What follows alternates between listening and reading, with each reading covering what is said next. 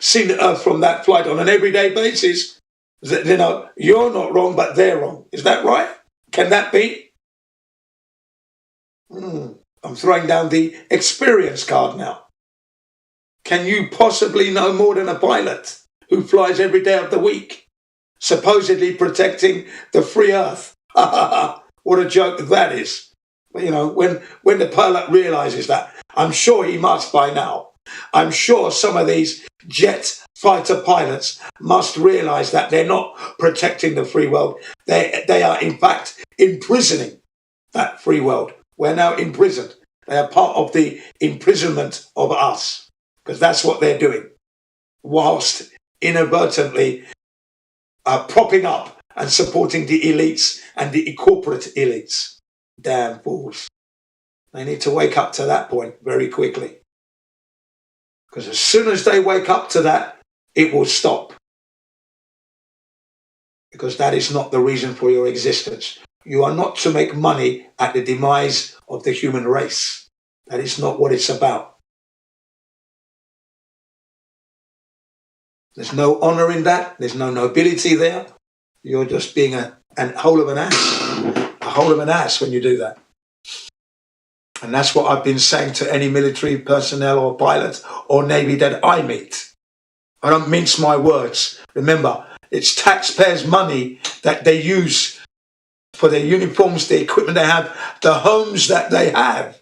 The things that they have come at the expense of the taxpayer. So the taxpayer has the right to inform the pilot that you're not doing a good job. You're in fact helping the elites to corral us, to send fear, and to prop up them and support them. That's all you're doing. Yeah. No, there's no honor in what you do. You do not honor the human race. You dishonor it, actually. Yeah, right. The earth is flat and the government's lied. Yeah. When the soldier hears that, he might want to get angry. Yeah, get angry. You might even beat me to a pulp. I'll still call you an hole of an ass. You'll have to kill me to stop me. Yeah, because you are wrong. This guy Farshad said the Bible, Quran, Jews, and Buddha all say it's a globe. No, not in the Bible. I've never seen any religious text other than the NASA texts that say that the Earth is a fucking ball. Then you haven't read the religious books, and you're. Why don't you show me one specifically where it shows the Earth is a ball? Show us the references through the Psalms. Go ahead. Go ahead, man. Either through a picture or a verse in the Bible. Not there. Yeah. And I'll give you 10 minutes to actually find one. Give him an hour. 10 years. I'll find it. Give you an hour. Okay, hurry up. Time's ticking, bro. Yeah, he's got an hour. Give him an hour to have a good. Yeah, well, maybe we should give him a day. Maybe a day is long enough. Yeah. A day's longer than an hour. Yeah, give him a day. You're not going to find anything. Look in the chat. Farshad, can you explain that? That's from the Bible that you said shows the Earth as a ball. Just never done that. And then those are also all references to parts of the Bible where it refers to the Earth as a circle, compass, face, not a sphere. Right. It's mentioning that it's spherical, not round. Where? In the Quran. Where? Show me a verse. Don't just tell me. Show me a verse. With the reference. It's not in the Quran. Well, no. Let's give him the benefit. Show it. Let him show us a verse. No. Let him try to prove it. You show me the reference for that, because I'm having. Yeah, he's going to have to, because I'm arguing with my brother. My brother is. Is that your brother in the background? Look, Islamic's in that picture that Perceptivologist showed. Muslim, proper Muslim. Look, I bet it says circle, which circles don't equate to spheres. I bet it says circle. No, a circle is actually a two-dimensional geometrical object, not a three-dimensional object, which would be the sphere. Yeah, circle is not a sphere. Yeah, a sphere is not a circle. Exactly, that's correct. And a circle is a circle. They're two separate things. Look on chat. There it is. Where?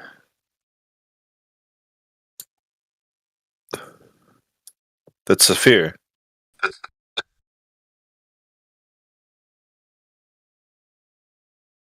Yes. Yeah. And what is that? I'm looking in the chat. I don't read Arabic. I can't find sphere. Scroll down. It's the English version is below it. Yeah, but I can't find sphere anywhere in there. It doesn't say sphere. It says it's round. Okay, a circle's round. What's your point? Round again. It's not a sphere, is it? My cylinder is round. What's your point? My compass is round and flat. Yeah, what's your point? Farshad? The point is the Quran is referencing to round. Yeah, not sphere. Round. Yeah. Doesn't what's matter. Your point? It's not referring to flat. Yeah, it's referring to round. A coin is round and flat. A coin is round and flat. Okay? Same with the table as well. Round does not mean sphere. Period. End of story. Okay? Yeah. You were trying to say it implied sphere. That's not true. So what are you trying to say with your point? Okay, so what's your point? The point is the religious book says it's round. Yeah, but before you said that implied sphere. So why are you changing your point now?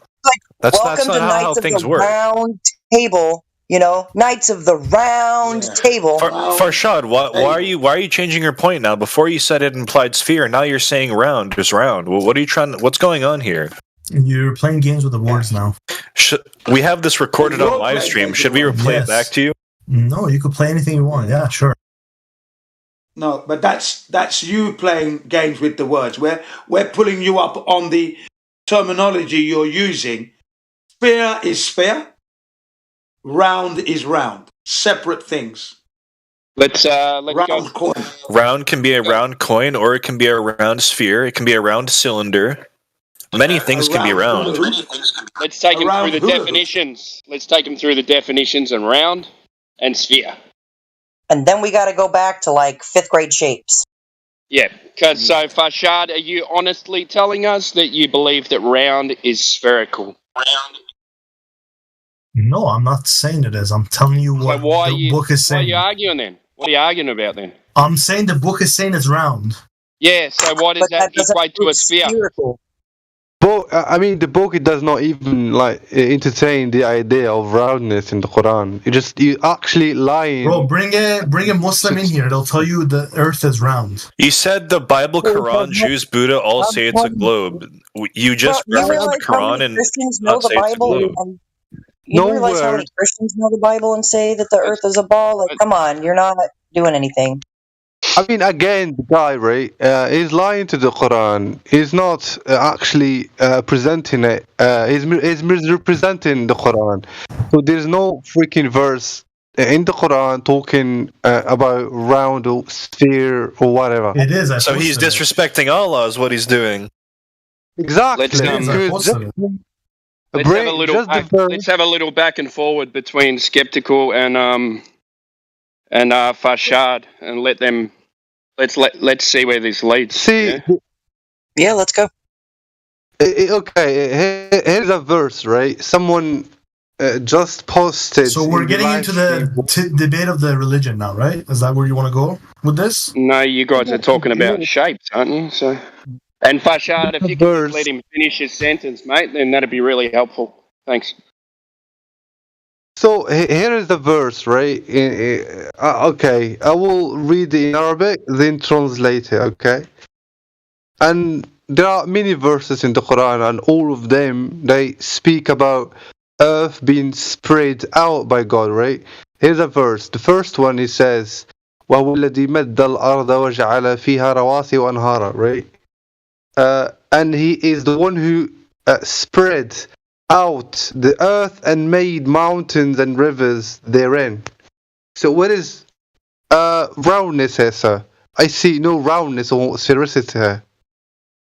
Can you show me, please? Go ahead. Show me. I posted it for claim that the Quran is... I posted it for you. I'll post it again. Here. Look on chat.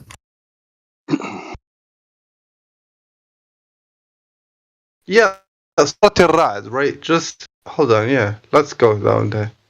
But can you please read the verse? Can you just read the verse? You're Arabic, right? You read it. Read it out. No, I'm asking you just to read the verse out, please. I don't speak Arabic. I can't read that. No, just read the English version. Just read the translation of. Okay, the spread out of the earth is not a contradictory of being round, because each part of something very big and round appears to. Bro, you're asking me to read it and you're interrupting me. Okay, read it yourself. Sorry, go ahead. Damn, being emotional, yeah. It's not being emotional. When I interrupt him, you guys jump my throat. But when he asks me a question, I want to read it. He's interrupting me constantly. You're doing it again. I'm not going to read it. You're doing it again. All right, he's got a point. Just let him read it. Okay, I'm going to read this because you asked me to read it. The spread out of the earth is not a contradictory of being round, because each part of something very big and round appears to be, when looked at separately, nothing but a surface spread out. I'm not reading the whole thing, but that's the only thing that references the shape of the earth, because then it talks about the mountains and the water supply that's not relevant to this topic. So does it say round or not? It says it's round. It doesn't say that globe. It doesn't say the earth is a globe shape, but it's referencing to it as a round shape. That's what do you say to that? Listen. Let me tell you, right? That's actually okay. See, the Quran is clear, right? The verse is very clear, even to the ignorant, right? The Quran specifically is talking about the earth being spread out, right? And he is the one who spread out the earth and made mountains and rivers therein. So the interpretation of tafsir of Ibn Kathir, that's called an interpretation, because Ibn Kathir was influenced by sort of by the globes. Again, it's sort of like an what's your ethnicity? Where are you from? I'm an Arab ethnically, yeah, right? But anyway, which no, it's important. Which country of Arabic? I'm Middle Eastern. Anyway. So no, it's not anyway, about it matters because if you go to Saudi Arabia, which Islam originated from, if you say that Earth is flat, they'll execute you for it. There's a reason for that, because it's going against what the Quran is saying. No, it does not. Again, see, it is clearly about the Quran. I mean, just read the word, right? I can bring you all the verses, right? Allah speaks about sataha, right? Flatten, when he says flatten it out. It talks about all the verses, sataha, madda, which is spread. In the Arabic word, especially in the Arabic old dictionaries, madda, it basically, flat is a synonymous of the word madda, sataha. They're all synonymous words. There's no freaking round here. And the interpretation you come up with, those are interpretation of scholars. Like modern scholars that just been obviously misinterpret the Quran. They don't read the verse correctly. They just like try to impose their preconceived notion on the Quran. Okay, you're Arabic, right? You're Arabic. What does dava mean in Arabic? Dava. Dava? Dahve or dahwa. It means an egg, right? Yeah, it means an egg. No, daha. No, it does not. What do you mean daha? It does not mean an egg. Not daha. Dahwa. Here, I'll write it to you. I'll write it to you in Arabic. Look on chat. Da. I know what does that mean? Exactly the word you're talking about. Hold on. I know the word, mate. Hold on. That means an egg in Arabic, right? It is not. Egg in Arabic is bayda. Bayda. It's bayda is in Arabic egg. It's an egg. No, what I wrote to you, what does that mean? The word I just typed on chat, what does that mean? Again? Daha means it's synonymous of spread. Madda, sataha, flat, spread. That's it. That's what it means. Where did it come from? Sorry. This is the point. A lot of scholars, they just blatantly lie to the Quran. It's ridiculous. Yeah. So it's not a lie. You're going with a narrative. All right, so let's sum it up. So you came up with a claim that the Quran says that we live on a sphere. This guy's debating you. He actually shut up. He actually speaks Arabic. You don't. You asked him what the meaning of a word was. He told you what the word was. Now, where are you going with this argument now? No, because you're pushing a narrative too. I didn't say it's a spherical. I didn't say the Quran says Wait that. a minute. I said it says round. I said it's round. This guy doesn't speak Arabic because you could put that word that I just typed on Google and it'll tell you it means egg. And this guy said you said it. You said it says it's spherical, and then you backtracked and said it's round, and you said round and spherical are the same thing. So before you say I'm pushing a narrative, maybe you should step back and say, does round mean spherical or not? Let me. Where does it say it's flat? You, right? Where does it say in the Quran that it's flat? It doesn't have to say it's flat. You look outside, mate. It's flat. Every part of your life. No, but that's not the debate. We're not talking about if it's flat or round. We're talking about what the religion. We're talking about what the religion is saying. We're not talking about what it actually is. Take your emotions out of it and let me finish my sentence. There's no emotion.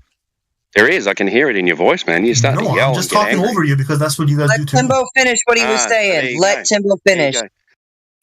You just admitted that you're talking over the top of me. That means you're getting emotional. That means you can't control your emotions. You can't wait for me to finish a sentence.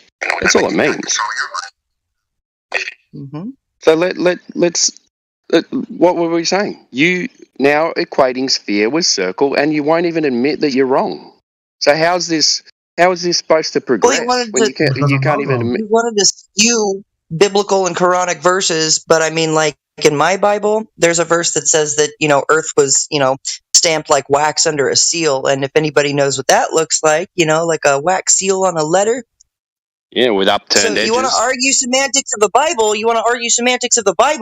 We can argue semantics of the Bible, but I can guarantee you, like against me, you're going to lose. And the Quran.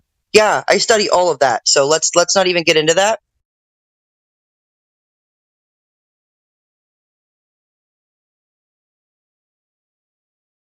So what we can do is when we go into these kind of religious kind of arguments for the flat Earth, that I think we'll all kind of end up on a place where none of us are going to agree because you can't really prove any of these things. Yeah, like there's no proof in this. No, the issue is the debate if it's actually round or flat is one thing. No one's saying it's round. No one's saying it's flat.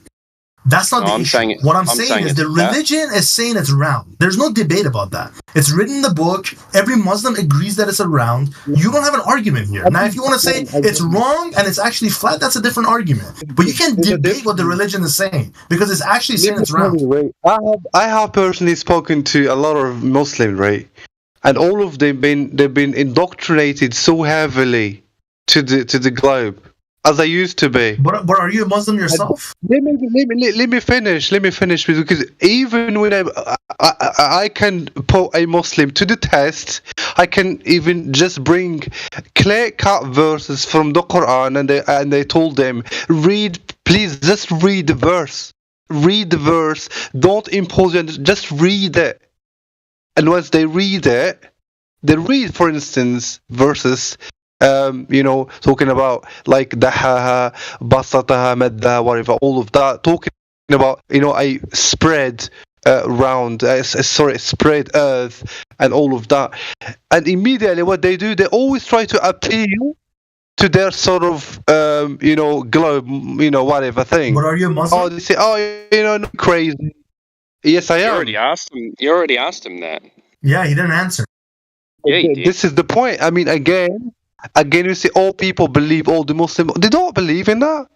Obviously, because those who believe in the globe, they've been so indoctrinated, and they all even try to impose their understanding onto the Quran, when the Quran completely gets rid of that. It completely does not tell you Earth is round or is a sphere. Sorry, it does not clearly say that. You're entitled to your opinion, but you're wrong, and they don't agree with you. That's just a fact. Okay, so it's like saying in Christianity, I don't agree that it says no sex before marriage. It is what it is. That's what the religion says. Whether you agree with it or not, that's what the religion says. The same thing. You've been very emotional. What's the word that you're trying to say means round? What is the word? What? What's the word in that verse that you're saying says it's round? I'll have to open. He's saying that round means sphere. That's what he's been saying. Is basically round means ball. No, so it's referencing to a round. I didn't say it means sphere. That's you pushing that narrative in people's throats. I said it says round, and it also says that it's an egg shape. So what is an egg shape to you? Well, he just explained to you that it doesn't say that. And I showed you with the Arabic letters. No, he doesn't. He's pushing the narrative. He's not translating it right. I posted the word. You need to stop interrupting people, man. This is the difference. Again, you accuse him of pushing a narrative. I'm not pushing a narrative. I'm just telling you. Bring any verse in the Quran, and I'm here to the test. Right, and I can go. I can walk you through the dictionary. Right, I don't need you to walk me through anything, though. No, because why are you so scared? Then it's not about being scared. You're misinformed. But you don't even speak Arabic. You don't even speak Arabic, and you're telling him that he's misinformed. I don't need to speak Arabic. I put the word on Google, and the language is telling me that that's what that means. You don't even understand the word daha, because you see in your mind daha, it means an egg. An egg in Arabic, it means bayda. That's two different words. No, there's many words you can use for that meaning. No, daha, tell us them. No. Tell us those words. Tell us the words. I don't know. I don't speak Arabic. Yeah, so shut the fuck up then. Anyway, you're not gonna win this argument, dude. You could try all you want. You could use your insults with your shitty Aussie accent, trying to prove a point. You're not gonna win anything. The funny thing is that you think that that's an insult. You just ad hom attacked him on something he can't even control. You're fucking retarded. What a moron. People live in your delusion. What delusion, mate? You come in here. We've shown you that the delusion is the globe. The only thing that's not the argument. That's not the argument. Up or I'll mute you. The only thing that you can't get past is that the sun. You say the sun goes underneath the earth. We've shown you that doesn't happen. Now you come in arguing about the Quran in Arabic that you don't even speak. So who's the delusional one?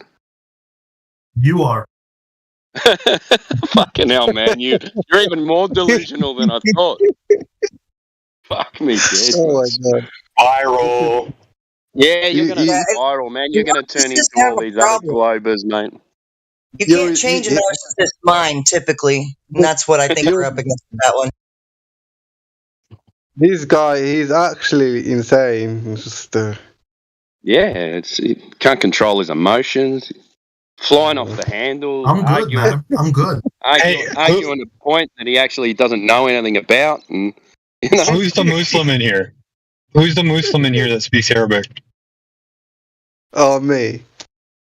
I don't know what your name is. But you're not lighting up for me in time. Oh, it's skeptical. That's my skeptical. Skeptical. Hey, bro. Hey, brother. Did you see what I posted in the chat for Arshad? I'll tag you in it. It's at 31 after. No, just tag me on it. There you go. What is that? So they're books that I own in my Audible library. They're written by a Muslim, and he wrote 4 books on why the Quran is a flat Earth book. Yeah. Oh, so technically he wrote 4 volumes. Yeah. Okay. Do you have a sort of virtual copy of each? Yeah, no. Do you have these volumes in your possession? Correct. Not physically in a virtual sense. I do. Yeah, I have them on my on my phone. Yeah, please. Just if you can, you can send me in DM me these volumes. Just search for them in the Audible library or Kindle or whatever. They should pop up. Just look up Atlas of Creation or search the authors. Yeah. Hello. Especially about Yahya and Harun. Yeah, that's an interesting thing. Thank you. I'll do that. Yeah, thank you. Yeah, no problem. I figured it'd be. Hello. So now no one's going to win this argument over religion. Let's get back to the flat Earth facade. Are you still denying that we have proof that the Earth is flat and there's no proof that you live on a spinning ball? Hello, can I ask a question? Farshad? Or have you spiraled and muted and not going to talk to us? You guys hear me? Yeah, we hear you, but you can wait. Okay. Farshad? What? I just asked you a question. What?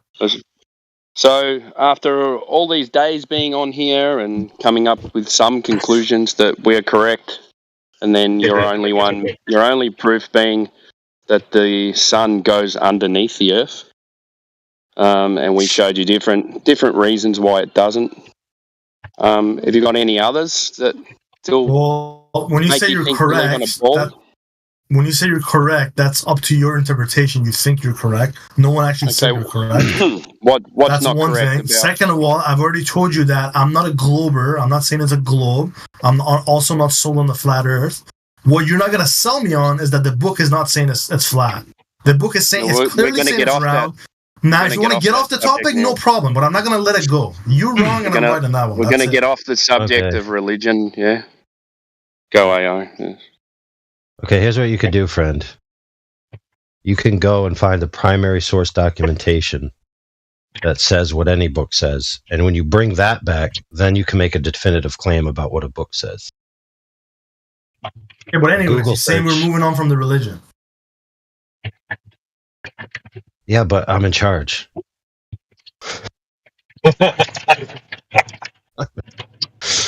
I'm just telling you that if you want to make a point like that, to carry the point, you need primary source documentation, not tertiary or 2,000 years removed interpretation. Okay, you need the primary source. You need the lexicon or the dictionary of the day that was existent when the text was written. So now that you know that, next time you come to make that argument, you should bring that with you. You should do that research and have it ready. So now that that's said, we can move on. I'd like to talk to the manager AI.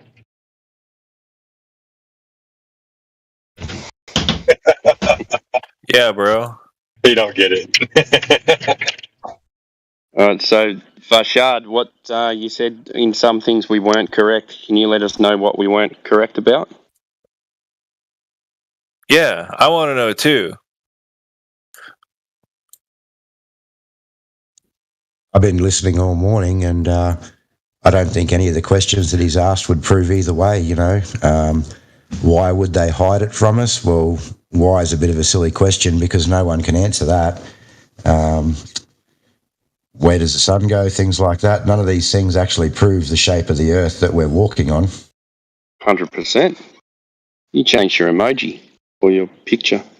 I didn't recognise you. Yeah, I did, actually. I changed my name as well. Oh, I put a nickname in there.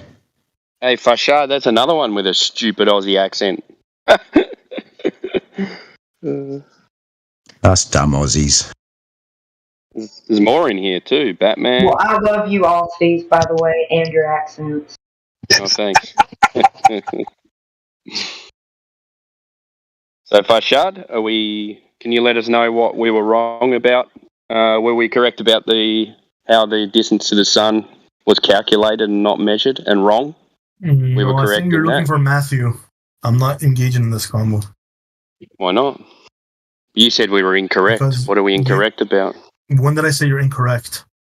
Before, when you were emotional. No, that was a religious topic you were talking about, and I said you're incorrect. Now you're moved on to flat Earth. No, bring up a topic. Because the question I asked you was, now that we're off religion, we came to you with some proofs. You agreed that the distance to the sun is not correct and cannot be measured. What was the other ones? Remember the other ones that we went through? No, but you're saying we can know the shape of the Earth if it's flat or round with the arguments, right? Well, is flat a shape, though? Flat is not a shape, no. So why are we talking about shapes? So your argument is we go outside, we see it's flat, therefore it's flat. Well, there's laser tests in here. I've actually sent you some laser tests. Did you end up looking at those laser tests? Probably not.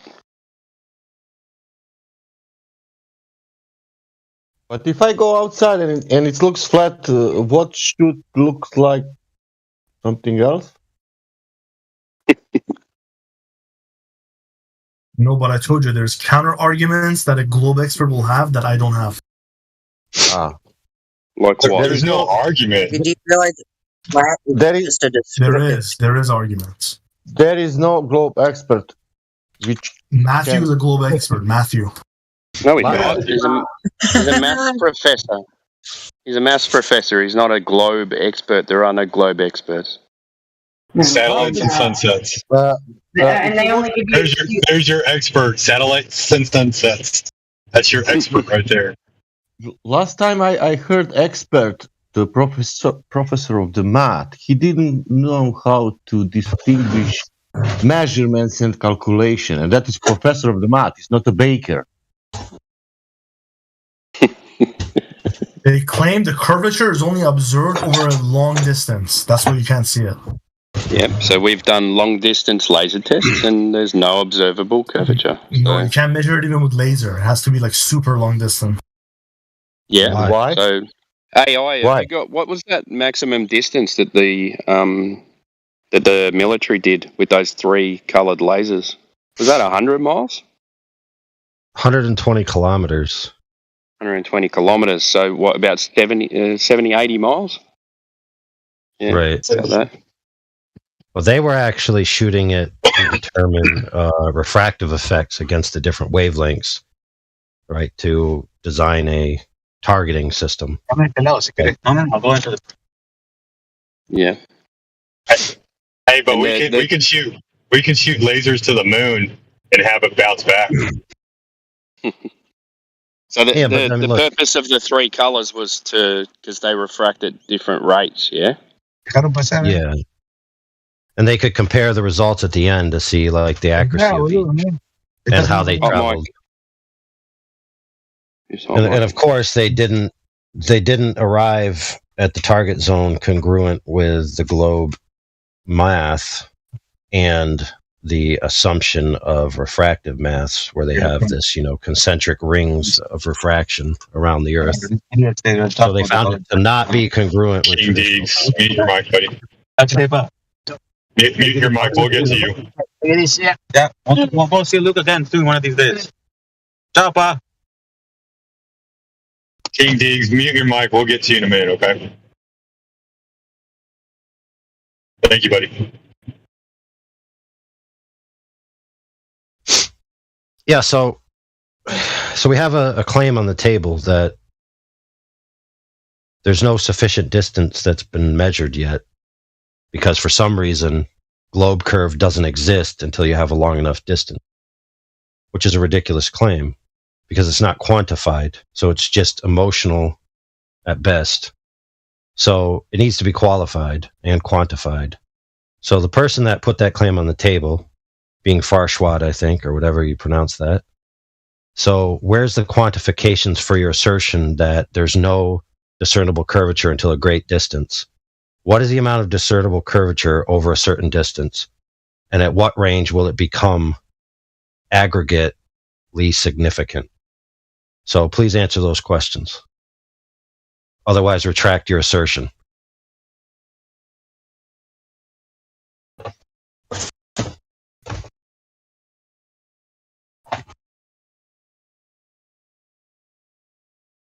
Farshad. Now, to be fair, I don't know is a sufficient answer. However, if you say I don't know, then you also must retract that assertion. What are you talking about? I'm talking about you said... Okay, listen. No, stop. Are you paying attention to what's going on? No, I was away. What? Sure you were. Jesus Christ. So, anyway, I'm not saying you're guilty of this, but it is a common tactic that people who can't carry an argument do, where they pretend like they weren't listening, make the other person say it again. But whatever. Let's just assume that's not what you're doing, because you're a great guy. So, you said that curvature isn't significant at certain distances. Now, you didn't qualify anything. You didn't qualify what the curvature rate is. You didn't qualify what distances are insignificant and what distances are significant. So we need you to qualify that. Otherwise, we need you to retract your assertion. I didn't say that. You've mistaken. Can you repeat what you said? I said that's what the Globers are telling you. I didn't say I'm saying it. That's not the way you phrased it. But that is exactly what how I phrased it. No, you sure? Didn't. How sure are you? 100%. Really? See, we have this recorded, and we could just skirt back the recording. Go listen to it again. Okay. No, first you need to place a wager on how certain you are. I said the Globers, they're saying you can't see the curvature on short distances. It's over a long distance. Yes, but what are you willing to bet that you're correct? That's what you said. All right, I'm not playing this speech game with you. Okay, so here's the bet. If I'm right, you get banned indefinitely. If you're right, I'll apologize. Ban me, I don't care. How about that? I don't give a shit. See, you don't care. So why are you even here if you don't care? No, I don't care that if you're going to ban me over the optics, because I'm telling you what I'm saying and you're saying, we're going to go back on the phone or whatever. No one cares. I'm going to ban you over wasting my time. Do you understand? You're using unscrupulous tactics by acting like you didn't say what you said. There's no tactics. I'm telling you what I said. That's not what you said, dude. But let's just move on. Let's be fair to each other and let's just all agree that you have bad memory. Respect each other's time, y'all. Jeez. So the problem is that you say something, right? And then you very quickly say somebody else said it, and then you lose all responsibility for what you say, and you never have to back up anything. Debate with somebody else, man. I'm not debating.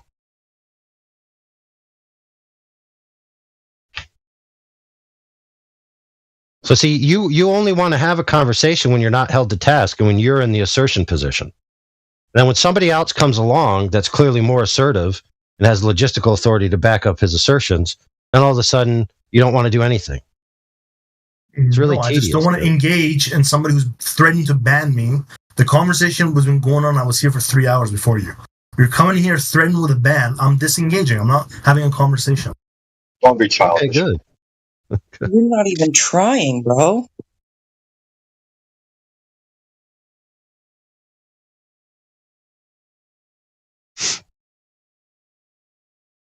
I was listening now. You didn't mention globe Earth. You was particularly thinking about distance, nothing else. That means you lie. Yes, but let's be magnanimous to our friend, and just assume that it was a slip of the tongue. That normally he caveats everything. In a battle, he slipped up.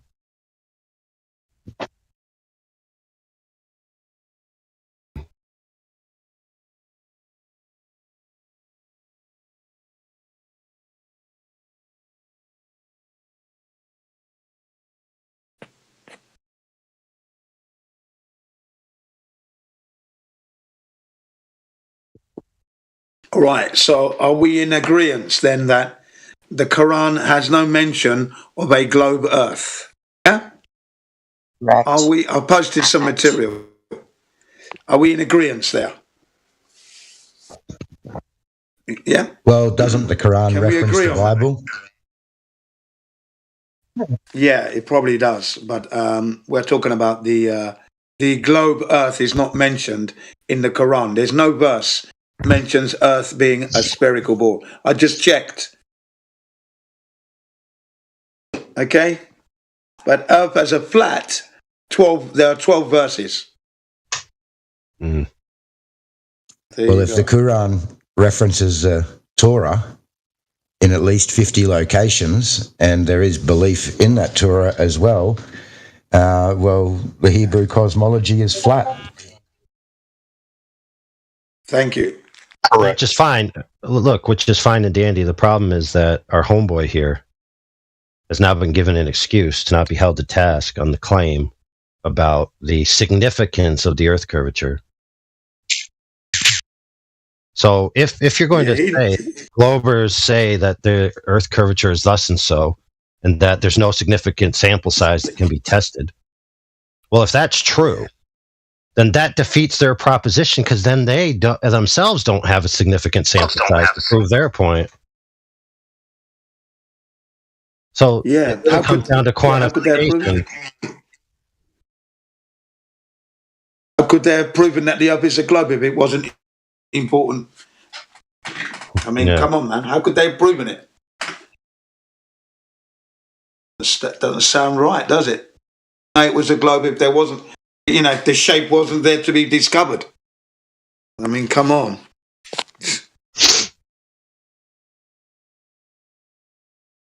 Right. So where's seems that we're moving backwards there. All right. Somebody has got a speaker and a mic on with a feedback loop.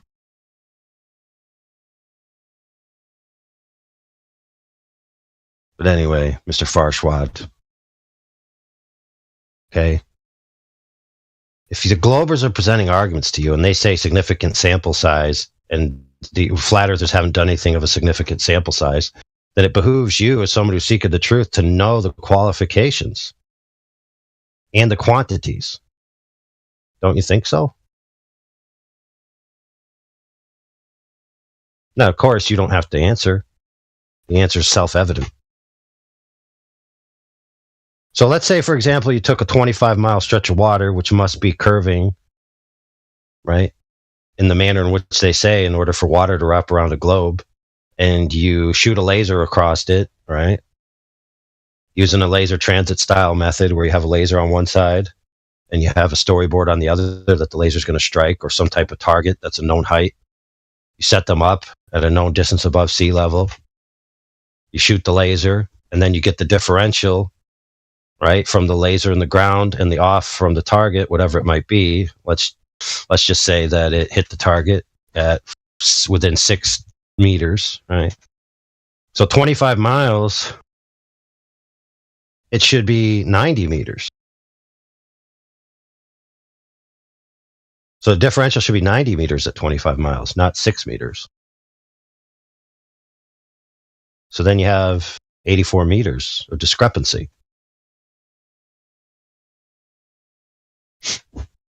Which is an order of magnitude off. That's not acceptable in any kind of measuring that you're going to do. I don't know anybody who would accept that. And depending on how you actually do the math, it could be considered to be 2 orders of magnitude off. Maybe Michio Kaku might accept that. Yeah. So like my friend here earlier said, he sent you laser tests and he asked you if you looked over them. It seems like you said you didn't. And it also seems like you don't know the qualifications from the globe side for their counter arguments. So I guess the best position for you to be in is I don't know. That would be the almost honest position, because you don't seem to know much.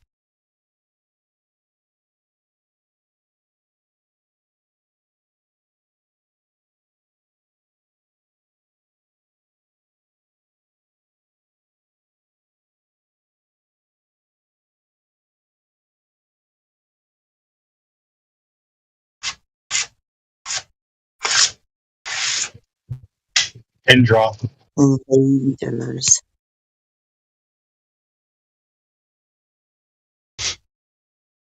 And Farshad, it's okay to be wrong, man. Like, everybody here has been yelled at in some form of fashion or another when they were wrong, and we all had to sit through it and learn. Most important thing is that you learn.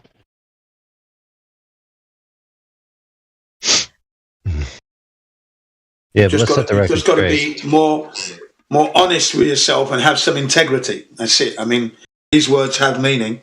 Try and live up to them. That's all. That's all you got to try and do, man. Not much to ask. Yeah, that's the big thing right there. Be honest with yourself. I hope you're all having a good night tonight. It's Saturday, all right? Sunday here. Yeah, okay, sorry, on Australia. Yeah. It's Sunday over here, mate. It's Sunday. If it's Sunday, yeah, then you're up too. My bad, bro. Shout out to Chocolate Sayans. Yeah, Chocolate Cyan. How you doing? Yeah, man, we miss you, brother.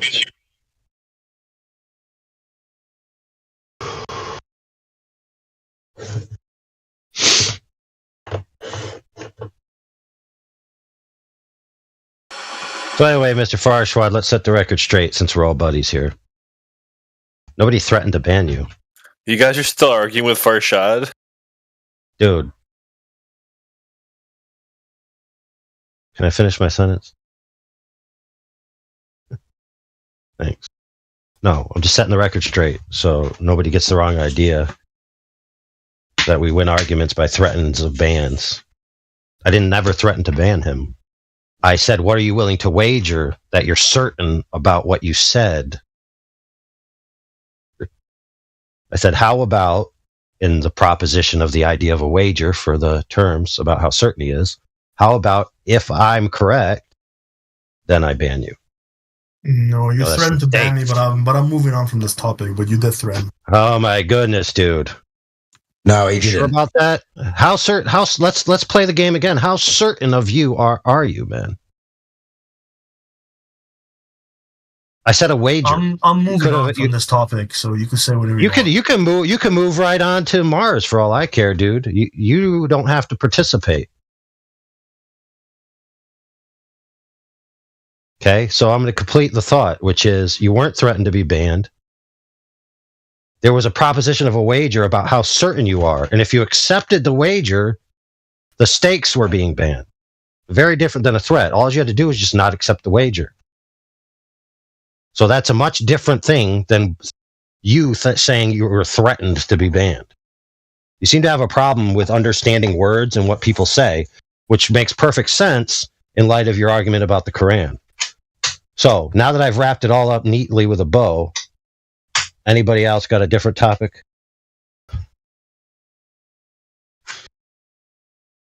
Well, real quick, I want to touch on how words have meaning, especially these descriptive words, these adjectives, the words that we use to describe things, even in physics, are these words for a reason. And so he wanted to argue the semantics of words, and that's fine. But these are descriptive words for a reason, and things like horizontal or horizon, straight, level, parallel, at no point does that ever curve. It's a descriptive word for reality. And I'll end on that one.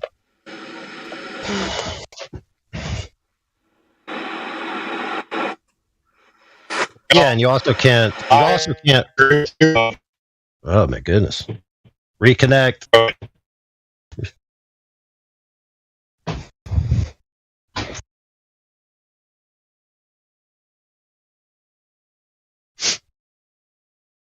Yeah, you also can't retroactively impute modern definitions into an ancient lexicon. It's not how it works. If a text is written, in the 1800s and words meant something then what the writer meant then is what he meant. He didn't mean what we mean or change the word into today because he didn't have a time machine. Hey, that could be saved for speculation Sunday. Dude, there's a lot of arguments that people make on the globe side and in a lot of religious arguments that require a time machine in order for their argument to make sense. Right. Yep. Yeah, some of them need to go forward in time as well. We will be on the moon again soon, Artemis is going to land on the moon. Therefore, we are going to the moon. Dude, we already have will be.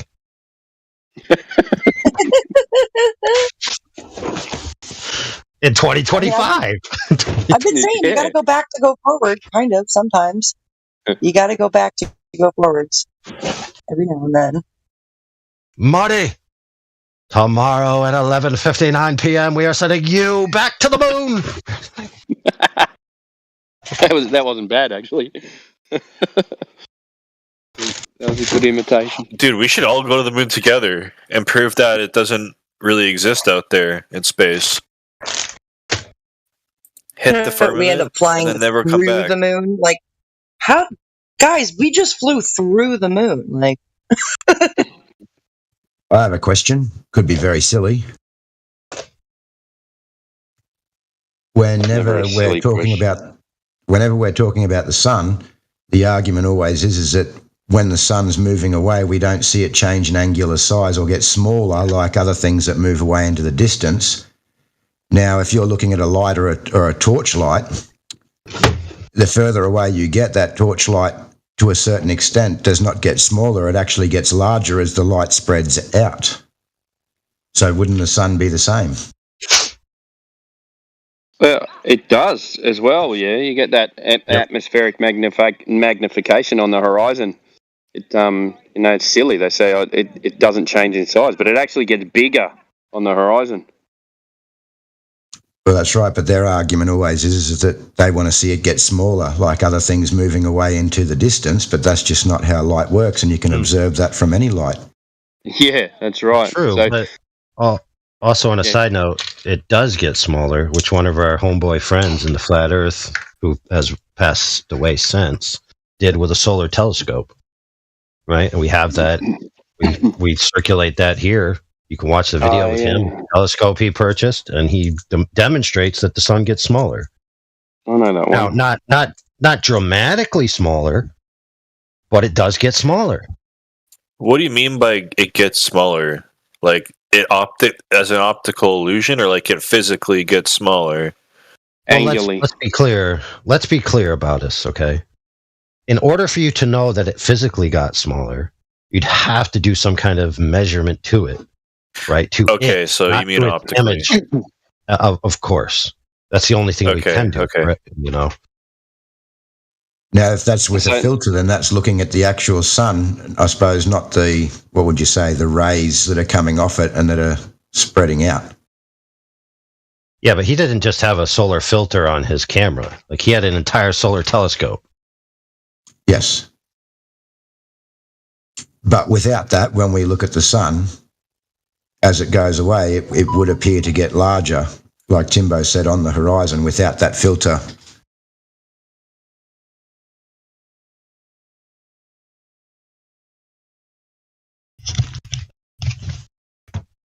Farquaad left. Yeah, he's been in here for the last week, and I like Tom Parker. Yeah, he's making progress, and then they all do this where they start to admit things that don't actually work, and then they, by the end of the week they spiral. Mm-hmm. It's like they're losing Leonardo. Like, oh no, this can't be true. He's doing a Benjamin Owens. Benjamin Owens, is that it? It can't be flat. It cannot be flat. No. Please, someone prove to me that it's a ball. Where's the globe expert? The globe expert. That's funny. There can't be flat. Freaking out, man. Yeah, it's Owen Benjamin. Yeah, that's it. Yeah, I got his name around backwards. That's all right. Hey, you had it right, but it was just backwards. Sorry. Hey, regarding that sun thing, yeah. So when you see it get larger, if you do take a solar filter to it, then you will see the actual size of the actual light of the sun. So will the solar filter take away the magnification? Yeah. Usually. Yeah. Mm-hmm. So it should do the same with the moon as well when the moon gets bigger on the horizon? Logically. Sounds reasonable. Interesting. I know. It's almost like the atmosphere is magnifying the light. Wow. Wow. Wow. How you doing, Timbo? Yeah, I'm good. I'm just walking the dogs this morning. Got up and had a nice breakfast. I'm fresh. I haven't been drinking for a while, so that's good. Feeling really good. Out there just walking the dog, bear, walking the dog. Yeah. Out standing in the sun. It's beautiful. I did a 3-day water fast this week. I feel absolutely awesome. I didn't for the first 3 days, but yeah. Did you get the distiller? No, I've still got to get one. I'm getting into that. I've been looking at structured water as well. I was just drinking water with a bit of lemon and pink salt in it. So I saw something about hydrogen, like pure hydrogen water, not that chemically made hydrogen crap, but like actual hydrogen separated from water. Like putting that in your body is really good for you, considering that our bodies are made up of mostly water, hydrogen and oxygen and all that. So doing hydrogen therapy is like real good for you. It's even helped old people that have like dementia and Alzheimer's, and it's the results are incredible. Like people with Alzheimer's will go from like nonverbal, sad, droopy faces to like they'll start smiling again. They'll start talking. Like I saw a story on an old woman who went through hydrogen therapy for Alzheimer's, and it was just absolutely incredible. Like it was reversing it. It was reversing it. So cool. Water's, it's got to be so important. Get some good water. I think we came from water in a sense, Jeez, what was that? Have you heard of the structured water? Yeah, no.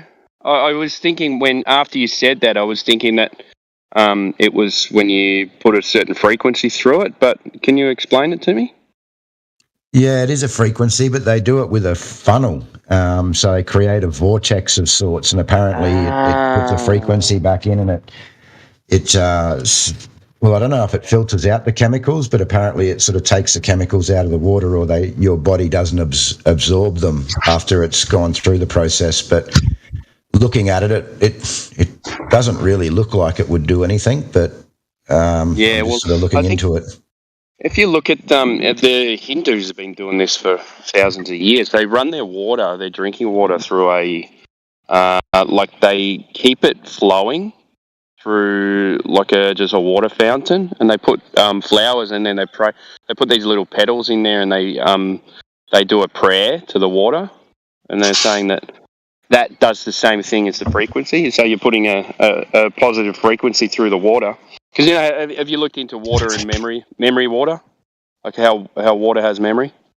A little bit, not a lot.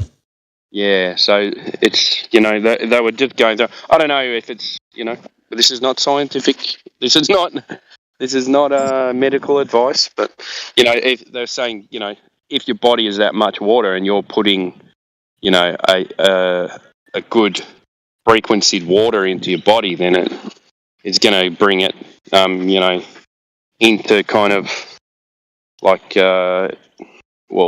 into a I don't know the word for it. Like more harmonious, I'll say that. Well, I heard an argument the other day where you can talk to water, or apparently you can talk to water, and if you are nice to some water and you freeze it, it'll form a certain pattern. If you're being nasty to it, it'll form a different pattern when you freeze it, and it will actually also putrefy if you're not being too nice to it. So if your body's made up of mostly water, and then you've got negative thoughts and you're saying negative things, is that putrefying the water that's in your body? Yes, we were talking about this early this morning. We were talking about this early this morning, how an experiment was done with a message written on a glass. And the glass was frozen. It said, "I love you, you make me smile." The glass was frozen, and the ice crystals that froze on it were beautiful, geometric. They looked like beautiful little snowflakes. And the glass that was frozen that said, I hate you, you make me sick, had very ugly, jagged crystals on it. So intention is part of that, the energy of intention. And yeah, what you're putting in your body. The company that you keep even can affect your energy. So it's just something about that, yeah. Yeah, it's all pretty interesting. I haven't really looked a lot into this stuff, but man, I've just been drinking too much milk and I was starting to feel like crap, so I thought, I better cut all this dairy out, and I did that water fast, and man, I've been feeling great.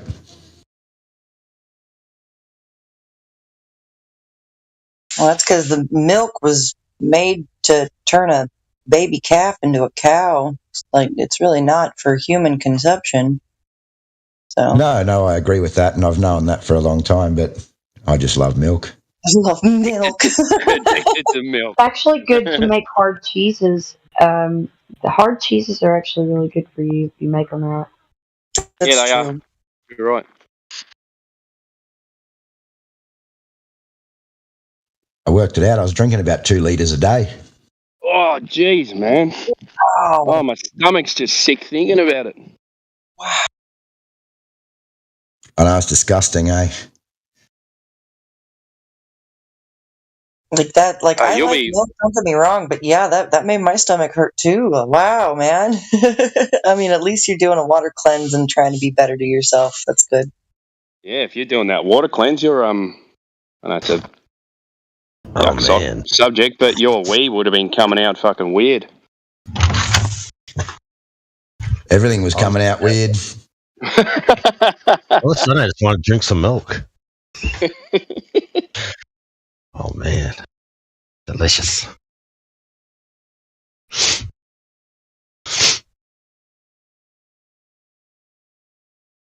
Oh, it was probably worse than milk because it was iced coffee. Yes, but to be fair, if God didn't want me to drink milk, he would have made me lactose intolerant.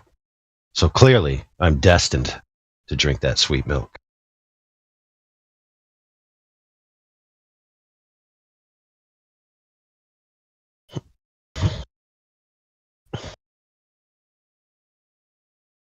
Now, in basic training, we weren't allowed to drink milk or coffee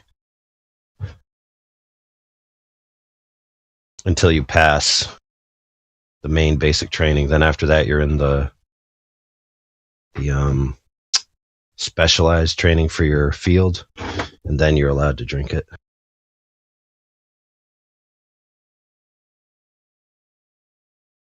I think what they said was like drinking milk just wastes too much water to process, and then you get dehydrated. So it's a big waste of time when you're training. Well, then you just drink more milk. Yeah, exactly. That's what I was saying.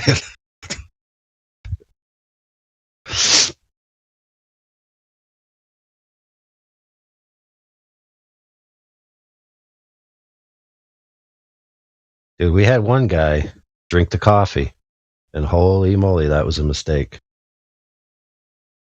Drill sergeant caught him, smoked the whole platoon. Well, technically it's called a troop, but whatever. I thought you were going to say shit himself on the parade ground. Man, they smoked us, and then they made us drink water constantly. And I drank so much water, I could feel it in the back of my nose, just like coming up and out. And I vomited water out of my nose. I was like, you just had to have that coffee, didn't you, buddy? You can die. You can die from drinking too much water. Oh yeah, like they've killed people that way. Yeah. The forcing them to drink water during training, like I just explained.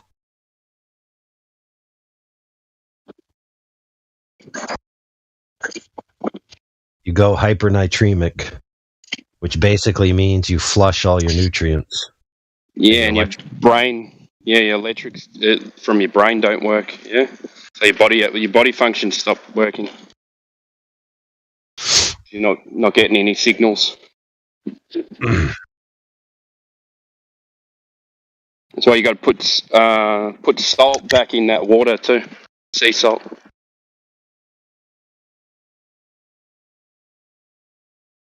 you know, get any electrical signals around your body unless you got salt.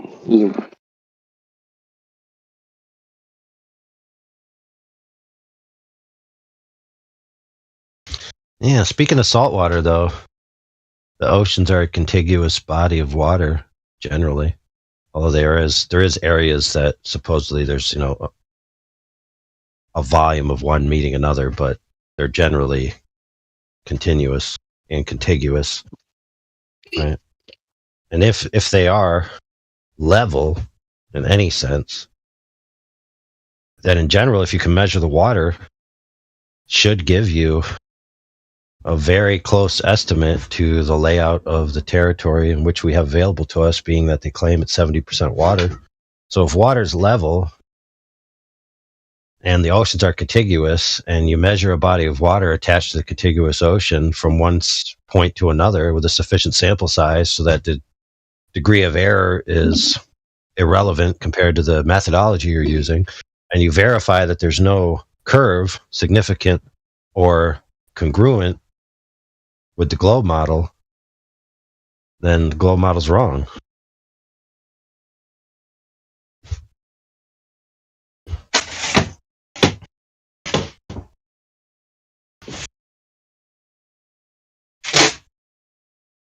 So if they shoot a laser 25 miles at Lake Idsel and they have it set up about 6 feet off the ground, a couple of meters on one side, 6 feet off the ground target on the other side, and they can validate that the laser beam arrives and the differential is off by orders of magnitude because the big hump of Earth curve that was supposed to be in the way doesn't seem to be there. And the most rational conclusion would probably be that there's no big hump of Earth curve in the way, which would also be congruent with common experience, which both sides agree is the common experience to the everyday man, that we experience the world as a flat, level, stationary plane. You're forgetting the go-to globe answer, though.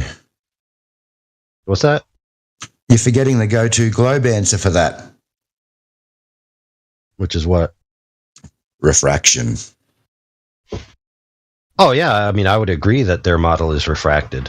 Refracted simply means broken over the back. And I would agree that their model is definitely broken on the back. I've been on Facebook a little bit lately, and actually the go-to argument now is Whitsitt said that. So if Whitsitt has mentioned anything in an argument, it cannot be brought up anymore. Otherwise, you've just lost the argument because he's wrong about everything. Genetic fallacy. I see. It went from refraction to Whitsitt.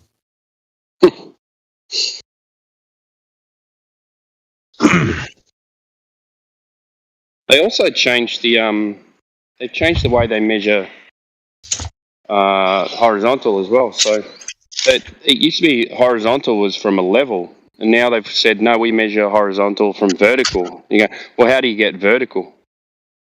You only get vertical from horizontal. 90 degrees from level. The only other way is a plumb bob, but how do you measure an angle off a plumb bob? And no one's doing that. The only way you get level and horizontal is with a level. You don't, and you get vertical from that level. You don't get level from the vertical. That's dumb.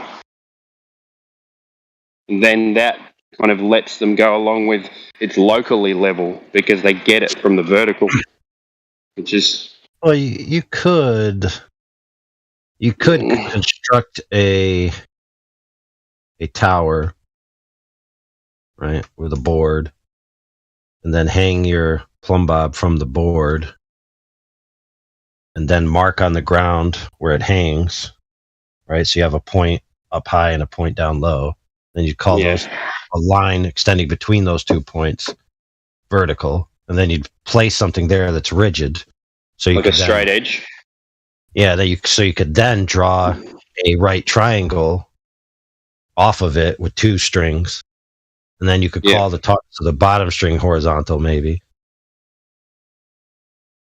But then if you do that and then you take your horizontal and it's exactly the same as horizontal, then there's no point doing it vertical. You know what I mean? Yeah, because at the end of the day, you just end up with plumb and level, which everybody already can see. Yeah, I know. So when you move this to a different position, then it's supposed to change, you know? Yeah, that's the claim. Yeah. That's the real claim. So it's not about how you get plumb or how you get level. The real claim on their end is that in Australia, plumb and level is antipodal to my plumb and level in the States. Yeah. But when I go to where you are and I shoot a plumb and level, it just looks plumb and level to me. And then when I come back home, it looks plumb and level to me again. So, and then if I go somewhere in the middle, it's plumb and level there. So I don't get it. Hold on, let me check. You guys are talking about level, and I'm arguing with somebody who has a channel on YouTube. Their channel is called Don't Stop Motion. And he says level doesn't mean flat. No, level means level. It doesn't, and it definitely doesn't mean that it's curving. So I just asked him, I said, does horizon or horizontal mean curved or curving? Like a third grader could answer this, correctly. So he's trying to say that I'm using denialism. And I was like, I'm not the one denying that water is level and that horizons are horizontal, level, straight, parallel. I'm like, that's you. So in other words, you're projecting your denialism onto me. I'm giving you straight verifiable realism and trying to get you to understand that these words mean these things for a reason. They have existed for centuries upon centuries upon centuries, and they exist for a reason. They are descriptive terms that are used in physics, geometry, navigation. Amazing, So, does anybody know who this stop motion character is? He's got a YouTube channel. I'm on YouTube right now.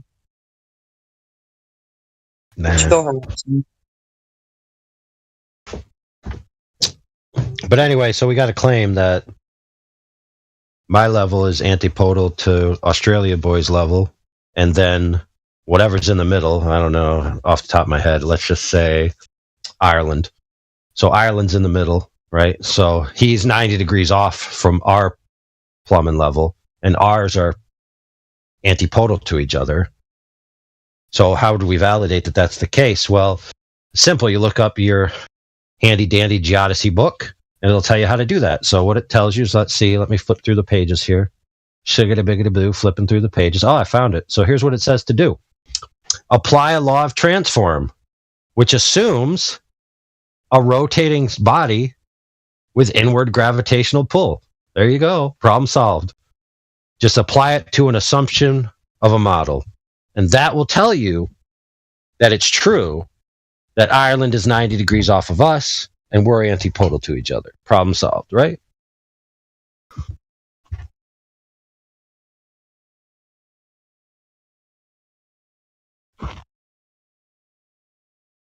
Seems legit, right?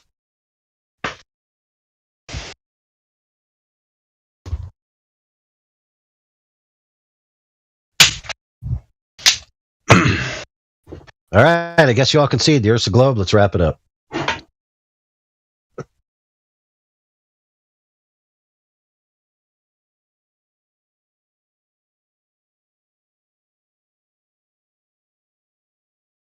Hold on, dudes. Don't wrap it up just yet. For goodness sakes. I was only kidding. First, we should check Google and see if Google says it's a globe. Okay, let me check. The Earth is a globe of radius 3,959 miles approximately. Oh, it's a done deal, friends. Google said so. Now we can safely wrap it up. Any objections?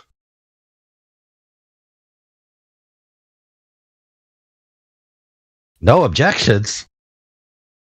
Oh, man, I guess you're all globers now. Google is the authority, isn't it? I object. Horizons are horizontal, straight, level, parallel, never bending. It's not called How dare you question Google? How dare you question Google? Oh, yeah, that's right. I forgot. Globies have to always refer to their supervisor. I mean Google.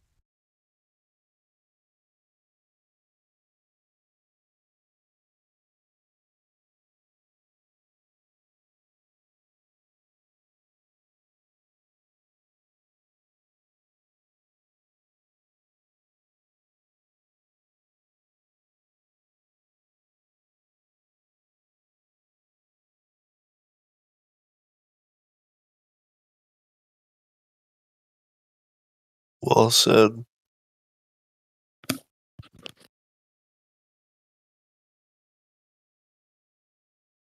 So this curvature of Earth, Bonneville salt flats. The angle. Does anybody see the angle of that pitch right there? For the, I guess that's like cars or something like that on a road. And I don't know. He films it in the dead of night, and he's saying, "Look, there's curvature." But that is. Does anyone see the angle right there of that line of light? Yeah. Yeah. So that's. How is this proof of curvature? Number one, the video's dark. I mean, like, dark as shit. And what I see is it looks like there's a hill. And there is a hill by Highway 80. Well, if you're watching the video, which I'm watching now, the Earth would have to be very small if that was the curvature. Exactly. Yeah, Earth radius 400 miles now. Toby dog. My goodness, dudes. Hold on, let me check Google. The Earth's curvature can be seen as little as 1 inch off of the surface. But Earth too big to see curvature. Fisheye lens. But Earth too big to see curve. But I saw the curve from 5 inches off the ground. Like, what? Well, that's where it all began for some people. Is like, well, let's be clear. Most people, it began with the horizon, where they saw the bottom of a boat, right?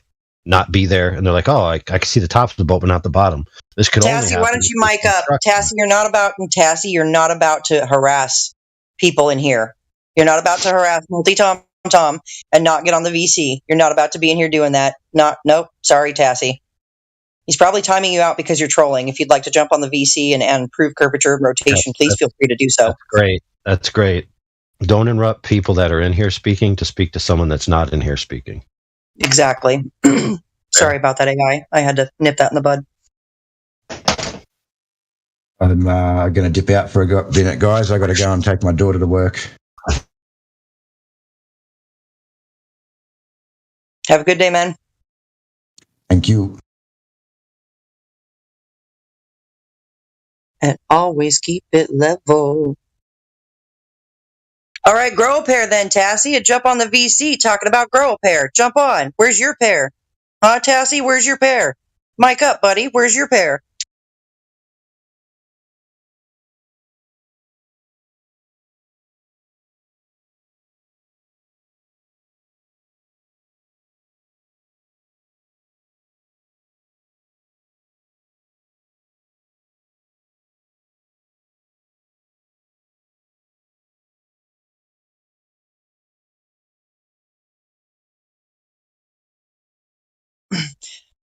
Look, if Taz can't figure out his microphone, then no, he probably hasn't figured out what a grade is yet.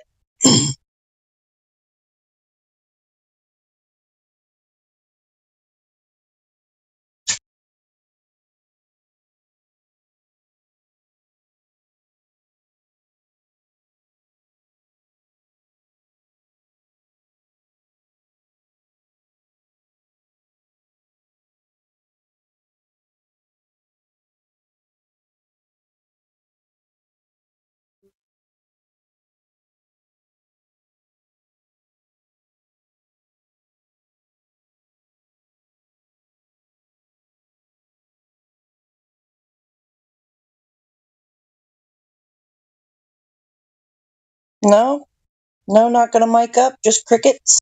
Okay.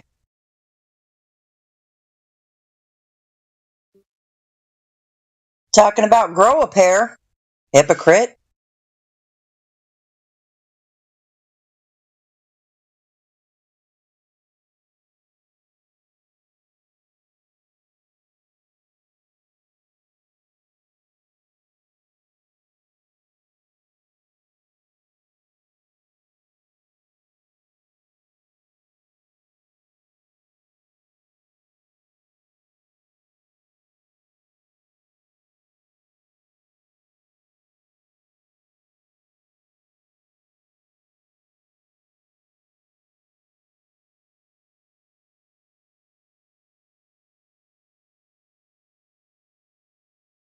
Okay, Tassie, how do you get 90 degrees? How do you get those right angles on a sphere? Are you a sphere guy?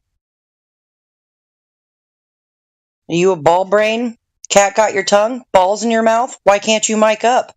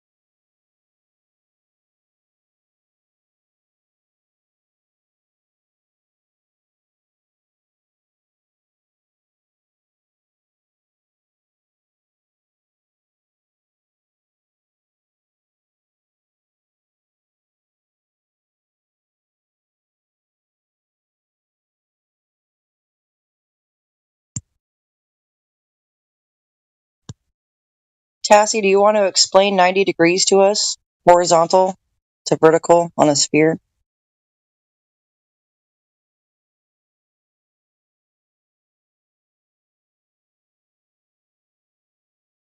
Is there a Glober in here or something? Tassie? I've seen him in the YouTube live chat before. Is he in the voice chat? No, he's not. No, he hasn't mic'd up yet. He's talking about grow a pair and these feckless da-da-da. And I'm like, you're talking about grow a pair, but you're still hiding behind your freaking keyboard, running your meat beaters across them keys, buddy. Why is he telling us to grow a pair? We're here talking. We're waiting for him. Yeah, I know. So you wanted to jump in here. We're right here, buddy. We're waiting for you. Come on and say hello. Oh, he's in cogdis. Can't respond in here. Yeah, cogdis. I wonder why he's in cogdis. Because he got put in cogdis. Because I did warn him. He cannot post here in the voice text if he's not in the voice channel. That's why I told him, don't come in here and hide behind the keyboard and not mic up. We don't play that game. Yeah. So these guys don't like to follow rules. 7 days in solitary. I wouldn't say rules, Sosa. I would just say it's a code of conduct, really. Just how to conduct yourself properly, you know? Code of conduct. Not necessarily rules, but a code of conduct. If you can't conduct yourself reasonably, respectfully, you know, and maturely, jump on the VC, then you don't need to be in here, you know, kind of thing. Exactly, thanks. Dictatorship? You're a dictator, like a dick-shaped tater, dude. Like, never go full potato. Like, you went beyond full retarded and went full potato, buddy. Glober math.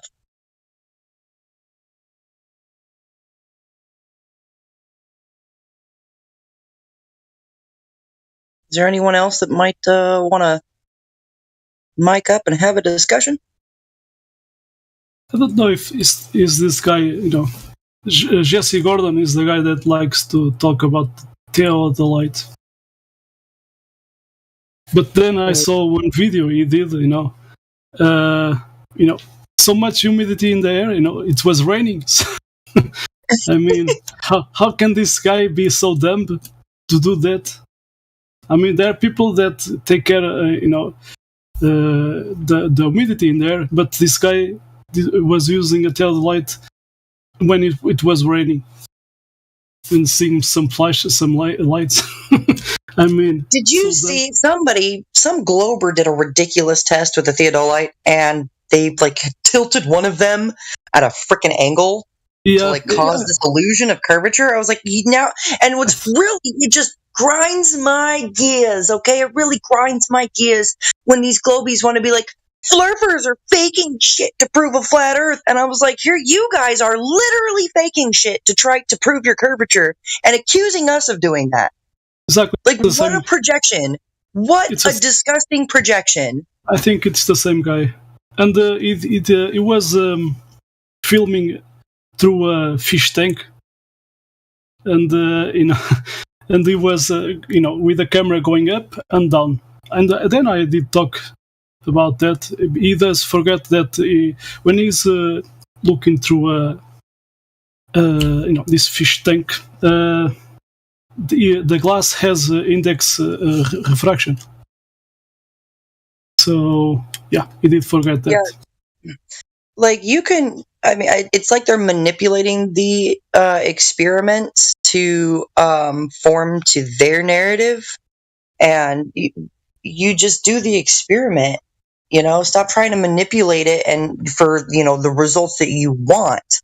That's not what science is. You're not trying to necessarily get the results that you want. You're just trying to get results, period. And they're faking stuff and then accusing us of doing that. Like, what kind of BS is that? Exactly. And I did to that guy, I did to him a challenge, and he never responded to me. I did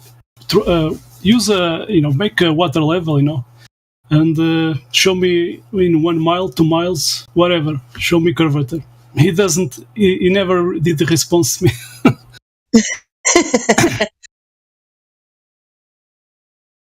Look at that refraction. That is what you call refraction right there. One big pond? Yes. What's into the break? What's scary? It's scary. Is it scary for him to talk about it?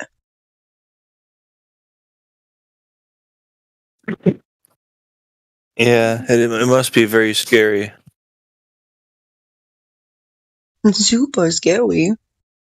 You people don't even, let's see, Tassie is still talking trash in the YouTube, I guess. He said, you people don't even know the most basic of basic. That being horizontal is 90 degrees. What does that mean? Bruh. Like, he's... Sorry, go on. Yeah, I was going to say, he's saying what we're saying about 90 degrees, but he's still trying to apply it to a ball, which that doesn't align geometrically. I did post what is a water level, and people can buy this or make a one with a hose and water inside. So the first time I saw this, I saw a friend of mine was installing electric cables in the wall, and to know exactly between two spots level. So instead of using a giant level, he did water levels. So yeah, so I guess sorry, go ahead. Those guys can start by doing this, and to prove any curvature. Mm-hmm. Yeah, I guess Tassie just really isn't understanding exactly what perceptive owl says, which is horizontal is 180 degrees. That's the radial. That's the radius, right? And 90 degrees is what you get from horizontal to vertical. You get that square angle, but I don't know what Tassie's going on about, dude. He didn't even want to mic up and talk, so he got put in timeout. He gets put in timeout in the YouTube chat, comes in here, wants to run his freaking mouth, and then gets put in cog dis. Like, you're either going to have a discussion or you're not. And you're not going to, like, bog up the chats for your bullcrap. That's what he's not understanding. We're not going to let him bog the chat to talk crap. Why doesn't he just go into cog dis? Maybe somebody will pull him in here. No. He had the chance to join us in the live stream. I don't know why they come this far, don't speak. It's just stupid. They come this far, and then this is what they get. End up in cog dis. What a mug you are, man. Just wasting your time. Not wasting my time, you're wasting your time. Fool. foolish. All that technology, you're just wasting the technology. What a waster. Honestly. Waster, man. Waste. Ian, bro, I love listening to you talk. I was going to say, whoever was just talking before that, I was going to say your voice sounds incredibly familiar. Eugene. Yeah. Yeah.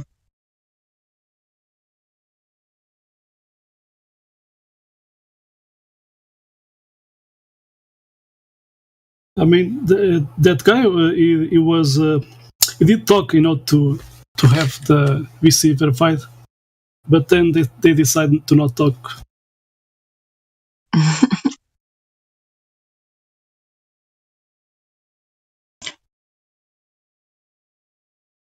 At the bottom, those guys, they have afraid, that people, they have been lying every entire of their lives. So they have afraid, of that. That's right. They're just living a lie. I've had 10-year-old children argue for that globe, right?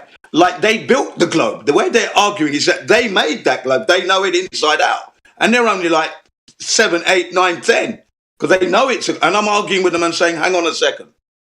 Can you know more than me? I'm 50-something. You are how old? You can know more than me? Is that possible? They calm right down. At least they showed tenacity to argue their case. Look at these wankers. You know how hard it is to get on Discord, get all your equipment lined up properly. Just go mic shy. Silly, isn't it? What a waster. I agree. Honestly. Chanel. Well, you know why they're doing it, because they haven't got a case. Exactly. We know that. You know your globe is shit. That's why you fucking can't talk.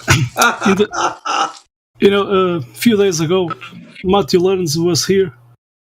He did post, just a picture, the sun going behind a mountain. And I asked him, okay, so that mountain, if you go to that mountain, so that the sun is going over the curve, yeah. So why don't you try to go to that mountain and take a picture and show to us? Because if you go to that mountain and behind there's more land far away, so show us the curvature. I was talking about perspective and atmospheric lensing.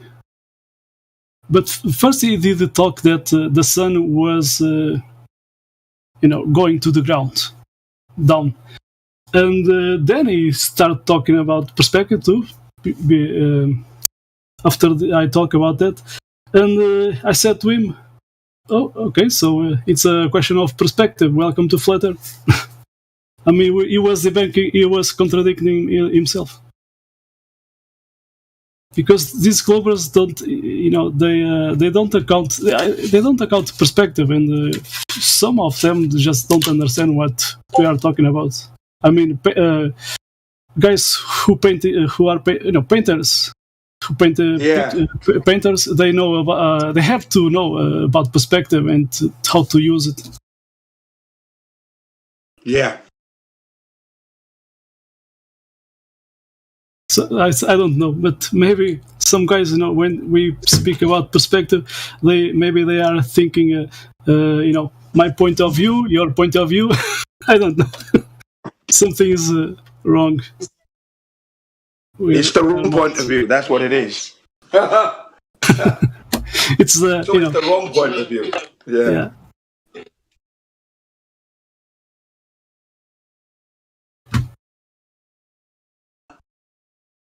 I think I heard you talking to this guy.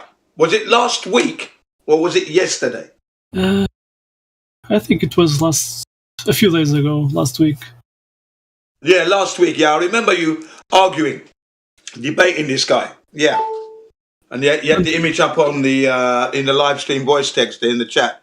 You were arguing about it. You and others, yeah. It's stupid.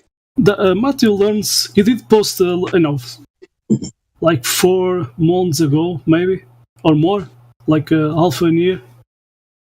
It's not a new argument. It's an old argument. I know. Yeah, they are circling and posting the same things.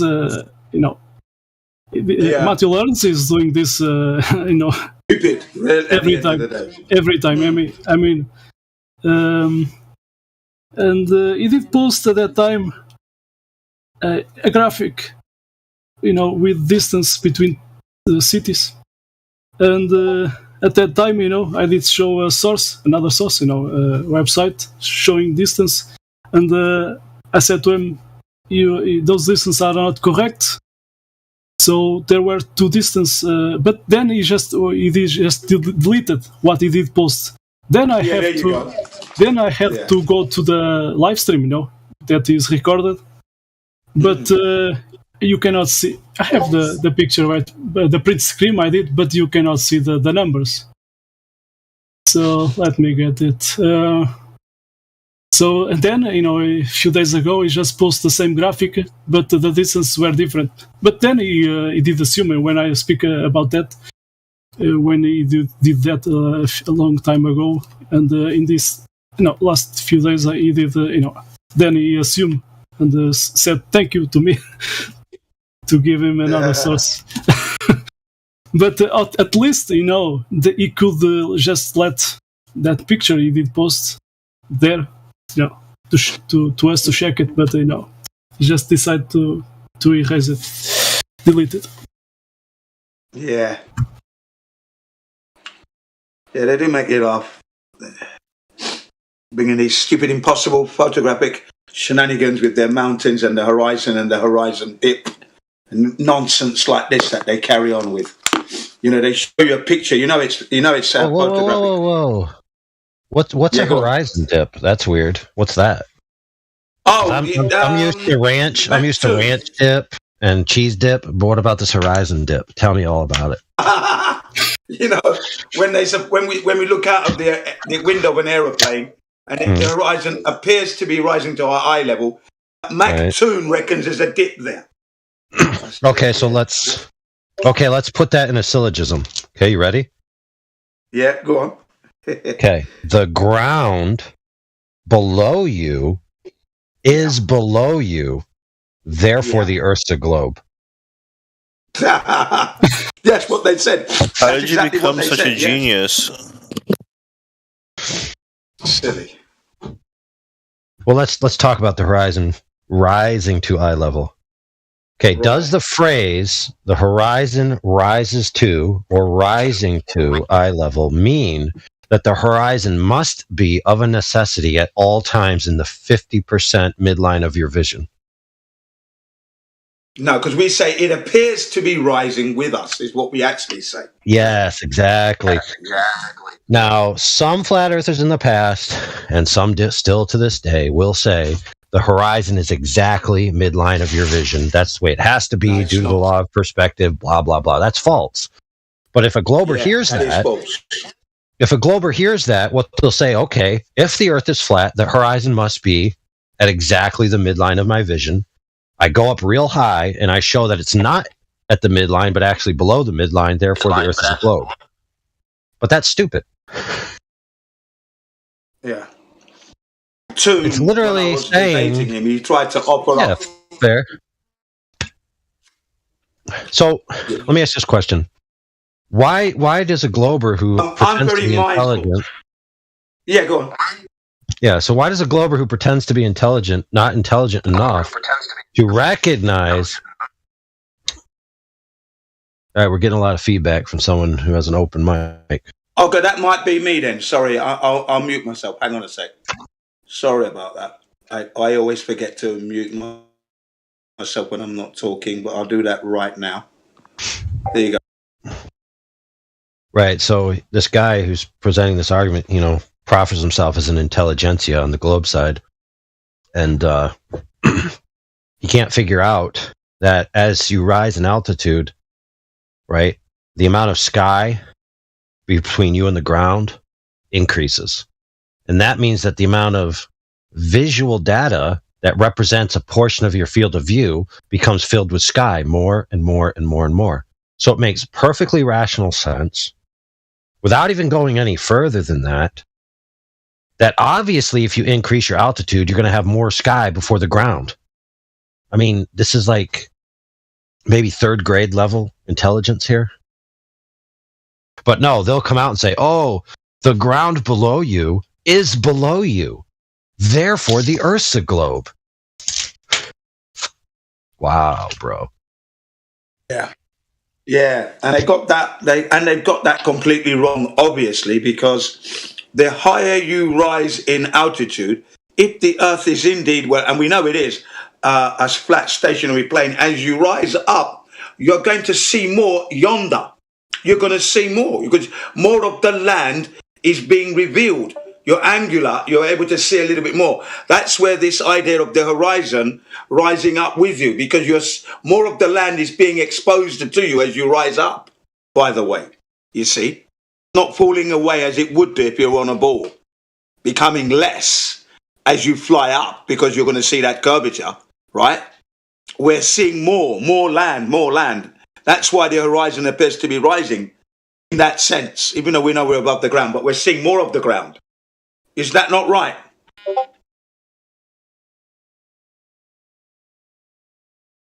Oh, I mean, no, that's true. You have more available propagation angles relative to the reception angles. So you're going to get more data. Well, you're going to see more. Those same area is going to be filled with more data from the ground, obviously.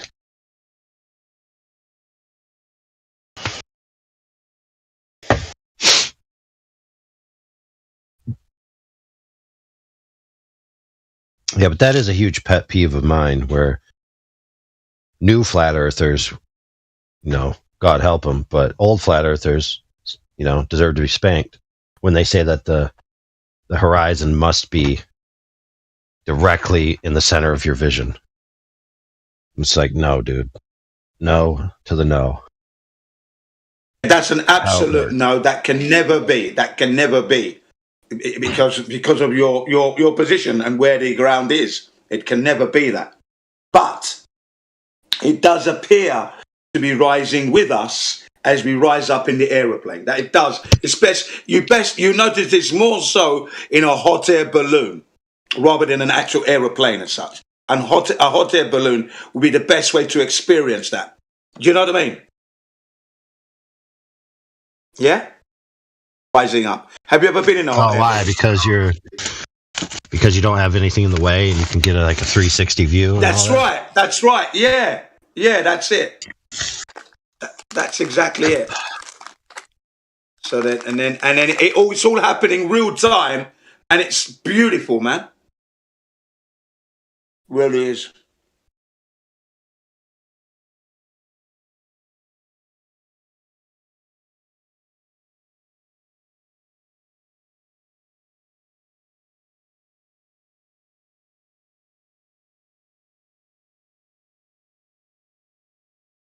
The other thing that they do a lot with their photographic shenanigans is that they always choose the worst quality photograph to give you. They never take it on a nice, clear day. They look for the worst day to offer you up their rubbish. And they know it's crap, and they say, well, how do you explain this, I can't. It's a very poor quality photograph. I'm not interested. If I'm going to present a photograph of my case, I'm not going to choose the worst day. Only if we're making comparisons would I be using that. If I'm using this worst day versus a good day, then yeah, we're going to see that. But if I want to present what can be seen, I'm not going to look for the worst day, am I? Am I now? But they always seem to offer up horrible poor quality photographs. It's been my experience.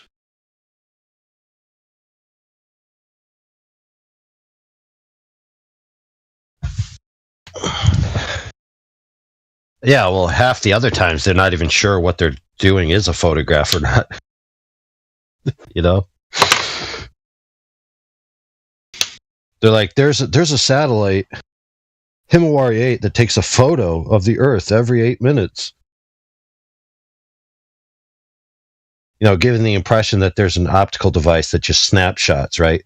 Opens the aperture, lets the light in, right? And then closes the aperture. And you have a single frame, single shot, singly optically obtained image that represents reality, right?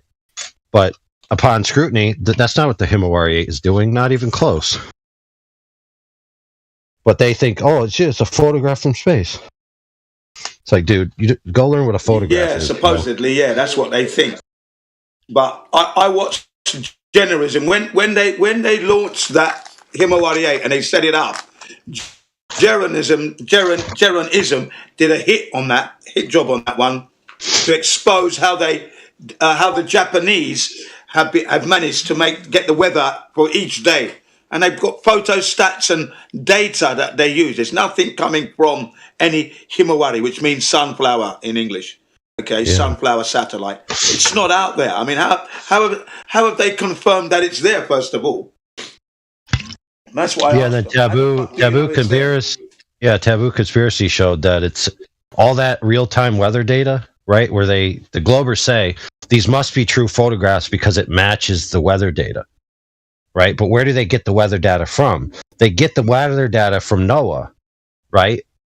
Now, if you go to NOAA's website and then you go to what the Himawari 8 is putting out, you could see the overlays. You can watch it for a while, and you can see that they match. And you can see that it's actually the blue marble data set. So Robert Simmons, who made the blue marble, his work continues to the Himawari 8. And so they're updating it with live data that's coming from international weather systems that's being crunched by a supercomputer, rendered onto the blue marble, and then presented as an image of the Earth. Right, and that's what Generism did about 3, maybe 4 years ago. Yeah, he did a big hit on that one, and it would be 4 years ago now. And I was like, yeah, man, they're lying. They're just lying, man. We know that there's nothing out there. They never went to the moon, so they can't have put anything out there, and the Japanese are just lying. Himawari. Get out of here with that shit. And by the way, did you know that currently Japan has a probe out there on the way to the moon on a 1,000,000-mile elliptical orbit as we speak? Did you know that? It's going to land on the moon next month. So next month, Japan is billed to be landing. Yeah, go ahead. Anyway, finish your sentence. Japan's billed to be landing on the moon. Now, I want to interrupt you before the month is up because there's an awesome movie I want you to watch. It's called Capture the Flag. It's a kids movie. You'll know it's the right one if it's a bunch of cartoon characters holding a flag on the moon. Now, the premise of this movie is this. Check it out. You ready? Another agency goes to the moon. And their intention, just check this out, their intention is to destroy or steal the evidence that the United States was the first to land on the moon and prove that the United States was false, and then claim they are the first to land on the moon.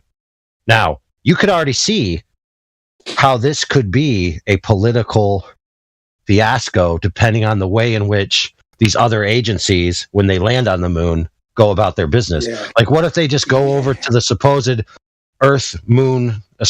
USA landing site? Right. I was about to say the Earth moon landing site, but it's the USA that did it. Yeah, they were going to do that, but the USA said they're not allowed to do that. Right. Yeah. Right. But what if they do it anyway and they say, oh, this is why the USA told us we weren't allowed to go here. It's empty. They never went to the moon. We went to the moon. Right. Here's our proof. Look at us. We're jumping around. We're floating. Yeah. This is it. What a scandal that would be, right? Yeah, political scandal, could lead to World War III. Yeah, potential. But this is what's going on out there. I mean, look, Japan has got 2 projects going on. They've got this one that's supposed to be landing on the moon next month. And then they've got that Dear Moon project with Mr. Maezawa, the Japanese entrepreneur from the company called Ozo, which he sold for billions of dollars, right? And he's taking these artists with him. Do you know that one? Dear Moon? flying on Elon Musk's Starship, happening next year. Next Taking year. a bunch of artists. Yeah, artists, yeah. Musicians, dancers, choreographers, photographer. No doctor, no one is in the sports, fitness. None of these guys look ready for this. Daydreamers, Disney goers is what they look like. Do you understand? Dude, that's a pretty big elaborate troll just to get a girl's number. Yeah, and you know what I mean? With that girl anyway. Yeah. He's not going with that girl anymore anyway. He shelved that idea. That idea wasn't a good idea. Yeah, he was asking for a girlfriend to go with him. You know what I mean? You had to be in your 20s, and you had to have an interest in science. Yeah. So in an alternative news media, the article reads: "Billionaire simp conducts elaborate going to the moon hoax to get a 20-year-old girl to go out with him." That's right. Yeah.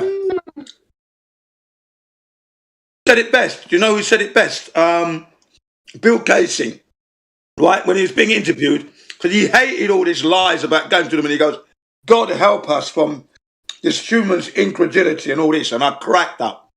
You know, Bill Kaysing summons it all up perfectly because he was just cringing. All the things that NASA claimed they did, Bill Kaysing shot down, you know. You know who he is, Bill Kaysing? No, but you're going to tell us. Ah, right. I mean, look, Bill Kaysing, he worked for Rocketdyne. He is the man he works for the company that makes the rockets that NASA supposedly used to go to the moon. And he said we never went to the moon.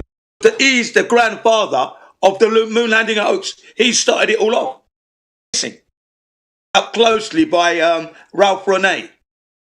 And then the Artsy Bros come afterwards. But the initiator of this, telling us that it was a hoax, Bill Kaysing, man of impeccable integrity, a Rocketdyne. His life was threatened, but he didn't give a damn. He still carried on. He lived to a right old age anyway, and then he passed on. But he left a great legacy behind. His book called We Never Went to the Moon. You can get it on PDF. In his interviews, he's holding his head and shaking it because he's embarrassed. He says the chances of us going to the moon when NASA said we could go was 0.014%, is what he said. And he witnessed all those rockets blowing up. Remember, he worked for Rocketdyne, Bill Kaysing. He had what was called the grey pass that allowed him to go anywhere in NASA. He had that grey pass, he called it. Okay? So he knows his shit. You can't argue him. He was a technological journalist for Rocketdyne. Rocketdyne, the company that supposedly made the rockets that NASA used.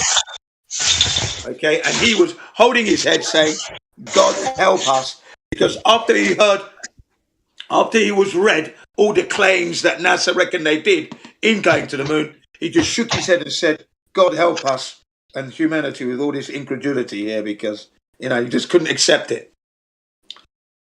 Okay, his book is We Never Went to the Moon. Bill Kaysing. I'm surprised you didn't know him, because to know about the moon landings, you'd have to know about Bill Kaysing. He is the godfather or the man. Dude, that ain't true. You don't need to know him. All you got to do is just watch the footage and see how retarded it is. Well, yeah. But I'm talking about the proponent that actually started off telling everybody that we never went. He was the man who started that all off. Bill Kaysing, yeah.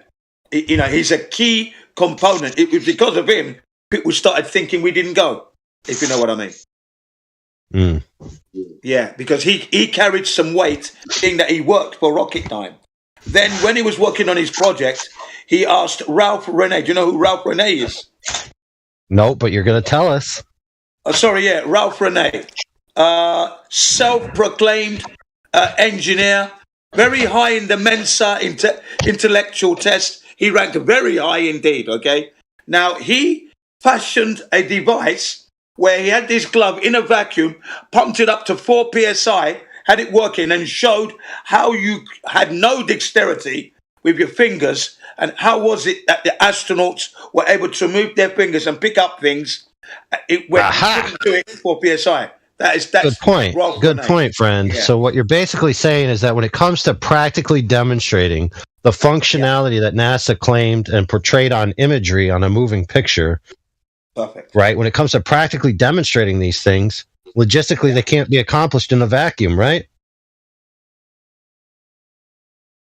Absolutely, yeah. Yeah, interesting. Yeah, that's kind of bad, dude. I mean, you'd think that there would at least be proof of articulating your hand around in the type of suit that they claim to go to the moon with, and we saw him doing all these things. That's right, and he proved it. He had the actual vacuum switched off, and he showed you the dexterity. He had lots of dexterity. He moved. As soon as he flipped the switch. Jen. Go ahead and finish. Sorry, yeah. As soon as he flicked the switch, his hand became stiff in the glove. Couldn't move it. Couldn't pinch. Couldn't clench a fist.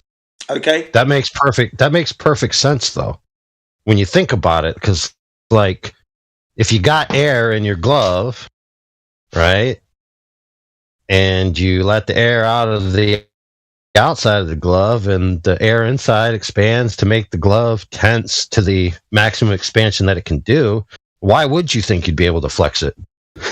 That's right. That is exactly right. That's why in the suit they wouldn't have been able to bend over. Not in a suit at 4 psi. It would have been impossible. Right? So Ralph Renee, that would affect the pressure in your digits as well. Yeah. He also highlighted the fact that the radiation would have killed them, because in his book, NASA Really Mooned America, he contacts Noah, who you alluded to earlier, Noah, and they gave all the details of the radiation and its intensity from the moon and its 11 years, from the sun and its 11-year cycle, and the journey from Earth supposedly to the moon and what they would have encountered. And it had in bold black letters, 500 rems will kill you. From Noah. Right? And that's 500 rems. Remember, if they were on the lunar surface, they would have been exposed to 960 rems of debilitating levels. Then going through the Van Allen radiation belts, it would have been 2,500 rems apiece. So there was just too much. No way they could have made it. It's instantaneous death. Instant death is the words they use. And Ralph Renee helped to highlight that in his book, NASA Mooned America. Bart Sibrel gives an interview with him, and it was really good. Right. Yeah. But Jen, don't forget that the astronauts took not one, but 2 iodine pills before they left. Yeah, and you know the phrase astronaut, that came from Ralph Renee. He was the one who coined that phrase, astronaut. That was hilarious. He died at the age of 70 something. Yeah, I think he died at the age of 77, which was a shame, because he was definitely an anti. Definitely the moon landings were a hoax, and he was a proponent highlighting that fact. So tongue in cheek, right? How come none of the astronauts came back with like Hulk powers, where they could turn green when they get angry? Because let me tell you, if they could turn green when they got depressed, that would be like, it'd be like a superhero. Yeah, yeah, man. Because dang, did they look depressed when they came back, bro? Well, they did, didn't they? They fucking looked well depressed, didn't they? All 3 of them. Oh, hold on. By came back, I don't mean came back from the moon. I mean came back from the holding area. Yeah. Absolutely. Some Glober was out there. It's like, he admit they went because they came back. I was just going to say that, you see. What we mean is, they sat down and they realized that they had to lie for the rest of their lives. That was the expression you could see. in their faces. Yeah, the one guy's expression was, I got to lie for the rest of my life. The other guy's expression was, I got to lie to my wife for the rest of my life. And the other guy's expression was, I shaved my legs for this. You see what I mean, ladies and gentlemen? This is what we're putting up with. And there's also James Webb as well. You know James Webb? He retires like days before they went. He retired. James Webb, the head of NASA at the time of the Apollo missions, retired a few days or weeks before they went, gave up. And the look on his face was, I do not want to lie to the public at all. I'm out of here. That was the expression on his face. Right, if you can imagine that, yeah. He was just fed up. He gave up. And it was said, you know, that's a strange thing to do. You're about to accomplish something fantastic. Why would you retire? Why would you suddenly retire? What's going on? You know? So I always post those images in the Gems Panda server. Yep. Are these the expressions of honest people who really went to the moon? Right. So there's another angle to look at this, which a lot of people don't look at it this way. And that is that one idea is that they went to the moon, right? Another idea is that they faked it. And they were always intending to fake it. And that was the plan all along. And it was one big fake from start to finish. Now, there's a third option, which is in the end, they faked it, but they actually had competing missions, which is one, let's go to the moon for real. Two, because of the space race and the stakes, let's have a backup plan of faking it. So simultaneously, there are people that were involved who actually believed it was possible to go to the moon, who actually were working on going to the moon. And then in the end, they realized, oh, we can't do it right now. Let's run with plan B. And the team plan B was working on their fakery.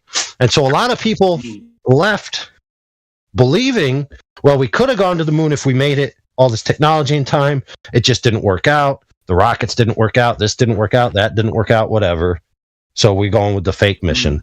And so that look of disappointment could not only be, yes, we have to lie, but also, yes, we actually didn't get to go to the moon. We were told we might get to go. And what an adventure that would be. Yeah. And so now we missed out on an adventure and we have to lie, and this just sucks ass.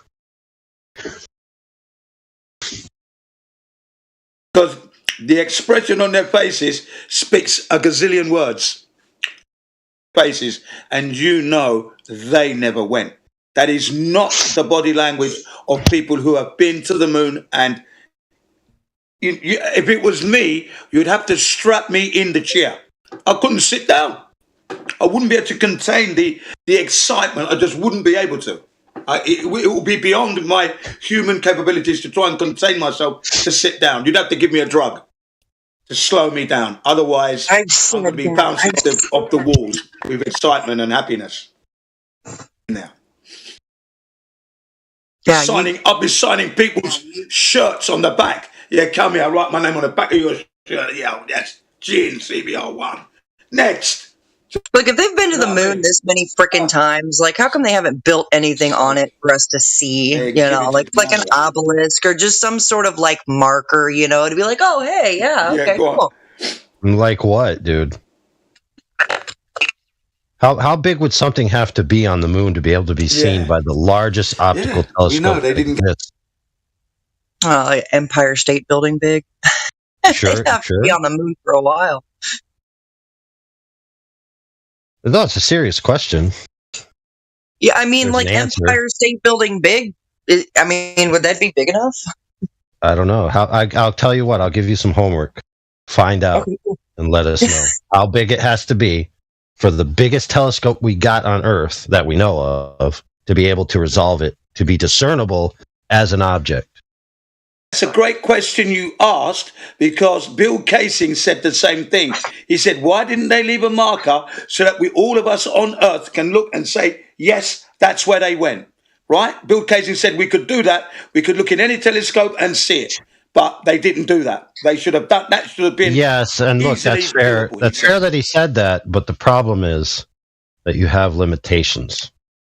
Okay, for one, there's a limit to the amount of things you can bring with the size of the rocket and the payload you can carry in theory, but also the availability of the resolvability of optics that we have.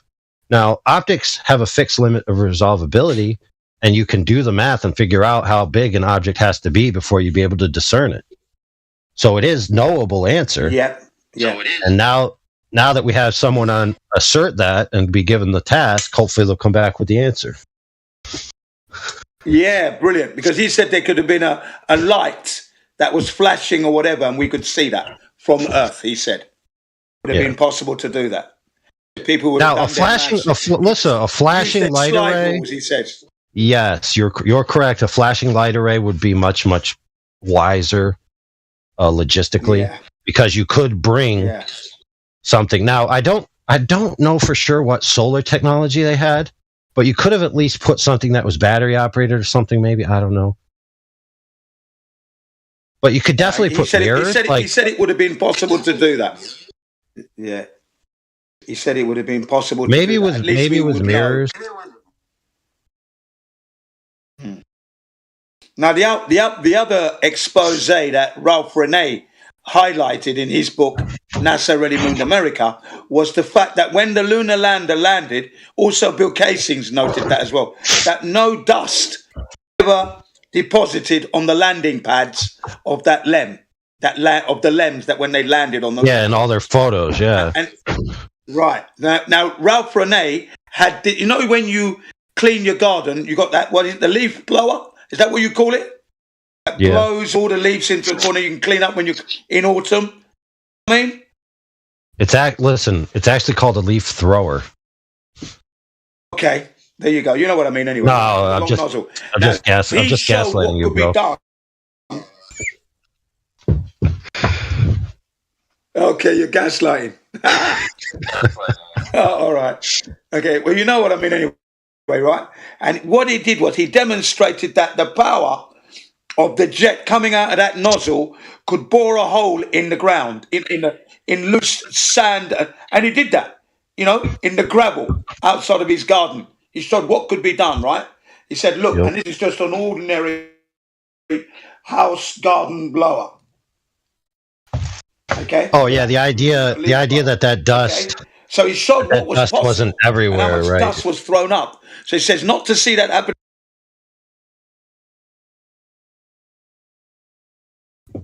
To highlight it should have gone.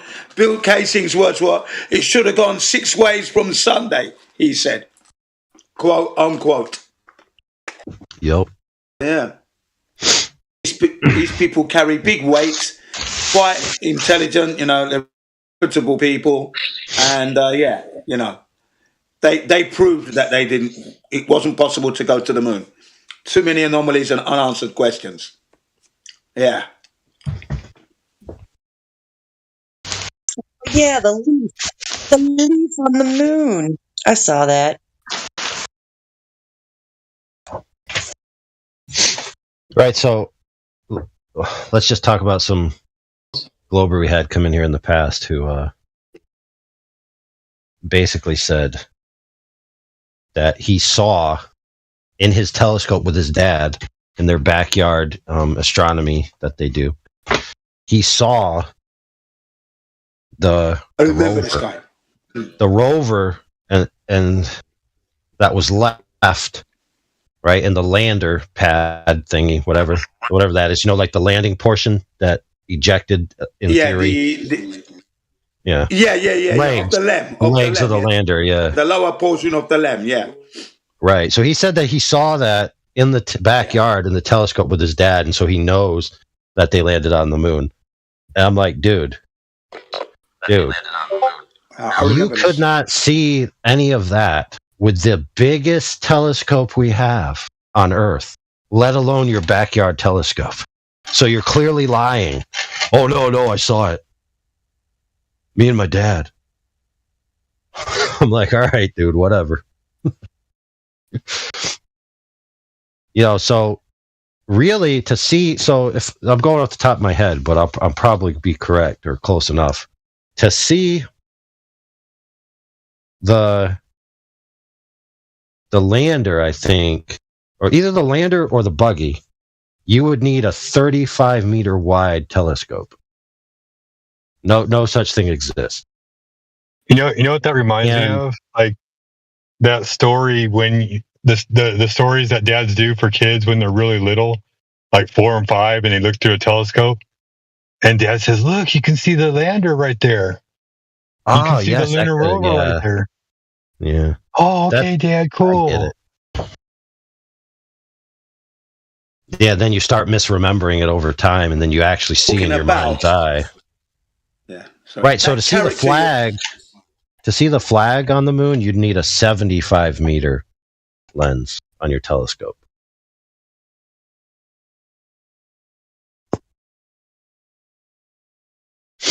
That's a big lens as well, isn't it? Yeah, it's gigantic, bigger than anything that exists. I think I want to. I can't remember exactly, but I want to say that the biggest lens is less than 20 meters wide that we have. Might even be closer to 10. I can't remember exactly. Well, I want to say you're wrong, because when I was a kid with my dad, I looked at the lunar rover driving around on the moon still.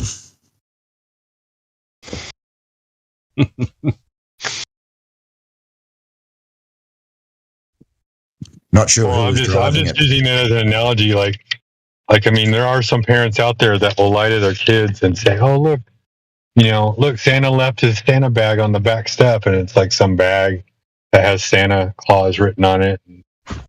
Oh yeah, I was just taking a piss. I know you were, but yeah, no. It's good to see you, Jen. I haven't seen you in a while. It's good to hear your voice.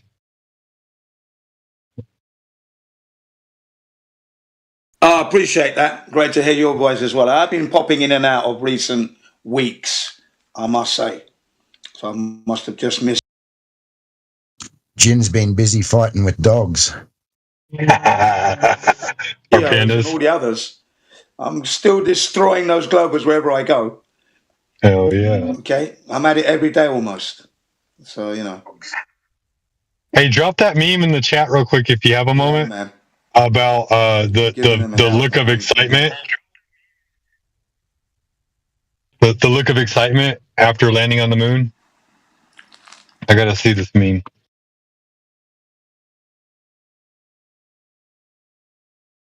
Yeah. When you're looking at the meme, when you're looking at it, I want you to sing in your mind: nausea, upset stomach, diarrhea.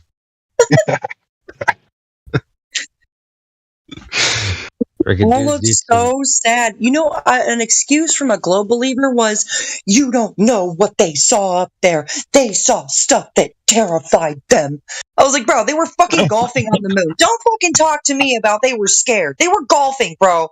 They were freaking golfing on the moon. They were so scared. That's why they came back with stone faces. No, they had stone faces because they had to lie. They had to lie to their families. They had to lie to the public. And they weren't okay with it. Like Buzz Aldrin became a freaking alcoholic because of it. Right. Turns out most of them were like frat boys anyway, and it makes sense. All of the stupid, Uranus probing jokes and crap like that. But let's also not forget, let's give at least some gracious credit that is also possible that they actually believed they were going to go to the moon. And then in the last second, when they initiated Plan B, they were robbed from that adventure. And that would be a huge letdown. Everyone thinks you're a hero. Everyone thinks you went on this adventure, but you know that you were robbed of that adventure. And that will suck really bad, because everyone's going to say, "You went to the moon. It's so freaking awesome." And you're like, in your heart, you're like, I wish I went to the moon. I wish all that training was for something. I wish I got to do the greatest thing supposedly humans ever done. But nope. I just got to tell you, the stupid schmuck who's so happy about what I didn't get to do, that I did it.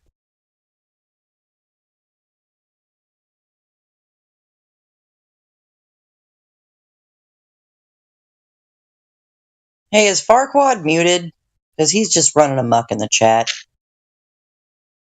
Well, he don't want to talk to us in here because he knows he's just scared because his listening comprehension is so low. He thought he was threatened. That's so funny because like he's getting destroyed in the freaking text chat. Like, what's the difference? Oh yeah, when freaking Neil Armstrong punched the reporter, he was like, "You can have $5,000 to a charity of your choosing. Put your hand on the Bible," and he punched the dude. Like, how are you gonna? Like, damn.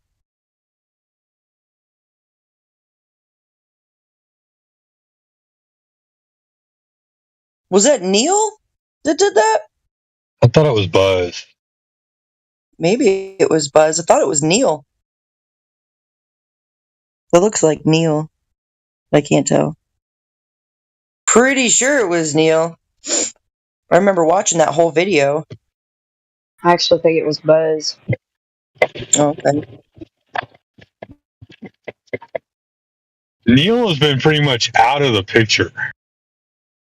Buzz is the guy. Even though he was number 2 to walk, he's the guy. He's the front. Did you guys see that video where that woman in the audience, Buzz was taking questions from people in the audience, and the woman was like, "What was the scariest part about going to the moon or the mission?" I'm paraphrasing, mind you. And he was like, "Scariest? It didn't happen." And I was like, okay, so that's twice that Buzz has said it didn't happen. Once was that I know of. Once was to an 8-year-old little girl, and then to a woman who was he was taking questions from in an audience setting. So, how many times does Buzz have to say it didn't happen for people to understand? But Globies and moon landing believers will come back with this. Oh, he just misspoke himself, or he didn't mean that. Oh, really? Taken out of context. Yeah, I was taken out of context. Yeah. Keep lying to yourself. Keep lying to yourself. How many times Don't worry, guys. Don't worry. His memoirs are going to be published post-mortem, and then you'll all understand the struggles that man has gone through with having to have missed out on the greatest adventure in human history, and having a whole bunch of chumps come up to him, talk to him about it. And, and I tell people, y'all hear me all the time. Like, I tell people, when people make discoveries and do things for the first time, they get famous for it. Like, they are excited. They are never forgotten. And shit is named after them. And for the look on their face when they had to give their report, like, that doesn't look like the faces of people who just accomplished the greatest mission in all of mankind. Hey. Or the greatest gray op in all of mankind. Now, a gray op is an op that's not actually done, right? It's kind of like wag the dog. Okay. Yes. So a black op is an op that nobody knows about. Right. It's in the black, right? A real op's obviously a real op, but a gray op is an op where, in fact, the more nuanced part of a gray op is this. So the best way to explain it to somebody is the not the assassination, firing squad analogy. So in a firing squad, they tell everyone that that one of the bullets is fake, right? And they mix up all the bullets and they give all the bullets to all the firing squad members. Let's say there's 6 members and they're going to execute a man. Every one of those man who fires at the man has a plausible belief that he did not actually kill that man. And he can live the rest of his life with that excuse on his conscience if he needs it. To say, you know what? It was all those other 5 guys that killed him. Mine was the blank. I'm in the clear. Right. So everyone was told they're going to commit the mission. And everyone can look at every other 5 guys and say, they did it. I didn't. Right. That's the manipulation. So yes. So in a gray op, in a sense, it's told that this thing happens, but the members of it believe that the other members accomplished it, even though none of them actually went. Plausible deniability. Yes, it's on many levels, yeah. But now I want to give you another gray op, if you're ready for it. I don't know if you guys are ready, so you're going to have to let me know and give your consent. Otherwise, this might hurt. I'm always up for gray ops because it's how you learn. Do you consent? I consent. No, it's a matter of, does it violate TOS? That's the only thing. The toss of the server or the toss of reality? The toss of the server. No, check this out. So, tongue in cheek, right? I said a bunch of things about these guys, right? But it's plausible that that's the truth, that they actually were suffering from being a victim of a gray op, right? And having to float that lie while being robbed of something great. So lo and behold, who are we talking about? Neil Armstrong, right? Or Buzz? More or less Buzz Aldrin. All right, so Buzz Aldrin, since he's obviously the one that's more antic-y. So he's actually been working with a writer in the background to release his memoirs where he's going to expose the gray op. And I know this for various reasons, which I can't disclose, otherwise I'd have to nuke your city. But anyway, the point is, he's been working very closely with this writer, telling him everything, telling him how he's felt, telling, like, for example, when he punched the guy, what was going through his mind, all these things, and he's got to come clean with the American people. And it's not going to be allowed to be released until he's dead. It has to wait a certain amount of days after he's dead, then it will be allowed to be released. I believe that. There's a few legal reasons why it has to wait, but it's also because he doesn't want to deal with it while he's alive, but he wants everyone to know. But he also has been seeing a psychologist, and he's not sure if he can actually keep it under wraps. And he's going to get to the point where he's like, F it, I don't care, I'm just going to tell. Regardless of that, the legal agreement has already been signed that the writer can release this after he's dead, and because there's millions of dollars involved, the writers and the publishing house is going to do it. It's not going to be stopped. Buzz Aldrin can't stop it at this point. So this book will be released. The book will have all of these details in it, and the veracity of the book will only be verified by the honor of the writer, who will be unnamed, anonymous, to which Buzz Aldrin revealed these secrets to. Now, if any of you understand what I just prefaced by Grey Op, you'll understand that what I said is irrelevant whether it's true or not. Correct? I mean, that's what I mean by that. Right, but what I mean by that is anybody could release a book with these claims about what Buzz Aldrin said. Right. Yeah. And many, many, many people will believe it. Right. And anybody like that, you could go and say, oh, this is what Buzz Aldrin said. Well, Buzz Aldrin's not saying it right now. He's dead. All we've ever heard Buzz Aldrin say is that we went to the moon. Right, but the book, the book is going to explain all of that. Right. Scenario by scenario from his perspective. Right. No, it's just plausible deniability, like more plausible deniability. Yeah, absolutely. Like, well, he didn't directly say it. You didn't hear his voice say it. And it'll be speculation at that point. Like, okay, like talking out both sides. Fair. Now, I want to submit to you this little test here. Uh-huh. How many flat earthers and anti-moon mission believers do you think that when that book is published will believe that book with very little scrutiny? They'll just believe it because it's a convincing, compelling read.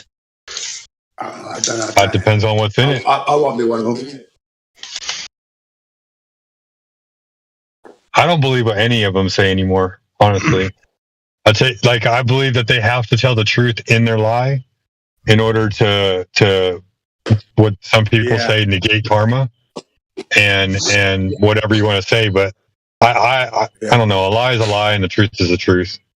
They always, you cannot trust the media, whoever that reporter is, bringing us that truth. You just can't trust it.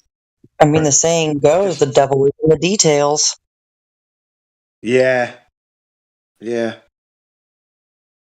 There's a reason for that because, you know, if I were the devil, I would mix a whole lot of profound nonsensical crap into the truth and just confuse everybody. And then I would mark it down in science books and history books so that I can keep track of my BS, you know, and I would feed it to people because I'm the devil, you know, like it's just that kind of. Yeah. Yeah. But what we do have one man by the name of Cyrus Eugene Akers. Have you heard of this guy? Cyrus Eugene Akers. He was a U.S. Air Force policeman, military police for the United Air Force. He worked from a place called Cannon Air Force Base in a place called Clovis, Clovis, New Mexico, which is where they filmed the first stages of that moon landing hoax. Didn't he give a video testimony? What he gave was his son. His son gave the testimony. Eugene was the officer, but he gave the information to his son. There's only like 14 people who are allowed to go into that hangar. That's right. He had a list of the people that could go in there, and he was commissioned to do that job with his security team by Lyndon Johnson. Okay, correct. He was yeah. So he's a military police from the Air Force Police, a police officer. He died at the age of 63, 64, something like that. The year 2002, when he passed away. That was rather young, I thought. So they may have poisoned him. I don't know. He died rather early for a military man. You know, he died pretty early in my books. But anyway, he confesses that he witnessed them filming the moon landings hoax in those two hangars that they joined together. Apparently, they joined two aeroplane hangars together, laid down some sand on the surface. Yep, they shipped in a bunch of sand, bunch of trucks full of sand. Yeah, and then they shipped in some, the loose stones called shingles. You know the shingle stones that they put when you're laying a ground properly. You've got to put the stones in to give it some solid impact, and then they covered it with concrete, powdered concrete. Yeah, right. Something. I don't know what they used for the ingredients.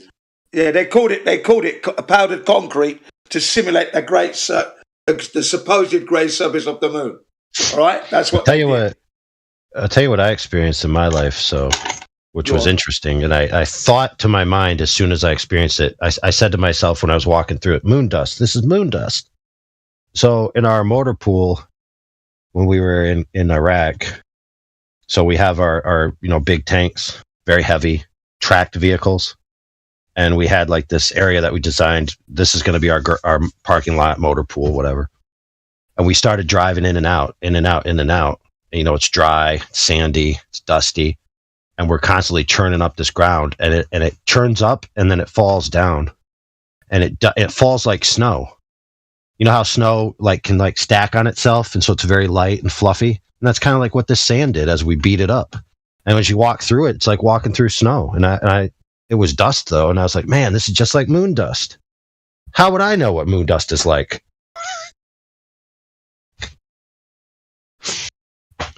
Moon is rock. That's not hot plasma fire. Moon is rock. That's not peanut. That's space peanut. You guys should call me Peanut on here because I know there's a couple gens, and Peanut's my nickname.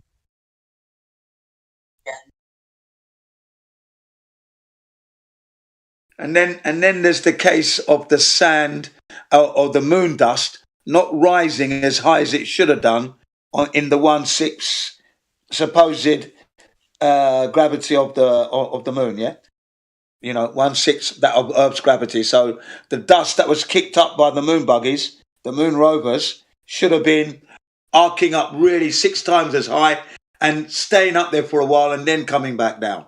But instead we witnessed it up and straight down like it was hitting an atmosphere, according to, what's his name? James Collier, who did a hit job on the LEM and the rover. Yeah. And William Cooper, he also noticed that. He highlighted that fact, that the dust should have been kicked up high, and it wasn't arcing high enough. That was a telltale sign that they were on Earth and not on the lunar surface. Yeah, I mean, there are just too many anomalies. In fact, that hangar resembled the Capricorn 1 hangar. Could have been that. Could have been the same place, for all we know. Here's my thing. That phone that Nixon used to call the astronauts on the moon, how about that? Yeah. With no time delay whatsoever. No time delay. There you go. Yeah. The time delay is interesting, but the phone itself is irrelevant. Yeah. Well, yeah, because the technology is doable, to be quite honest. It is doable to connect to do that. But that time delay is the revealing thing there, because it was as if they were in the same room, or at least in the same country. Unless, of course, it was pre-scripted and the time delay was included, and they only edited in the voices from the guys. So, I mean, there's at least a semi-plausible excuse. Yeah, there was no time delay. There was no time delay, and then in later videos they added the time delay. Did you notice? Oh, dude, that's rich, bro. That's rich. Yeah. That's what so what they did is that, oh man, dude, whatever. That's just hilarious. I'm going to post a video where that is in. Okay, it's a long one, and the Gemsy, I don't know if you remember Gemsy. Gemsy loved this video. He was always pushing this particular video, right? Because I'm a moon landing proponent myself. I follow it all the way through, but this is one video that I hadn't seen, right? And he's always pushing it. The American Moon, I think it's called. It's a really good one, though. Non-stop facts and anomalies, just non-stop. You end up like sitting on your chair, like, whew, I just done that. Fuck. While we're all here, while we're all here, just a quick shout out to Chocolate Sayans out there. Hope you're doing all right, brother. Yeah, nice one, Chocolate. Gene CBR1. But I heard your voice already in the FE pseudoscience versus science. You were in there the other day. I was there. I heard you. Don't worry.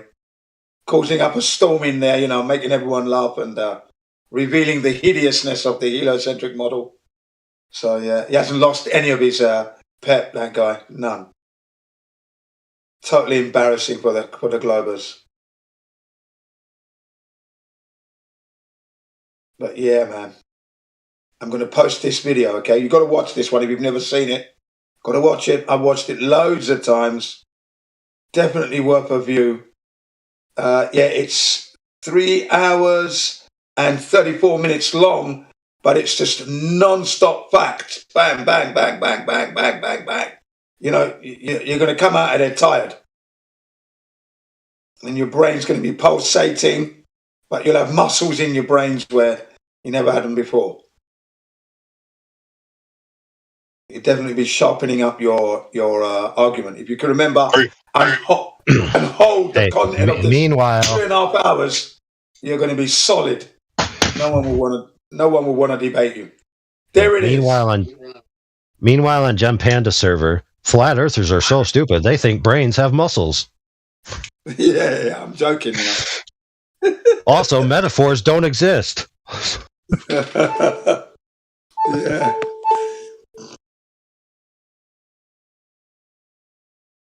Yeah. So yeah, I do hit them hard in the Gem Panda server. I hit them so hard that they kicked me off. He actually kicked me out of the server, kick out, only to send me a link a few minutes later because he realized he overreacted. That's how I get them. I get them to that point of anger, and I don't use any foul language when I'm delivering it, really. I'm just saying, you got to let me speak, and hitting them with the facts, shouting right through them to the ladies and gentlemen, because they're the ones who are paying they're the ones with the super chat. They're giving you the money. They're spending their time. So I'm not wasting their time. It's them that I direct my conversation to whilst they're there, because I know they're not going to listen to what I got to say. But because it's coming out unrestricted, like a fireman's hose, yeah, man. You know, your vocabulary, your English is fantastic. I gotta say, for somebody who doesn't cuss, you're spot on with your rhetoric. Yeah, I got a rap line for you. Deliver it without the bad language, I really do, because I want them to get it without any profanity if I can help it, because it's the facts that I want them to hold on to, and I always address them as ladies and gentlemen. You know my name, you know my face. So you know what I look like. If I say anything you disagree with, you can report me. You've got something to get me on if that's the case. I've got nothing to hide. What? Why would you be reported for disagreement? That's ridiculous. But anyway, Jin, I wrote you a rap. You might get someone who might feel strongly. But the fact is, at least they know what I look like. So I say, but the people you're listening to, the other guys now, do you know their names? Do you know what they look like? Who are they? Yeah, why do they hide from you? But anyway, let's get down to the nuts and bolts of this thing. How have you established that the earth is the globe? Your integrity is being called into question here. Otherwise, what is the point of living when you don't have integrity and honor? What is the point of your life? Come on. Oh. Yes. So, Jen, you want to hear the rap? We begin to hammer. Spot for you? Hammer them. Bam. Bam. Bam. Bam. Bam. See, Jen has a delay. That's what you guys all don't realize. Yeah, I've got a delay, guys. I'm going to jump out and come back. All right, hurry it up. Jump out, come back. Hurry it up. We got some globe killing to do.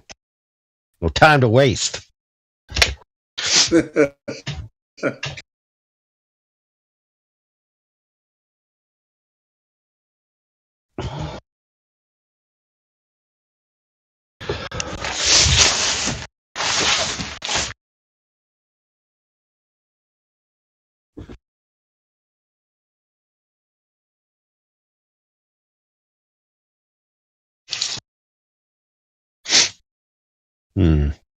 I dispose of my prose. Testing. 1, 2, 3, 4, 5. Mary had a little lamb. Okay, everything's fine. What were we just talking about? Oh, we were just talking about Gem Panda and how we destroy them with the truth. And I get booted out of there because of it. Only to be reinstated minutes later. Well, anyway, I wrote you a rap, and then you took too long to stop talking. So I'm back now. But I forgot what it was. Oh, okay, never mind. Sorry about that. It had something to do with what we were talking about. It was like I dispose my prose with something, but it was a word that you guys said. Oh man, I can't remember. Yeah, fireman. And that's the way it goes. Yes, and that's the way it goes. I dispose my prose like a fireman's hose. Brilliant, and that's the way it goes. Yes. Brilliant. Then it had something to do with the nose. So right on the nose. Yeah, facts. Hitting them with facts right on the nose. Right underneath your nose. Yeah. So that everybody knows the moon landings were a hoax. Yes, right on the nose. It was about the moon landings. Moon landing. Yeah. Yeah. So yeah, I'm looking forward to seeing how they're going to get all these people, because the moon has become a very busy place now. It's becoming as busy as an airport, would you believe? All these missions that are coming and heading that way. What a joke. Yes. My name is Jin CBR, and I'm quite verbose. I dispose my prose like a fireman's hose. It's right on the nose. And then we got to talk about the moon landing. Yeah. And now, I left out one, even though you're a Jin CBR 1, because at the end we're going to wrap it up, and I just won. Yeah, brilliant. So at the end, you say, in case you forget, my name is Jin CBR, and I just won. Yeah, man. Yeah, I like it. My name is Jin CBR1, and I just won. That's how I'd say it. That's how I'd deliver that. Yeah, man. Get that rap going. I'm gonna write it down. My name is Jin CBR1, and I just did, son. Yeah. I like it. Yeah, that's a good ending right there. Yep. Yeah. I do the dirty job nobody else wants to do, and that's going. No, say my name is Jin CBR1 and done. And you're gonna get done. No, my name is Jin CBR1, and you're gonna get done. Because that's how I like a one and done. Yeah. That's how he rolls in the argument. One and done. Yeah, one and done. Okay, that's it. Yeah, I do the dirty jobs that people don't want to do. I go into Gem Pandas and just destroy them. Oh yeah, you do. Right on the nose. Yeah. Yeah. Because you got to have a little bit of resolve. Take the insults, but deliver the truth. Truth. Love it. That's all they have is insults. That's all they can do. Yeah, that's it. That's what they do. It's just insults. And it don't matter because I'm coming through with it. It's still coming through. You're still and it all starts like we all remember growing up in school laughing about how our great ancestors were dumb and thought the earth was flat. And now we know it's a globe. And we laughed at that. Yeah. I remember thinking primitive man was an idiot. Yeah. Primitive man. What a dumb head he was, but he wasn't. He and she, they were not dumb. We're the dumb ones because we can't even do what they do now. Yeah, we are the dumb ones.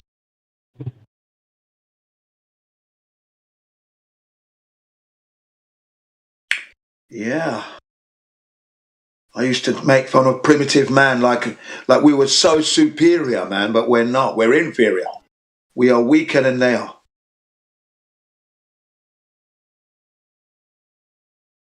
You throw most of these people into the bush and go and start to live, they couldn't do it.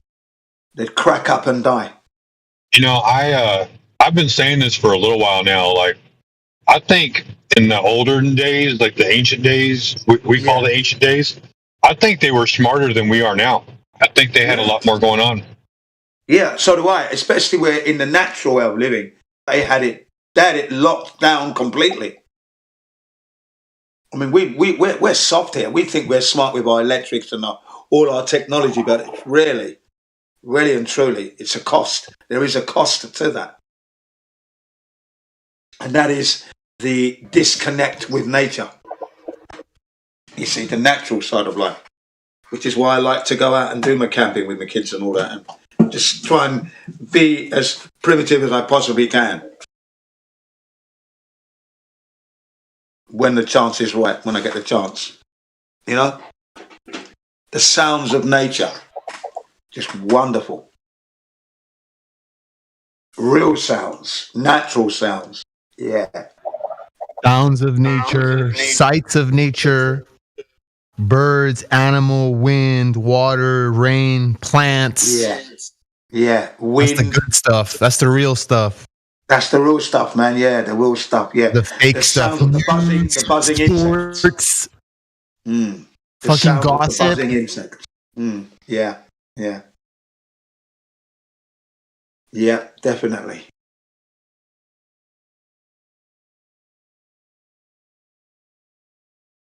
Yeah, that's real living for me. Yo, you want vibes? Go to Lowe's or Home Depot. They have a tropical section of plants. Start buying plants. Just put them in the corners of the rooms that you just hang out in all the time. Yeah. Tropical plants. You water them once a week. You can't. It's too easy. The vibes are amazing. The feeling that I know. I used to have that in this room actually. Yeah. It becomes I've got addicting. one plant in here. I've got a plant in here. They're beautiful. They're functional. They clean your air. It's just yeah, and they bring that little bit of tranquility to you as well, don't they? yes.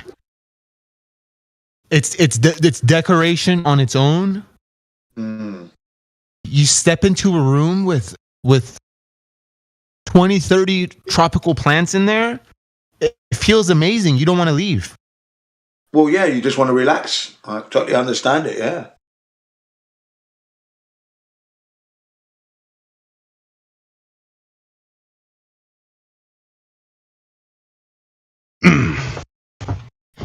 Jin. Yeah. Agree or disagree? Agree. All right. What you've agreed to is after I'm done with this rap, you're going to have to go to Jud Pandas and sing it until they ban you. And then beg for you to come back. Oh, that's easy. That's an easy one.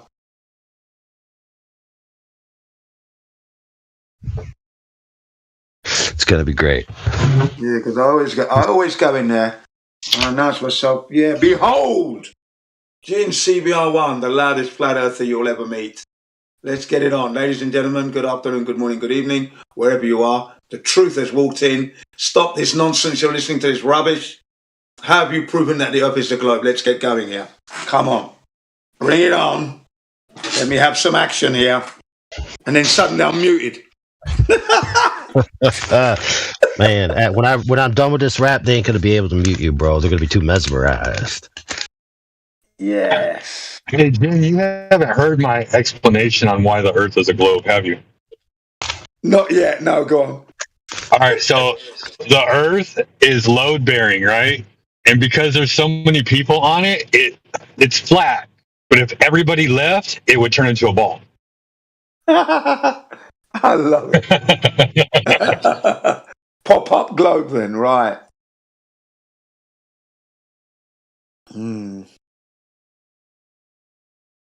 Interesting. I mean, dude, that's how they engineer the the semis. We see flatbed semi, it's curved, right? Until they put the weight on it, Oh yeah, that's right. I mean, you know, I was right earlier on. I was saying that if the Earth was a globe, yeah, we know it isn't, but if it was a globe, that it would be a common topic with engineers, electricians, carpenters, those who build things outdoors for people to use, motorways, bridges, railway tracks. It would be a common conversation because it's a fucking headache to keep having to consider the curvature in whatever you do. You've got to be doing the maths all the time, you know, every little degree. But it's not, is it? It's not common. They don't even talk about seeing it. It's, it would be, wouldn't it? It would be common thing to talk about, the curvature of the Earth. It would be a common thing that is discussed, especially within that fraternity, those who are doing the construction work and that. Don't you think? Wouldn't you agree with that? Yeah, it's only ever talked about in passing and in theory. It's never actually talked about in practicality. Yeah, that's right. But in practicality, it should be talked about because it would be something that you would have to consider if you're in the construction field.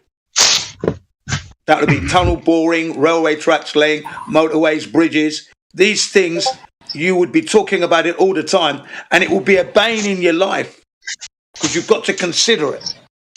You know? You've got to get it right. Jin, show me a flat Earth map. Well, most maps that we have are flat anyway, that we use, first and foremost. We're not using a globe map, are we? Curved. So there's your flat map. And then if you want a map, then I'm going to go with Flat Earth Banjo. And the Alexander Gleason's map is more than good enough right now to go and travel around.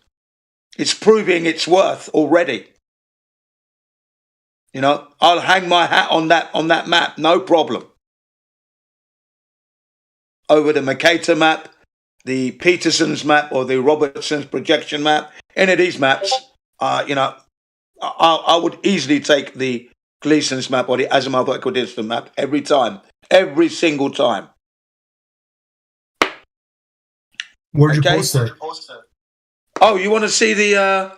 Well, you know the Alexander Gleason map, don't you know it? Hang on. No. Let me post it. I'll post it as well. Yeah, post it for the boy, yeah, man. Because this is we're the champions, man, at this stuff. Come on, man. I mean, earlier on today they were talking about the traveling across from Taiwan to Los Angeles, for example, Chinese woman.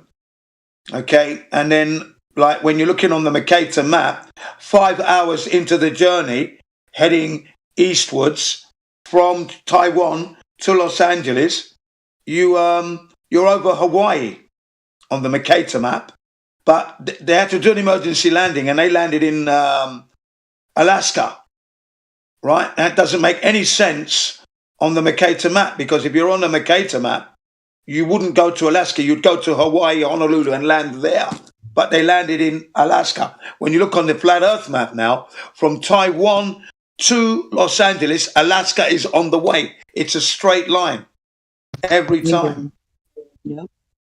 Bingo. Another thing to bring up is how mail from Guam gets stuck in Alaska as well, which doesn't make any sense for a globe. It would be like Hawaii would probably be the place for it to get stuck in, but it gets stuck in Alaska.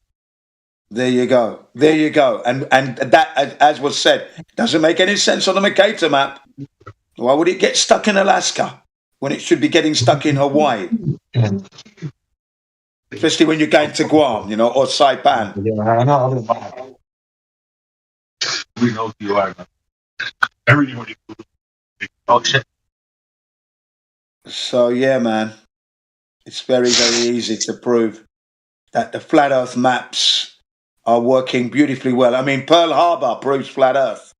Look at that. So the surprise attack on Pearl Harbor, that wasn't a surprise attack, proves Flat Earth. Again, yeah, go on. Hey, Jen, I was just say I'm gonna post a picture for you. I'm tagging you. People ask me, how did Magellan tell around the world that the Earth is flat? And here's the route. Yeah, well done, my friend. Let's have a look. I think I've got that map already. Probably. Let's have a look. Oh man, I drew the route. I drew the route with my own my own edit. Dude, I got a question. Oh, you did How it did yourself. You leave? Yeah, well done. How did you leave the back door of your house and then arrive at the front door of your house?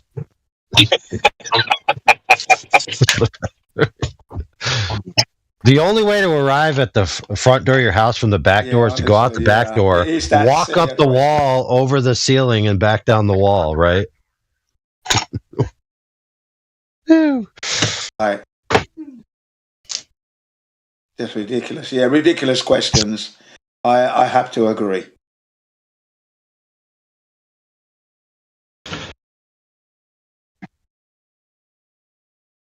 Why is it so hard for people to wrap their head around the fact that calculations mean nothing without direct measurement of the said thing? Right. Absolutely correct. Great point. And remember, the airline industry are not in the habit of wasting money going around the houses to get to the destination. It's as the crow flies. It's a beeline. It's a straight line every time. So, and when you plot those routes on the Mercator map and then compare them to the Flat Earth map, you can see that they're going around the houses on the Mercator map to get anywhere. And yet, when you're on the Gleason's map, it's always a straight line. Always a straight line. Just makes logical sense. As soon as you see the route, you think, yeah. There's no arguing about it. To argue as you do, you're just being ignorant then. You're just being willfully ignorant. I'm going to take the gin pen that I made for everybody. Gin. Yeah, go on. I'm looking. I'm looking at something now. The the what is that called? Plato's Shadows in the Sky. The cave. What is it called? The story about the cave. The allegory of the cave. I don't know the story. I'm not familiar with the allegory of the cave. That's a bunch of people chained to a wall, and all they've ever seen are shadows on the wall, and so they believe that's the world that they're in. And then one person one day is like next to him and he says, "No, that's not the real world. The real world is behind you." No, it can't be. And then so like in the process of telling them the truth, the other two kill him because they don't want to. They believe the truth is what they believe, not what he's telling you. Oh, right. So they're sticking with the shadows on the wall then. Yeah. Right. Oh, typical, isn't it? I don't want death over.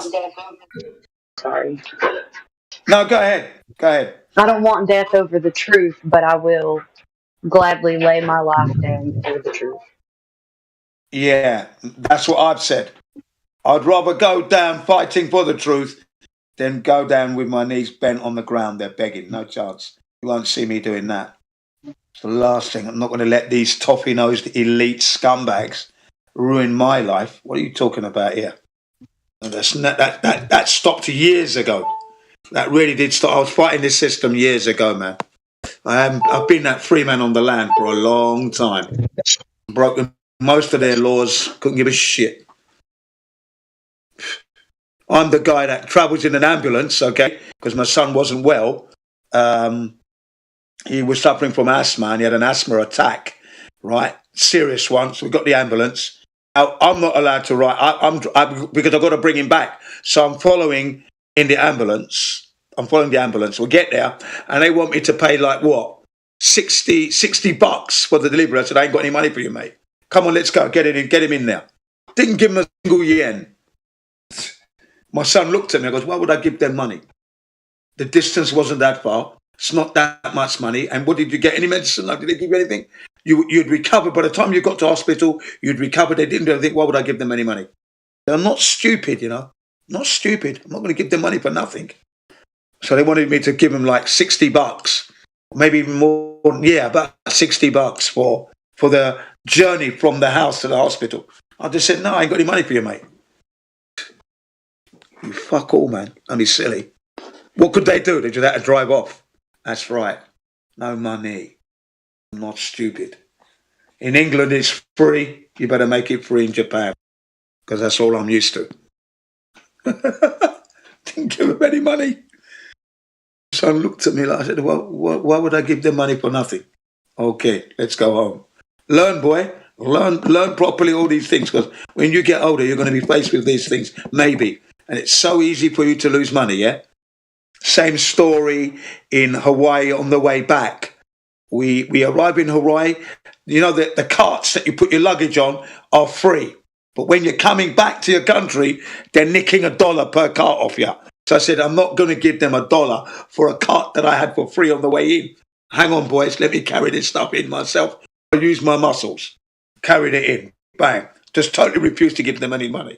Now, we got to the check-in rather late because the car rentals didn't want to give me my money, my deposit. Okay. And I went there the day before informing them that I'm coming home today. So can you please have my money ready? Yeah, no problem. Okay, get there. The money's not ready. So I said, well, I'm going to need the money. So, like, can you hurry up, please? You know, about 45 minutes later, they got it. Okay, we got on the bus to take us to the airport. We're there. Trying to check in, and China Airlines was saying, well, because you're late, you're going to have to pay money for the check. I said, I'm not paying you any money. I can still see the plane. You better hurry up because I've got 4 boys here. Who do you think's got $300 to give? You best just hurry up and go and see the manager or something. Went to see the manager. I said, you see these boys? Remember, if it's not for us going on holiday, they won't have a job, yeah? Okay, remember that, okay? That is never wrong in these situations. Have a look. They came back. I said, okay, we'll check your gears. I thought as much. And then in the end, it ended up being delayed. The flight was delayed anyway. Moral of the story is, don't get ripped off if you can help it. Yeah. Challenge everything. Pay attention. Pay attention. Yeah. That's it. You know, take control of your lives now and again. If it'd been my wife or some other Japanese people, they would have paid the money. And I was just thinking, why would you do that? I mean, why don't you challenge what they're telling you here? Why would you pay extra $300? The plane is still there. Why would you have to pay more money? It's not going anywhere yet. It ends up being delayed anyway, delayed by 2 hours. So no, man. I said to my children, do you see what I mean? It's not even leaving on time. So they want to give us junk food to eat. I said, look, don't eat this crap. This is crap food. Let's wait till we get onto the plane. It'll be a little bit nicer, yeah? Okay. Luther, do you want to explain the concave model a little bit? Yeah, go ahead. Whoever that is. Go explain the concave. It's a mad world if you're thinking you're on a concave Earth. The reverse of the globe. I want to hear what his explanation is. I'm in a bowl. I'm in a bowl, man. I'm in a bowl, man. How do I get out? Dude, I just don't understand what that model is. It's a very simple model, dude. Imagine a globe, right? Just imagine a globe, like a 3-dimensional globe you can hold in your hands. And you see how everything's printed on the outside of the globe, right? So just take all of those things that are printed on the outside and just print them on the inside instead. And you live on the inside of it. Yeah. Yeah. So does that make more sense than the globe? That's what people think. Well, it would have the reverse curvature, right?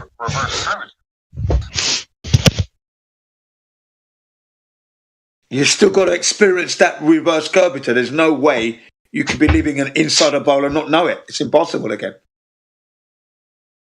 And then you'd still have all the nightmares of building your roads and your bridges with the reverse curvature still. You've still got to encounter it. It's mad, isn't it? Come on. Right, but it does solve a few problems that the globe has. Like, for example, you're in a completely contained system, right? You're on the inside of a ball. So it solves the problem of gas pressure. Also solves a few observational problems. Yeah. Yeah, it solves a few observational problems. Yeah. Well, it's the same thing. If it was, if it was spinning, right, then you'd be thrown to it, right? Yeah, there's no gravity then. Or is you wouldn't? Yeah, some type of theory you wouldn't need gravity. Yeah. What's for sure is that the flat Earth community is bigger than the concave. That's for sure. Oh, that's definitely for sure. Yeah, no doubt about that. Well, the concave Earth, we're growing daily.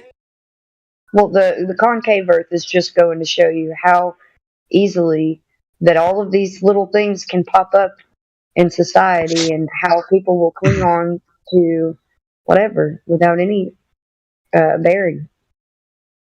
Right. So the main thing is like a kind of trend. Yeah, like a trend. Right. So the main thing is that there's no surface measurements of curvature, concave or convex. That's the problem. So the concave earthers have the same problem as the globe earthers, that they can't demonstrate surface curvature. There you go. And that's it. And when you can't demonstrate that, you haven't got what you say you got.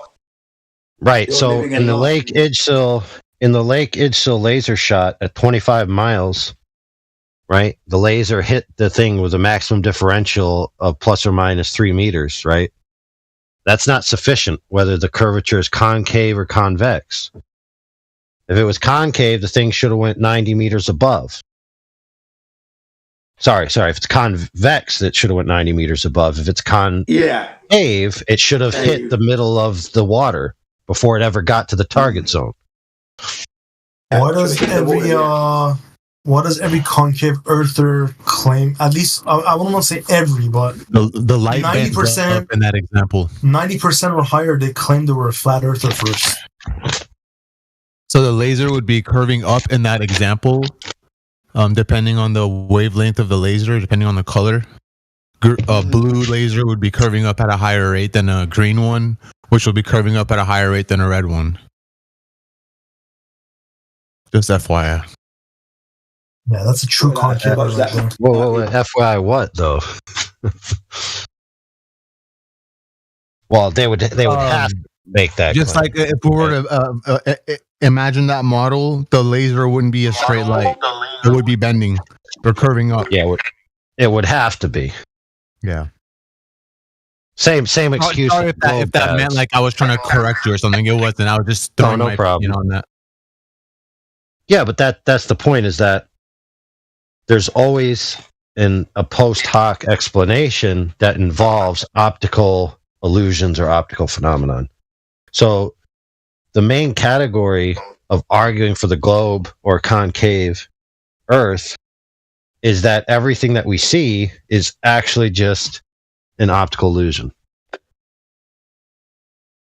Yep. Absolutely. Yeah. That's not to say that we don't observe optical illusions on the flat Earth, because we do.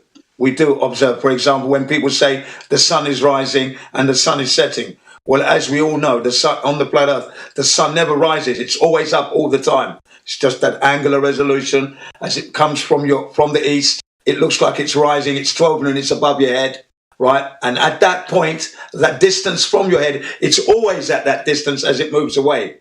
It just appears to be going down, but it's not actually going down. It's actually in the sky. It's at a greater distance from where you are. That's all, ladies and gentlemen. Simple as that. That's an optical illusion. Again, when we look out across the ocean and we see the sky touching the ocean, now we all know that the sky is not touching the ocean, don't we, ladies and gentlemen? Right, but there's another optical illusion, a real one. Okay? So there are lots of optical phenomena that we witness. Even with the light appearing to be bending and that's also really another optical illusion now. Because it's changing as you're looking by the second, due to the atmospheric conditions, temperature, the amount of moisture in the air. People have asked me, can you see the air that you breathe? Yeah, you can. Of course you can see the air that you breathe. Early morning mist and dew. You breathe that shit in. Clean shit, by the way. Excuse my French. It's healthy. Early morning. You see, that's the air you breathe in. Fog is air. You breathe it in. Okay? Yes. Get with the program, ladies and gentlemen. Don't take your eye off the ball. Actually, take your eye off the ball. Keep your eye on the flat Earth. Well, how do you claim the distance to the sun is 3,000 miles, man? Okay, how do we claim that? And just so you know, and before you answer it, just so you know, majority of the people in this Discord disagree with you on that. Just so you know. Hold on. Yeah, of course. Hold on, bro. Jin, don't even answer. Jin never, in today, since I've been listening, claimed that the sun was 3,000 miles. He did earlier. I asked him. No, he didn't. Hold on, friend. You weren't here. Didn't. I said at the time I've been listening. So he did make the claim? Yes, he said between 3,000 and 5,000. What I'm saying, no, I said that, you said, how do we know this? I said, as far as I know, we can go back to Rove Botham, and then in recent times, we've got J. Tolman Media 1, who used his optical equipment and estimated that the sun is within 5,000 miles. So you've got two numbers there, 3,000 and 5,000. But we don't actually know, is what I did say. Didn't I say that to you? We don't actually know. And I did use those words. And you'll hear me saying that. We don't actually know the numbers, but that's what we go with. We don't know. I haven't measured it properly yet. We don't know. So who's this guy that came up with up to 5,000? But we know, hang on, let me finish.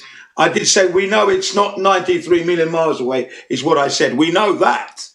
And that is because, again, with the corpuscular rays coming through the clouds that give us, it's indicative of a close sun, local sun, hot spots on the ocean. I said to you that we know it's not 93 million miles away, but we don't know exactly how far it is. But we're going with either 3,000, 5,000, so it's somewhere there. Could be. Yeah, but who's saying what? Based on what evidence? Well, like I told you, if you watch that video that I posted, did you watch it? Jay told me it was only 30 minutes. You'd see what he used and the technique he used to try and ascertain that distance. If you didn't watch It's actual geometry, not globe Earth geometry. It's actual geometry that people use. Yeah. What I told you, the distance between USA I'm going to post that video UK again for you. So you is can actually... 4,500 miles. The distance between US and the UK. That's right. So you're saying the same distance, just go straight in the air, you'll reach the sun? It's a calculation, man. Nobody knows. Yeah. It's a possibility is what I said. I said it's possible. I said because I've got photographs of me in a passenger jet airliner taking a picture of the sun, and it looked so close that the plane I'm in could go and reach it. It's that close. So it's a possibility. And then I also offered you the reason why supersonic flight was curtailed and stopped was because it was revealing that. That's why the Concorde stopped. They stopped it because it was revealing that the Earth was indeed flat, and we're keeping with the sun. The sun is in our locale. It's not 93 million miles away. You see? Do you remember? I offered you all that in that conversation earlier. Didn't lie. I just gave you the possibilities, what I gave you. Possibilities. Didn't say it was concrete. Yeah, that's fair enough. Words we don't know. Yeah, I did say that because I have to, because I don't know, do I? But I can offer you some people who have tried to work it out. And that's what we go with if you're going to go with anything. You're going to trust J. Tolman Media, a man of integrity. He's doing his best work.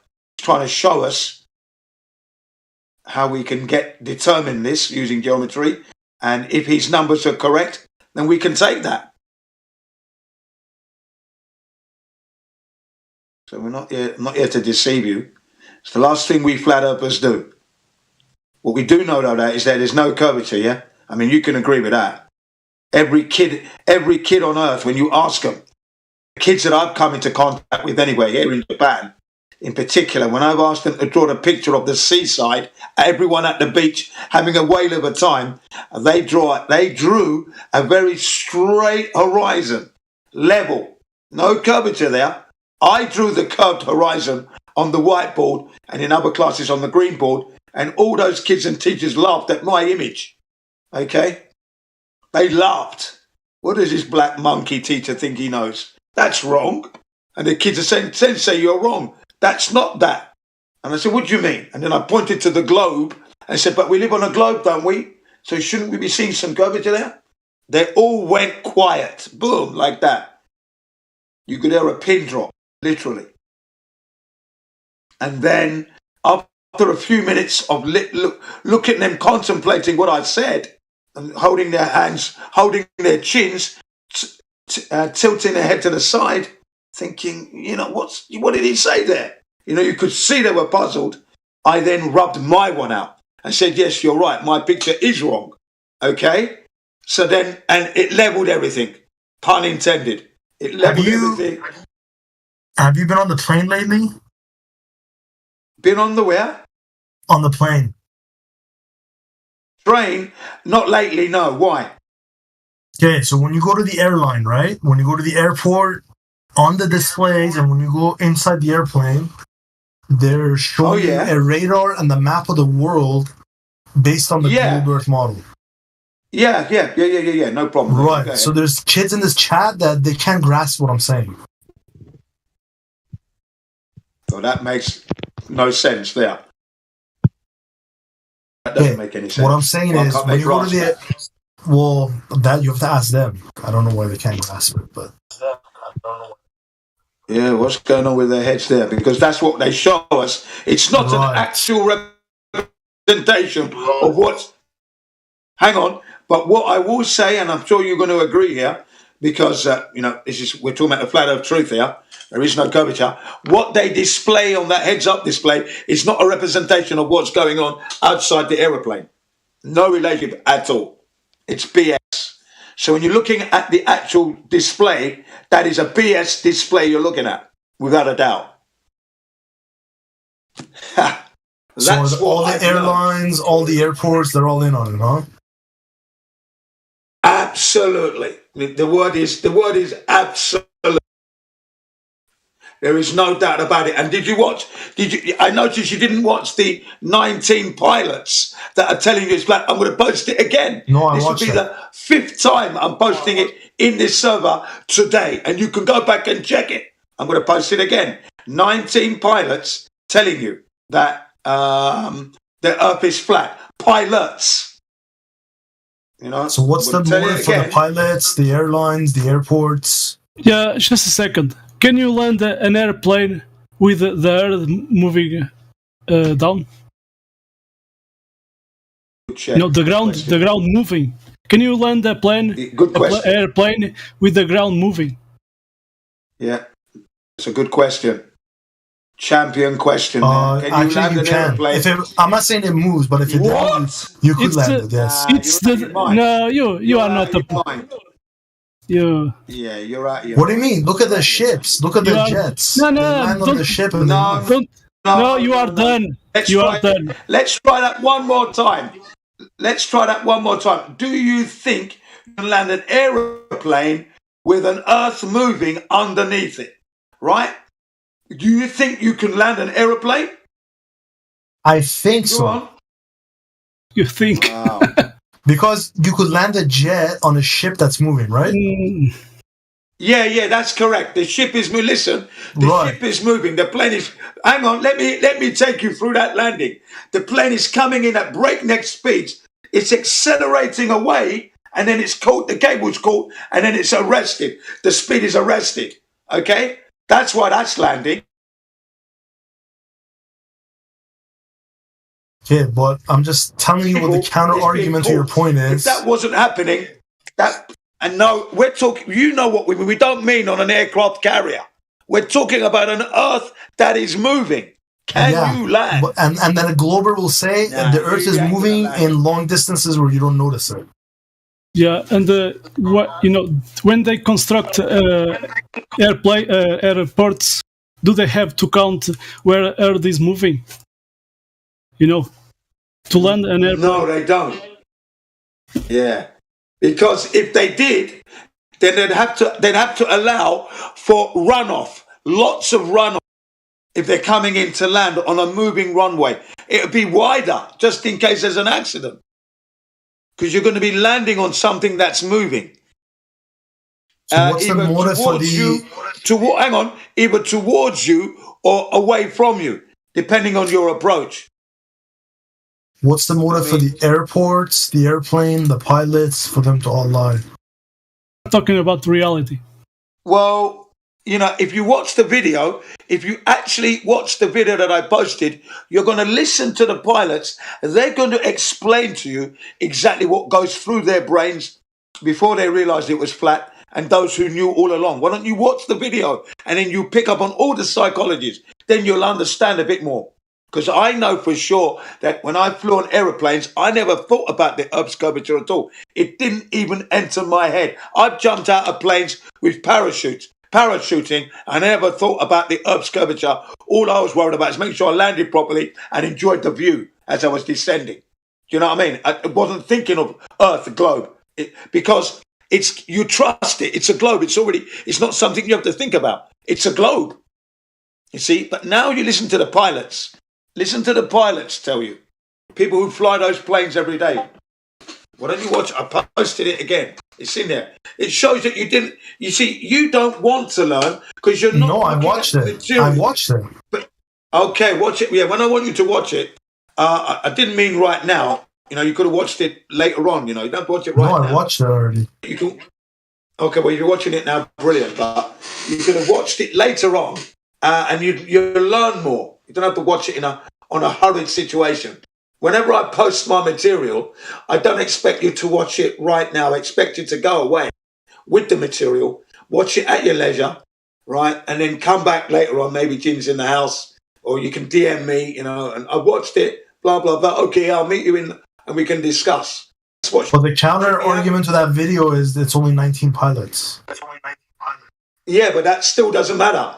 If there's 19 pilots telling you that it's flat, and then those 19 pilots go off to all the other pilots, that number's just going to increase.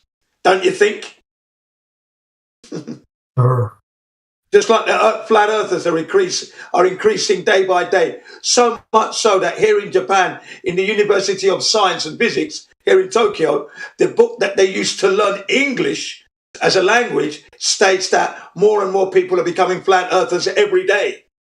And that's in an English textbook here in Japan for the Japanese to learn. So, you know, I mean, just be advised. More and more people are becoming flat earthers every single day of the week. And I'll put your situation is you're a flat earther by default, you're a flat earther in denial, but more importantly, you're a flat earther gonna be. I'll tell you that now. Don't even argue it. Or concave earth. You'll never be on that concave earth. You're a flat earther gonna be, man. That's where you are. I shit you not. Yeah, but they claim you have to become a flat earther first and then you become that. You're a flat earther gonna be. You're already on the flat earth. That's what I said to you. You're a flat earther by default because you were born on a flat earth. You're just in denial. You're not realizing that point, or you're refusing to realize that point. Hence, you're a flat earther gonna be. Guarantee you that. Welcome to Earth. Mince my words. You're a flat earther. I love it when I say that, because I still don't get how the airplane travels on the flat earth. You know, airplane. It's in the name. No, I know, but on the radar it shows it going west from California to China. The header, it's showing flat. That's right.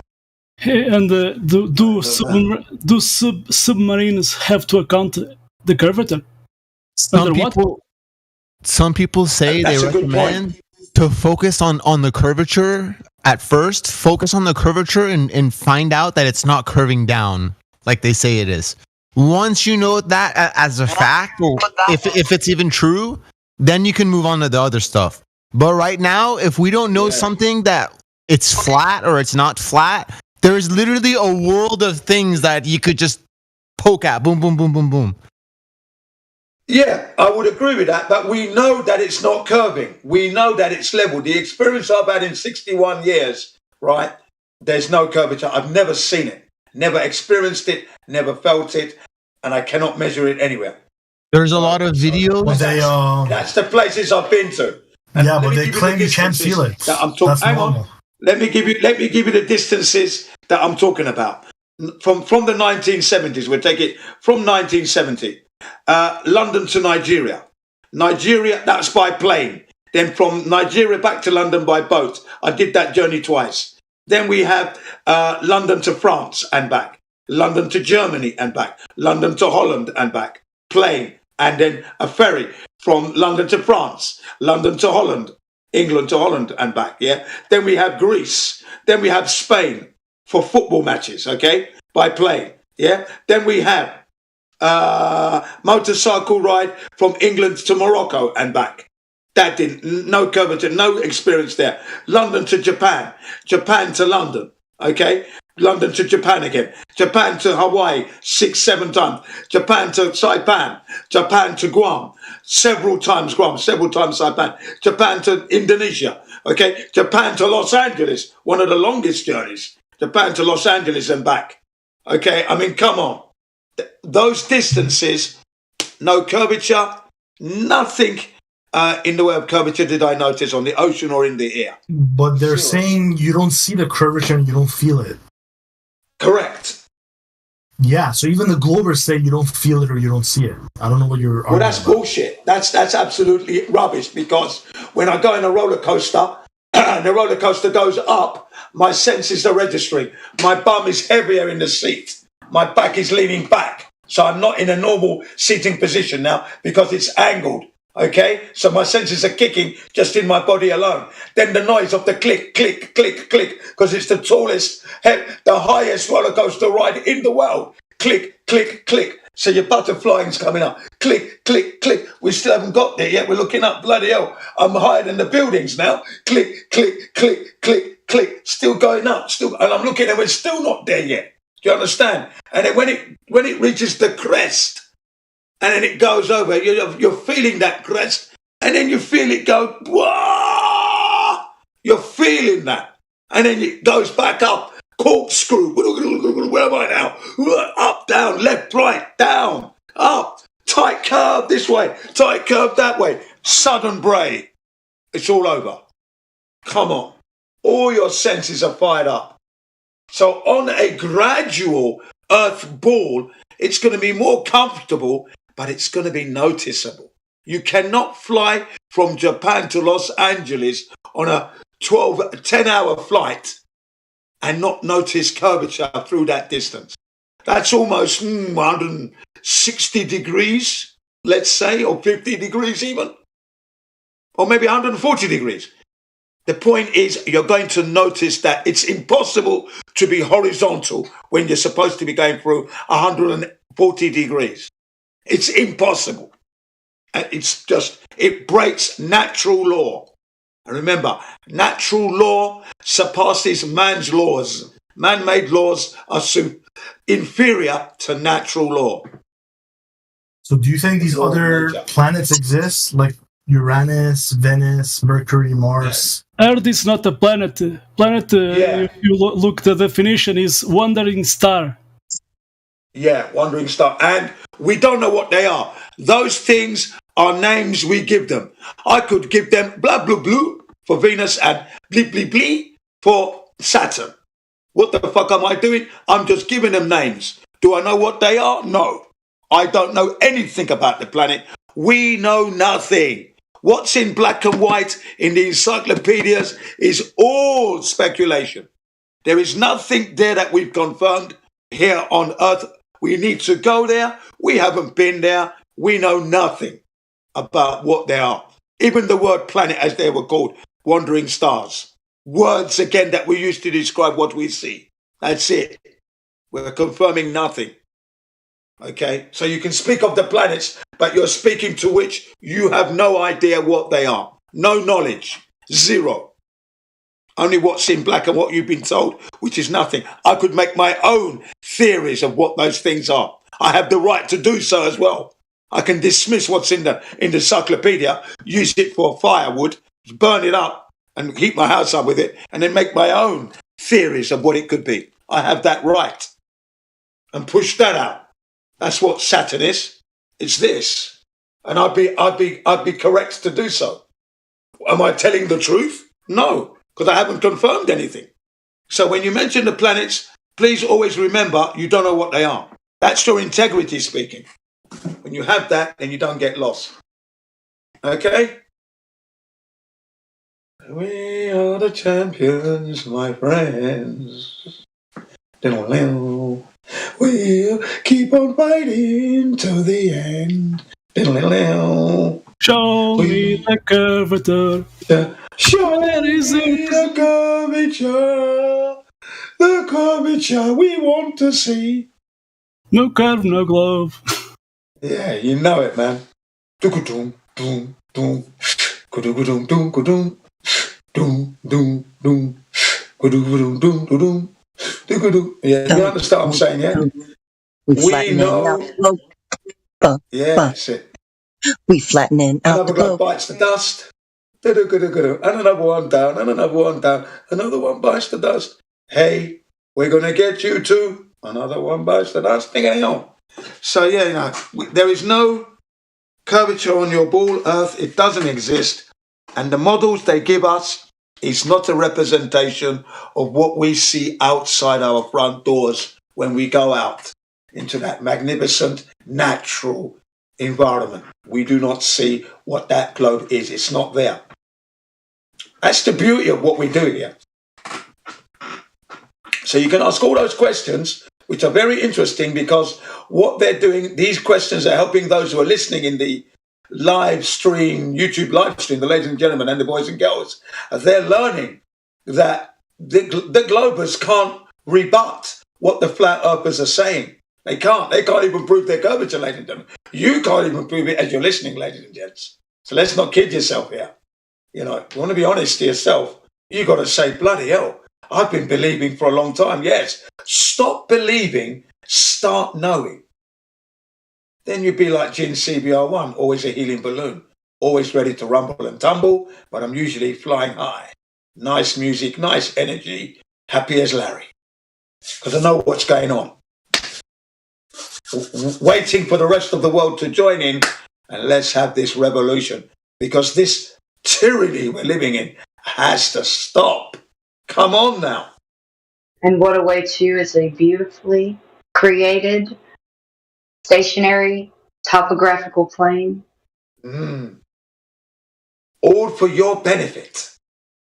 But you've allowed, we, the 99% cowards, have allowed the 1% to run our lives.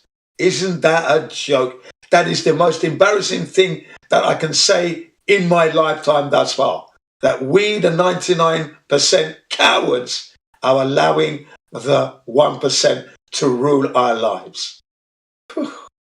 If ever there's a mismatch, what a joke. What a joke. People walk around in their heads thinking they don't have to know anything. People have already done it for them.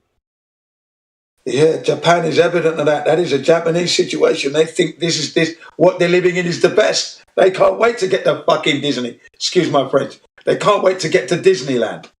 They love it. Silly. Fantasy. I had a dentist here teaching him English for his holiday and business trip. It was a business trip plus holiday, yeah? And I put it, you know, the Earth globe came up and I put it to him, are you sure the Earth is a globe? How do you know this? Took him a few minutes to think about it. I had to prompt him.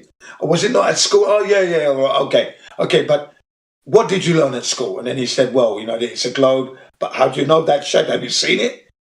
And he couldn't answer on that. I said, right, okay, let me show you. Let me explain to you. This is the man, Robert Simmons. He's the man that makes the blue marble image. His nickname is Mr. Blue Marble, okay? This is a computer generated. You remember this image? Okay, it's on your smartphone, yeah. This is computer generated. Is computer generated a real thing? No. He says, okay, good. So that's not real. So I will ask you again, where is the real image of the globe Earth? Oh, but they went to the moon, straight to the moon landing. I said, no, they never went to the moon because we don't have the technology. And the image that they called the blue marble back then in 1972, that's a painting. It's not even a photograph. We didn't go to the moon. We didn't go to the moon? No, we did not go to the moon. We can't go there. America lied. We don't have that technology. It's impossible. The vacuum problem, the radiation problem, okay? The cosmic ray problem, I explained to him, okay? And he didn't know all this stuff. I said, here's the evidence for what they say. And he read it. And then at the end of all that, yeah, at the end of him realizing that he couldn't prove the globe, he says, you know what he said? I like to live in the fantasy anyway. That's what he said. So after 35 minutes discussion on the topic matter, he responds with, well, I like to live in the fantasy anyway. I said to him, that's why the world is fucked up, because people like you fuck up the world with the stupid thinking of fantasy. Do you understand that? A few months later, he left the school. I didn't bat an eyelid. Couldn't give a fuck. But at least he knew that he was wrong. Because I want to live in the fantasy. Shit. I want to live in the fantasy, he says. Lovely. See, that's what we're contending with, ladies and gentlemen. That's the kind of mentality we are.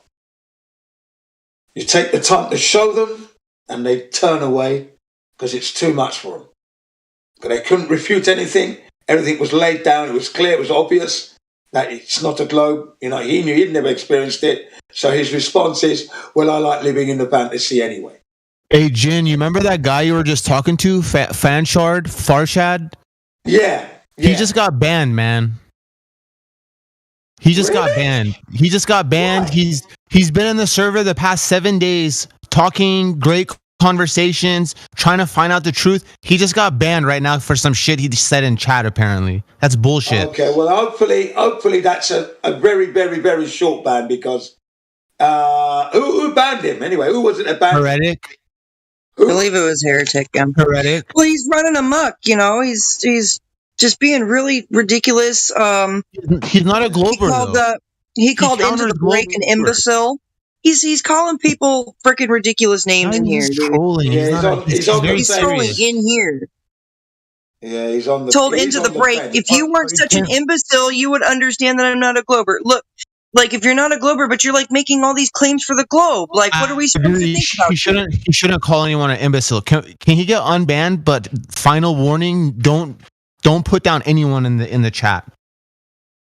Because he's been bringing up a lot of conversations, like with Matthew, hour-long conversations. Why don't we put him in cog-dis? Very valuable. Put him in cognitive dissonance for a while. That's all. Having Matthew question his reality. Yeah. Why don't we put him in cognitive dissonance rather than ban them? Because we need to hang on to these globers, even when they're being obnoxious. But let's put them in cog-dis because that slows them right down. Shuts them down. He's actually not a glober. He's a fence walker. That's what I said. He's on flat Earth. Yeah, I know he's on the fence, but he's defending he shouldn't call anyone an imbecile. He's defending the globe, though. He's asking questions from the globe perspective, though. That's what he's doing. Well, for himself, you know. Yeah, which is fair enough. He doesn't believe in the moon landing. He doesn't think the sun's 93 million miles away. Okay, and so he right now can't trust anyone except himself. So he's got to ask these questions, and he's not trying to counter you guys. He's just saying, like, to the best of my ability, in this perspective, this is what they say. What's the counter to that? So I could scratch that off my list. Yeah. I would like that this server gives those people who are on the fence plenty of room. But we are a server that if we think you're on the fence for too long because you've asked enough questions that should make it clear to you, because a child of 10 would have got it by now, you're going to be questioned. You're on the fence for too long now. What's going on here? You can't be on the fence forever. If you're going to remain on the fence, then you're gone. That's what I'm like. Because I give you the room to be on the fence. Hang on. I'll give you the room to be on the fence, and I'll give you the room to ask all the questions you need answered to get your bearing right. But if the questions are exceeding what 10-year-olds already know and can answer, and you're not showing that intellect, you're out of here. Because you're just wasting time. You are trolling. Do you understand? Got to bear that in mind, yeah? You want to be on the fence, and the questions you ask are supposed to move you off the fence. Okay? They're supposed to move you towards the flat earth truth. That's where you're headed. And if you're not moving forward and you've strapped yourself to that fence, I'll take that fence and whack you with it. Just to make sure you know you're still on the fucking fence and you've asked more than enough questions to be off the fence by now. You know? Remember that. Because it's okay to be on the fence, but you're not going to start trolling from the fence, which is what this server, other members, do not have any patience for that. They really don't. So don't be surprised, especially the new flat earthers who may have acquired certain roles in this server, you know, moderation roles and that. You know, if they deem that you're trolling from the fence, they could easily bang. Me, on the other hand, I will give you that room. A bit wiser, a bit older, let's say. I'll give you that room. I'm going to give it to you because I've got to give you that room because I need you to be on the revolution side, you see. So obviously I'm going to give you that room. But then if I think you're on the fence for too long, you know, you're just going over and over and over again. Well, come on, man. What's going on here? Sake. You're going on like you can't swim. You know what I mean? It's a flat earth. No doubt about it. You know, don't be hanging on that fence because that fence is going to be taken from you. I'll burn it under you. You'll jump off into the flat earth truth like that quickly. Or back in the fantasy world of the globe. Remember, the globe does not exist outside your front door. It only exists in your mind. It's in your head. It's not out there in reality. It is not out there. There's no getting away from that fact. Now put the ball down. Come inside and do your damn homework. I put the ball down and come inside and do your damn homework. Sit. There you go. Put that ball down. Opened up. I love it. You're welcome. You're welcome. It's fucking brilliant. Yeah, put it down. I believe that's personal and unique to me. Yeah, feel free to use that, man.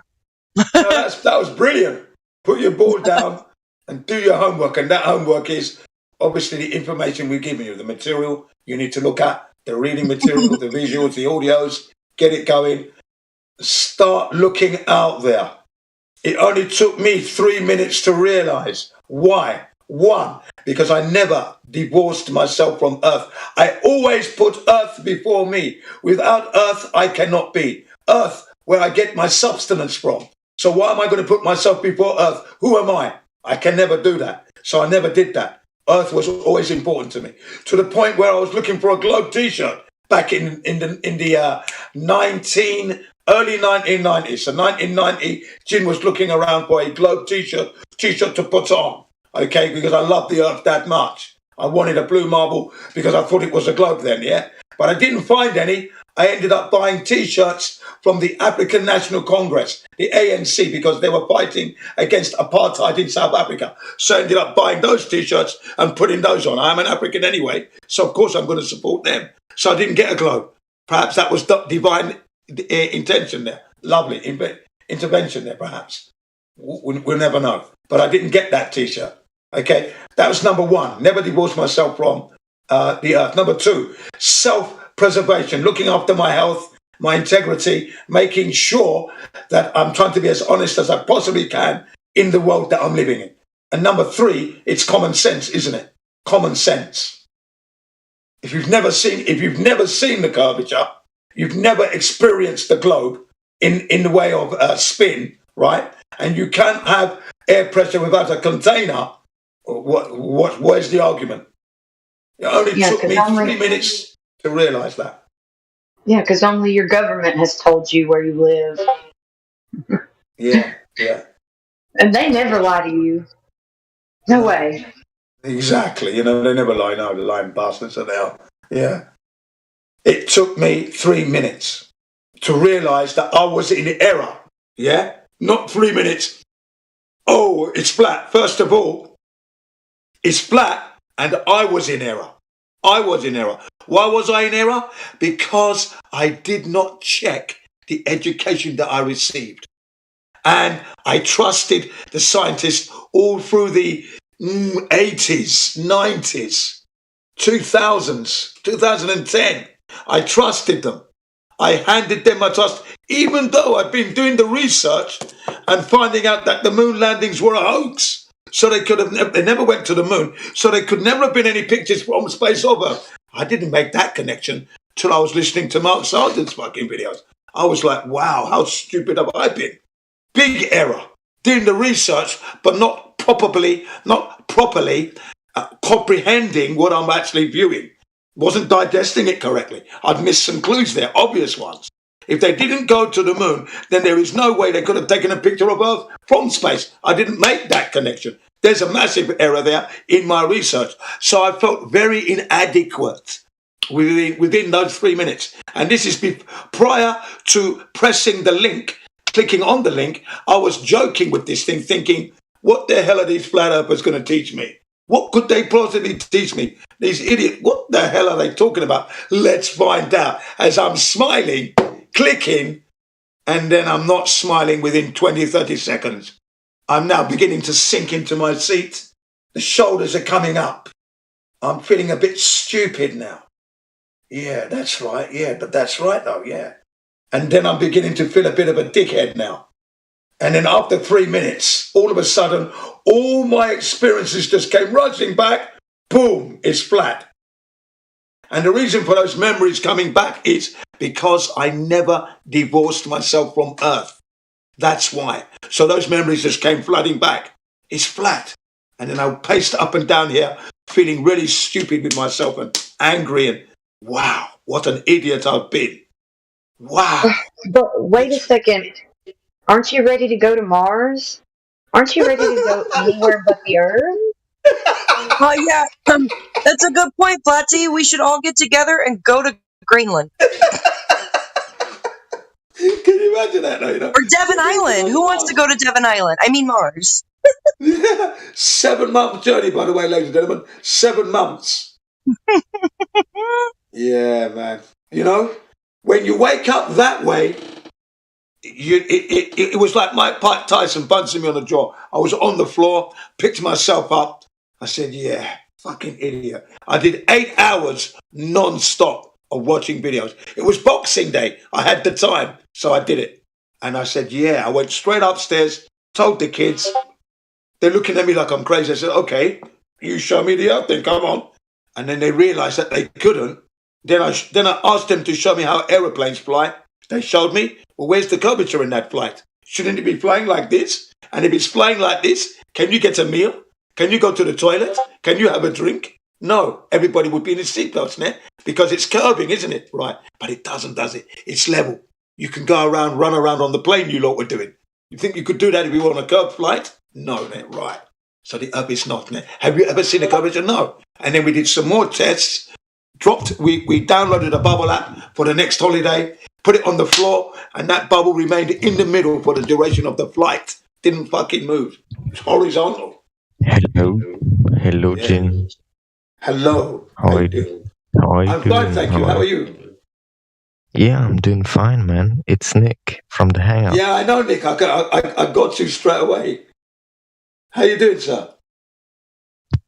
Very, very good, man. Yeah. Discovering the flatness of the earth. Yeah. I looked for you in the PLM, but you weren't there recently. Oh, yeah. Yeah, I know. I've been a little bit busy. Yeah. But, yeah, man. I was just, educating the listeners in the YouTube live stream on the integrity of your lives. That's very, very important. If you want to get over this, if it's a globe or if it's a flat earth, stop the trend following. Because flat earth is not a trend. Flat earth is the light, is the truth, is where we are. It's what was created. And as the lady said earlier, it was created for your benefit, but we, the cowards, have allowed it to be hijacked. That's what's going on here. There's a hijack situation going on here. Earth has been hijacked.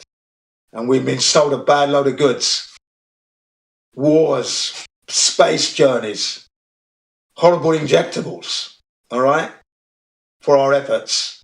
And we're the ones that we're facilitating it by running to the ballot box, putting the X that don't mean diddly squat. All right? Yeah, because it's already been selected and rigged against you. And then you wonder why your life is shit in the toilet. Okay. Good luck. There you have it. It's easy to discern. It's a no-brainer. 10-year-olds, 7, 8, 9-year-olds can get this, and it's done. Just as easy as it was loaded, just as easy as they were told it was a globe, it's easy to discern that it's flat. That easy. And with children, once they see the lie, they'll never go there again. Just like adults, once you go flat, you never go back. The same with the kids. Once they see that lie, they'll never go there again. They'll just say, that globe, and they'll look at us and laugh. And laugh at anybody else, because you know what kids like? Kids are like, they'll make fun. The globe, that's hideous. I've heard them. My children were arguing with the teachers at school. I've heard kids arguing. Yeah. Bloody right. Some of the adult students were saying, Dean, you shouldn't tell your kids that the earth is flat, and you shouldn't tell the kids. I says, look, if the teachers are teaching the wrong thing to the children, where's the integrity? A teacher's supposed to have integrity. Is he or she not supposed to tell the truth? Okay, so don't tell me not to tell. Okay, that's wrong. That's why everything's messed up. Start with the children. They're going to be the future, yeah? They're going to thank me. I know they are. And they grew up and they say, yeah, Jin Sensei told me. That's how I know. And then in university in Tokyo, they're saying, Jin Sensei, you're great. And these students, prior to uttering those words, they were thinking, what the hell do you know? What's your qualification? What's your credentials they were giving? Who are you? Kind of thing, because they were going to the prestigious universities. when I asked their professor and I asked him point blank, can you prove that the Earth is a globe, that it exists? He said no. The other one said no. I said, you see that? You see that? This is via Skype. I said, did you see that? Yeah. Your professors told you that they can't prove the globe. So, Professor, why do you teach it then? You see? Right. Then they knew they had problems. I had Skype calls coming in at 1 o'clock, 2 o'clock, 3 o'clock in the morning. Because they had to do their homework, and then they were grappling with the globe and the flat Earth, calling me, and then in the end, they realised. You should make a YouTube podcast for people, to teach people about flat Earth, because people nowadays are indoctrinated in schools and in other institutions about it. Yeah. What I tend to do in the what I'm doing in the meantime, though, is that when I travel into the parks where I go, I'm educating them there, and I do take my globe, and I do take my Gleason's map and a couple of aeroplanes in my pocket, and I go out there, put it down, and I call the kids over. I shout at them, "Come on, go, let's have some fun!" And I introduce myself and say, "Yeah, bang, let's get it on." So where I live, they know. The kids are beginning to realise. I already talked them about the mask not working. Okay, that's why I don't wear a mask. I told them. Okay, and let's see if I die yet. And I'm still there. I say to them, and now we talk flat Earth. I love it. When I say kids, that would include junior high school and high school kids as well. Yeah, and they come across with a little bit of a gung-ho attitude, but when I start to whittle them down, they say, "Yeah, right. Now let's seriously, just because Japan has a high tech, you people are behind still. Now, Japan is still behind the rest of the world. Okay, right. So let's just slow down here. You can't know more than me." I have to hit them with that just to calm them down, okay? So, because how old are you? Oh, 16. You? Oh, 17. You know more than me, yeah? I mean, I'm 50-something. So you know more than me, yeah? You know more than me? Yeah? You know more than me? Yeah, that's why I make them say no, they don't. So that's how I get the control back. And it's okay, now that you know where your position is, where did you see the curvature? Where did you see it? And there's just silence everywhere. Exactly. You can't answer because you never saw it. That is the truth, isn't it? Did you see it? Because if you saw it, you'd say, I saw it there. I saw it there. You didn't see it, right. And why didn't you see it? You climbed mountains? Okay. And if you fly in an aeroplane, there's a perfect chance. Did you see it? No. Then one or two of them have said, yeah. I said, you know what? Okay, you said you saw it through an aeroplane window. Okay, let me tell you about the aeroplane window. But I'll show you it with a motorcycle helmet. So, because I ride a motorbike, I said, you see that glass, that visor? That visor is curved. When I look through that visor, the image is not distorted. It's perfect. I see the traffic lights. I see the road signs. Everything is perfect through that curved piece of perspex glass. Now, if it wasn't safe, it wouldn't have a safety stamp on it. So if you said you saw it through the aeroplane window, that would be a lie, because the window is fashioned in such a way that you can have a good view, not a distorted view, so you can use your camera. So you didn't see it there. That's a lie. That's what I said to them. And then that one goes quiet instantly. And then I hit him with the Neil deGrasse Tyson. I showed the man's face, black guy, the #1 astrophysicist in the world on TV. His name is Neil deGrasse Tyson. You can check for yourself. I'm not lying. I don't have to lie here. And then when I tell him, he says, you can't see it from 120,000 feet up. And then I showed him the picture of 120,000 feet up, the sign says, where is the curvature on that mean? You ain't seeing it there, right? He says, you can't see it. It's flat. Is it flat? Okay, so you're not seeing it from there. So you're not seeing it from your little 5 miles, 35,000 feet, 40,000 feet aeroplane. You're not seeing it there. You're not seeing it. So you never saw it. Okay, anybody else? Can you prove that the Earth is spinning? Yeah, Yes, and the questions come thick and fast after that. You can't prove something that doesn't exist. Exactly. Exactly. Can't prove a I lie. say that. Yeah. Can't I say that. Been saying it for 8 years. And I say it to the kids as well. To all the high school students, adults, everyone. I say it. Because they do try to strong arm it, but when I hit them with the facts, that's it. They're deflated. I pop them like a balloon. Pop, pop, pop. That's it. You're done.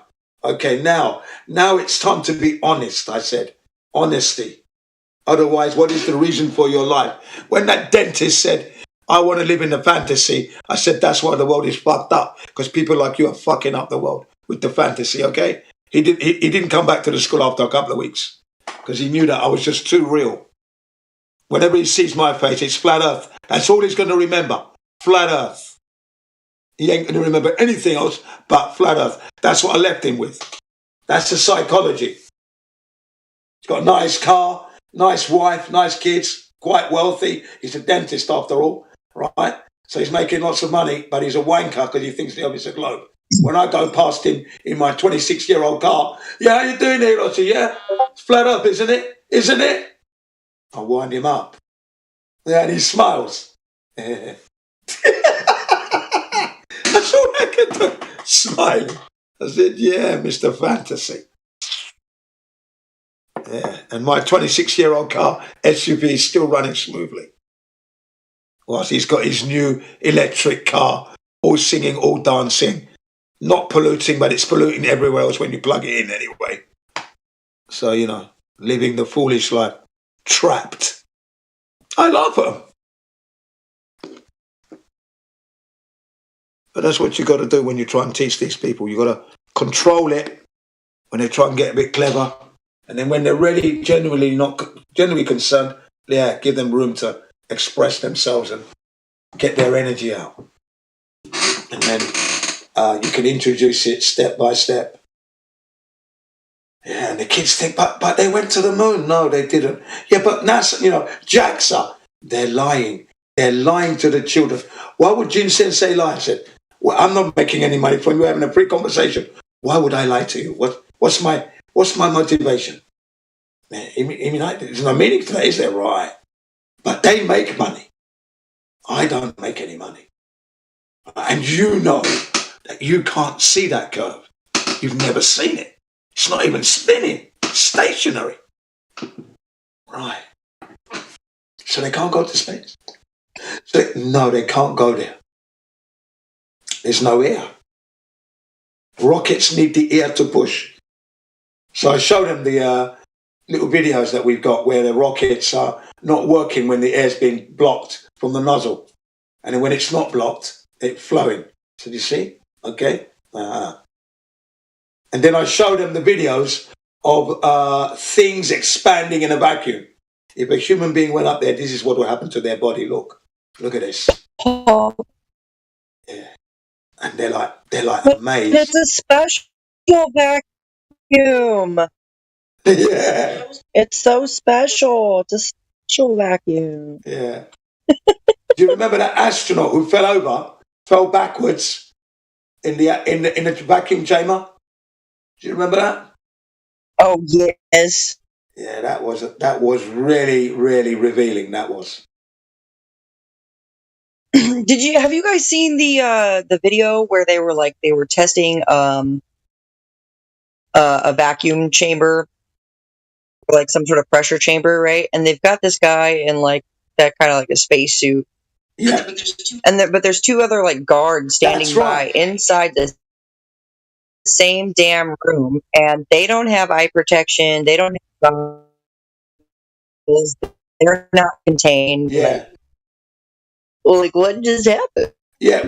What actually happened was that they vacated the chamber, and then he's on the treadmill. You see, he's on the treadmill, and the treadmill is on an incline, so that to simulate him going uphill. And as soon as he's took about 4 or 5 paces, the hose that was feeding in the air supply disconnected, and he instantly fell backwards. And he didn't stop. He didn't try to break his fall or twist round. He just fell backwards like a tree that's been chopped in the forest. Straight down, bang. and they couldn't get that door open quick enough. And they said that opening the vacuum chamber that quick could have killed him.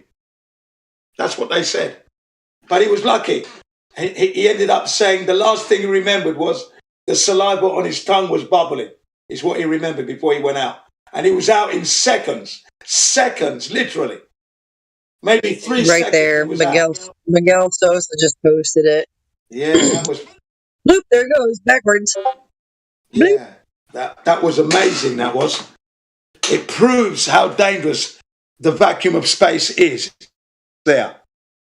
Yeah, well, I mean, I call it a fictitious vacuum of space because, you know. Yeah, I'm with you. It's a fictitious vacuum. It's real. It's a fictitious vacuum. Yeah, there it is. Yeah. I'm looking at it now, man. I mean, that's what it was. That's what he just fell straight back. At all. He tried to stop. He was out. Fucking hell. It comes on.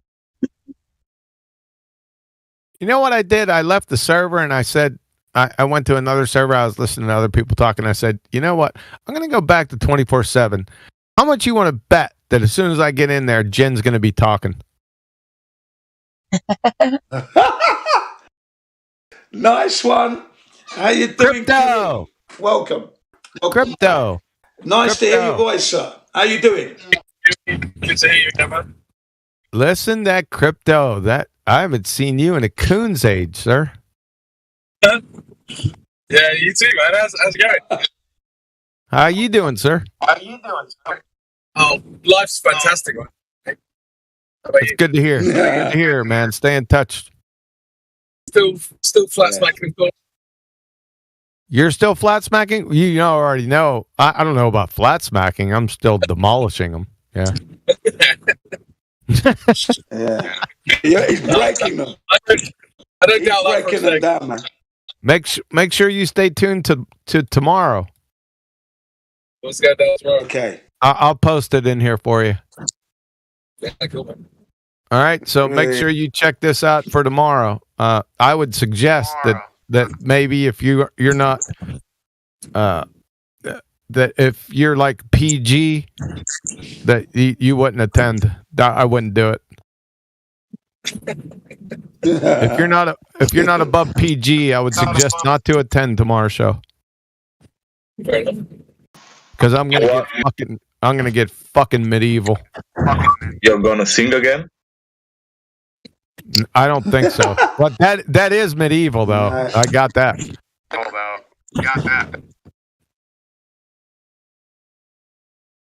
Yeah, I like it when you go into that mode anyway. It's a good lesson for all of us. So yeah, I'll look forward to that, I think. Where are you going to be? I have to take a Quaalude after it.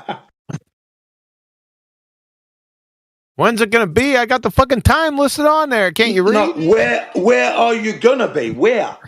What do you mean where? I'm at fucking home. On your channel? Oh, yeah. No, on Simon Dan's channel. Well, I might actually put some good content out. Oh, I wish you would go on his channel. I can give him a slap up. Oh, I wouldn't waste my. I'm not into that anymore. Yeah, I'm going for the big dog. I am though. One day I'll get there. Now gets a. These are the thinking atheists. That's sort of a big dog. So these poor dumb bastards just happened by him. So look out. Yeah. But yeah, I'm running home to Mama, man. Yeah. Because have you noticed how NASA? The fuck are you talking about NASA? Hang on, they're preparing this generation not to accept, not to expect. About NASA for? All right. I won't talk about NASA then. No, I'm saying there's a time and a place, time and seasons. Have you ever heard that song by the Birds? For fuck's sake. Okay, all right. Now we're talking about fucking these idiots right here. I told you I was going to go home to mama when I first come out here. How many years ago now? 15 years ago? I was destroying atheistic retards, you know, the spinning space apes. Yeah. Yeah, I'm running home to mama on this one. 15 years ago. I've only been into this 8 years. No, no, not flat Earth. I've been around here since whatever 2016 was. So 7. Yeah. But I was out here a long time before that, destroying evotards. Yeah. That's where I made my money. Destroying them from 2002 with the moon landing thing. Oh no, I was not here then. I was totally indoctrinated back then. Yeah, but but I wasn't on Discord doing that. I was out on the streets doing that. I was not out on the streets. I was at work. Yeah, I was at work doing it, on the streets doing it, everywhere. Not me. 2002. I was busy having kids. So was I. My second son was born that year. What's his favorite color? His favorite color is green. It's good to know. Yeah. Well, yeah. I mean, you do, don't you? I mean, he's 20 years old now. He's attending Honda Technical College because I ride Hondas in CBR1. Holy CBR shit! Yeah, so he's in Honda Technical College. What? He's in his second year now. It's just the power of suggestion. I can whip you around any which way I want to just by the power of suggestion. You'll fucking go on and talk about anything that I whip up. That's right. I'm like that. That's a skill. Thank you. Not that I was being facetious. It's okay, but I need it. I need that skill. I need that skill. OMG, man. Yeah, I need that skill. I need it, man. That's how I am. Let's get back to crypto. What's he been doing? Besides echo on our mics. No, man, not a great deal. I haven't really produced much music lately or done anything like that. I've just been getting involved in the debates, There's a whole new level of fallacies that the Globetards are kicking out, and it's just fun to kind of engage with those, I guess. Whole new level? Nah, they're just the same old ones. You're probably right. It's probably just recycled shit that I just hadn't heard before, Yeah, they just respawn. Yeah, it's the same old ones, I'm just amazed, they could tell you something that's pants on head retarded. You'll point out exactly why it's retarded, and they'll just say "nuh-uh" and repeat it. And then you're back to the start of the conversation, and you're just like, I don't know how this has happened. You sound frustrated with that. It's a 7-year frustration. It gets you sooner or later. Yeah. What are you going to do? What am I going to do? I don't think there's anything I can do to remedy it, not legally at least. Yeah, that's what I was thinking. You can't shoot him. Yeah, too funny, Crypto. Well, it's good to hear your voice again, man. Yeah, thanks, man. You too. Yeah. What have you been up to anyway? Have you got a different channel now, or what's going on? No. I still got the same channel. I'm in Discord or whatever, because obviously, I don't want to go into stuff, but I heard about Betty, and I didn't know if they ended that. So there's another one. Don't you got a invite to that one?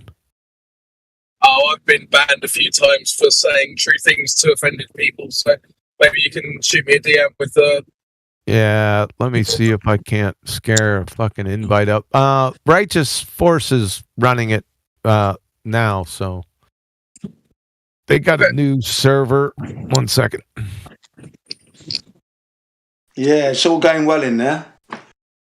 I was there the other day with QE and Nathan Oakley and the gang. It was pretty interesting. Yep, Nathan still runs his show from in there. Let me PM you. See if I can remember how to do that.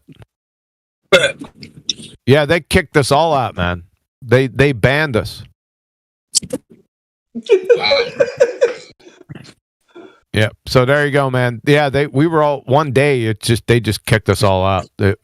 I was banned. I said I don't give a fuck. I ain't going back there anyway. So eventually, I came back around.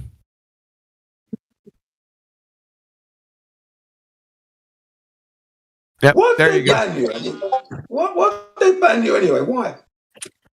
Well, they banned everyone. Everyone that was a moderator in Betty's server was banned. Just flat banned. Okay, yeah. That makes sense then, yeah. Everyone that was a moderator. Yeah.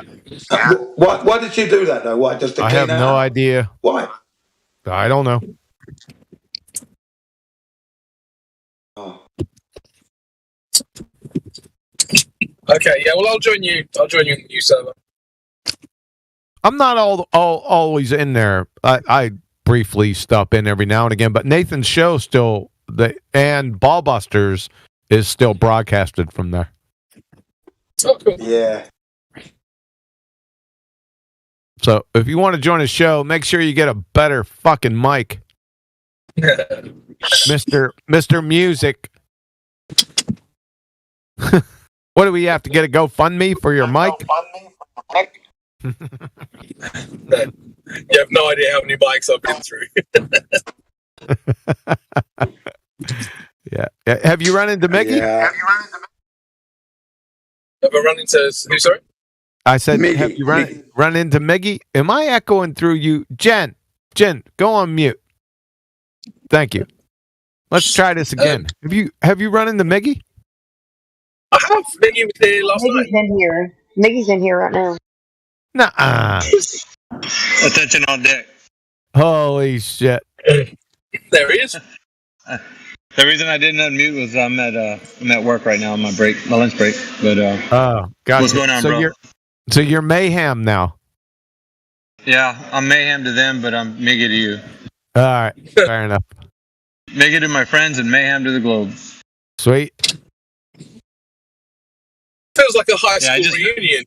It does feel like a high school reunion, doesn't it? I was gonna tell you, I heard you kind of laughing in the background whenever old Matthew Learns got shellacked by Nathan the other day. Yeah, you were just chuckling because not that you wanted to, you know Matthew. I mean, it wasn't like. I mean, kind of like felt sorry for the guy in a bit, but at the same time, I mean, he had it coming. It was a long time coming, so he got served properly, and then I heard you in the background kind of chuckling. I was like, freaking Kiwi's probably enjoying this. Like, what? I mean, how many times have I been around Matthew Learns in here? Like 3 years, like topic after topic after topic. It was just like a fucking obliteration of this guy, and they're treating him like some new guy, like they have some, not Nathan, but the other guys on the panel, like it was some kind of nuanced shit. I said, I've been dealing with this crayon muncher for 3 years. Yeah, it was kind of cool though to see Nathan kind of go to work on him. It never gets old for me. No, it doesn't. It's a lot of fun. That is. It really is. He came back after that show later on that evening back in here, and he was salty. He was pretty salty. He's like trying to passive aggressively get his anger out on the rest of the crew in here, and then Heretic gave him Heretic gave him a good old shellacking too. So he was just, and then he started really getting upset, and he was saying some condescending things to Heretic, and then he's like, I better leave because I'm getting upset. No shit. Yeah, because you're retarded. Not yeah, because you're dumb. Yeah, he's a retard. But it left a mark anyway. Yeah, because Nathan told him that how can you explain a drama student dragging around a university math professor by the short hairs? How can you explain that? Yeah, it stung. It stung. It stung me hearing him. I'm like, oof, that hurts. From over here. Me. Oh. Yeesh. You heard me chuckling, eh? Yeah, I heard you chuckling. I was like, yeah, that's Huey. He's giving it. That's a seal of approval right there. Yeah. If that's ever one. Unbelievable. I mean, honestly, he's a masochist at this point. Like he enjoys being beat down. Like I don't know. I really don't know. I don't either. You'd think he'd stop coming in here, but yeah. I don't. I can't explain it. You asking me to explain that idiot's fucking mentality? Nah, I'd rather clean the bathroom. Did that happen quite recently? Oh yeah, it's right there in the chat. Somebody just posted it. 10:24 or 24 minutes after the hour. Crypto. Flat Earth debate 1834 live. Matthew Weathers. Fair enough. Yeah, I'll give that a listen. That sounds like a lot of fun. Oh, it just you don't even know. Yeah, it was. If Q was chuckling in the background, it was. I'll have to make myself a nice cup of tea, maybe get some popcorn on the go, and then I'll get into that. We got him to the point where he's a university math professor and he couldn't define calculation. Oh shit! That's too funny. You know, I was talking to one of the Globers the other day, and you know the Eratosthenes thing. I said to him that use the Eratosthenes method to calculate radius, and then he said to me, "Oh, but that's you using it wrong." And I was like, "No shit, that's what he's doing." That's the point. By the way, guys, I'm gonna head out because break's over in that. So. All right, man. Good to hear you again, Meggie. Yeah, catch you later, Kiwi. Hang in there, brother. Yep. Later, Crypto. See you later. Yeah, so I was like, "No shit, that's what's wrong with it." And he was like, "No, you're just using it wrong." Oh, fuck's sake. Oh, brother. Yeah, I actually talked to Matthew later that day on Tartaria. It was funny. It was like I was like, "Dude, that was rough.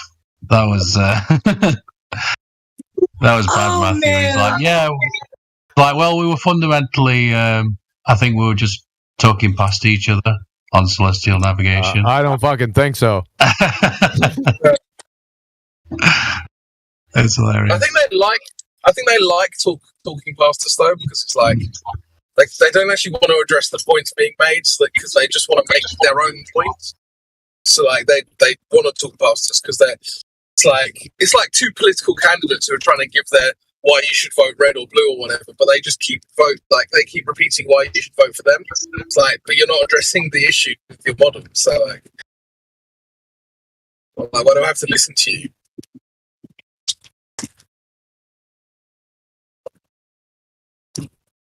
Anyway. Let's bring back the arena.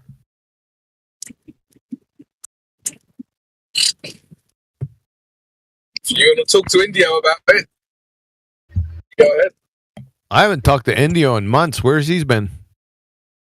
He pops in every now and then. He was on just a couple days ago. Yeah, he's been on here a lot lately. He's good listening to Indio. He's awesome. Very knowledgeable. Does he still have his contradictionary? Probably. Say his name 3 times and I'll pop up. Oh, Indio. I didn't work, sorry. He better be on the straight and narrow.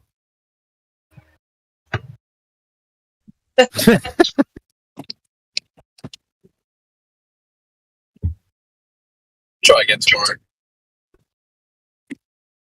I'll have to tighten his shot group. You hear that, Indio?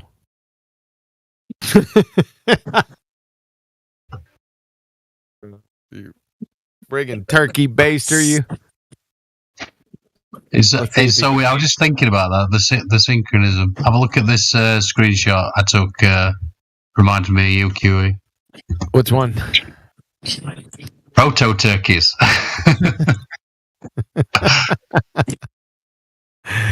It's a good one. Adding a Go on, read it, dude, because only you could do it.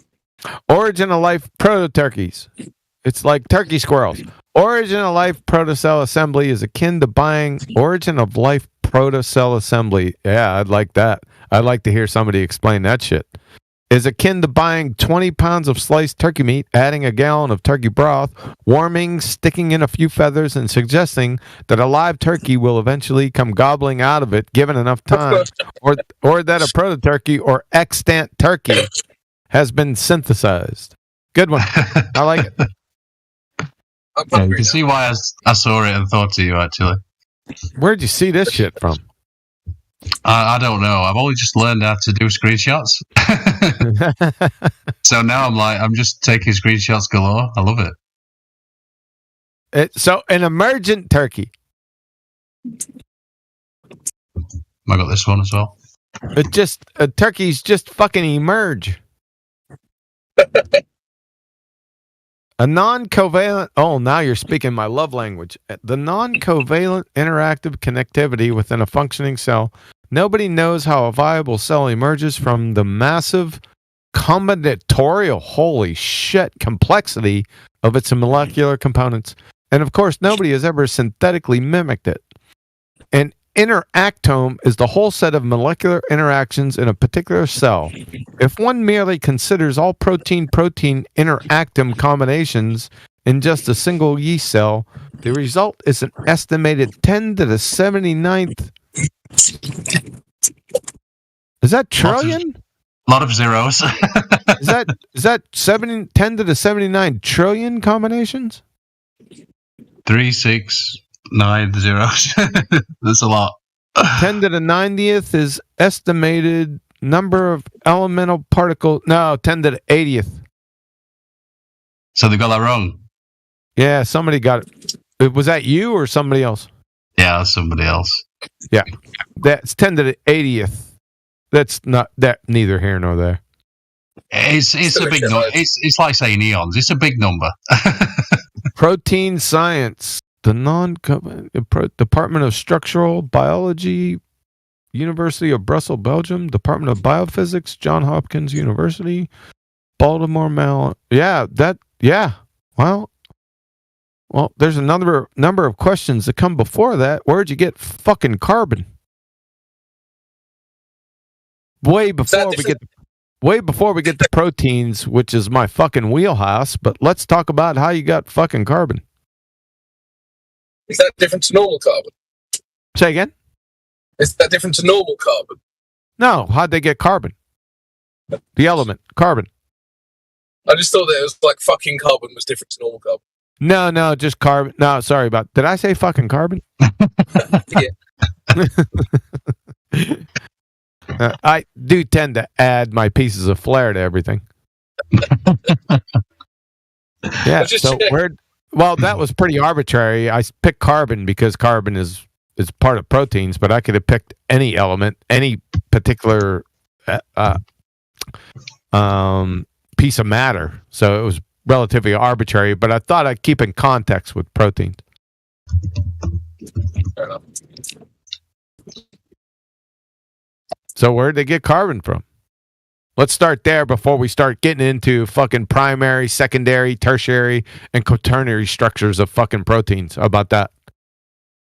But you notice how these like books on quote unquote evolution, they'll tell you they'll say oh well, there are all of these primates, and or they'll tell you that there's like a stage of quote unquote evolution. Whoa. Did you say evolution? Yes, what the I fuck did. is that? Well, you tell me.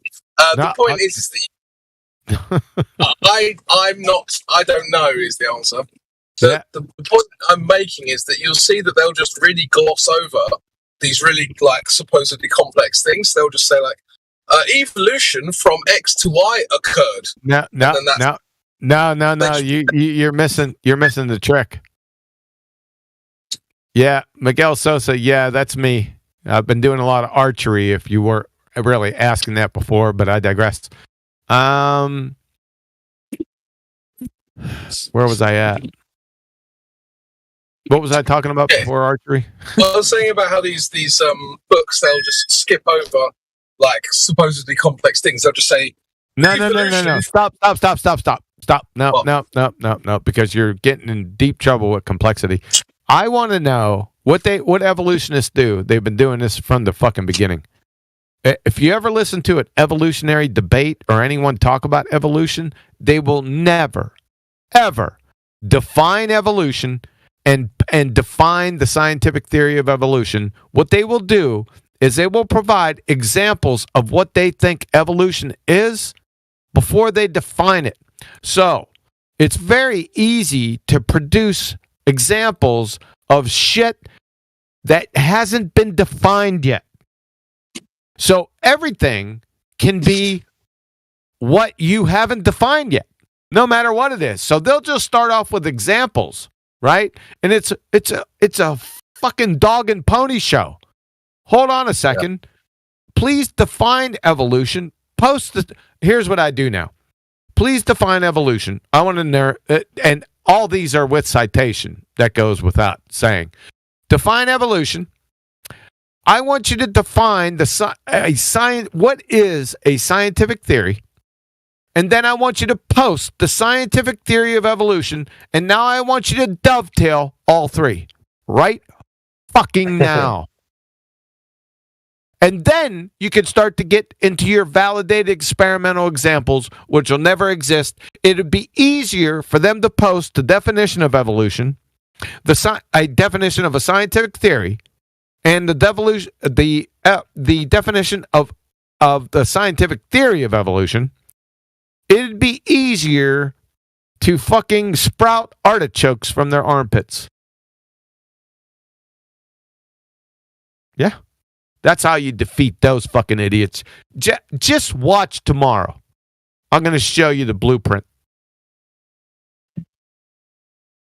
I'm going to leave them with that just pump the neighbor's cat look on their face. Don't they have that already? Yes, but I'm going to accentuate it. Fair enough.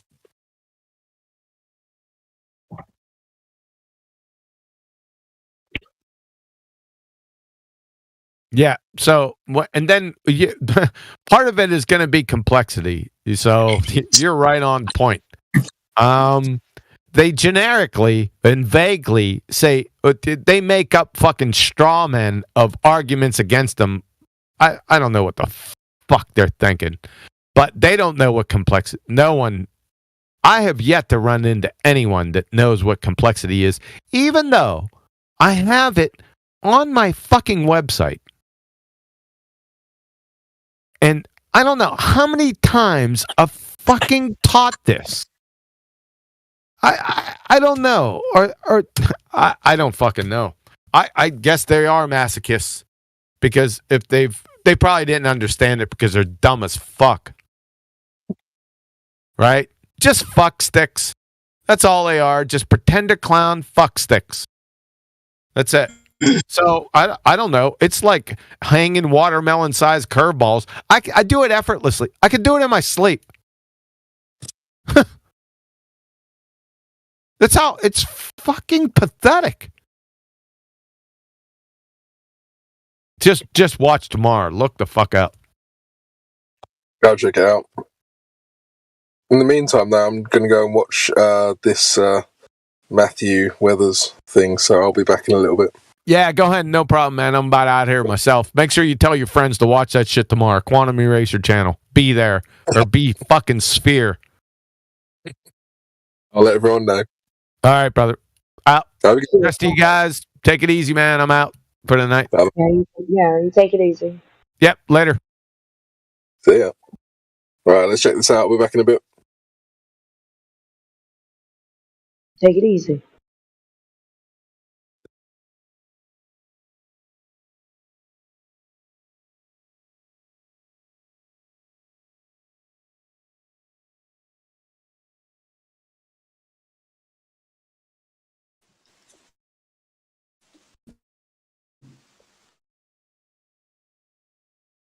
Got some skeptics or globe believers.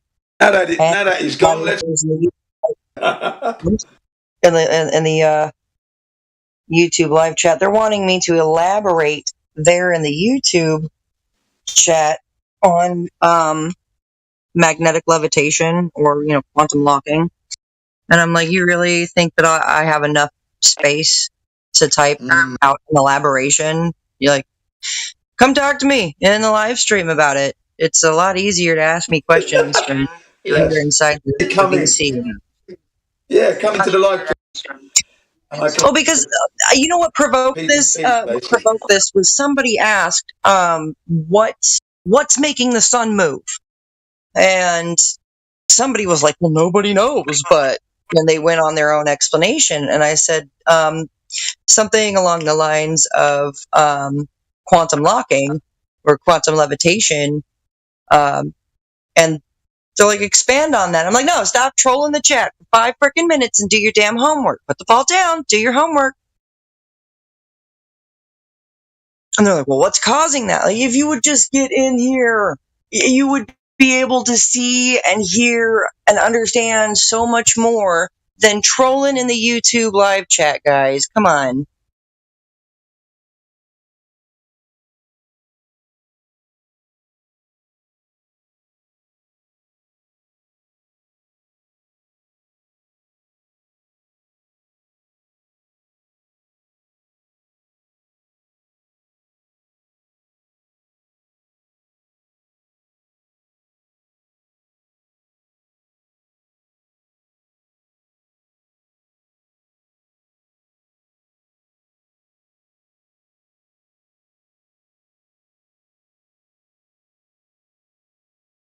Put your jock straps on and your cup protectors and get in here because I'm about to do some ball kicking.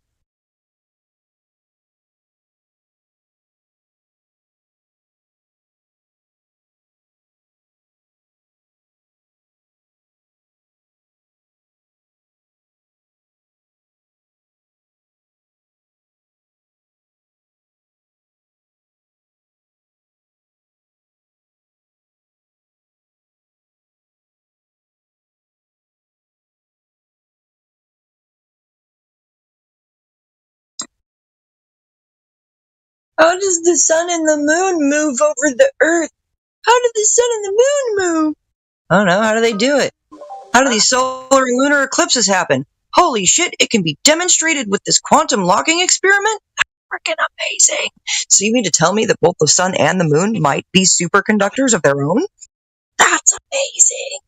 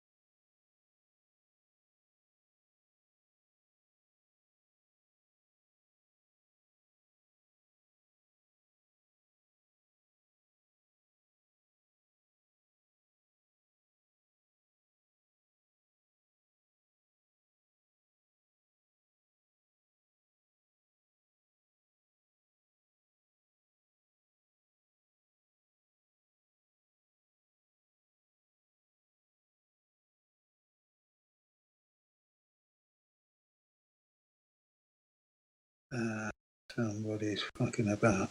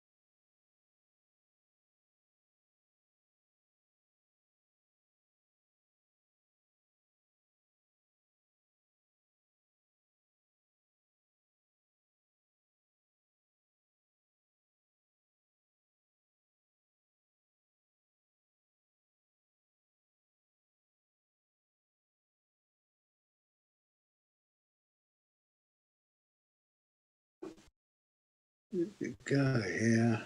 Come on. Okay, don't know who that is. Then go here.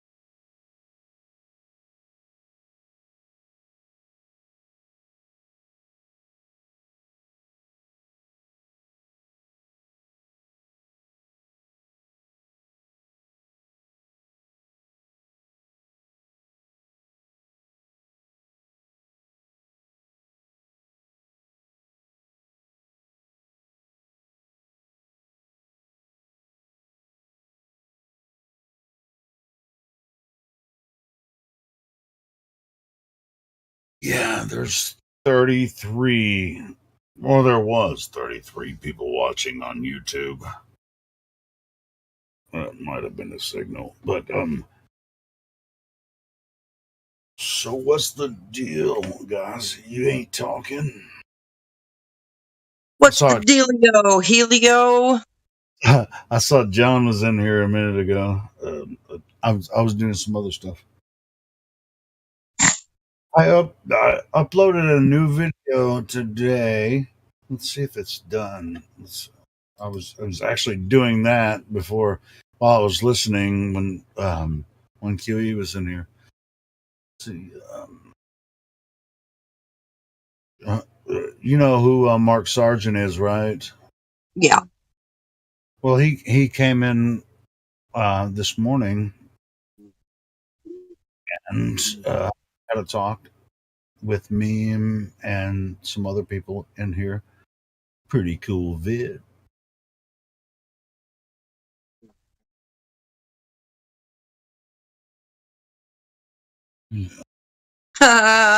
Losers. You think you can't learn anything from YouTube? Okay. Is that what they're saying in the chat? Yeah, you get it from YouTube. Yeah, like I learned how to do a lot of repairs and modifications and stuff like that on my car because of YouTube. Reparations on my car are thanks to YouTube and my husband. Yeah, me too. But I've done so many repairs on my car too. Yeah, exactly. So that I'm just using that as a primary example of don't fucking tell me that you can't learn anything from fucking YouTube videos. Yeah, we have classes on There's there. plenty. There is plenty how many times I've fixed my car comprehensive from material. And if these people would stop trolling for long enough, they could probably figure out and learn something from some comprehensive scientific videos on YouTube. Who knows? Maybe some of these beta males could learn how to change oil. Wow. Shit, I've done a freaking tune-up on, dude. The tune-up on a Ford Fusion is very difficult. I mean, there's so much involved. I've done that from a YouTube fucking video. You know? Yeah. No, he's trying to nowadays diverting the point and saying, no, we don't think that we're smarter of billions of people. That's not it at all. Okay. And that's really dumb. It's just that we progressed, and we learned more than what they were telling us. We figured out that there was more to it than what was being told. But your MK Ultra. Sorry to disturb your MK Ultra. Like, damn, guys. Well, they're in their paradigm, right? It's like, well, flat earthers are automatically dumb because they think the Earth is flat. That's until they prove otherwise. Is they do these weird bass-backwards projections, and they're saying that, oh, you think that you're smarter than no. I'm sure that there's somebody that probably has a little bit more knowledge than I do. I mean, a piece of paper that says you have a PhD. It's not about being smart altogether, is it, Jenna? It's about being logical. It's about being reasonable. It's about being logical. It's about seeing and understanding what works, what's physical, what's observable, testable, repeatable, and verifiable, because that's genuine science. Oh, what is smart? What is smart? What does that mean? Smart, that means that you're smarter than everybody, so then you have all of the conclusions that everyone should come up with. You're smarter than everybody. That's just, it rains down, just like, that means you're the freaking, I'm smart, so I can, project my information. Everybody should believe me because I'm smart. Hey, Tim Pryor, you forgot to put the word pseudo in front of science. No field of pseudoscience agrees with flat Earth. Now, that would be a correct statement.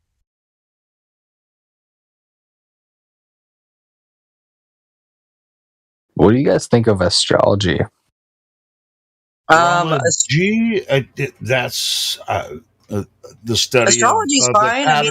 Sure. Yeah, it's the pattern. It's the patterns that we all observe and have observed through time. Yes, there's nothing. Would you say wrong it's like the story of the heavens?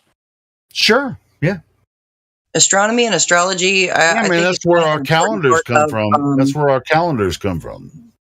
It's also important to celestial navigation.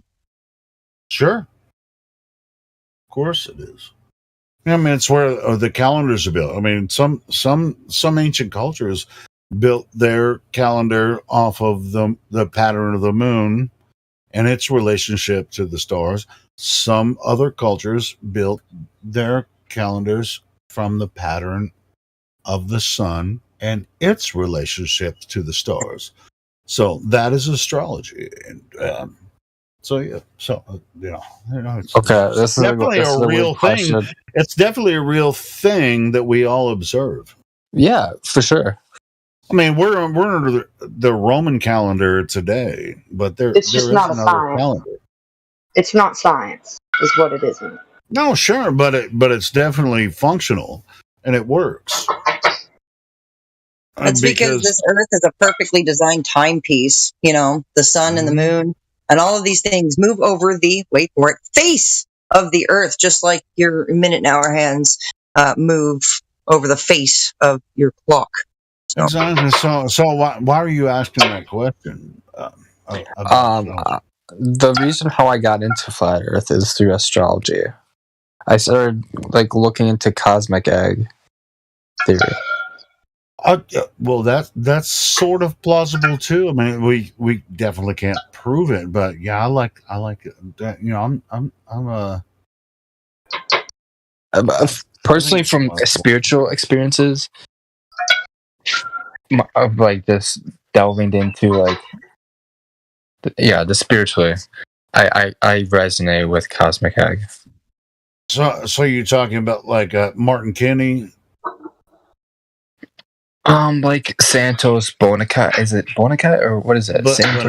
Santos Bonacci.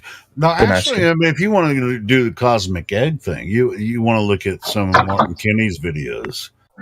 He's also a British guy. I'll share a video if you want to check into it. Yeah, shoot me. We're maybe in your. We do speculation Sunday. It's just all Sunday long we speculate and all this kind of shit. But it's 11 p.m. for me, so we're an hour away from speculation Sunday. But yeah, I'm so excited for this.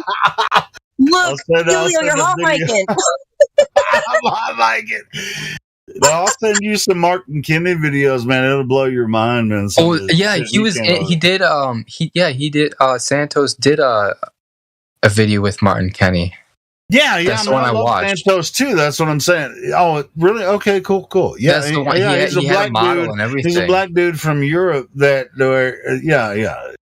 Santos is in Mexico now, but he's from Italy. But he speaks like multiple languages and stuff.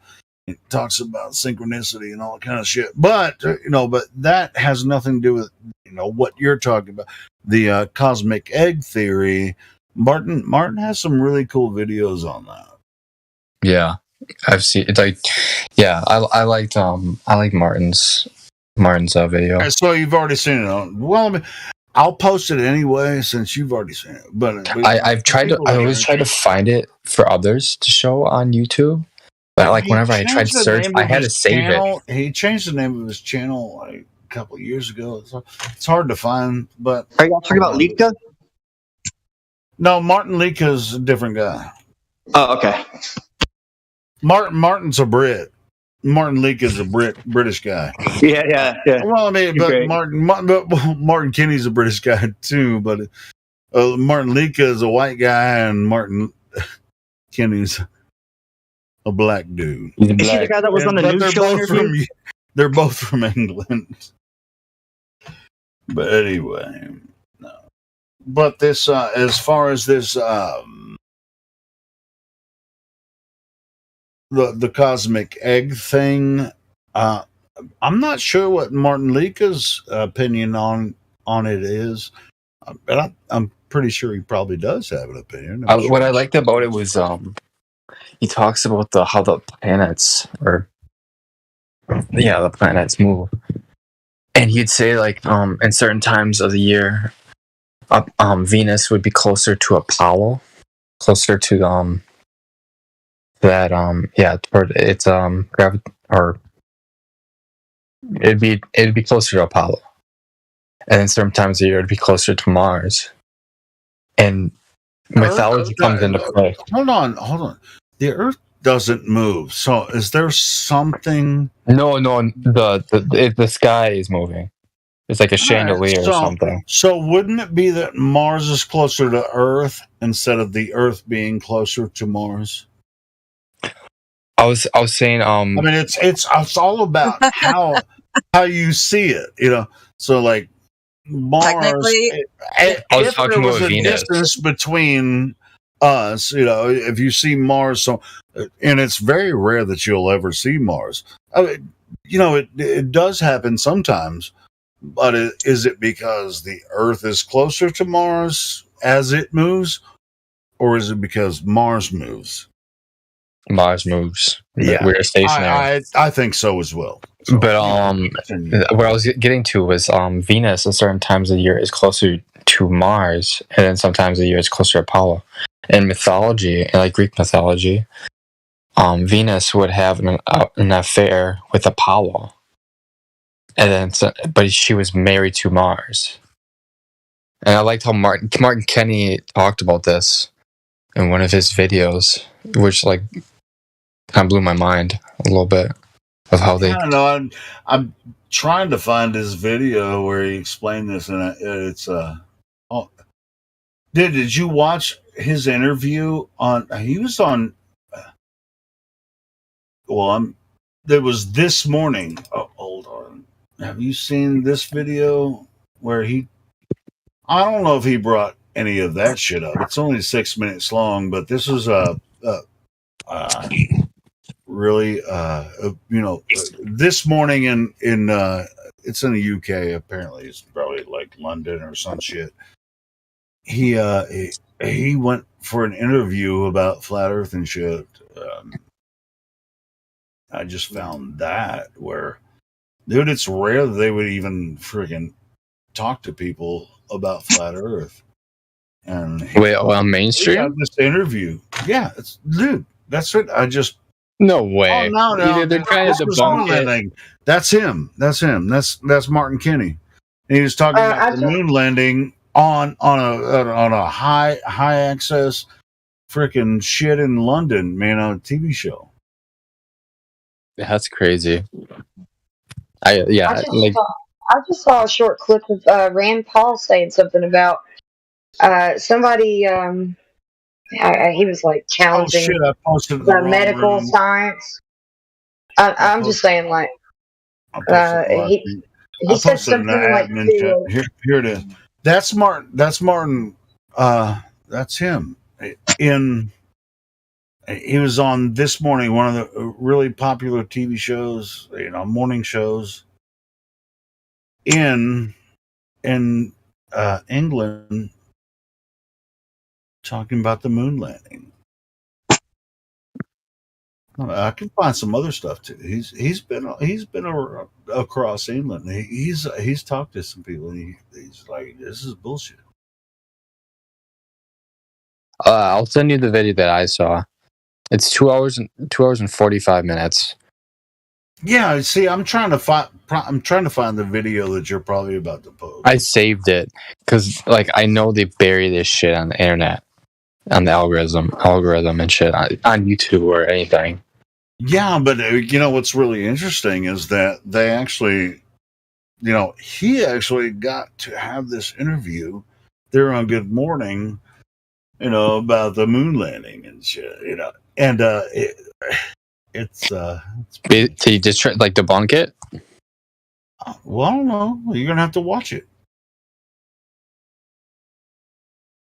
Do you got the video?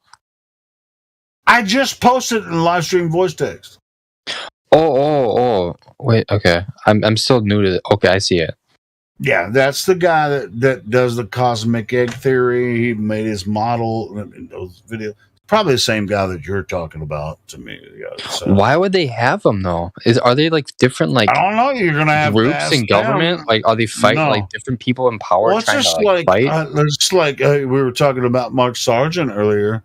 They've had Mark Sargent on, this show too, talking about flat Earth, and so it's it's really interesting. Why? Who knows? It's got to be. I feel like it's got to do something with powers conflicting with each other, because you get one side that like wants you to believe globe, and then maybe there's these others that also are in power that are like, hey, we'll sprinkle in this. I can play the audio from this video on here, but I might get a copyright strike on the YouTube channel, by playing it. So I just share it. You can click on it and listen to it. And I remember when he did go on this show. I think it was a few years ago. Yeah, I remember Martin Kinney, man. He's a really cool dude, man. I never met him or talked to him, but puts out some really good stuff. I feel like he tripped really hard one day, and then he went down this fucking rabbit hole. Hey, I'll tell you what. So did I. So that's why I relate to this motherfucker. That's what I'm saying. But yeah, it's more than that though. It's just like I tripped a long time ago before the flat Earth. I already want, but I, do you think that, dude? There are a lot of people that haven't taken, these, substances or whatever, that are on this server that know that the Earth is not what they tell us it is. It like trips your brain. It doesn't mean it's just like the only way you're going to figure out the Earth is flat is by taking drugs. No, that's not. No. Alter your consciousness. Yeah. I think eating plants helps with raising your consciousness. Sure. And sure, even with consciousness too. Oh, we have to take drugs to actually find God. That's not true either. So it doesn't matter how you found where you are. This true information is for you from the Creator. Doesn't matter at all. Polaris. Once the truth hits you, or the sun. The truth hits you, you can't when you see something that is true, you can't unsee it. Yeah. That's the big part of that. That's the big part. Once you see it, you can't unsee it. Doesn't it's just like if somebody comes with, well, somebody told you this, or it was just like when you see the real truth, like somebody tries to convince you that it's not true anymore, it's just like good fucking luck.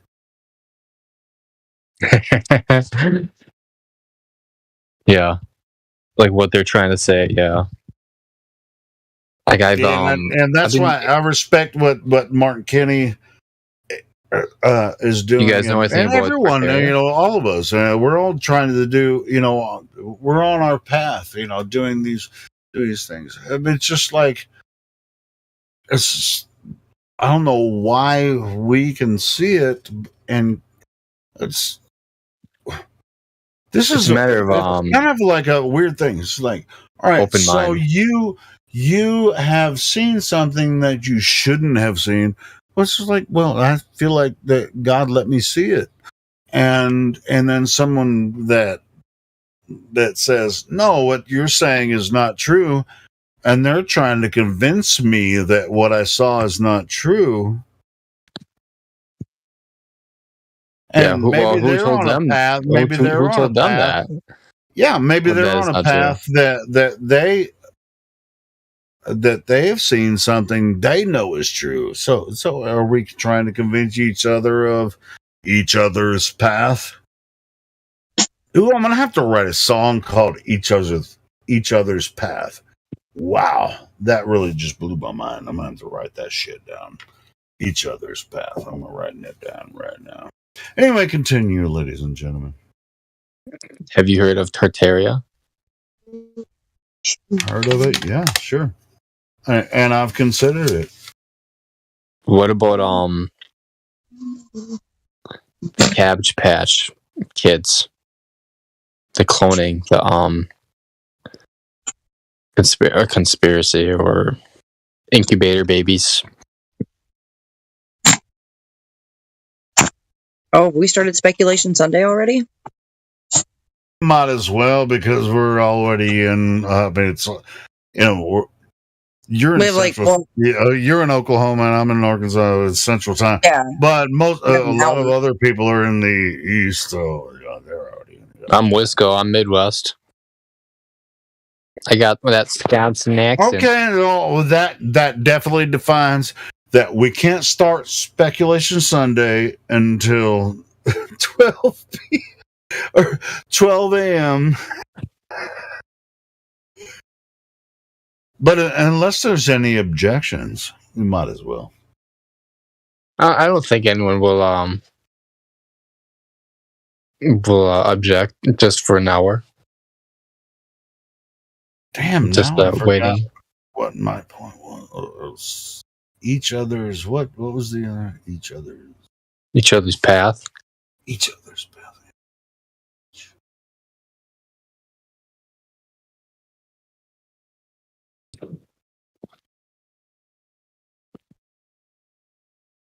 Do you think there is such a thing as that?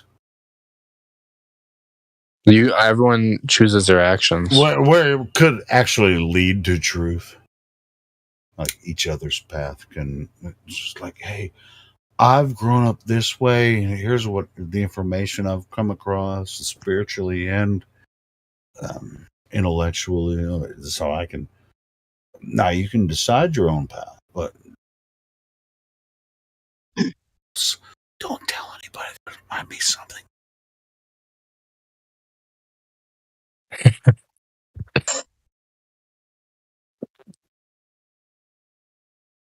Oh, Tim Pryor, we can talk about it in the BC. Haha, multi-tone deleted your message. I could probably write this whole fucking song right now. Each other's path. Lyrics to it.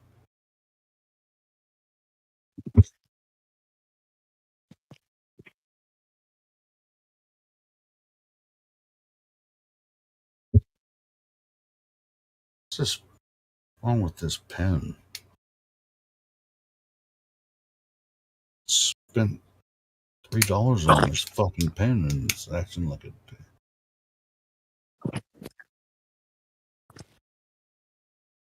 Anyway, so we move forward like with some of you guys have. This really feels comfortable holding the pen just like as a pointer, just holding it while I'm talking. I'm just like, all right. So we've been talking about Martin Liedtke, and we're talking about Martin Kenny. Watch that video. Yeah, watch the video. I mean, but he was talking about the moon landing in that video. But if you watch, did you send me the other one with his Cosmic Egg, like big cosmic egg theory video? Yep. Dude, I love holding this pen. This is weird. I'm like talking while I'm holding this pen. This is so we can go. Here we go. Your hot mic in.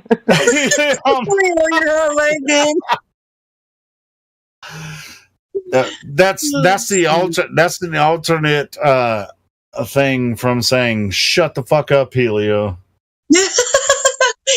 No, it's just fun to say that at this point. I know, but I mean, in case anyone doesn't know, it's just like Helio, you're hot mic. Okay, that means shut up. Somebody else is trying to talk, but sometimes people don't want to run over, and if I run over people, it's not intentional, but it can be sometimes, depending on what they say. If I talk too much, and I'm rambling, you're a rambling man. Helio, you're hot micing. There you go. Fucking up. It works. All right. So since I'm hot micing. No, dude, I was just saying that because you were talking about how cool it was to have the pen in your hand. So that's why I said you're hot micing. I know. So I was just rambling.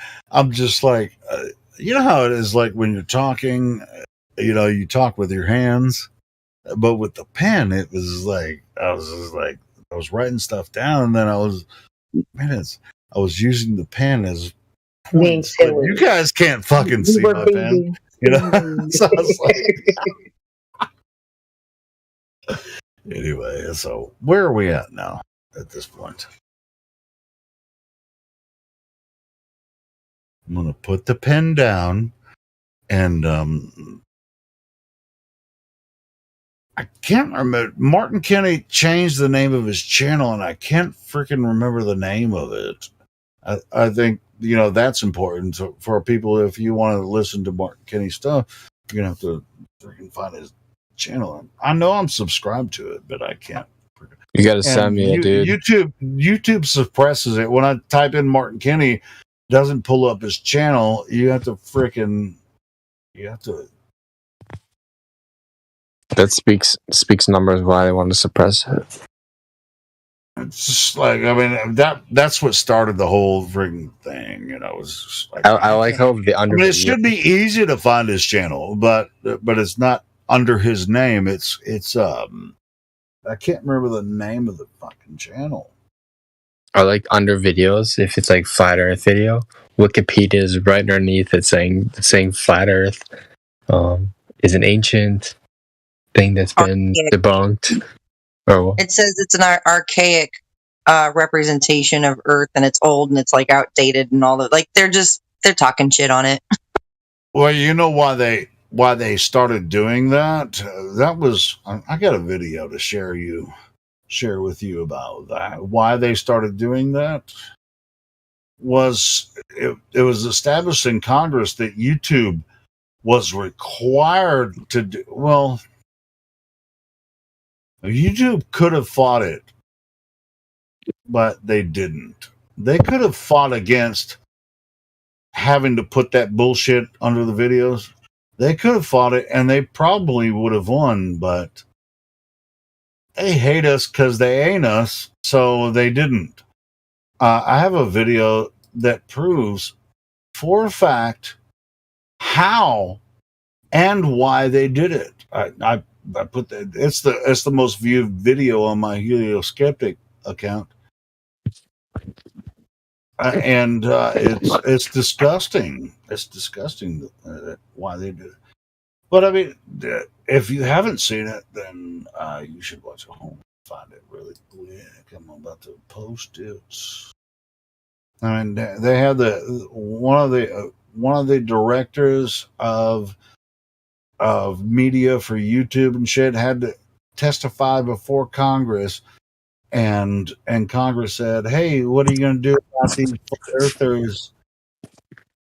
And YouTube was like, "What we're going to do is we're going to suppress the information, and we're going to post information below that gives comprehensive fucking information that links to Wikipedia."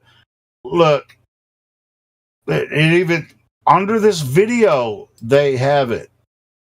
Now, this video that I created, well, I didn't create it, but I actually stole it from somebody else. So hopefully somebody else has fucking 500,000 views on that video.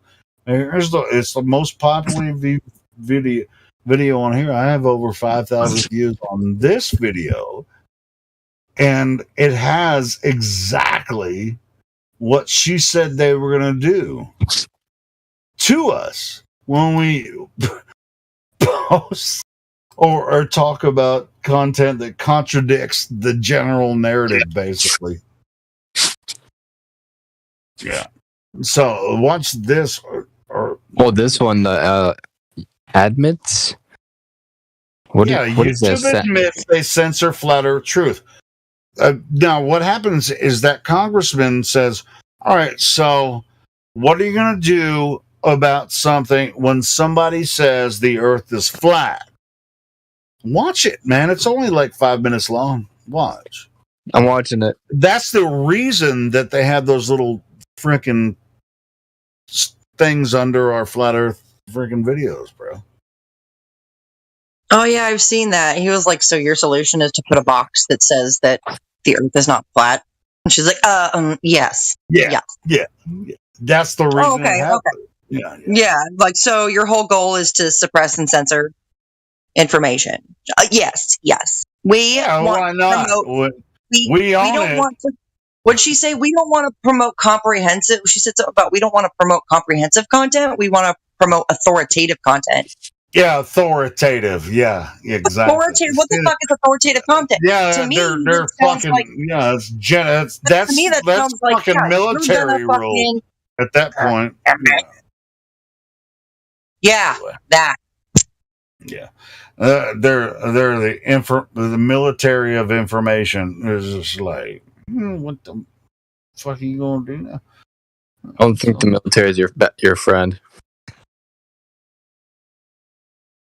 Oh, we're not supposed. I guess according to a Glober, we're not supposed to answer questions about FE. First rule about Club FE: don't talk about Club FE. Like what, bro? We're here to discuss this. Yeah, you know what's funny? You know what's funny? Both sides. We are here to compare the fucking notes. That's what we're here for, buddy. We are here to compare notes. Ever since everyone that is Club FE here that we've been doing, our intention is to spread the information everywhere. However it's received, that's on you. The information is coming out, whether you believe it or not. Yep. You don't have to like it, but we're going to do it. No matter how hard you fight against us, we're going to keep the information going. So funny. Because this guy says, you know where you're messing up. You're not supposed to answer questions about FE. I'm like, who said? Who said we're not supposed to answer questions about it? That Into the Break. You see that freaking gift that he posted? Yes. Yeah. Well, that he wasn't asking him about flat Earth. He was just like, "Hey, I want you to swear on the Bible you went to the moon," and then fucking. He punched him in the face! Like that guy punched the kangaroo in the face. Said, "Bap." Oh, man. But the guy punching the kangaroo in the face was much better. Honestly, and be careful. Yeah, it's true. It was more justified. Just like, I want you to swear on the Bible. Bam! It's Not like, only here's that, God's answer. I am God. I landed on the moon. he said, what was it? He was like $5,000 to a charity of your choosing, and put your hand on the Bible and swear you've been there, and just pop. Nope. There's your answer. There's your answer. How dare you question the government? No, but I can understand, because after that press conference when they came back from the moon, they were all just like, they were like, oh my God, I can't believe it. They were just like, they weren't excited. They're just like, and when you win the Super Bowl, you're just like, fuck yeah. But when they came back from the moon, they're all like, yeah, what's your next question? Oh yeah, well, it's this. And it's like, yeah, we got. So what did it look like when you were on the moon? Buzz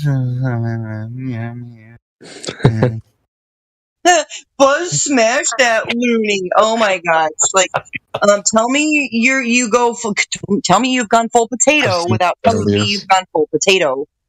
That's exactly, yeah. Helio did a perfect interpretation of what they were like. Yeah, that's what they were doing. They were just muling. I don't know. I think it's MEWLING.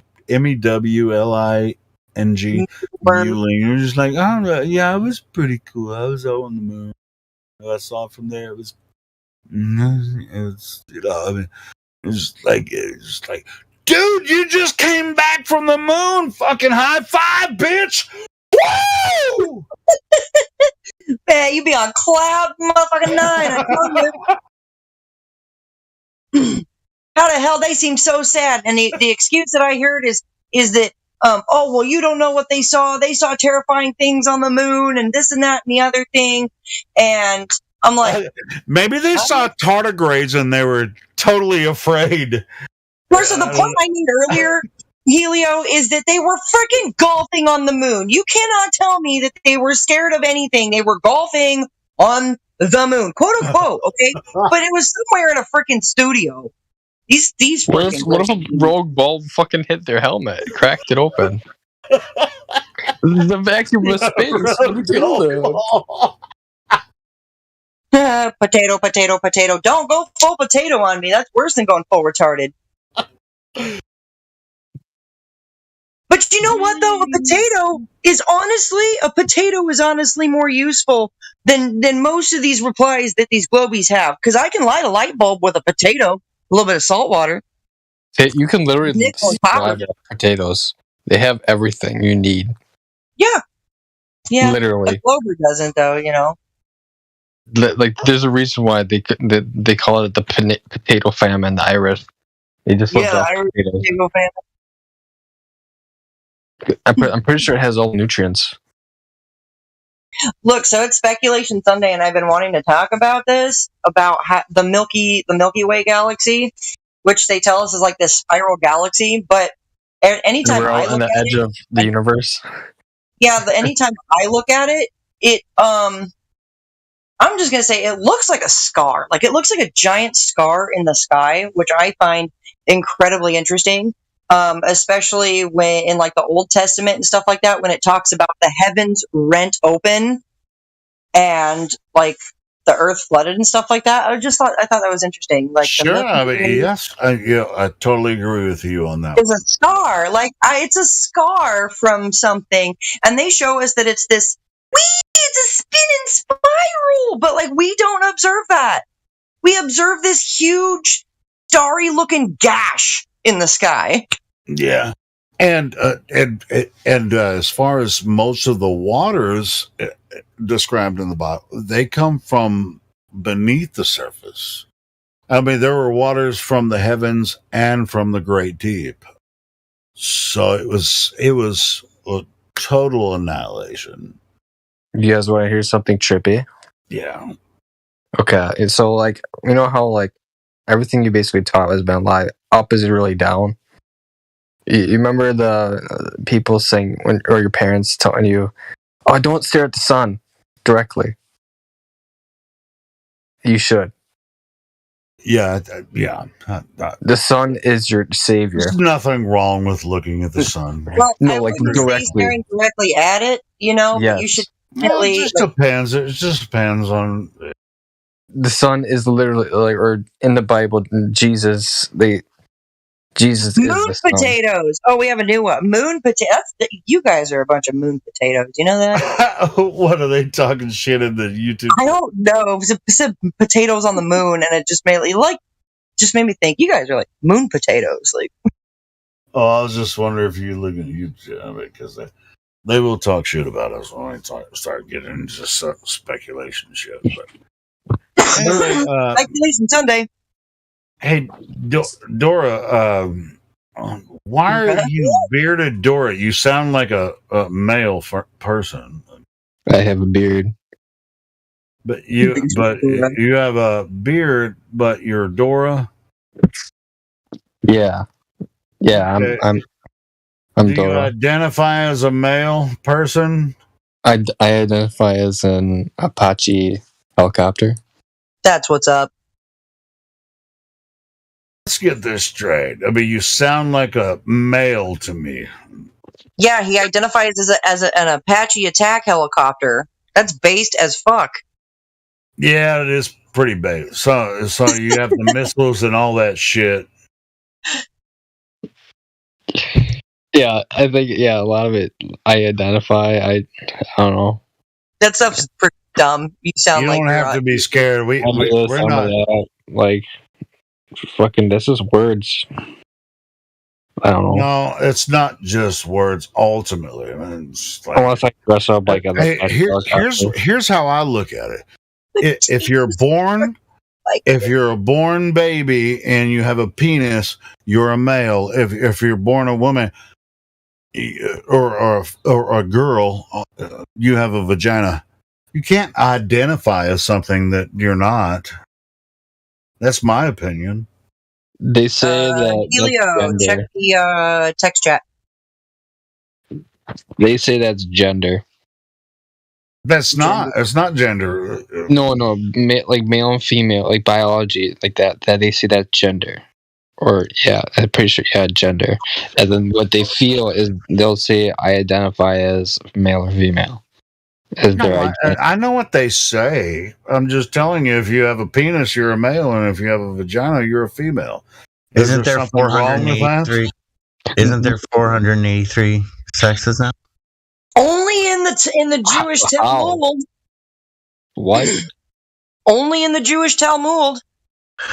Oh my goodness. 483. So I've been missing on. Did I say 483 types of pussy? The head douchebag in charge here in Canada the other day said, trans women are women. Oh, you talking about Fidel Castro's son? Oh, yes. Oh, yeah. Look, I know. You must be talking about Canada's president. Prime Minister. I will say Prime this. Minister. I will say this. There are people that that look like women, but they're trans, and they are hot. What? No, they're not hot. They're disgusting. Wait before I say it, I'll send you a picture. Pictures. No, I get it. It's like, you won't be able to tell. You won't be able to. We're quite aware. I mean, you guys remember the Crocodile Dundee movie? Yeah, yes. Where it's just like everybody's like, "Oh, she's a hot woman," and then he walked up and he just. No, you won't even be able to tell. Crocodile Dundee. That was a dead. That's what I'm saying. Crocodile Dundee was like, "Yeah, she's hot." Dead giveaway. She walked up. Freaking cupped his balls and he was like, she didn't do the plastic surgery in Crocodile Dundee. The girls, I'll show you. They won. I'm pretty sure Miss Missouri. If you're born with a penis, you're a male, and if you're born with a vagina, you're a female. I don't give a fuck about the rest of it. You can pretend all you want. Well, that's not what I'm saying. And this isn't even speculation. This is nature. That's not Miss Missouri. That's Mr. Missouri.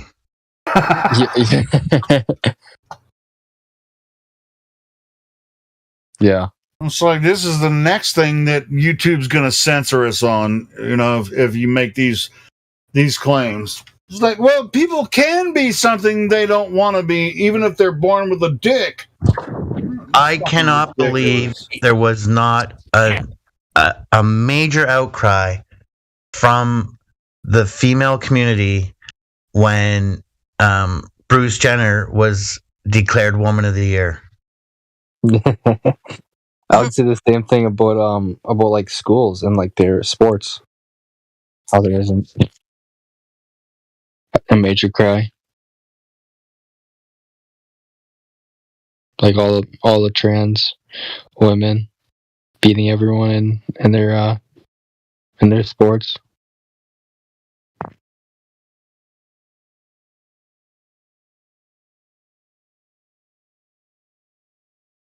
Yeah, look, my whole thing about it is if they want to do their silly thing like that, then they can have like a trans division of sports, and then they can have the trans women's division and the trans men's division. Okay, if they want to, think about how many times I just used the word division, which is divisive, which is divided, which is what they want us to be. Like, damn, divisive, divided, divisions. Like, how much more do we need? So the trans woman division is actually men competing against men. Yeah. Hey, pause in the conversation. Heretic is who you were talking to. Is that person cool? Did they just leave because they didn't get a role or something? Because I don't see them in the... I gave him a VC role. He didn't join right away. I don't know. He seemed okay.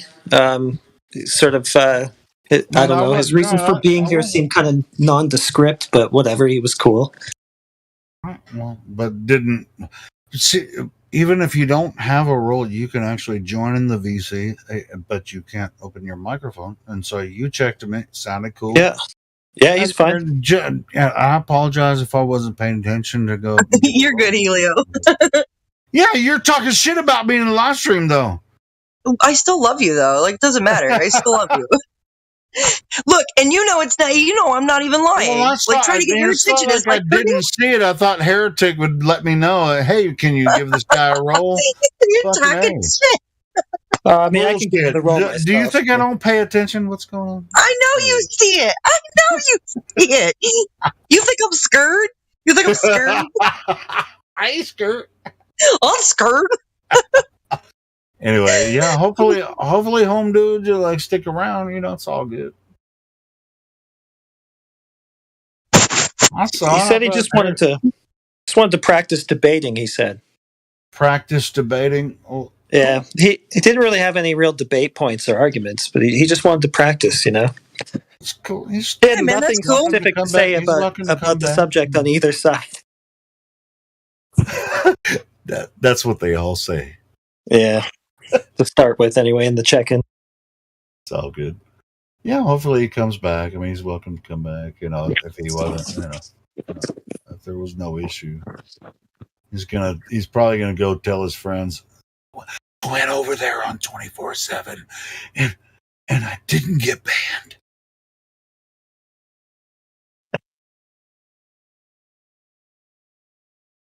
Talk to some flat earthers. I went over there, grazing on the flat earth, It was so fascinating. How fascinating. Talk to a flat earth.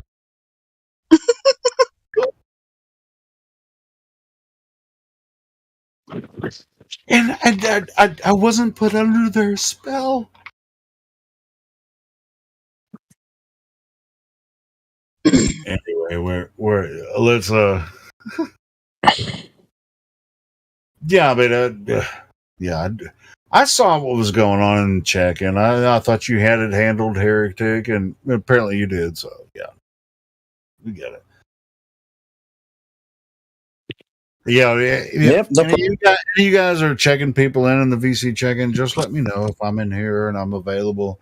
But let me know, and you say they're cool. I'll give them a roll. No big deal.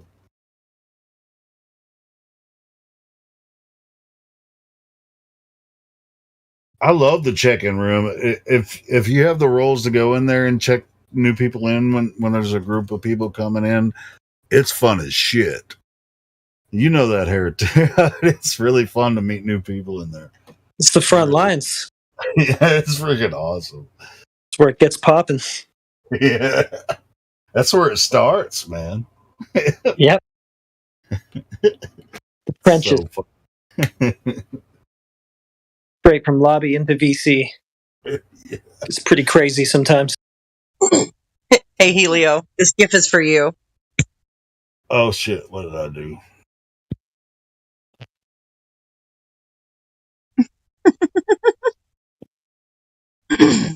Which one? The one on top of Simon Cowell. Oh, okay. I was gonna say, I was like, we see each other. I see you seeing me over there.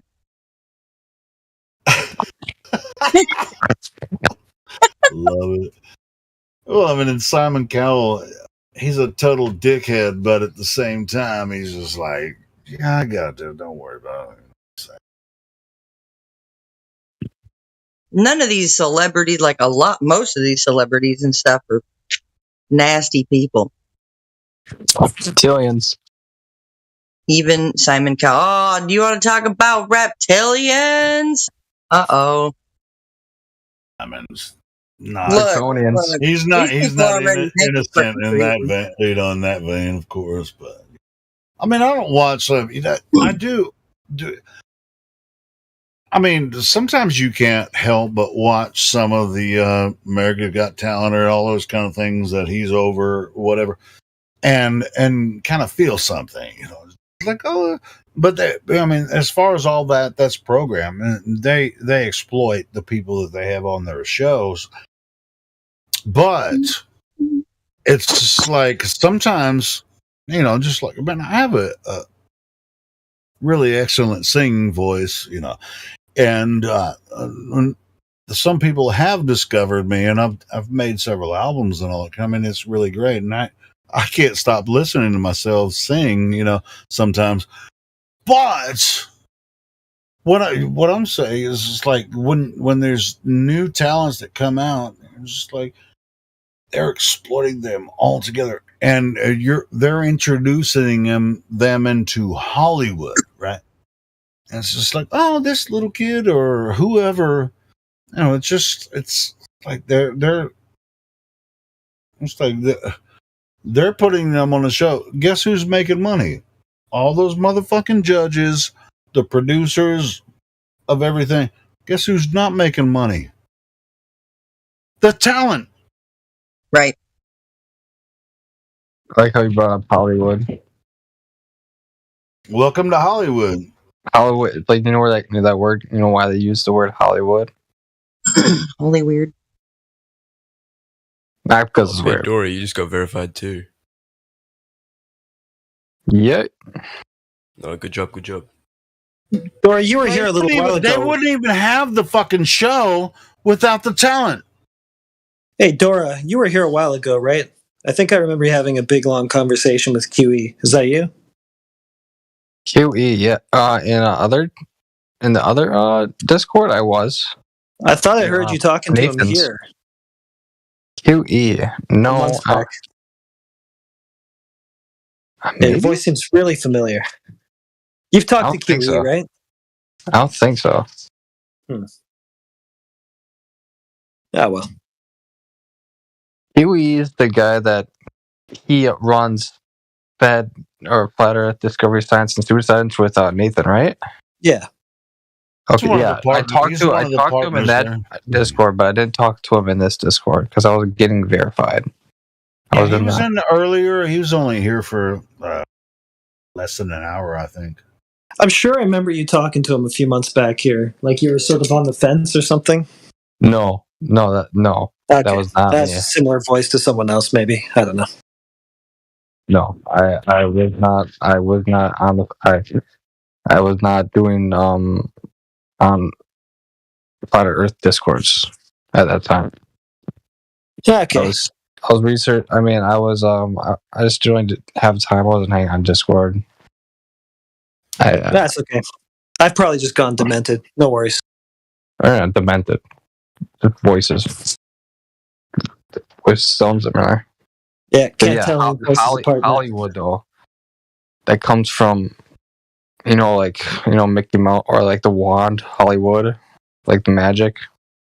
Like Hollywood Really, puts like a if spell on you you. look into this spell, like Hollywood, it precedes that in ancient cultures. Hollywood.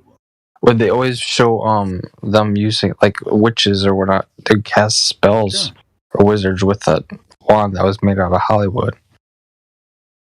And if you type, I'm pretty sure if you type in Jesus holding Hollywood or Hollywood Jesus, it shows an ancient like picture with a man holding a wand. And it doesn't look like the classic mainstream Jesus, but like it's like weird pagan.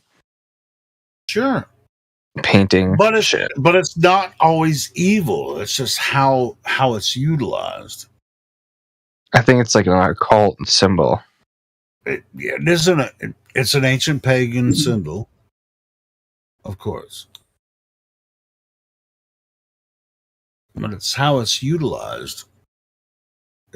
A lot of people in Hollywood are, I'd say, pedophiles. I mean, why would they call a place in California Hollywood, right?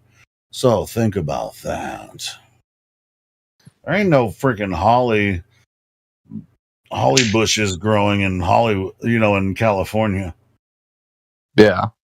I don't know about that, but yeah. Yeah, you don't know because you don't know. But they call it Hollywood, for the nostalgic and esoteric meanings. Does anybody think it's weird that the viewpoint for the Hollywood sign is got like this like blood drop kind of marker? Mm-hmm. Weird. Like if you know, you know. If you know, you know.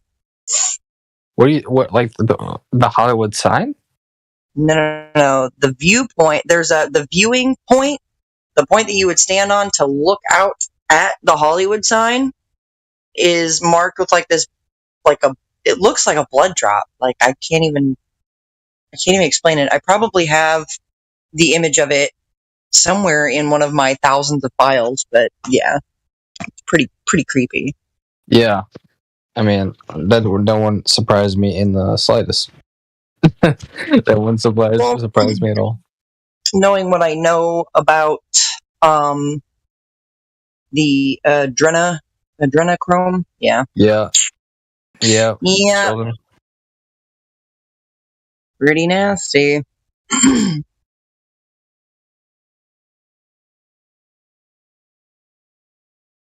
Don't they do that with cattle too? Isn't that what Skinwalker Ranch is about too?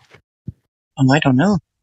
Because isn't that like where they like a lot of like cattle mutilations happened, and then a lot of like people just that place just blew up. I think so, yeah.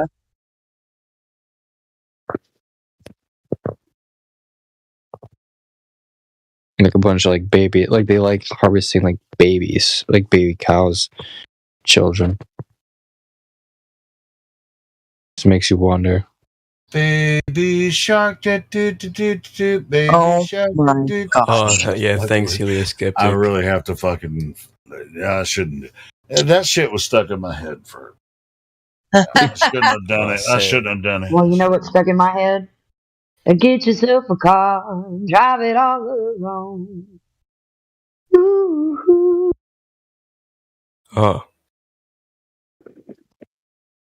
Get yourself a car. You're probably like me. You're probably like me, Pat. Sometimes I'll get something, I can't get it out of my freaking head. Like for hours on end. Like just a musical phrase, from whatever. It's just like you can't stop thinking about it. It's not about thinking. It's just like you can still do what you're doing, but in the background, you still have this freaking musical phrase going. It's just like, all right, I'm talking to somebody, but I still hear it in my fucking brain. Call that an earworm. Is that what it's called? An earworm? Is that what they call it? It's an earworm. It's just like something that's, the only one entered in through your ear, and it's just kind of wiggling around in there in your brain, and you just, it's stuck in your like head. you go throughout your day, but you can still hear it all the time, just because it's there. All right, cool. So I'm not crazy. Not crazy. No. Institutionalized. You're the one who's crazy. Institutionalized. There's crazy? Another one. Another earworm for you. Oh, not another one. Crazy? I was crazy once. They locked me in a rubber room. It was cold. I died. The worms tickled my toes. It drove me crazy. Crazy? I was crazy once. That was when I believed in a globe. Crazy. I'm crazy for feeling so lonely. Crazy. See, Jenna, you can sing too. Oh, goddamn, we're fucked up, man. We're so fucked up. We're so fucked, bro. Loving you.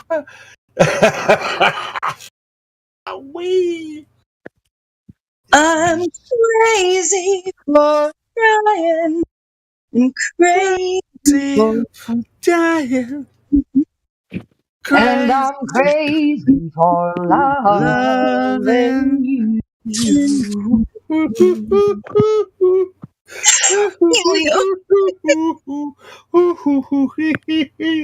Everywhere. It's just like it never stops.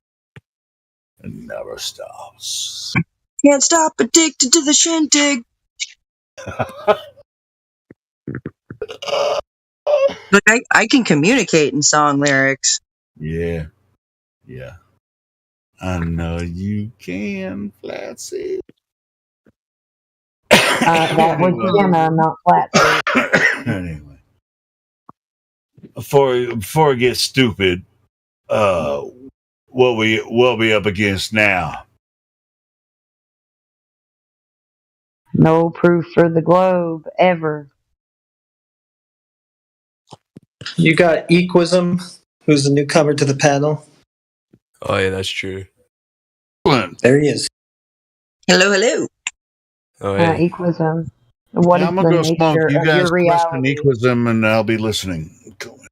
Oh, thank you. Too many words at once. Can't hear. Yeah, we'll grill him. Don't worry. Don't worry. We'll man the grill for you, Helio. Of what paradigm do you live in? Do you think you live on a globe? Well, that's just me personally, but I just don't think my opinion matters. It's whatever you want. It's not a matter of opinion. Want to have your view on. It's either the ground is curving beneath your feet into the spheroid, or it isn't. Get him with the 3 points. 3 points, Flatsy. Very small curve. It's not big at all. You just it sounds like just propaganda, but it's what I think. But you think what? It's just that I think that the Earth's a globe. It doesn't. I don't think it has any matter here, but you're on a flat Earth server, buddy. Maybe I am on the wrong side. Well, I mean, I haven't even gone outside and smoked my cigarette. I even lit my cigarette yet. I'm still sitting in my chair. Well, go smoke a damn cigarette. All right. See, it's just like a couple ladies said, shut up, Dennis, shut up, Helio. You're hot micing. I told you that this guy wasn't going to take a hard stance either way. Look at him. Well, sure, but check him out though. I mean, it's just like, hey, only thing I want to say is Equism. Why are you curious about the flat Earth? You're asking us questions. You came here, so just answer them honestly. We're going to give you honest answers. Go ahead. I mean, I came here mostly to ask questions, but also after to debate to improve my philosophical standard in schooling. But I've had a look at all all the channels in the server that have all the information. Mm-hmm. You know about those? They answer quite a lot of questions about what I have. The problem is there's a lot of really, really long videos in there. It's Well, quite difficult to I have to keep I up have to with. vet you, okay? I have to vet you. So you're a glober. Yeah. So you believe you live on a globe. So let's see how much you know about it. When in history has anyone ever directly measured the curvature of the Earth? The curvature. Yeah, because I mean, don't you think that that's kind of important if you're going to say you live on a curving ball? Somebody had to find this curvature to measure the curvature. We didn't discover it by measuring the curvature. We discovered the first discovery that the Earth had to be a globe was by looking at the stars. It was like Yeah, okay, so I'm going to stop you right there because looking up does not tell you anything about the ground, does it? No. Well, what I'm saying is that when you know the Earth rotates. Well, that was a yes or no question. I'm not trying to be a hard ass, but that was a yes or no question. Does looking at the sky tell you anything about the ground if you're looking away from the ground? Not necessarily, then no. Okay. All right. Flatsy. Yeah. It doesn't really add to this perspective, though. I get what you're saying. In this scenario, know it's where not you're going exactly yes or no. So it's not like I haven't heard this before. Yeah, you've all probably heard this exact point I'm making before, but obviously I don't know much about what you've all heard, so I'm just answering. I gotcha. So the answer would be no one has directly measured the curvature, or that you don't know of anyone who has directly measured it, because to make a model, you would need to measure such a spheroid in the first place to prove that it is there. Otherwise, you're assuming that it is. Look, this might sound like propaganda, but you don't need to measure the curvature in order to know that it's round. No, you actually do. It was tried in order to make a model. Just let me explain firstly. The reason you're thinking it's curvature curved before even measuring it. Just hold on, let me explain real quick.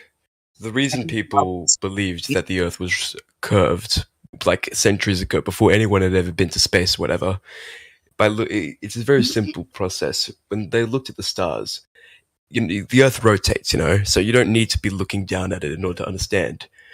But since it rotates, and the stars, they appeared in different areas, you know what I mean? So now you're going into my second point. Okay, you're already kind of going off the rails from just the curvature itself. Just says that. Yeah, okay, well, let's stick to one point at a time, because you also can't answer who's ever, detected the motion of the Earth either. So you necessarily, it can be estimated, though. Okay. Yeah, but see, you're telling me that that's a wild claim.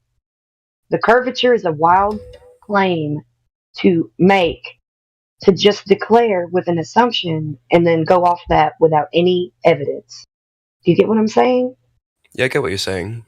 That's not science. These are observations that everybody on the Earth makes. You do not live on an Earth that you perceive curving into a spheroid anywhere. So if it's not something that you can tangibly find, then whoever found it to begin with, whoever detected it to begin with, so they would have had to have measured it to prove it. Because no one experiences a curving ball Earth. There's one small issue about measuring curvature. In this scenario anyway.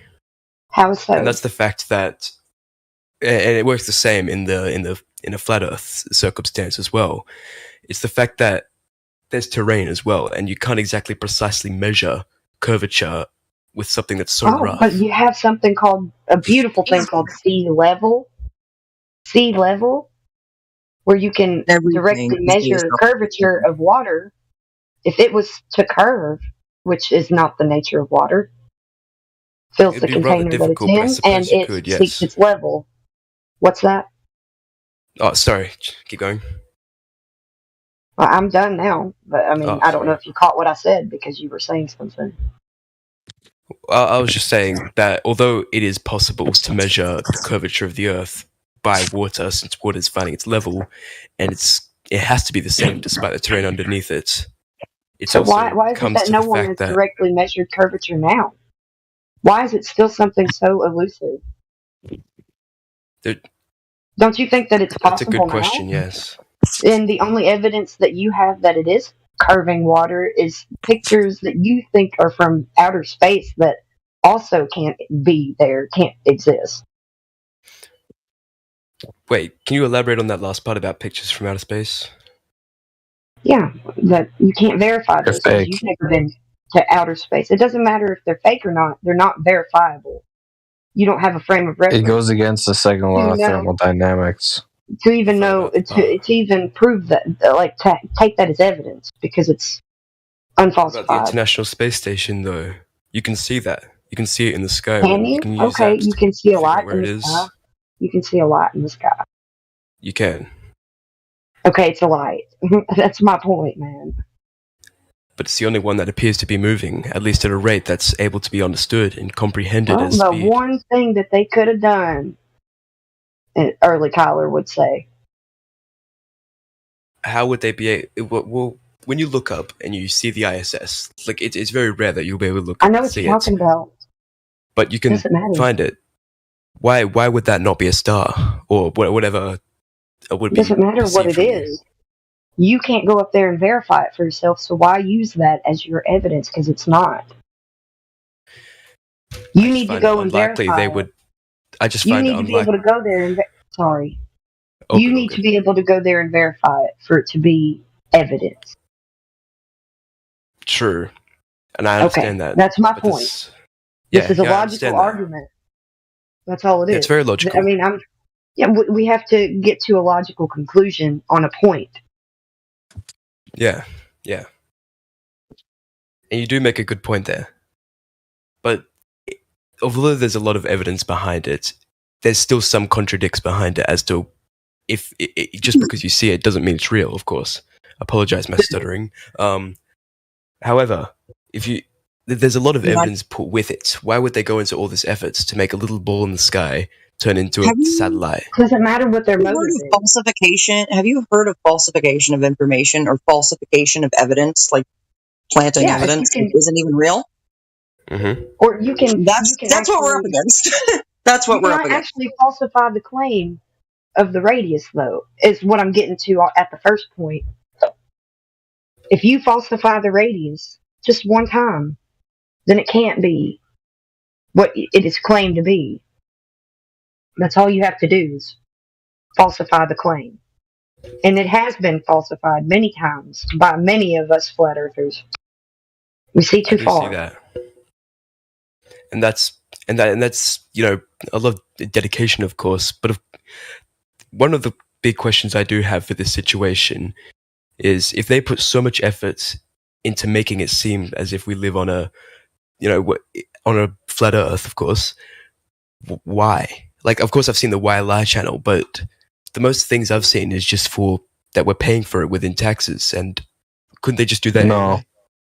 Anyway? It's spiritual attack. Well, it Get doesn't everyone even, to think. we don't even have to go that far, but it inevitably gets to that point with everybody, but you can't force it with anyone.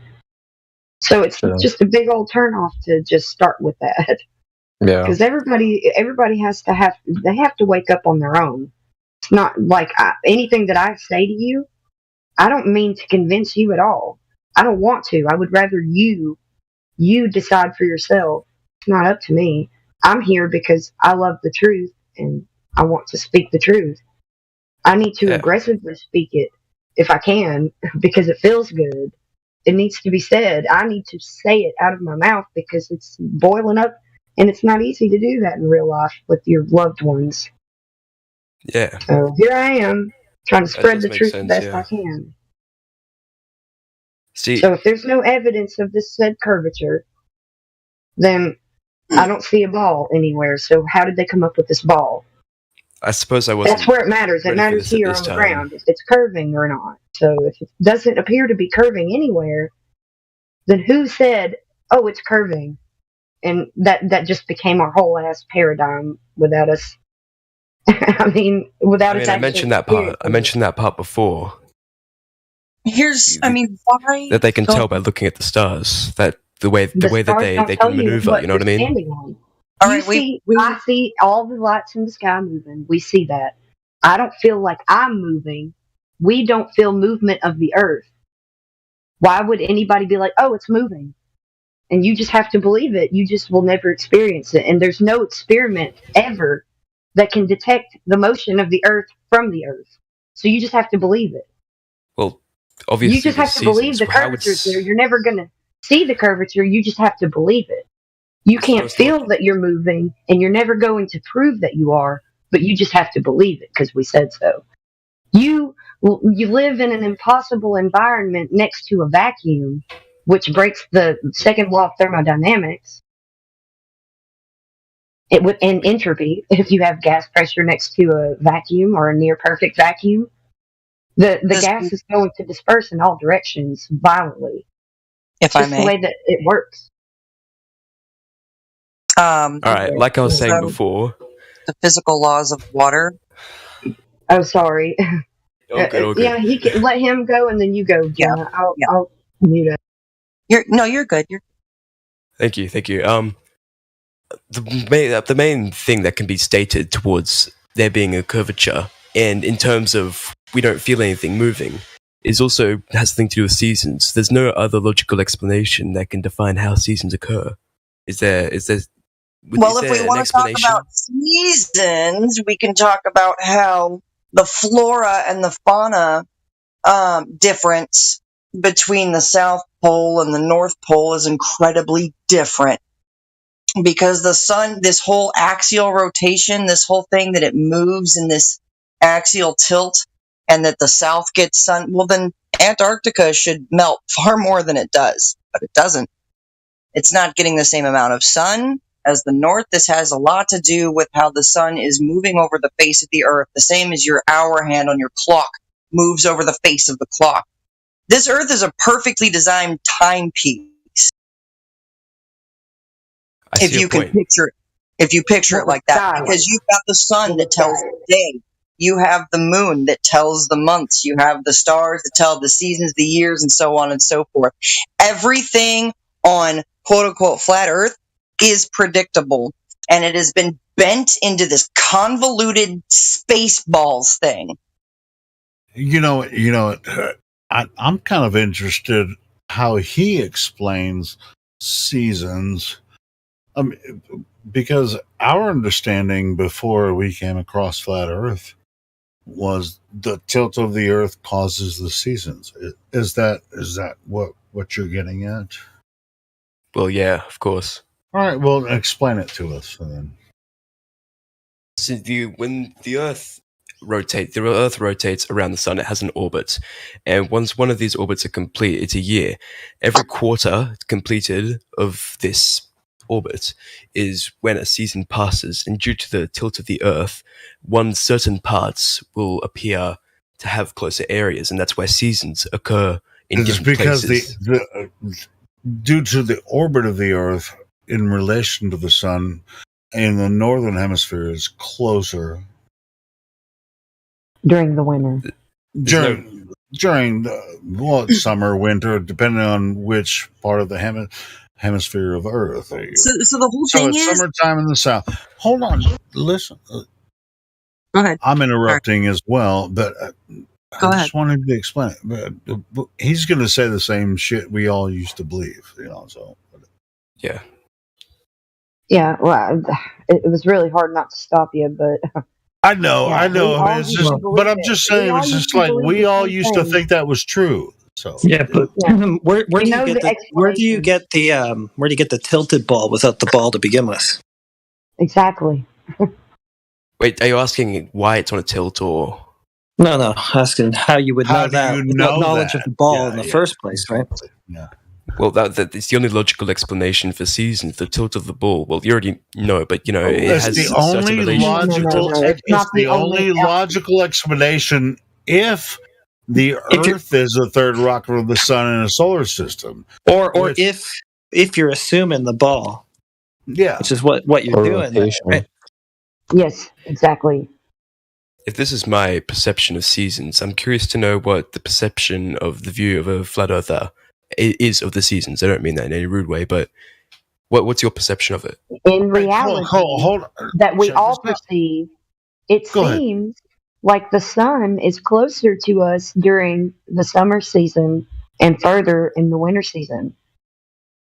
And the sun moves. And that's described. Hold on. That's described by the analemma of the sun and the moon. Yeah, it is. If you're not, are you familiar with that one? Equism? All right. Well, then, what's the issue then? The analemma is some seriously observable proof that these celestial bodies are moving over us, that we're not moving, but they are. Yeah, if you're on a spinning ball with one light on one side and the other light on the other side, one side of the ball's daytime and the other side's nighttime, how do you observe the sun and the moon above the horizon during the daytime? The explanation for that is the moon should not be observable if you're a ball in between two balls. Bingo. The answer is that you're not a ball in between two balls. The moon isn't always on the night side. Well, aren't you on a spinning ball? Yes. So then you're a ball in between two balls. But it's not in between. The moon. Have you looked at your model? The moon orbits the Earth just as the Earth orbits the sun. So, are you aware of what a solar eclipse is? Yeah. Yeah, Please, I'd man. hope so. Okay. Yeah. The reason solar eclipse occurs is because the moon overlaps the sun, in which that's how the darkness is formed. Oh, do you mean like this? Hold up. Check the live text. You mean like I'm this? looking at it. Overlapping? Not really. It's not going at that speed. This is a small scale physics experiment, which can't explain a lot, actually. Look at that. Amazing. Ultimately, what they're saying, the only way that we can experience a solar eclipse is just like that, by their description. Which is false. No, I'm talking about the third rock from the sun description. That's the only way we could ever experience solar eclipse. Ever. Well, you need the ball for this to make sense on a ball. Where's the ball? No, but that's their model, and they say, well, what's your model? Okay, well, here's the thing. We live on Earth. The only place that we ever experience, we see the sun, moon, and stars, and we see solar eclipses and lunar eclipses, and we don't presume that we're in space somewhere. So they do happen, and we experience them.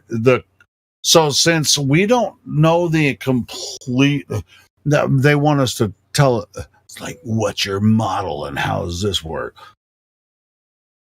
Bro, it does work, because when you look across Earth, it looks flat as fuck, doesn't it? Yes, it does. I'll prove it That's to you right because now. horizons are horizontal, and horizontal is level, straight, never curving, because level has never, ever, ever, ever, ever meant curved, ever. Right? I forgot my point after that.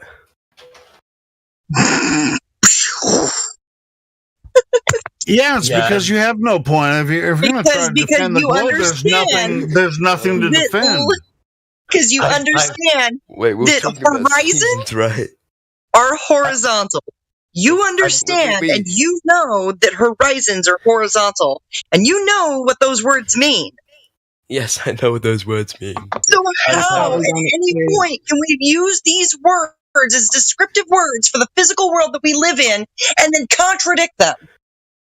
Like, no need to yell, but I'm a very passionate speaker. I'm not yelling. Yeah, we're passionate. Trust me, we're not yelling. I'm actually smiling over here.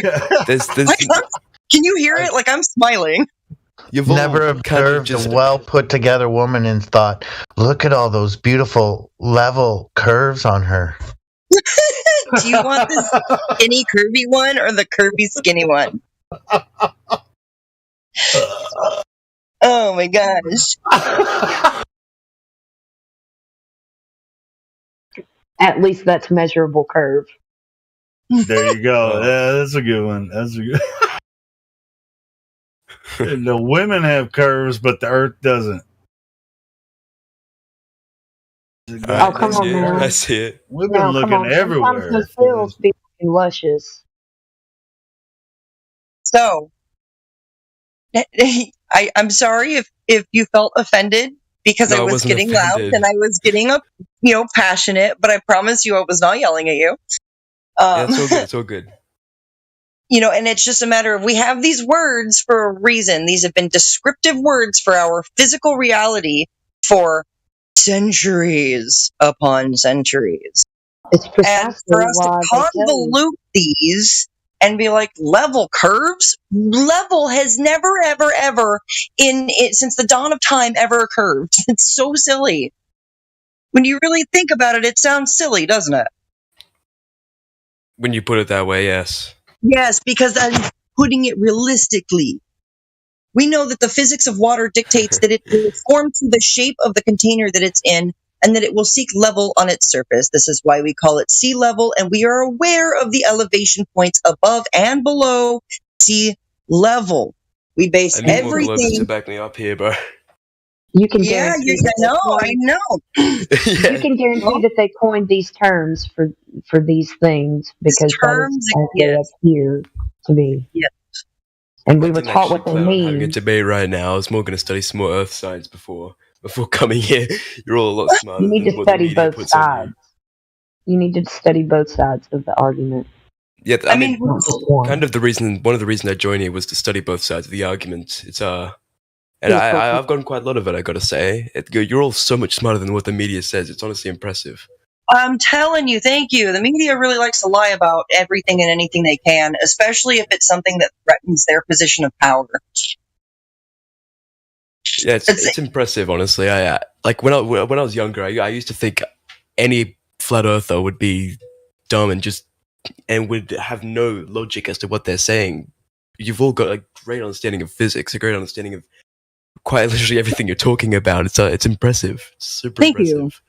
Thank you. And I appreciate you saying that on the live stream. If anybody could clip that, that would be beautiful. Keep that in the back pocket. It's not very often we get anybody that's intellectually honest. It's important to be honest in this scenario. That's one part of debating. It's especially after a debate. You have to learn your logical fallacies. You know what I'm talking about? Yeah. Okay, those logical fallacies are vital to learn for debate. You honestly don't even have to know anything else except for those. And know them like the back of your hand. Yeah. Yeah, it's That's probably why we're gonna have to look into more of scientific the. method. I think I accidentally why- looked into more flat Earth and globe Earth here. I might have accidentally done a little bit too much for the side I'm not meant to be on. Hey, well, you should definitely know everything about what you want to know about. So if this isn't your he topic, incidentally came upon us. I think it's pretty cool. So very cool. Yeah, he's giving us respect. He's like, I thought all flat earthers are dumb, but that's cool. We're not. We're nerds like you. We're actually the advanced heliocentrists. We actually know. Yeah, we know the globe better than way more. We know the comes in globe. here. There's That's the sad reality.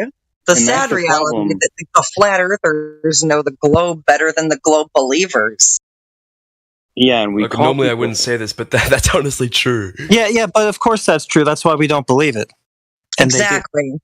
They don't know what they believe in. The Once they reason figure they it out, think they're wrong like, is oh, wait, because this you have a doesn't make different any opinion sense. to them.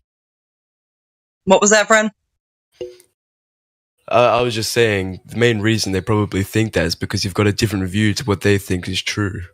Right. It's something that goes completely against their mainstream indoctrination. That's really what it is. Right, and oftentimes you can hang out in other groups, and it's just straw man arguments about what we think that the Earth is, and you can hang out in groups and you can make fun of us all day long until you actually talk to us, and then you'll find out what we actually know to be the truth. And you found out tonight. Yeah, well said. Well said.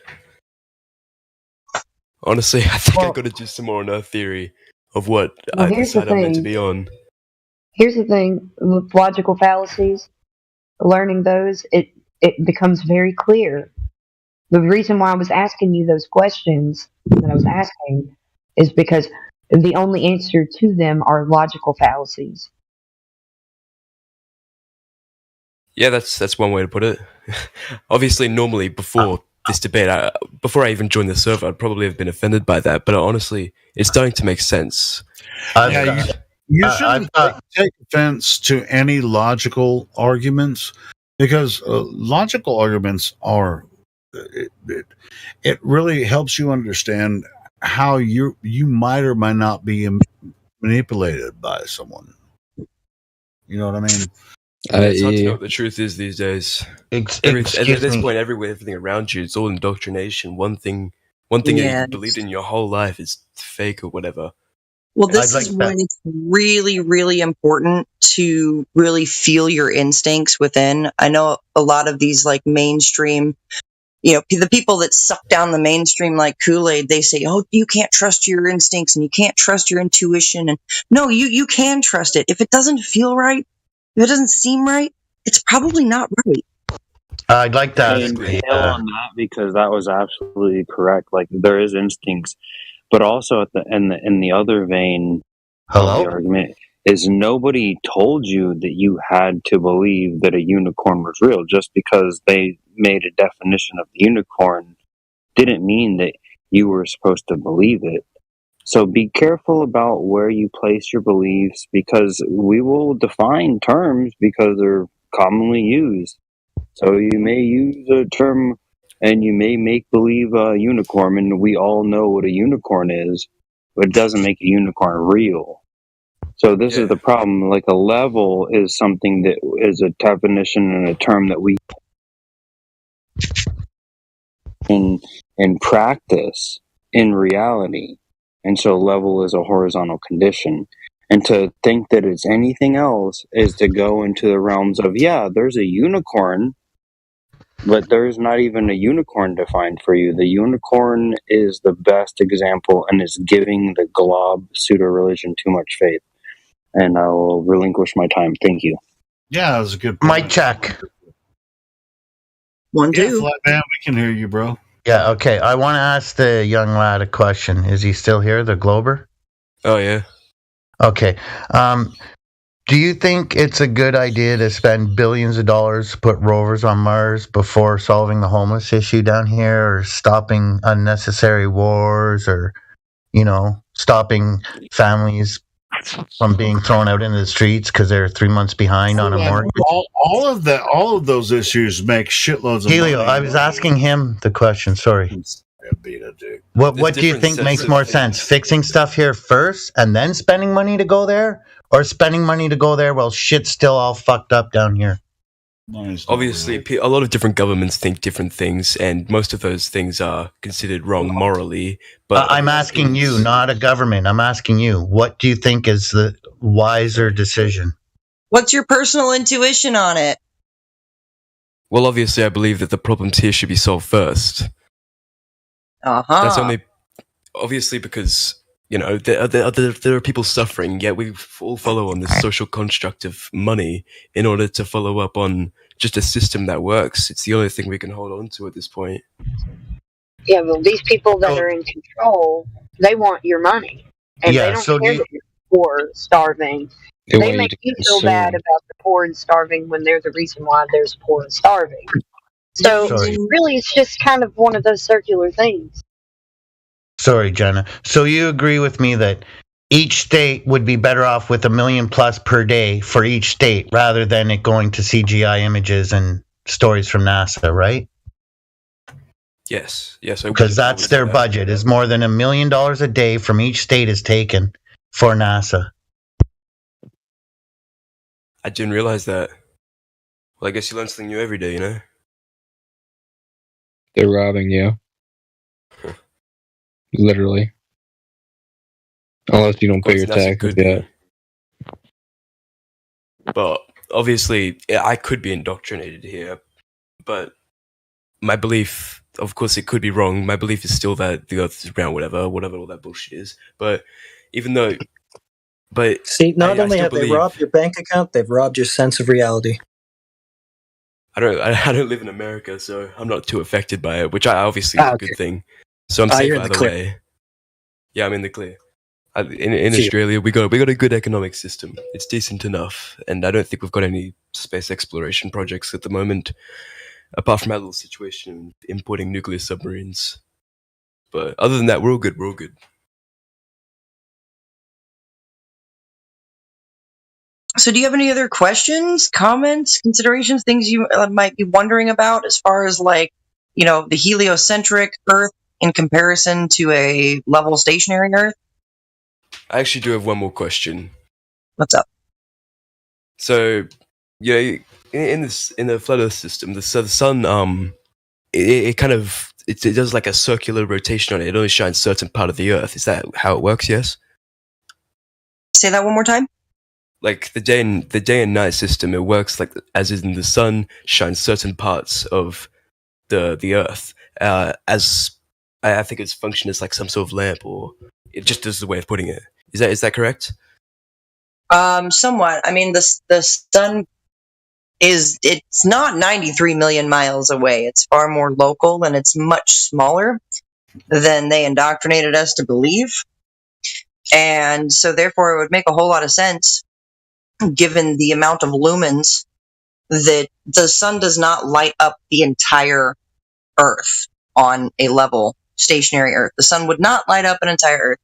It does go far enough out of range, out of view. I can actually pull up a video, and it's beautiful. It's amazing, where you can watch the sun, quote unquote, set, but it's actually shrinking to this pin dot before it disappears and it becomes dusk. And it's beautiful. It's amazing. And I was like, well, this really puts a damper on the whole, you know, globe spinning around the sun.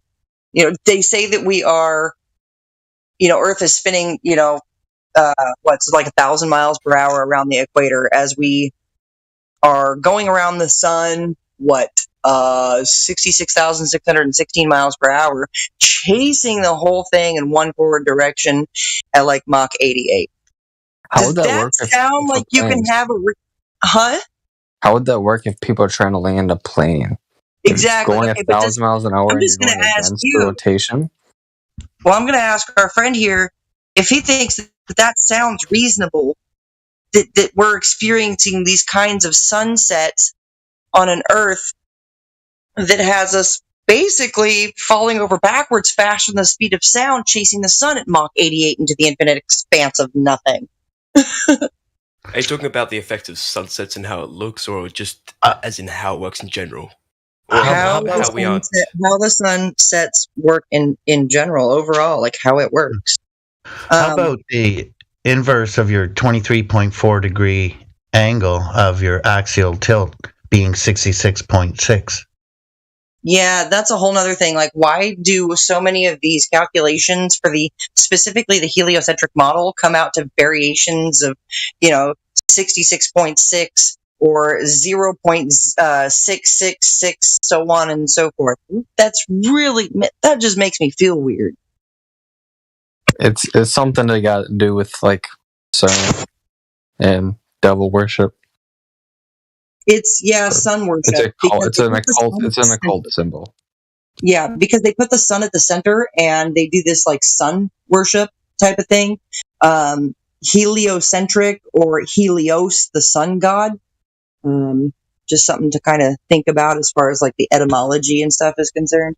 But I posted a video up here in the live text chat, and you'll see the sun shrinking over Africa. It's beautiful. Hell yeah. And that would determine that we are not moving. We are not falling over backwards faster than the speed of sound. And I'm taking that from Dave Weiss because I've never heard it put any better. the sun is. Remember, I showed you that quantum levitation, or that little thing with the two superconductors going around in circles. Yeah. Well, that's a demonstratable physics, right? That's demonstratable physics where we could kind of compare some things and go, this could be how it's working. Something tells me that people of higher knowledge than myself probably know that that's a fact, Just something to think about. Just something to think about. I'm still trying to find an explanation to the video you sent. It's honestly intriguing, I mean, there's no other explanation other than we're standing still. The Earth isn't moving, but the celestial bodies are. The quantum locking, the thing that you were showing there, doesn't necessarily prove that that's what's happening in the sky. Yeah. Because there's so much phenomena that happens in the sky that can't necessarily explain. So there's not really an explanation, but not on either side. So that's all the explanations all the explanations anyone can give are speculation, right? Because we can't directly test anything in the sky, test the mechanisms behind it, right? All we can do is speculate. Every answer will be in affirming the consequent, right? From either side. Yeah. I had one other question. Well, it doesn't have to be. As long, if we're not affirming it, we're just putting it out there that it's speculation. Sure, it doesn't have to be. Ultimately, the observations are fascinating, and it's continuing to this day, based on everything that we know about history. The observations of the heavens, right? They move in cyclical patterns, continually. The same pattern. Predictably, that's how we come up. Yeah, that's how the calendars were built. I think I explained that earlier. But anyway, the constellations don't move; they're set and fixed. Some of them, it's like a chandelier in the sky. Nothing new under the sun, right? Under the sun, under. Is that like a nod to Is that a nod to thermodynamics' first law? Nothing created or destroyed, nothing there. Sure, yeah, that one works too. Yeah, it's the first law. First physical law. Equism. Have you ever heard of the firmament? Yeah, I've heard of it. Just the basics of it. I haven't gone into too much detail of it yet. Can you tell us what you know about it? Or what you have heard? Just so we know where you're at? Oh, come on. This was like a year ago. I literally have no recollection of it. Okay. Yeah, that's not a problem. We forget more than we remember sometimes. So my memory is not that good. Maybe you might, Helio, but I'm like an elephant. I don't forget anything. Well, you're gonna have to ask the mouse when he. I'm super good at remembering things. Okay, I've got a great. I'm just messing with you. It's all good. That's how I was able to pass all of my tests without really doing the homework in school. When they'd give us the multiple choice little bubble Scantron tests, they're like, "Oh, it's this one," because I memorized that. Wow. Yeah, I was never like that. It's just like it's just like I used to I'm a performer. I played songs and I was like, oh shit, which verse am I? Oh, I was a band geek. I was in the band. I was just like, I can't even remember which verse I'm on, and I'd mess up the lyrics sometimes in a performance. I'm like, God dang it, how do you do that? But for the most, I would say that's like 95%. 95% of the time, I remember. You know what else I was really good at? 5% of the time is just like research. And the audience don't notice necessarily if you goof it up a little bit. So, what was the guest's question? We kind of got away from it. I know. Anyway, go ahead. Yeah, Helio, you're hot mic. Yeah, Equism. Did we answer your questions? Did you have any others? No, I haven't got any others. Okay, cool. I might just scroll through the channels below just for any extra information that's needed. Cool. I do have to leave now anyway. I had a very good time debating with you guys. Good job. No, I mean it wasn't really It's not a debate. Nice talking. It was close enough. It was close enough. Now you can go back and you can tell your other globe friends that guys, they're really not as dumb as you think they are. They're not as dumb as the media told you. We appreciate that. Yeah, please share the invite to the Discord with some other friends. You know, I mean, Yes, if they're as cordial as you were here tonight, you know, I mean, they're always. I'll see what they're like. I'll tell them to have a debate in the general and see how much they get destroyed. Nice. Oh, and as a matter of fact, go ahead and share. You're well on your way, brother. Discords. Share other Discords with us. We might go talk to them too. So yeah, you just debate the flat Earth positive side, and yeah, it sounds like you're well on your way to a full new awakening, bro. Yeah, just accept reality. That's all we can suggest. Just accept reality for the way that it presents itself. Don't go confusing yourself with imagination land. Unicorn may be defined, but there is no such thing as a unicorn. Well said. Well said. I do have to leave now. I've got to go to the gym. I'll see you guys another time. Maybe I can come in here again. Maybe tomorrow, this afternoon. Take care. We're always here 24/7. All right. See ya. Have a good one. Your good old Speaking of forgetting, robot Eric. Gizmo. That was a good one, guys. I like that. Was it? Timbo, they were talking about punching you in the face today. Poor Timbo. What's that? They were talking about punching you in the face today, Timbo. I told them that Timbo that they were talking about. Did you tell them? About a guy punching the kangaroo in the face, and I was like, "Hey, that's Timbo you're talking about." Oh, really? Oh. No, there's a YouTube video where this kangaroo is like wrestling his dog, this guy's dog. So the guy punches the kangaroo in the face. Oh, yeah. Yeah, I've seen that one. Yeah, that hurt, that punch. Oh, yeah, right there on the tip of the nose. I thought you were smart guy, too. He didn't even. I was gonna say, smart guy. He didn't even bother like sticking around and fighting the kangaroo. He just did what he needed to do and then went back on his dog, like, get out of here. Yeah. That guy, I just jumped in. Was that guy that just left? Was he an Aussie? It didn't sound like it. Yeah, he said he was, yeah. Yeah, he said he was. I've got a sharp memory, I remember. I might not have been on my phone for that. Was he global? Flat Earther? Yeah, he's a learner. He's a learning person. He's trying to just figure it out, it seems. Well, he said that he was learning both sides for like his debating skills at his university. So he was here learning our side before he started learning both sides. That'd be awesome if he picked up for his debate. Was it Esquis? Was that his name or something like that? Yeah, he was really cool. He said, "Dang," he goes, "You guys aren't as crazy or as dumb as the media and all of these other people make you out to be. Like, you guys really have a good comprehension." There's a question mark and then something else. Geometry and physics and stuff. It was a really nice compliment. Cool. I'll keep an eye out for him. Empiricism ?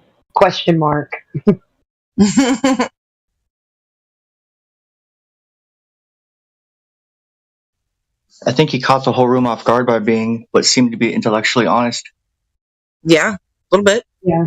Well, I had a lot of fun talking to him, and I'm glad everybody jumped in.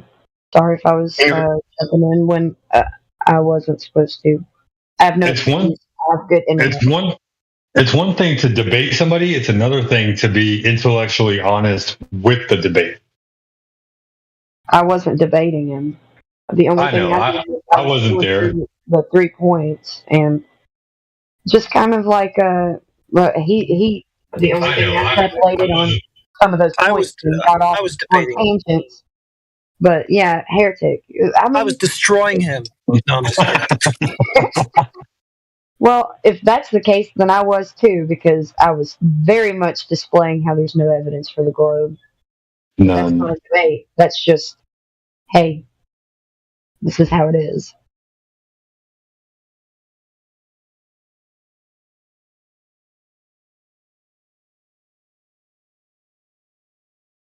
What kind of person? Okay, I do like how he wants to learn the sides of the debate argument that he is preparing for, but why wouldn't logical fallacies be the main thing to learn for debate?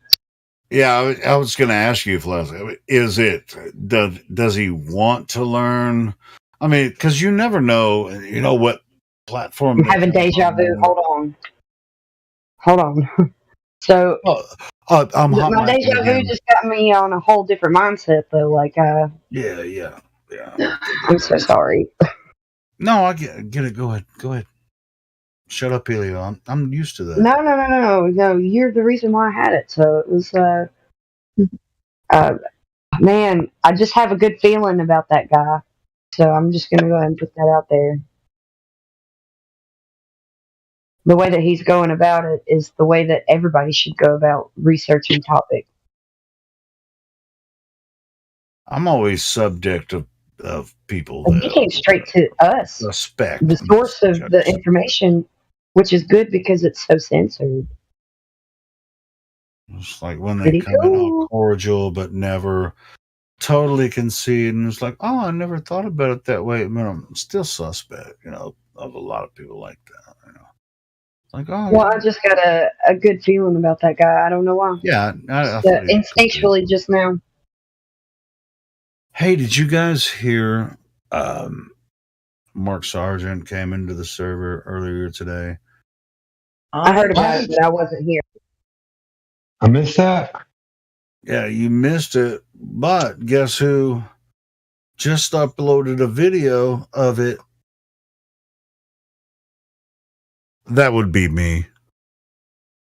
Is it on the site? I'm about to share the link. Hold on. Yeah. I have to adjust the thumbnail because Helio, since when are you Beyonce, man? Feeling yourself? Are you feeling yourself? Are you fishing for a compliment? Yeah, I'm just playing. Oh, I'm not playing. I mean, Mark Sargent I knew it. Stream today. I wasn't even listening, and then I was listening to another channel, and they were saying, "Hey, Mark Sargent was on 24/7." I was like, "What?" And so I streamed back through the video. I found out where it was at, and yeah.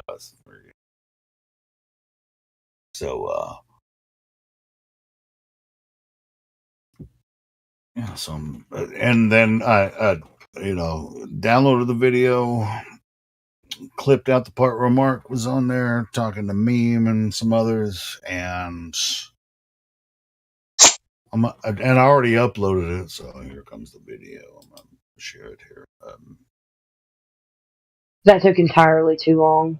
Do you have your breathalyzer to get on Discord? I'm doing this shit on purpose. Even if I'm drunk or not, I do it on purpose. I just wanna say some shit. And then it would turn into Helio. You're hot micing into the breathalyzer. All right, well, and I won't share it. You're gonna have to find it yourself. We're fucking with you. Give us the thing. I'm gonna change the thumbnail. I just don't know which thumbnail I should put for it. And that's just the standard. But anyway, there it is. Mark Sargent talks with 24/7 Flat Earth Discord. That was like earlier today. So we are like the forefront, man. It's like I'm surprised people don't come in here more often. Like Eric should be coming in here. Everybody should be coming in here. We're Why the did entrance. Sergeant come in here? Did he say why? What? No. Why did Mark Sargent come in here? Oh, Mark. Well, what was happening? He came in on Flat Earth Dude's channel, He was hanging out with Flat Earth. They were having a meetup in L.A. Oh yeah. Oh yeah, that's right. Because it was Sonny. Sonny was there, and Flat Dude, Earth Dude and Mark Sargent. They were all hanging out. Yeah, Flat Earth Dude said that he was going to try to get him on here. Yeah, so he got him on. That's what happened. Yeah. Well, that was why I was asking, because now that makes sense. Because I remember him saying that. Yeah, that's what happened today. And so it's over an hour long. Me, him, and some others talking to Mark Sargent. Good stuff.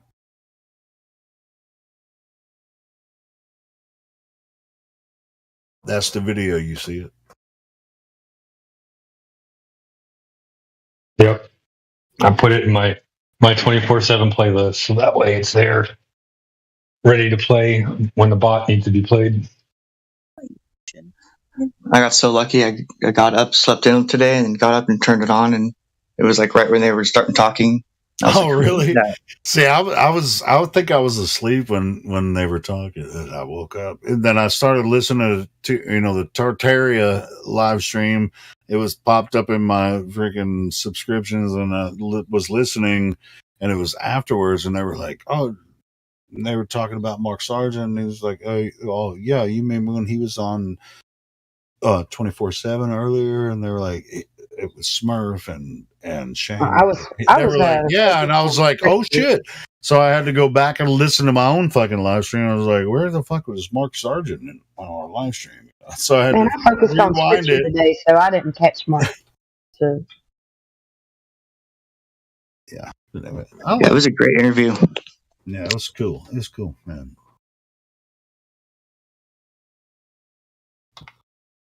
So a lot of people give Mark a lot of shit, but I never have. And so, and nobody here does. And when people try to, I shut them down. It's like, man, Mark is never, ever. Yeah, you got to take the good with the good. Yeah. If you're going to talk shit about Mark, you're talking about shit about me. Man, I don't agree with everything Mark says, but that homeboy is a homeboy. Yeah. Yep. At the end of the day, he reaches a lot of people, and it's nice to hear him talking sense now, and that's what's important. I think I was already a flat earther before I heard Mark Sargent, but I might be wrong. I definitely was. I heard about him through a debate video. The Fact Hunter got David Weiss on.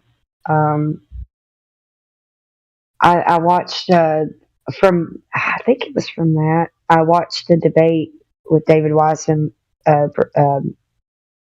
Professor, or not Professor Dave. And I could see how dishonest and vile Professor Dave was. And so I looked into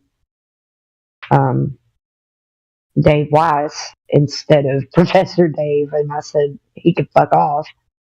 And did YouTube just pop that up in your feed or whatever? Well, when I went to look up David Weiss, that's what popped up. Yeah. And then how did you hear about David? Oh, this was before. I was already. Oh, okay. I was already a flat earther before. I heard about Mark Sargent and all that. So. Yeah, that's weird. My journey to flat Earth was kind of weird. It's like when Mark Sargent put out Flat Earth Clues, I was already on YouTube looking at conspiracy stuff, and that shit started popping up in my feed. And to be honest, and I was already listening to David Weiss. He was on other shows that weren't Flat Earth, and you'll hear him say the same thing. People were telling him about Flat Earth, and he's like, nah. Fuck Flat Earth, that's the dumbest shit I ever heard. And then he finally took a look at it. And so through that process, there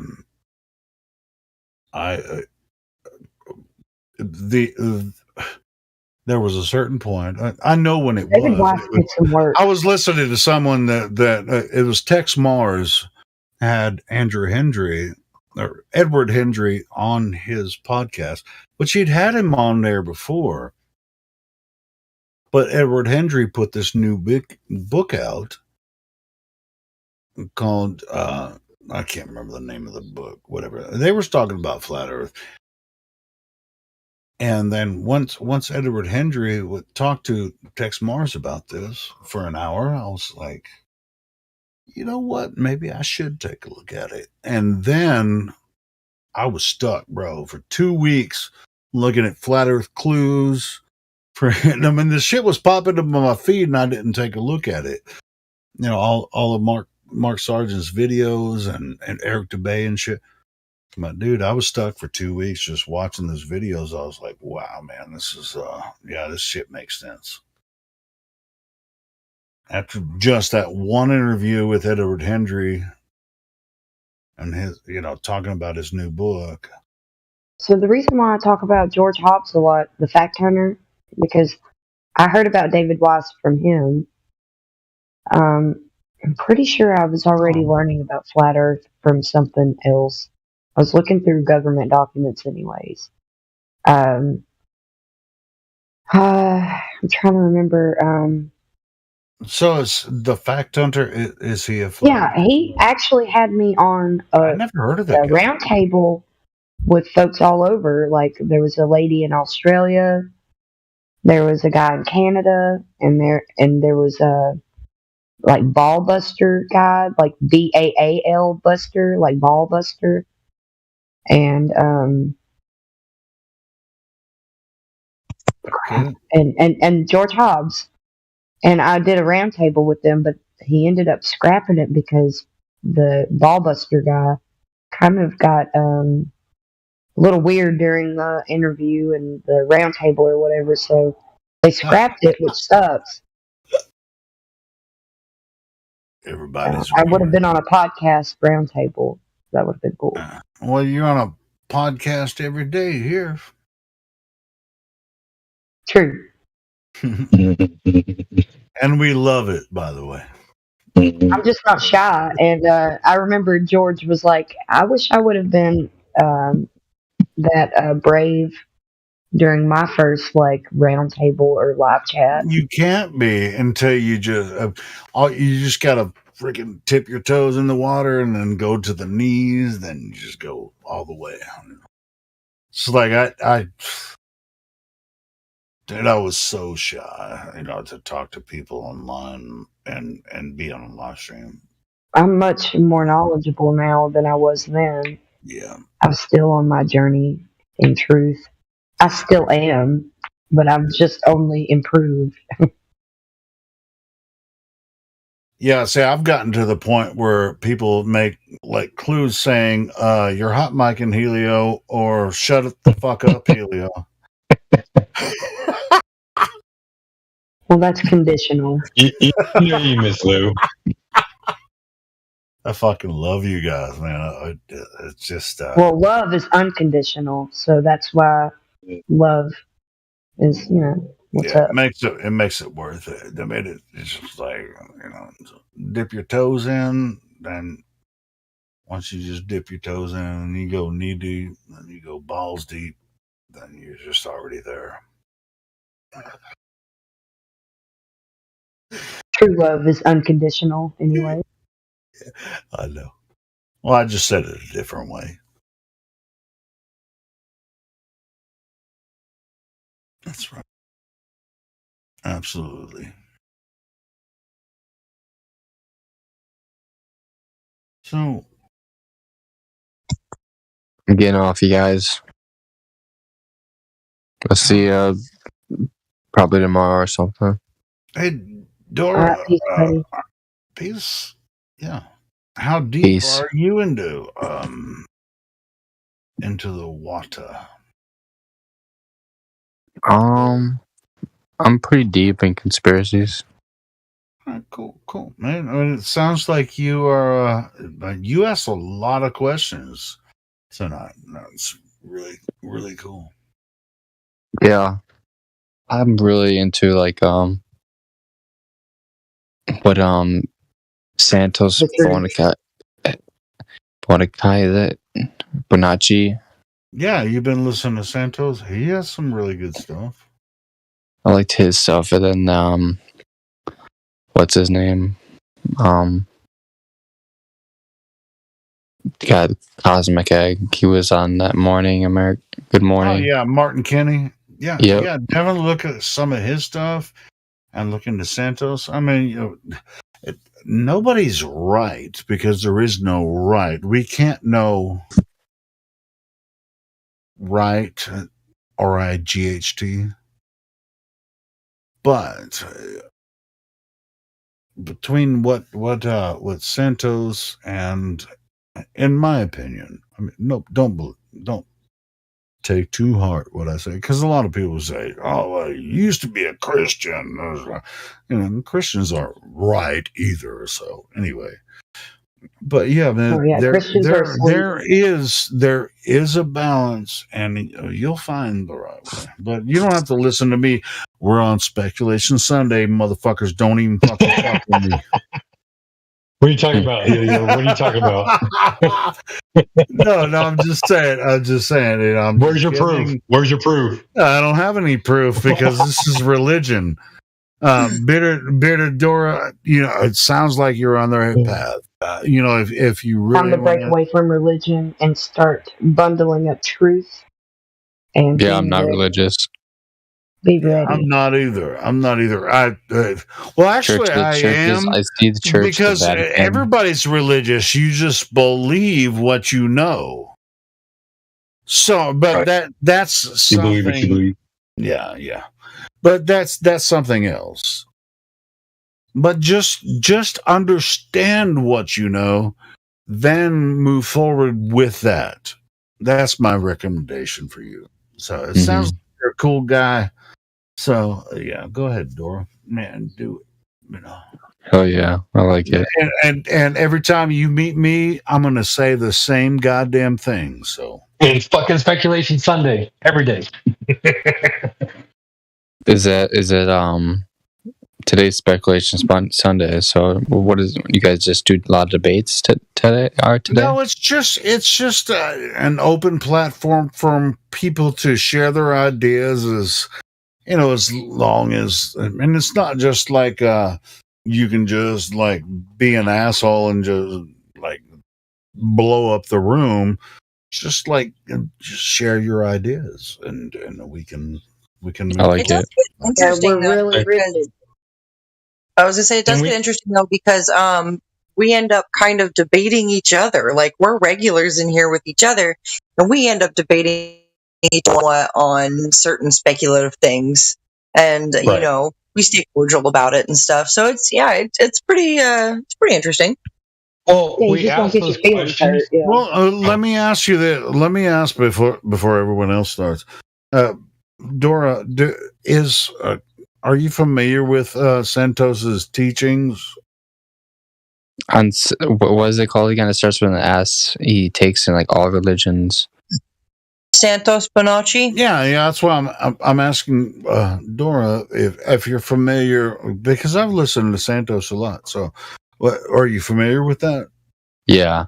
All right. I like it. Yeah. All right. Well, then just move forward, and then we'll figure it out. It's all good. Hell yeah. We will stay away from certain topics, right, Helio? Like it just, we know there's certain things going on in the world, but some things we just can't or won't talk about because of. I'm impressed that he's listened to Santos's stuff that much because I have. So it's all good. And in all honesty, when Santos in Mexico now, he's not teaching anymore. He's just fucking partying. But his own teachings are pretty good. Have you been following him at all? Anyway.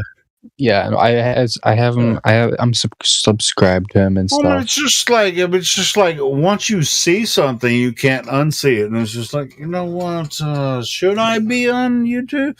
And from what I see, what Santos is doing, he's just like, yeah, I already did all my lessons. I got other shit to do, and I'm on Facebook my life now.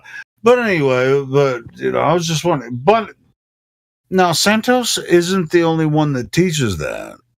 That's all I'm saying. Hell yeah. But he was like one of the OGs though. Yeah. Because not only just do flat earth, but talk about like different planes. in like consciousness and and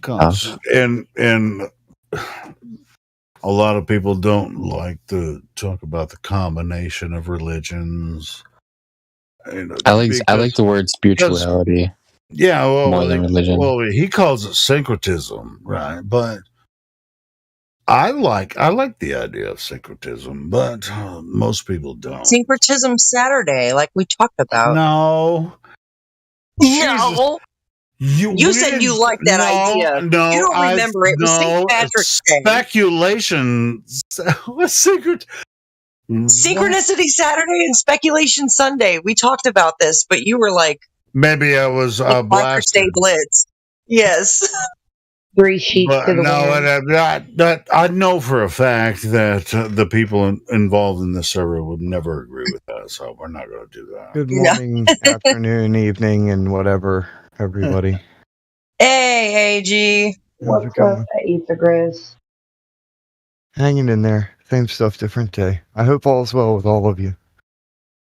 You know, it's as good as it can be, and I'm grateful for what I got.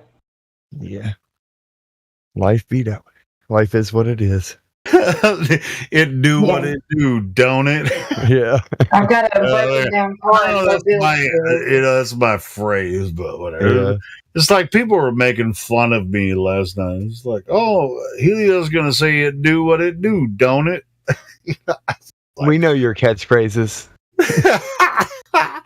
Hey, but that makes me famous, right? Every time my wife hears you, she says that you sound like Lotso, the Huggin' Bear from like Toy Story. And I was thinking it'd be funny as shit to get like some kind of squeezy thing that in there you can make it say it, and then put a bunch of your catchphrases in there, so when you squeeze it, it just says. Oh, I'm gonna have to make up some more then. That'd be funny as shit. You just squeeze like a Lotso. It do what it do. Do what it do, don't it? Dude, I promise I can come up with some more. Oh my god. And it's always going to be truth terms or something related, you know. Sure. Yeah. That sounds cool. I can't believe somebody else. This makes me no. I'm not tearing up, but I'm acting. You still taking your hormone pills, Helio? What? You still taking your hormone pills? You sounded kind of emotional right there. I don't have to take hormone pills to be emotional. Dude, I get emotional every time I talk to you badass motherfuckers. Like, I'm so proud of this community. Yeah. Hey, you remember talking to me last night, Helio? What? Helio's Sorry. not Helio? I interrupted. My bad. Well, no, it's all right. What was that? Well, it doesn't matter. I was just trying to see if y'all heard when Mimas interviewed Mark Sargent today. Because like Professor Flat Earth Dude came in with like him and Sonny were chilling with Mark Sargent, and they came in and let him talk through his account. And Mimas did an interview earlier. You know what's really interesting is that I wasn't listening at the time, but then I heard about it later, and guess what? I fucking just uploaded the video. I found out later that Mark Sargent was in the channel, and guess what? Who captured that? I think Mimas did a capture for it for everybody to be able to see. No. Or you did it? It was me. I just uploaded it. Nice. Oh, that's cool. Either way, it got done. I'm just playing. I'm not trying to make a big. I don't have the biggest dick in the room. Anyway, but dude, it was just like I heard about it on another channel. Yeah, and they were talking about Mark jumped in the 24/7, but it wasn't on his channel because Mark doesn't have a Discord. I wish he did. Account. I'm proud of everybody. He probably will in the future after this. Yeah. But anyway, here's the video. Hold on. Everybody let Mimas do his thing though. Is awesome. Like nobody interrupted. Yeah, I got a chance to say, "Hey, Mark," and then I silenced my mic and let them do the thing. But everybody kept their mic shut. You were there. Awesome. You were there. Yeah. It was that I'm like. Well, I captured it and I uploaded the top tier job. It was a great interview. Great questions. Yep. It was very. Mimas did a great job. Yeah, it was good. It was good. Hey, I'm sorry for being a dick. You don't have to apologize. You're being pretty normal, Helio. Actually, right now, you're good. Yeah. I mean, it's just, You're being yourself. It do what it do, don't it? All right. What up, Saturday? Before I take off, guys, I have one more question. Or if you have you ever heard of mud fossils like basalt rock and Boom. Talk all about that Mud shit. Fossil University, the channel. Yep. I love that guy. Oh yeah. Yeah, that's Roger the shit, that's man. another thing that made me like realize the Earth is too small if this size of biology is existing. Also, I wouldn't check out necessarily agree with that. Stellium 7. I was gonna say, I was gonna tell him to check out Stellium 7. Like just Texas alone is so fucking big. If you stay Stellium 7 like 3 times, that motherfucker will join in here on voice text. Stellium 7, come on! Have you guys ever talked to him before? He's awesome. I don't know if he'll be able to. At 1 a.m., he might join. Stellium, if you're listening, get your ass in there. He's awesome. Anybody who's listening, I've seen come a here. lot of his videos with heart stones and stuff like that, and he's found like massive organ stones, and he explains it in the form of like a boiled egg. Flatter. You know, because you've got the stuff that in his videos is like just about as like paradigm shifting in my mind. So I highly recommend if you haven't seen them. I have seen some of those. They're like weird rocks that they look like organs or meat, and it's like, what the hell? Why is it? You want to send me his channel and the one about Mount Monco, specifically Mount Monco. Watch, keep talking about him, and he'll show up. I do believe it was Stellium 7 that coined the term geobiology. You know, in other words, petrified biology. You know, if people can find giant troglodytes and ammonites, fossilized, then what? He's a licensed chiropractor. Did you know that? He's a licensed chiropractor. One thing that got my interest in it to begin with, though, was the fact that there are these kind of mycelium forests that are fossilized, and they're huge mushrooms, and like this is just mainstream science to be talking about that. And so it's like, okay, well, that's obviously real. And then this other guy, he starts talking about other things, like, I mean, realm of possibility, things can be. I love thinking in terms of realms of possibility. Like, if it's outside of the realms of possibility, then what's the point in speculating? I like the realms of possibility of Tartaria. Yeah. Like these buildings, they were here during a time where their building craftsmanship was insane. Now, not only that, I do believe that those buildings and that time period was harnessing free energy from the ether. A lot like Nikola Tesla had rediscovered. Yeah, agreed. Some of those old pictures are just mind blowing. I've seen a video of this palace or whatnot, and it showed like fucking sparks or it was ether. It was energy from the ether coming from it. Absolutely fascinating. Yeah. And now we gotta pay money for gas, and we have to pay for food, electricity, and we're tethered, and we're kind of not, but we're still tethered. Slaves. We're quite literally slaves. Yeah, that's the summary. Yeah, it's cool though. I feel like a lot, at least in my I don't know anyone else really that knows as much as this shit besides myself. Well, you've found good to know. Yep, good to know that there's others. Hell yeah. Well, I'm out. See you guys. I'll probably be on tomorrow. Or today. I was gonna say it's already tomorrow, but it's one for me. Tomorrow, today. Today, tomorrow. Hey, check this out though. I've been flat smacking today, and I was flat smacking yesterday. It was fun talking to you guys. I will be flat smacking tomorrow. You stay blessed, bro. Come on, the scripts these globers follow.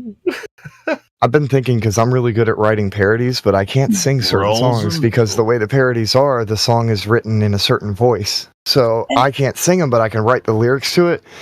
And I've got several different songs that would work for different people based off of how they sing. But such as, well, I know that Flatsy Klein could probably has heard the song Before He Cheats, like I dug my keys into the. So you take that. I think she could do that really well. And we take the lyrics from that, right? And we're talking about smashing the globe, though, and we're talking about NASA. And just use that fire, like F you. And then we take the lyrics from that, though, and we talk about NASA and smashing the globe and drop facts. I love that song. Like, that's just one example. And then there's other people, the way that they sing, I'm like, well, they would be able to do this song, and they probably know that song. So if I wrote lyrics to a parody to it, they could definitely sing it. It's like you've heard my parodies. I'm already getting the lyrics in my brain for that. Look, I know. It's just like another some parodies for rock and roll songs that I can sing, but that freaking. What is it? The dug my key into what's the name? But it's about the passion of the way they're singing, though, and then you take it and we put the lyrics that are relative to what we're talking about, and then use that same fire, and then we end up having a really good Then you end up having a good parody. Level C's, like proved level C's. You know, would be like in a corporation. I'm thinking of lyrics already, man. But I'm looking at the way we sing, right? So I'm like, okay, certain songs work better for different people. That you're talking about Before He Cheats, where she talks about destroying his car, and so I'm like, okay, let's destroy the globe, though. Yeah. Or we could talk about the Tesla car and smash that. They have a reference to that too. Go ahead and destroy that thing. But then, like you said, you sing rock, right? So there's certain songs that I know that Helio knows already, and we wrote lyrics to that. Boom, he could kick it out because he already has the tones in his memory. So then you add different lyrics, and we've got the truth put in there for what we've been trying to say. Making parodies together would be really fun. But I agree with what Mima says. We should try and keep it like less on the nose, like more about. I think Flatsy would be perfect for that. But yeah, for that song, she would do excellent for that one. Her voice would just match it. Yeah. But that's my point is we write parodies around what I didn't mean to interrupt her. I was just excited about the idea because there's so many songs that we can do and so much talent here. That's all. No, you're not wrong about that. So Flatsy, did you want to say something, hon? Diddly. No, I was just listening. Oh, okay. I guess Into the Break is Flatsy. Things will never be the same. Do-do-do, do-do-do. That's just the way it is. Oh, yeah. That's just the way it is. That's just the way it is. The glow falls to... Don't you believe it? Damn it, Helio. Say, don't believe it. Because we debunked all your stupid lies and your... No. What's up, bro? I'm trying to think of the next lyric to rhyme with the. I took my key into the side of your front of your eyes. Because we debunked all your stupid lies. It's just like I hear you guys talking all the time. In front of your eyes. Almost so every before your eyes. There we go. Before your eyes. Yeah. No. By putting the truth in front of your eyes. Yeah. So what's your lyric? Realize. Yeah, I was thinking because. We debunked all your stupid lies by putting the truth in front of their eyes or something like that. Yes, we're exposing their bullshit. Realize. Yeah. Yep. I like that one. We can incorporate that energy. The idea is more than just the one song, though. It's the fact that there's a lot of people who they're really good at singing karaoke style. I know this song.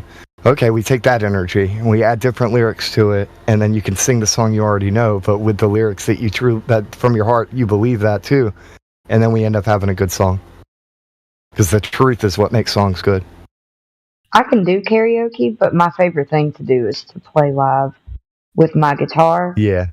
And my voice. Yeah, it's a lot more fun to make your own music than to sing over somebody else's. Gosh, it's so much fun. I could really do parodies because I know a lot of covers and I could just replace the lyrics. And y'all know me, I'll just sit here and think of parody lyrics and whatever all day. What? I should send you guys a list of all of the covers I do. Dang, I do a lot of covers. Maybe not all of them, just some of them. Hey, Flatsy, have you heard my covers? Yes, Helio, of course I have. You're You say awesome. so. Oh, dude, you could say the story really stinks the more he speaks. I subscribe to you, Helio. Instead of No, before I'm he just cheats. wondering. Sorry. Yeah. Anyway, everybody's right. Whatever. You're so butthurt about nothing. Helio, you're the best. Calm down. I'm just. You're awesome. Calm down. I love you, man. I actually want other people to do it. Well, I just I'm trying to like work on something right now, and it's coming together really well. So just trying to do that. Falling into sin, their tombs we will reveal. Sorry, my brain just chased a rabbit completely in a weird direction. No. I came up with since I'm Patsy Cline, I needed to like have some sort of Patsy Cline song that I, wait, yes, like, and I did. You're right. I did the glow falls to pieces.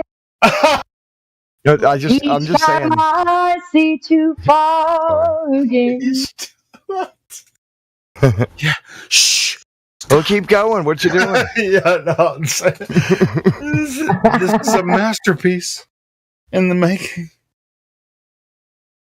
I love that your name is like a parody of Patsy Cline, though, because we should totally do a parody of Crazy. That's right. I love that. Nice time. That's it. Holy shit, that's brilliant.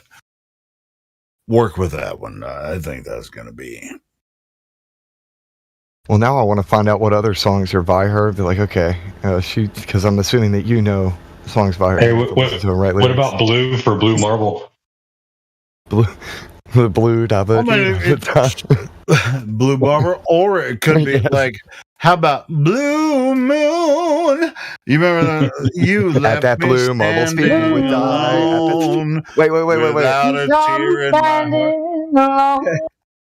Yeah, I got one. It's like, bro. At that blue marble speed you would die. At that some of these parodies you don't even have to make up new lyrics for. Kind of, yeah. No, think about it. The blue dabba dee dabba die. At that blue marble speed, you would die. At that speed, you would die. At the speed, you would die. Oh, I like that. Oh my god. Oh my gosh, that's so great. Oh, that's fucking awesome. Oh gosh. Write that shit down. Hey, Helio's got it recorded on the stream, man. Log that away. Do it again. At that blue marble speed, you would die. At that speed, you would die. At that speed, you would die.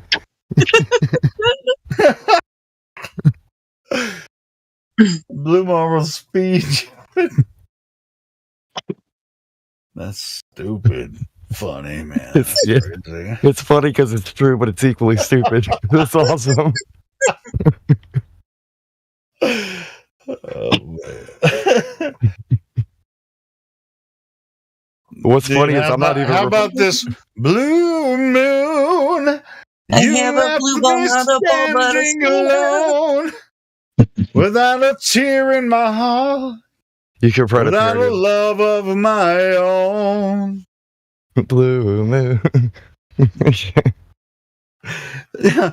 Well, you know what a blue moon is by definition? It's 2 full moons inside a month, which is a once in a blue moon. Part of, the blue moon is part of the solar calendar. So you get 2 full moons inside in 1 month inside a solar. What makes it the play on words and makes it funny is the word month means moon. So when you have 2 moons in a moon, that's why the blue moon's funny. Yeah, it's the broken. See, that's where you got to fucking start writing the lyrics so we can make fun of the fucking stupid blue moon. Yeah. What moon is it? Say that again. Sorry. Oh, I said, what month is it? Moon, What yeah. month That is tells the month. Well, you imagine like an Indian Oh, being like, it is, I have not seen you in many fluctuates. moons. It fluctuates. We have not seen you in many months. Yeah. Many moons. Oh, man. Many months. Guys. Helio, my great brother, I have not seen you in many moons. I have not seen you in many months. Here we go. The lexicon is changing again. Like, I haven't seen you in many moons. It's like, oh shit. I mean, last time the moon did that shit was many moons ago. Yeah. It has been many moons since such a thing happened. Many moons. Many moons since the Earth was a ball. Write a parody of Indian Outlaw. I'm an Indian outlaw, half Cherokee and Choctaw. Yeah. My baby, she's a Chickasaw. She's one of a kind. Yeah, I know that. My friends call me And that. as a matter of fact, The village chieftain is my papa. I have some Cherokee blood and Irish blood. I'm a fucking mutt. He gets his orders from my mama. She makes him walk the line.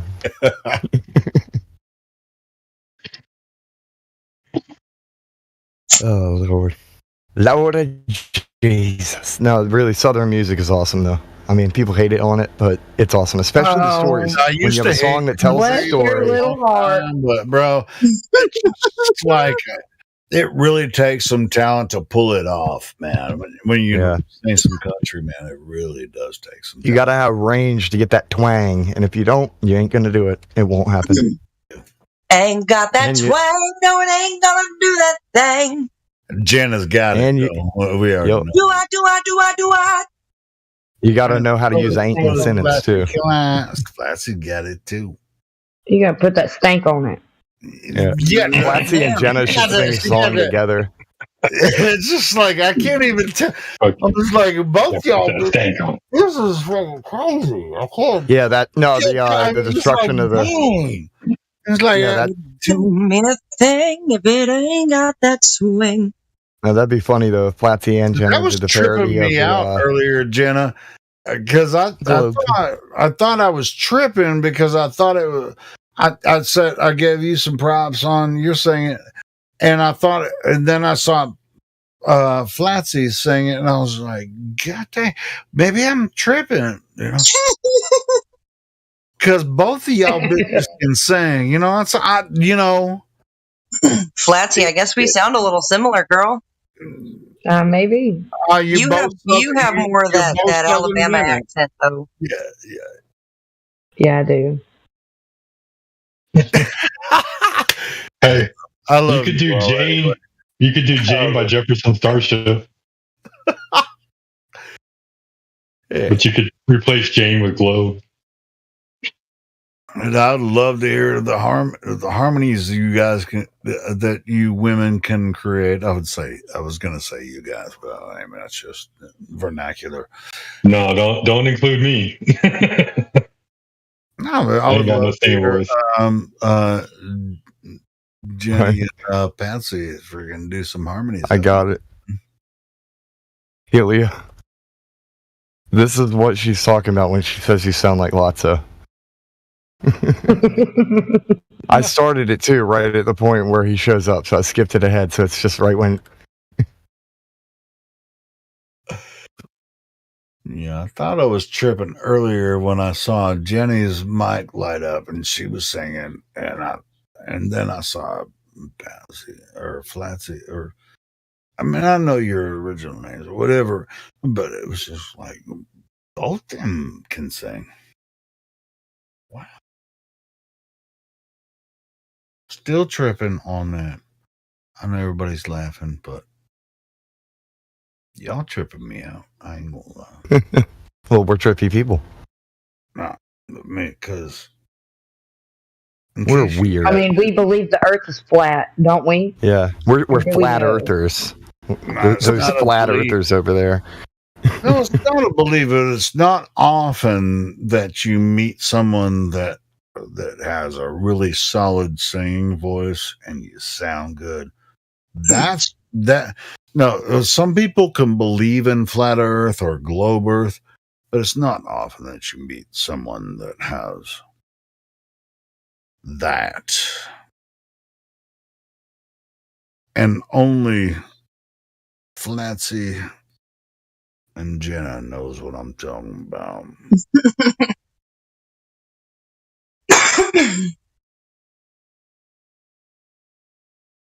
Beyond that, I ain't gonna say shit. Because it only hits me when I hear it.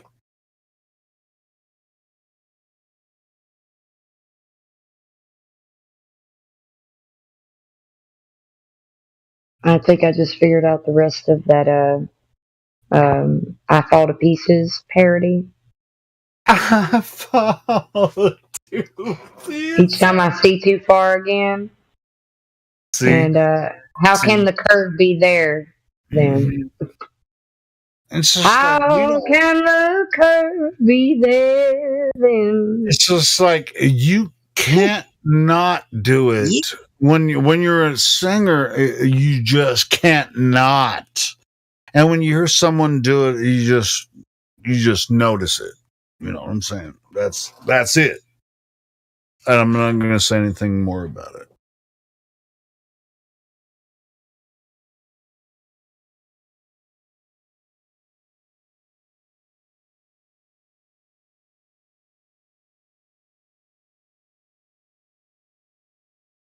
The Earth is flat and stationary. It is the most flat. It's the flattest flat that you will ever experience as the flat. It's flat as the flattest thing you'll ever experience. It's the flattest it can be. It's as flat everywhere. I mean, it's as flat as it can be. It's flat as it can be. Somebody stop me. Well, I mean, with topography, we don't deny topography, but it's still as flat as it can be. Sure. So when we say flat Earth, we don't mean that the Earth is completely flat. We're talking about sea level, aren't we?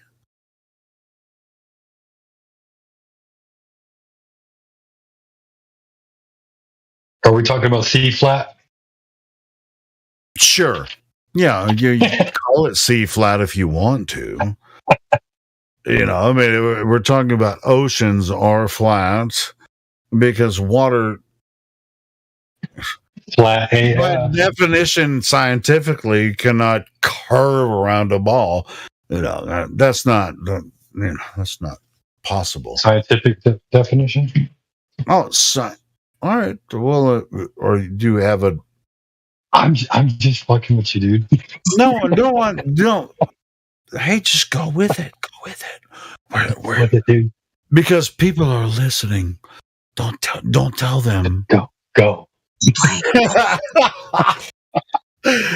right. So. Oh, that it has nothing to do with science. As people. Hey, we're all persons on Earth, aren't we? Right. So we're persons on Earth that are experiencing the Earth. And every time we move from one place to another, we move laterally, right? From one place to another. We're not moving over a curve, are we? Could you also say that we move horizontally? We just move yes, from A to B. I would say the same thing. Yes, we just move from A to B. That was that's what I was describing. I just love this shit. Dude. I love playing with words, but like for these people that are out there listening. It's just like that description is very simple, right, Sheepdog? Right. Well, we're just moving from one point to another. When I travel from Los Angeles to New York, whether I'm traveling in a fucking airplane or a car or if I'm walking, I'm just going from point A to point B. Fuck, it doesn't matter how far it is. I'm traveling laterally. I mean, there is, if I had to walk from Los Angeles, I might travel up in the mountains. I might travel, in the Death Valley or whatever. Motherfucker, I'm traveling from the West Coast to the East Coast of America, and it's flat from the sea level on one side is the same as the sea level on the other side. As far as any optics can see, the Earth is flat and stationary. Ooh, that rhymes. That was the point. Check out my parody lyrics. Hey, you know what? It makes me want to sing. I'm just playing. I'm not going to do it. From the mountains to the prairies to the oceans. Look at the voice. Look at the. God bless America. I'm just going with you guys. It's just so dumb. This stupid globe is so dumb. And I will shut up for the rest of the night, I promise, if you want me to. I'm sorry, did you say something, Helio?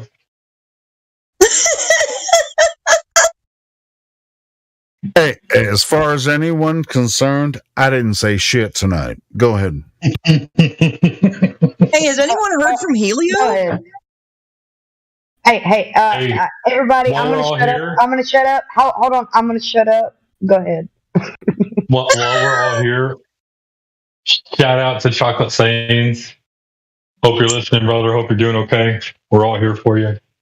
However we can be here for you, just let us know. All you gotta do is reach out to us.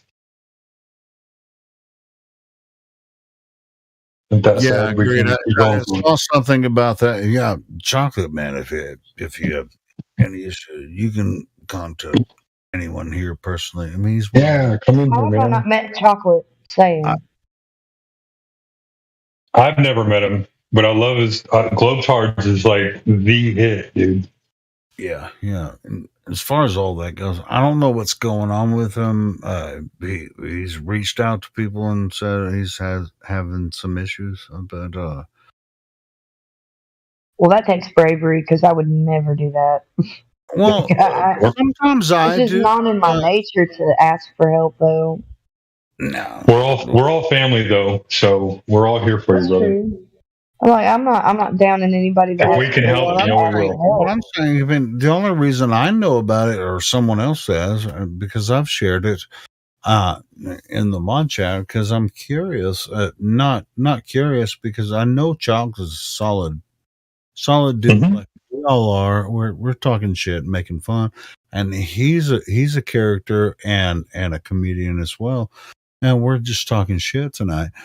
But if Chocolate is going through some shit, I don't.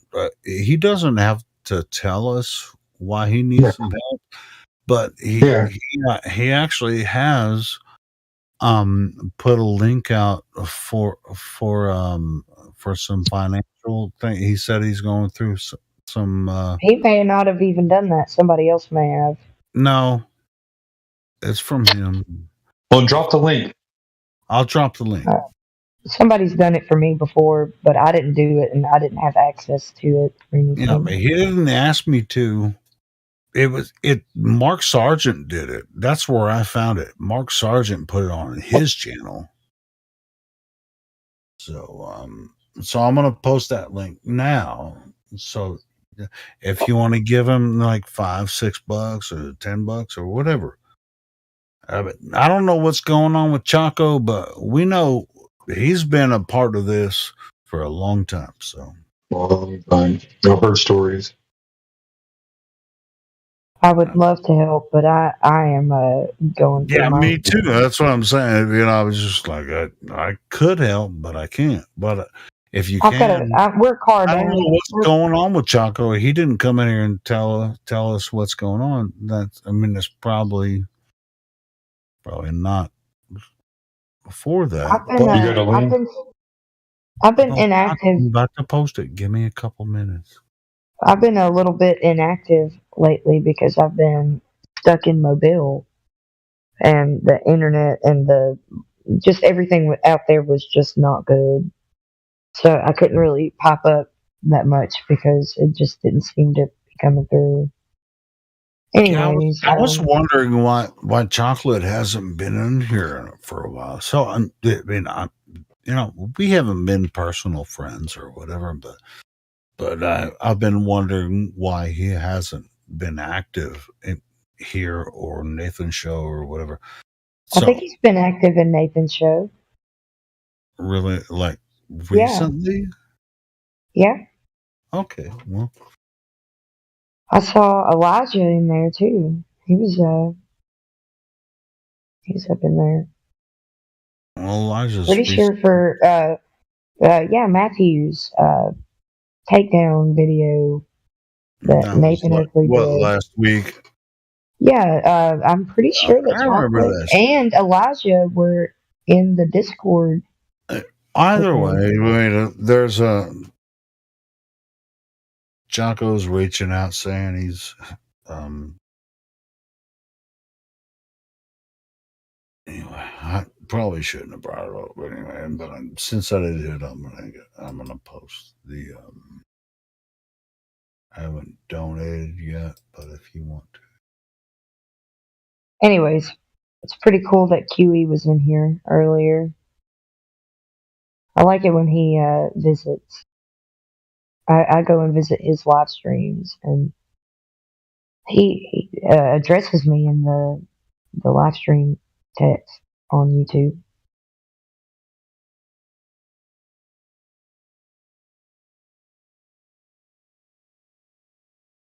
I think I am going to get some cheesecake. I'm wondering how I can be more like destitute than living by paycheck to paycheck than anyone else. Helio, I don't even have a job, but my husband does, and I take care of the home. I'm not gonna beg and our son, but I'm used to having a job, so that's kind of weird. I will tell you, if all of the people that no, I'm not gonna do it. Fuck it. I'm not gonna fucking ask you guys for money. Fuck it. I do like taking care of the home. I want it to be sufficient, but I've been trying to book gigs here and there so I can make extra money on the side really quick, and it seems to work out. But we went and visited my husband at the last job site, so the car broke down there. So we're a car down, and I'm stranded every day now. Is that Black Hawk down? We just have a car down. Like a car broke down in Mobile, and I don't know what to do to fix we it. all participate here. We all need help. We're gonna figure it out. We don't really need help. Well, we don't need help. But, as far as participation goes, we enjoy this. This is. I want to participate, but I've also been slacking. Just got a lot going on, so I'm just trying to. You don't have to be. I'm not necessarily sorry, but I do feel very passionate about being here. So. Sure, dude. A lot of times. You have to aggressively. Do you ever listen? Do you ever listen to the live stream without participating? I have. Okay, like often or not? No, because I don't purchase. When I'm at work. When I'm at work, I don't purchase YouTube. Yeah, why? Yeah, I don't have to listen to ads when I listen to. Yeah, I don't purchase it, so I can't close my phone. Google Premium, I can't close my phone. Them $16 a month, and I have 6 fucking accounts that I share around. Yeah, but I can't close my phone with YouTube, but I can with Discord. Oh yeah, dude. If I can't participate, but I want to listen, if I'm just in here, sometimes I'm not listening because I'm like busy, preoccupied, whatever. But most of the time, if I'm in here, I'm listening, and I just can't participate. So. All right, so you're listening. Now, when I'm at work, I listen to audiobooks. Sometimes I do that instead. And I flip back and forth between YouTube and just to pay attention to what's going on the YouTube. Yeah, I've been slacking on other friends. My Discord account on my phone and stuff when I'm at work. That's 8 hours a day. I'm getting paid. I have another Discord that I need to participate in more. I'm getting paid while I'm there at work. Yeah. I'm not getting paid for the YouTube channel live stream, which I don't care about payment. It's not about that. It's about making sure I take care of things closer to home first. But this is still important. I'm just telling you. I'm asking you. All right. The only reason the live stream exists is because I do it on YouTube. I know that, Helio. It's me. I do it. That's my fucking channel. Everybody seems to, they enjoy it. And the only reason that I do it is because I enjoy it. I enjoy everyone enjoying it. I don't know. If I turned it off, the Discord would be just Discord inside Discord. I'm not saying, but I don't even. Sometimes I get donations from people, but people just take advantage of me. I think. I don't know, Helio. Do you feel that way? You're gonna send me any money? I mean, I'm a fucking working man too.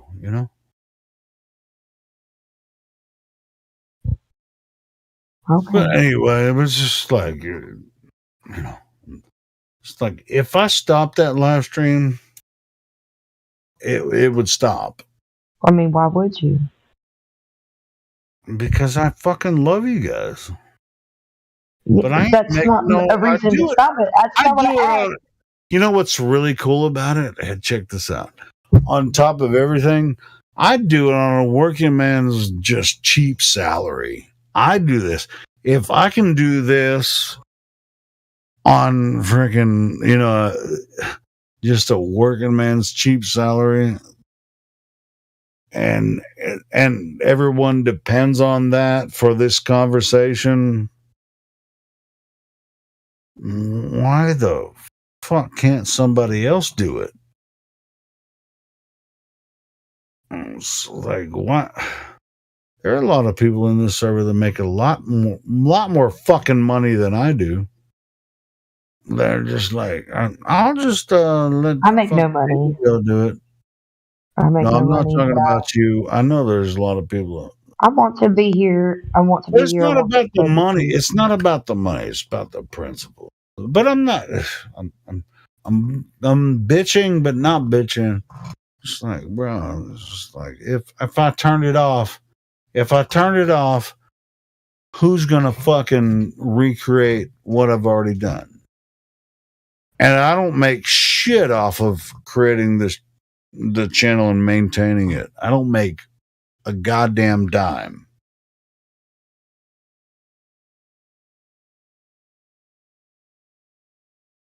Who's gonna, if I just hit stop and shut it off?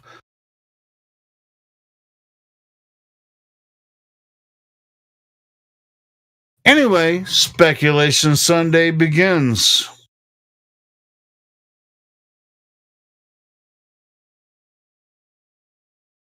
I'm not. You done made all kinds of awkward money or anything, but if you want me to keep doing this, shouldn't you send me a little bit? Like $5 a month or something. From all the 27,000 subscribers on Discord. If you like, or however many subscribers are, I don't know. It's frustrating. It's frustrating for me that I have to deal with the fucking YouTube chat and the Discord and all the moderation. People bitch at me and all that kind of shit. Bro, I have to fucking deal with all that shit, but I don't get any recourse. And it's like, well, you just deal with it, and you don't. You have to pay money for your internet and your fucking, YouTube channel and shit, and try to maintain all that shit. And it's like, well, you're having fun.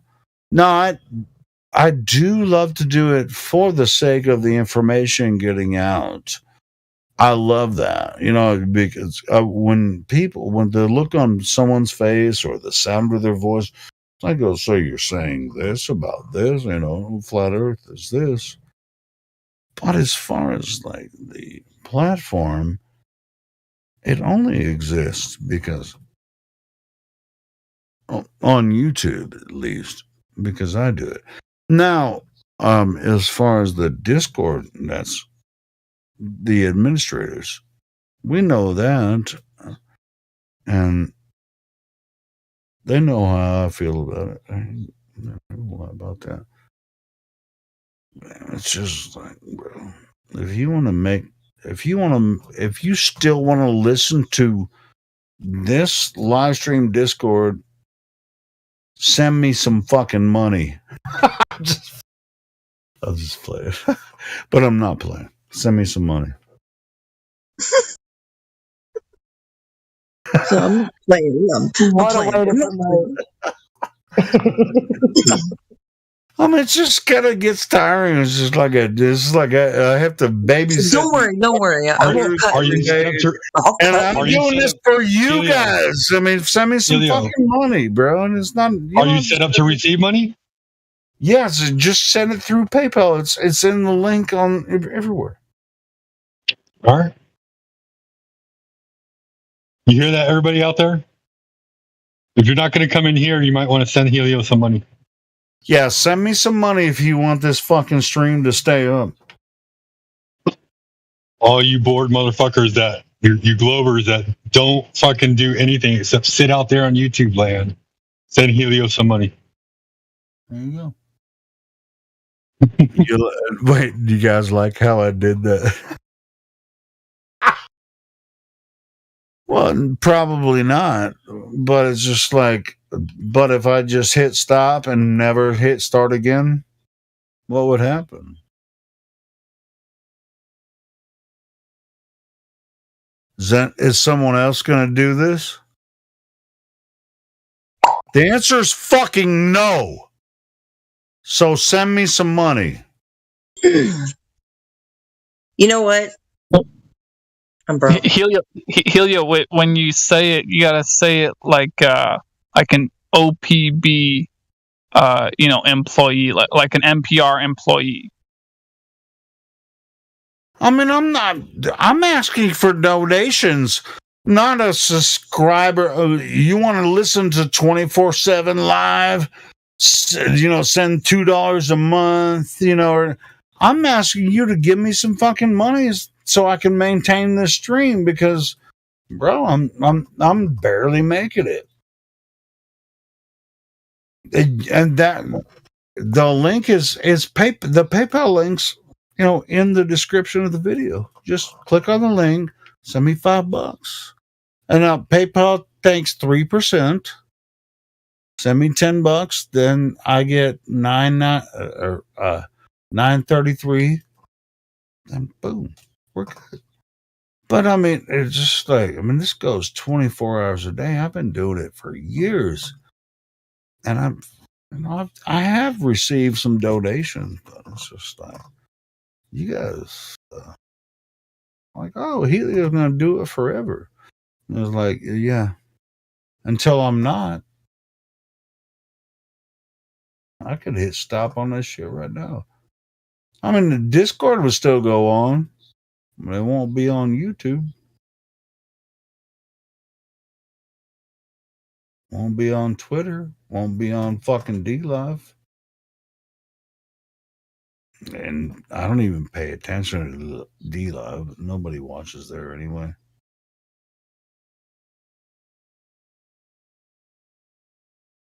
Just saying. If I stop it, I'll still be on Discord. Anybody else gonna do it? I mean, you can go ahead and fucking do it. It's not even really hard to recreate what I already did for the past few years. You just buy an old PC and just download OBS and freaking pull up Discord and you know basically make a platform.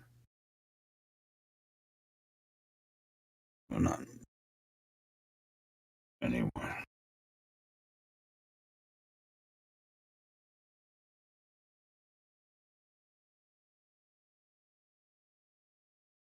Hey, by the way, if you wanted to donate to Helio Skeptic, you can click the PayPal link in the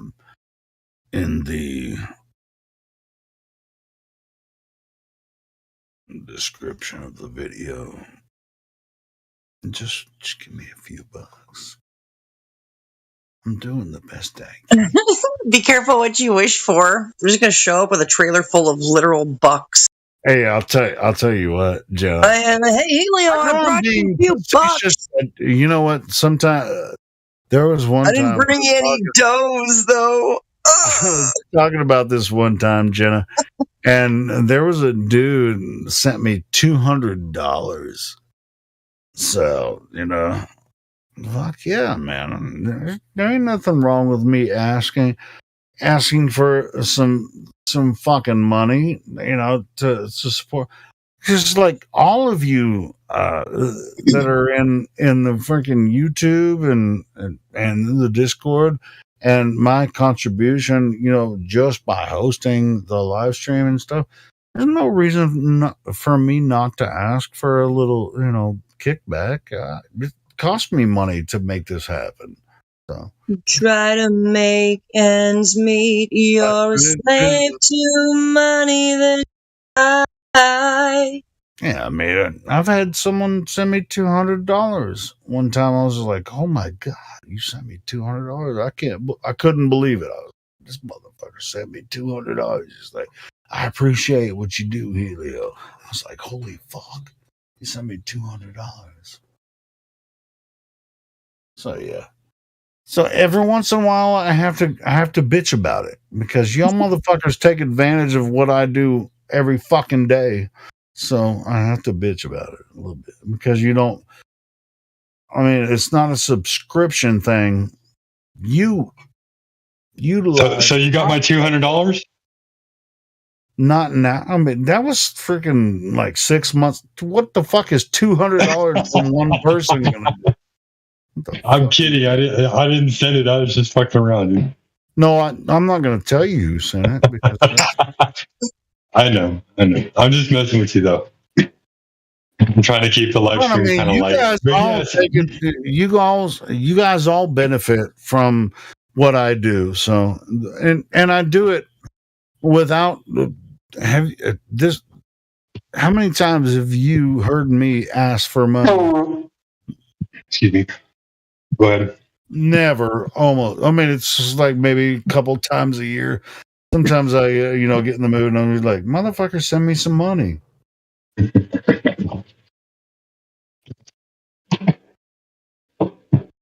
He said, what, that hundo didn't change your life, Helio?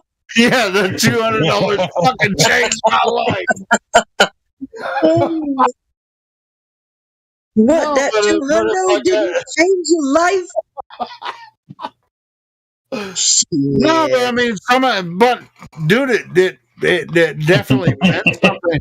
That person that sent me $200 definitely really changed.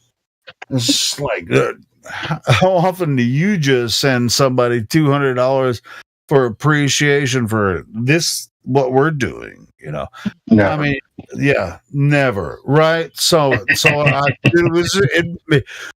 that was like, oh my God, I can't believe you did that for me. I'm not gonna lie, I just spent okay, this is probably gonna sound weird. I spent $500 on flowers for a girl that I want to take out, And I sent it to her work, so she'll get it on Tuesday. Oh, how precious. My God, I want to kick you in the balls right now. You better be a flat earther. I know, right? She'd probably say no. She's like, what the fuck? This guy's crazy. She's probably going to kick you in the balls. Why the fuck did you spend $500 on flowers when because you I can. fucking took me to a fucking restaurant and bought a hotel room and we could have had all I'll still do all that. All right, well, I guess you're a rich motherfucker. See, $200 makes a difference to me because I don't even freaking. I mean, I'm not a rich motherfucker. My life only changed recently. I didn't say you were rich, but I'm a paycheck to paycheck kind of guy. I've been there for 14 fucking years. I've been there. Well, actually, longer than that. Since I started working, so 23 years ago. So you paycheck to paycheck. All right. Hey, I'm not. All right. Cool. I just had a life change. You do what you do, sheepdog. Spend $500. I no longer identify as a man. No, I'm kidding. Oh no, I get that too because I was bitching about that shit earlier too. So yeah, identify as man and spend $500 on flowers for your girl. All right. No, not right. Hey, any woman in here? Would you want him to spend $500 on flowers for you? I just wanted to get her attention. If it doesn't work, it doesn't work. I'm asking the women.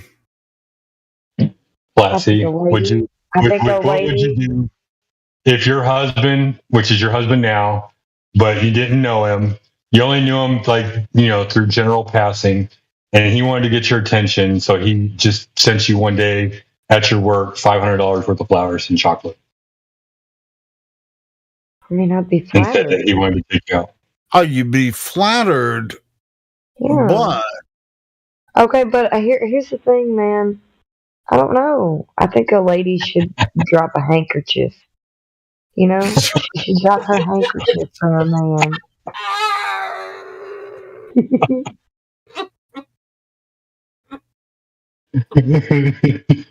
Fucking Elio, dude.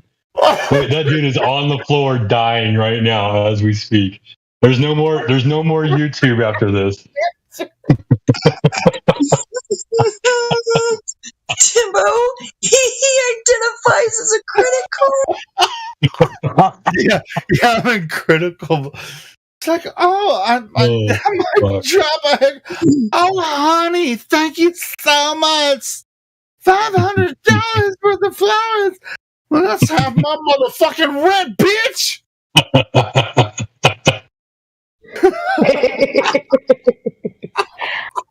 That's a good one, Timbo. Too good.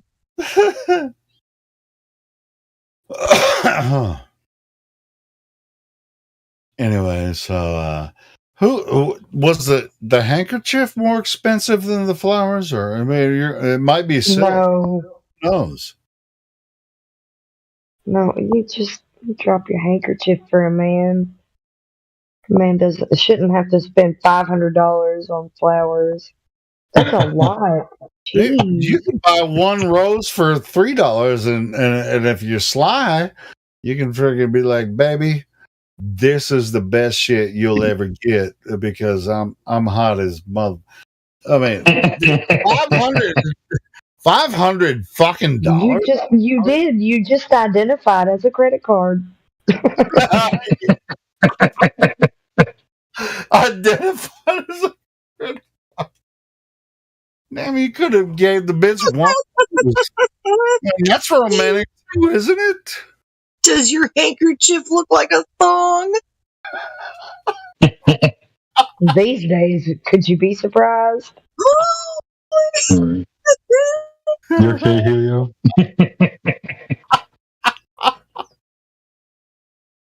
All right, we're in Speculation Sunday now. It's a no speculation. And speculation Sunday for like 2 hours. Speculate, women. Were you being impressed with $500 worth of flowers or one flower and a genuine sentiment? Like I said, I'd be flattered. It's not like You'd be flattered with $500. I mean, so the money wouldn't matter as long as you knew he had the money, right? Right. It's not like if it doesn't work, it's not like I'm hurting. All right. You know what? Say, check this out.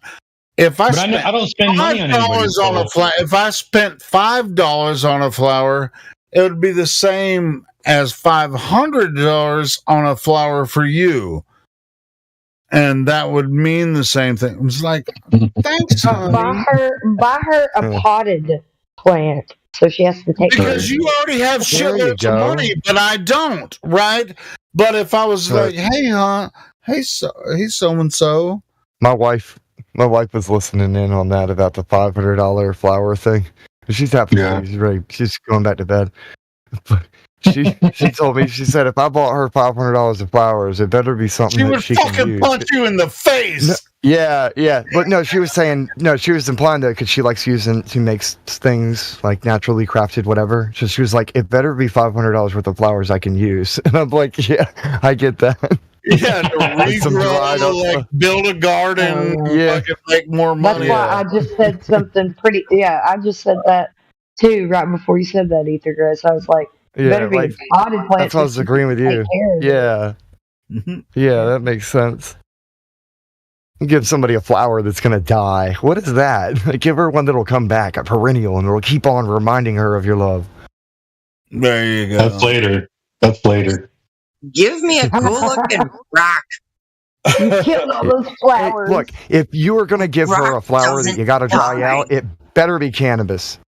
No, I've got like, I know, right?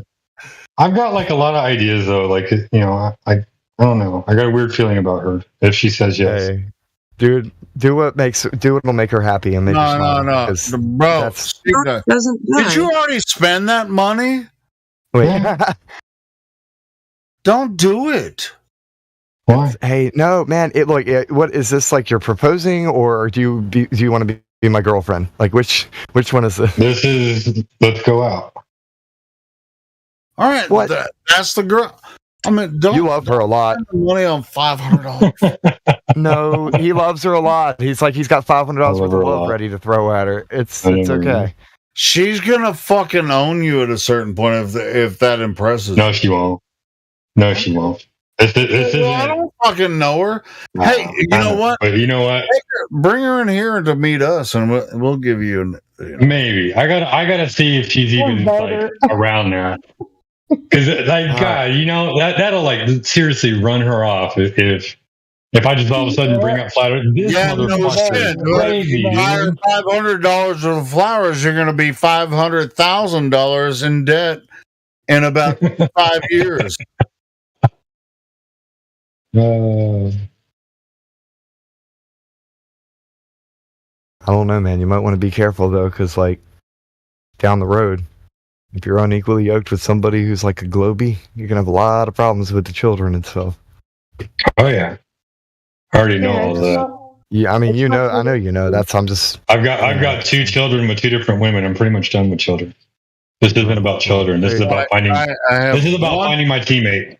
Yeah. Oh, there you go. I've been married twice, and I guarantee you, I will never be married again. You should just don't marry on a whim. Yep. Dating is so weird. I don't recommend dating. Yeah. Don't get married ever. Courting, not dating. I don't recommend courting. Only marry once. Well, if it doesn't courting, work, yeah, courting's weird too. Yeah. Don't get married. Courting's a weird way of putting it. Yeah. Marry your best friend. Become friends. Become friends first. Could be. Yeah.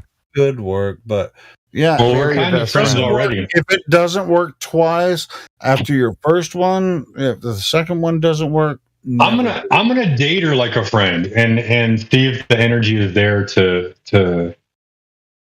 be romantic in that way. but I'm gonna date her as a friend. You just said you were gonna buy her freaking $500 worth of flowers. I already did. And you already did. What did she say?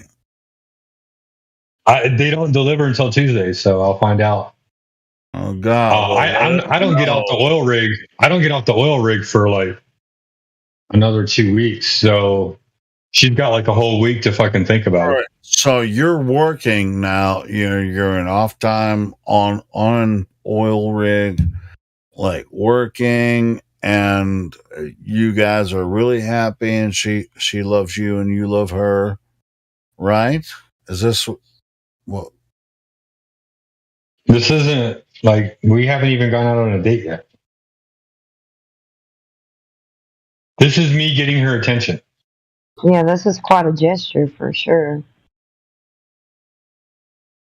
I've never done this for anyone before, and so I'm just giving it a shot. How long have you known her? Probably like 6 months. All right. So does she have children? Yeah, she's got one kid. So she's single, has a child, and you met her at a bar? No, I met her at a doctor's office. Doctor's office. And she's a tech at the doctor's office. She works at the doctor's office. Yep. And she has a child, and you work onshore, offshore at an oil. No, I work onshore. I'm on land, but I'm gone 2 to 3 weeks at a time. Sure. And so you met her, what did you say, 6 weeks ago? 6 months. 6 months ago. And so how much time have you spent together to get to know each other? Every time that we're in the doctor's office and she's doing all my vitals and everything. Hold on. You just work offshore, so when you come on shore, you're spending time with her and her child. No. No? No. Did you say no or now? I said no. I said no, N-O. All right. So how much time have you spent with this woman and her child? 0. Oh my God. Are you fucking with me?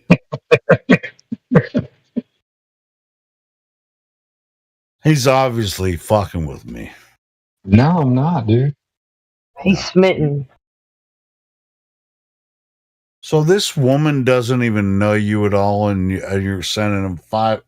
Yeah, she knows me. With the flowers. We talk. You're gonna ask her to marry you when you haven't spent any goddamn time with her and her child. What the entire fucking are you talking about? Helio, that's not what he said at all. I'm not sure I even need to spend time with her child because her child's 15. Oh, well, okay. I'm not getting in your business, but it sounds like you haven't spent much time with her at all either. So that's the whole point. I'm getting her attention. To marry you. I don't want to ask her to marry me. I want to spend time with her and get to know her. Right. And I'm getting her attention. Are you getting your attention by spending $500 on flowers? Yeah. Why not? Sometimes you got to take a risk. How about giving her a single rose and send me the $499 to me? Well, I'm broke now. Helio, how dare you?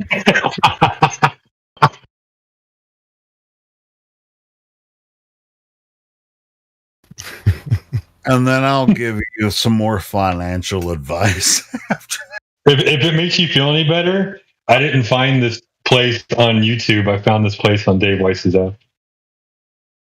That's cool. Yeah, Dave actually does promote our Discord. He does. He's a cool guy. Yeah. A lot of people give him shit, and honestly, he's the only guy out there doing actual experiments, even though they're like kind of funky. Like he's actually like putting shit together and showing how Hold things on, work in a visual. Sheepdog. Dave's not doing the experiments. Even though, as much as I love Dave Weiss, he's Or not observations. doing experiments. He's doing the interviews and talks, just like we're doing here. I'm not doing experiments either. I'm here talking. What about his kitchen observation?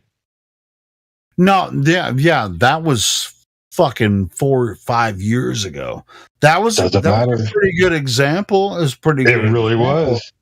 So, but it's not. It's not real experiments and everything. So, I do love. No, but he's not doing that anymore. Right. No. And then he also did the four It's circles, not like how it's a sphere, and he has the ball. Those types of observations aren't really necessary to get to the crux of the real argument about this. So we're not. Where do you think where you think flat earthers can prove that the Earth is flat? There's not. It's not necessary. It's not a proof of the Earth is flat. It's a proof that the measurement we're given is not measuring up. Yeah, it can't. And so I mean, it's just like we're standing here with solid proof that the Earth is obviously not this stupid globe that they keep freaking throwing in our face every day. And I think that's what David's doing and Mark is doing. It's like, bro, it's just like I think that David Weiss is it's doing so the best he easy can, to just but he's freaking doing a good job. yeah. He was interviewed by the fact hunter, George Hobbs. Like that's where I saw him first or heard about him first. Just like a man. Yeah, Helio, your PayPal is not in the live stream notes. Yeah, definitely is. Just thought I'd let you know. Check it. I mean, it's. Oh, there it is. It's on the actual live stream part. I was looking for it in the description of the freaking live stream. In the about. And when you go to the about on the channel, it's not over there. I was looking for it over there. Yeah, just go into the description of the video. Click You should put it over there too, dude. Just in case somebody out there, is searching for it. I'm not fucking e-begging here. Y'all motherfuckers know what I do. He do what he do.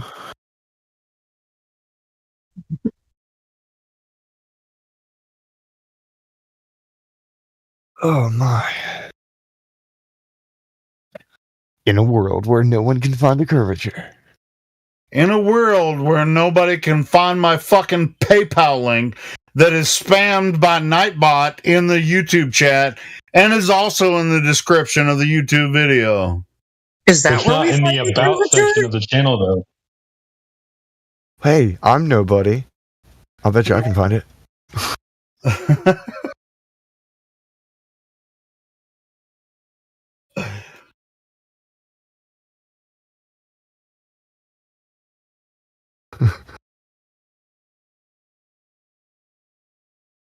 And if you do, give me a donation. It's much appreciated. I mean, I'm wondering when the computer that actually keeps the live stream going, it's maintaining. Like I'm just wondering if. Whoa, Helio! It's kind of looping through what you're saying, man. Anyway, I'm gonna maintain it as long as I can for you all and for us all. I don't even know what the fuck that means.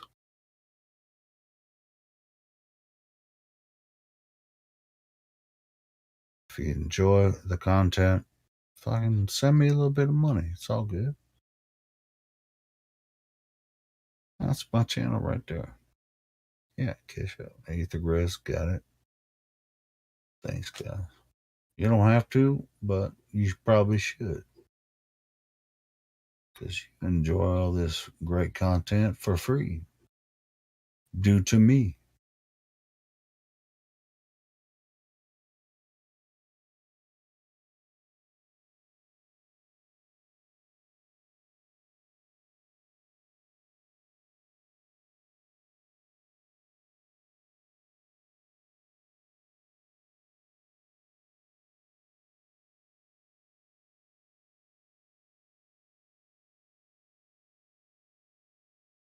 Whenever you talk, it loops what you say through, but it's like a little bit louder.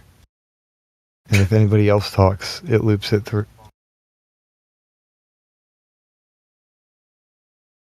Oh, is there an issue with the audio? I can fix that. You talking to me? Hold the fucking phone. It sounds fine to me. Yeah, I don't know what you're talking about. Doesn't live back there. Maybe you're listening on a weird. I mean, it's my fucking job to make the live stream sound good. Is it? Oh, yes. I got it. The answer is yes. Yes, it's I found out what's wrong. To make the live stream sound good. You guys are all right. You're right. I found out what's wrong. I'm fucking retarded. It's okay. I had opened up the stream to check out the stream to try and find that link, and when I shared the link, about the time I shared it, it started looping the audio through, and that's what I was hearing the YouTube and you guys talk at the same time.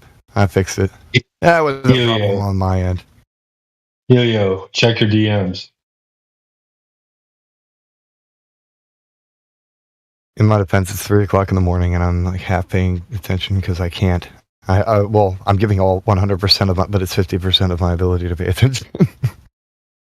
You sound like you drank some coffee. Oh no, I took my medicine and I slept all day because I was feeling sick, so I have the energy of being awake, but I'm also groggy. Yeah. Same stuff, different day.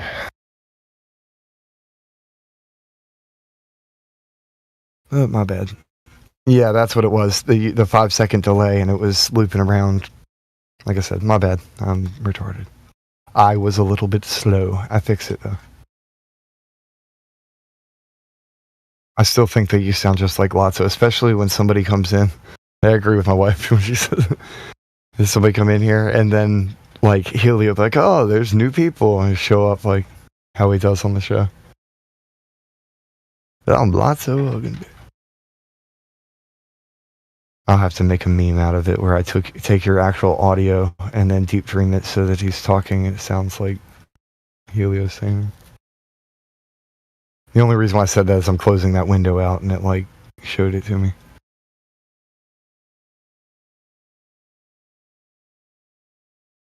You're hot micing Ethergrass. My bad.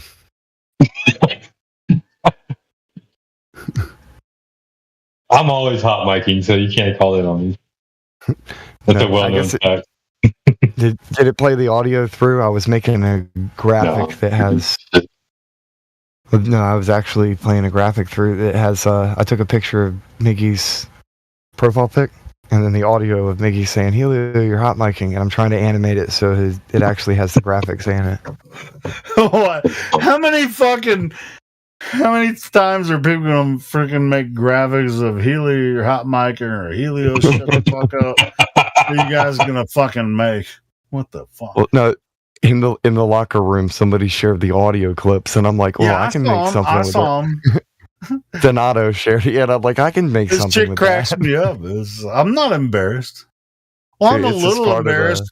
If I wasn't embarrassed, I wouldn't freaking address it. But I think it's funny though. I love it. I love it actually. Hey, it's canon to the story. Fucking cracks me up, man. It's part of the culture here, the lore for this place. Shut no, I mean it's just like, well, it's just like earlier. The only reason they're doing that is because I was doing some shit earlier. It was just like, shut the fuck up, Helio, but they make memes about that because it has the word fuck in it, right? So it's just like, shut the fuck up, Helio. And so now they're just like, I fucking love it. And I love all you guys. Yeah, that's a nicer version. Helio, you're hot. That's the bless your heart version. It is. That's the bless. I love it. Bless your heart, Helio. Bless your heart. Let's make some more. Bless your heart, Helio. That's another way. Bless your heart, Helio. Just keep on talking. Well, bless your little heart, child. I'm gonna remember that. If I feel like you're hot micing, fucking brilliant. I'm gonna be like, Helio, bless your heart, man. Bless your heart, right back. I feel you, bro. And bless your heart means shut the fuck up. I can read between the lines. Bless your little heart, Helio.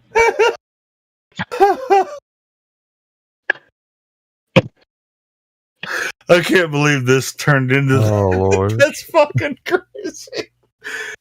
Anyway.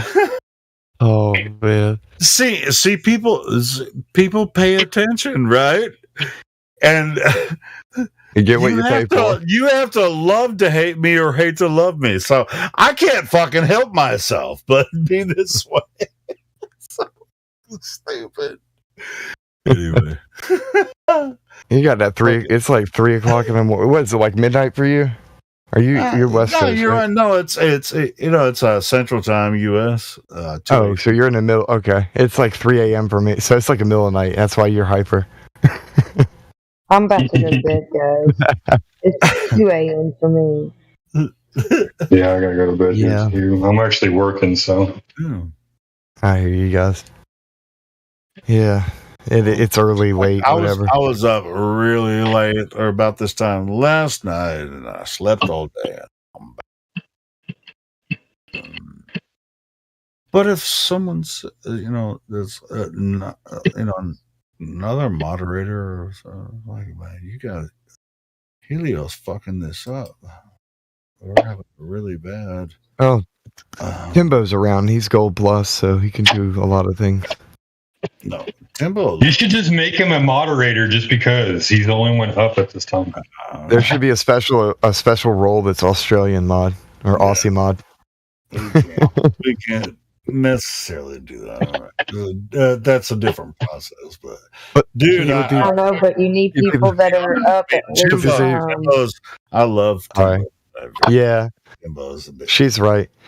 I was just joking about the fact it'd be funny if Timbo was like the moderator for all of Australia. Like he's just like all of Australia. That could happen in the near future, but I can't do it. So he's got to create more flat earthers like in Australia. He can spread the message.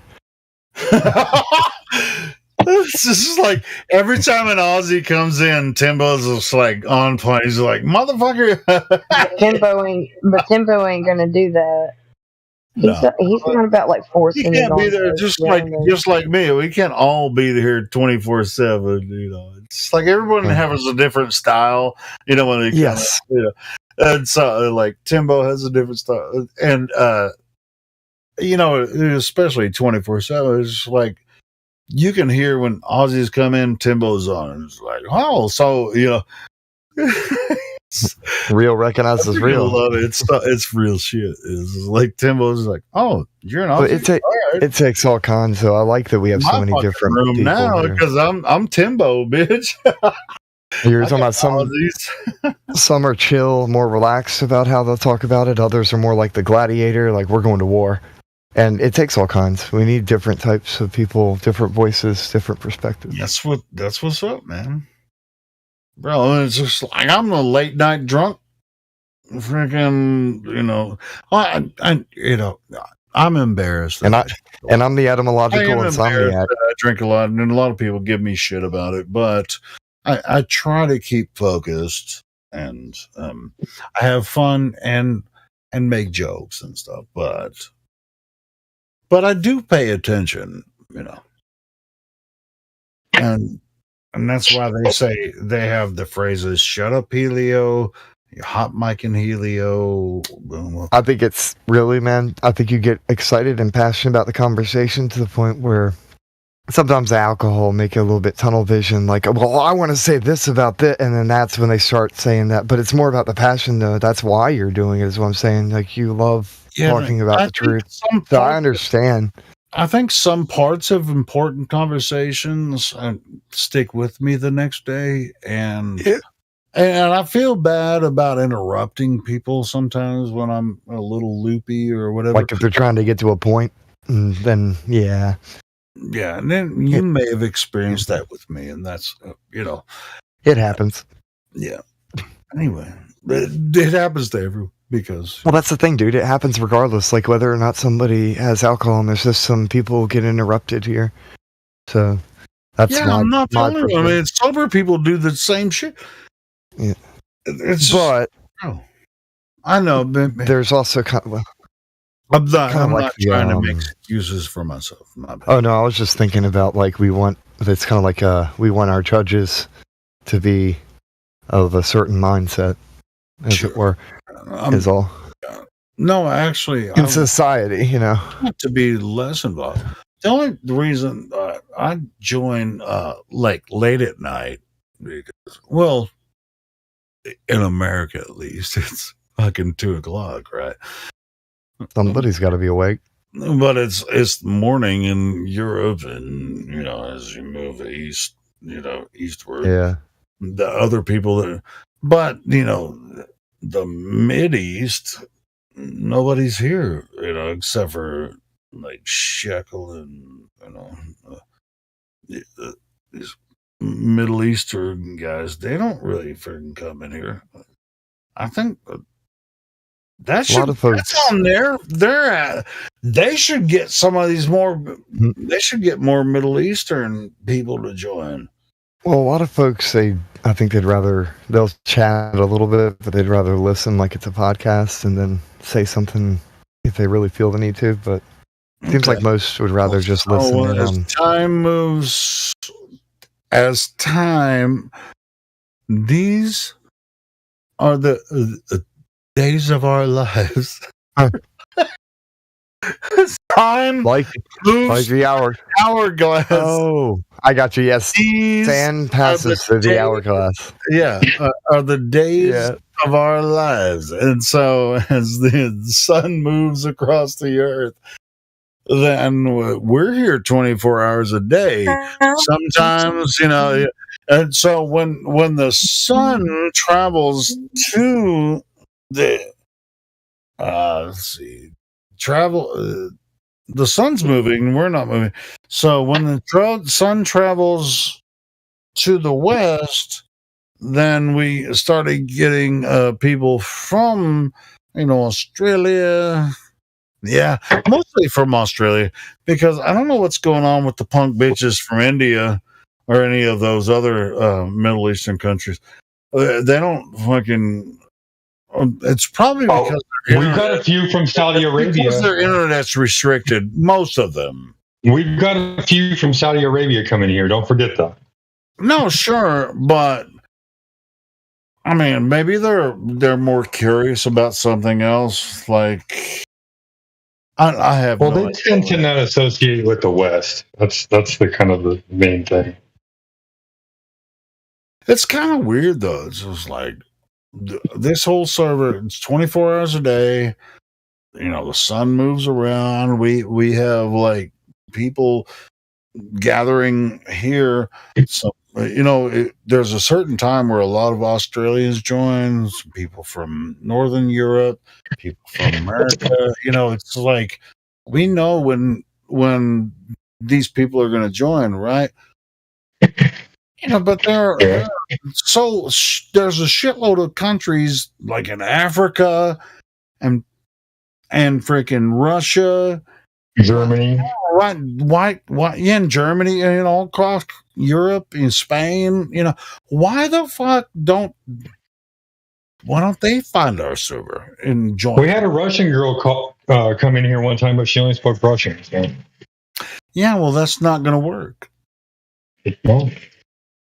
But the language barrier is not the reason, in my opinion. No, but it stinks. We can't say that it doesn't. It's not a thing that does happen. It does happen. They stifle the access to Discord by their internet. I know that for a fact. So I mean, otherwise we'd have all kinds of Chinese people on here every fucking day. I don't think we could handle the amount of Chinese motherfuckers we'd have here all day talking about flat Earth if China didn't stifle their internet and they wouldn't get, they didn't, stop them from accessing. Or Ecuador.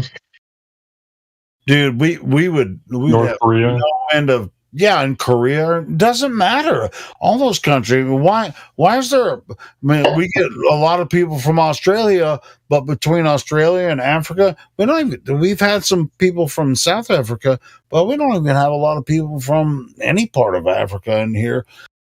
Why aren't these people talking to us about this?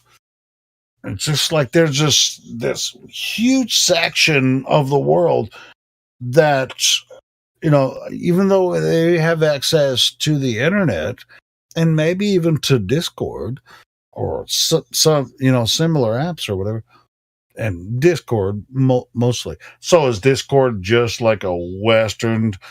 It was obviously not a Western app because people in Africa have it, but they're Western, essentially.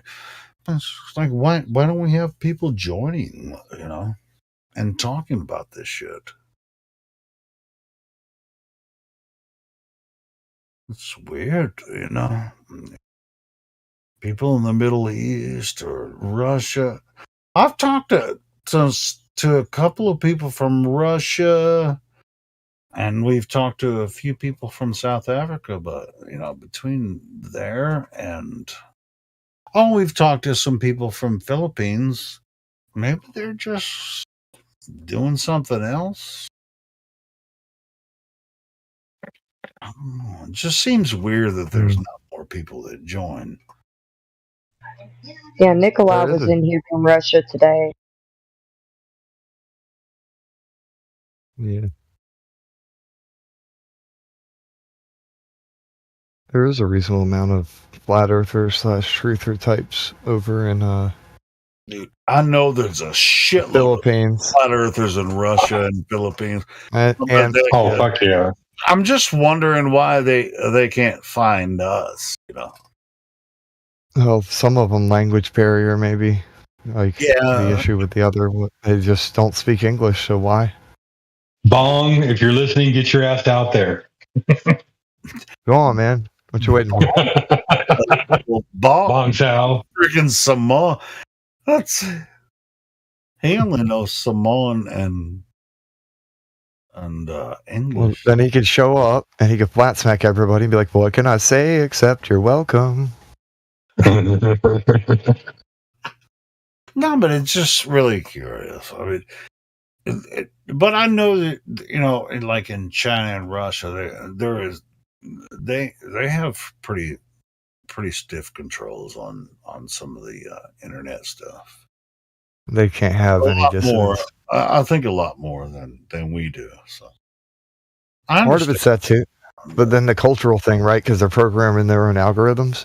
So I've noticed a lot of these people in the government were bitching about, oh, well, China's algorithm does this, but their TikTok algorithm for America does this.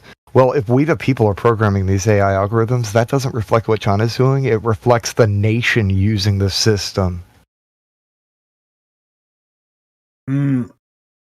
But the leaders are just freaking rusty old men that are just think about it. referring to fucking tech weird. What do Chinese kids do? Right? They're looking how to increase their big brain time, right? And trying to honor their mother and father and do all that stuff, which is that's actually perpetuated by the government to make them do it. But in their hearts, that's what they're looking at because the AI is not going to lie.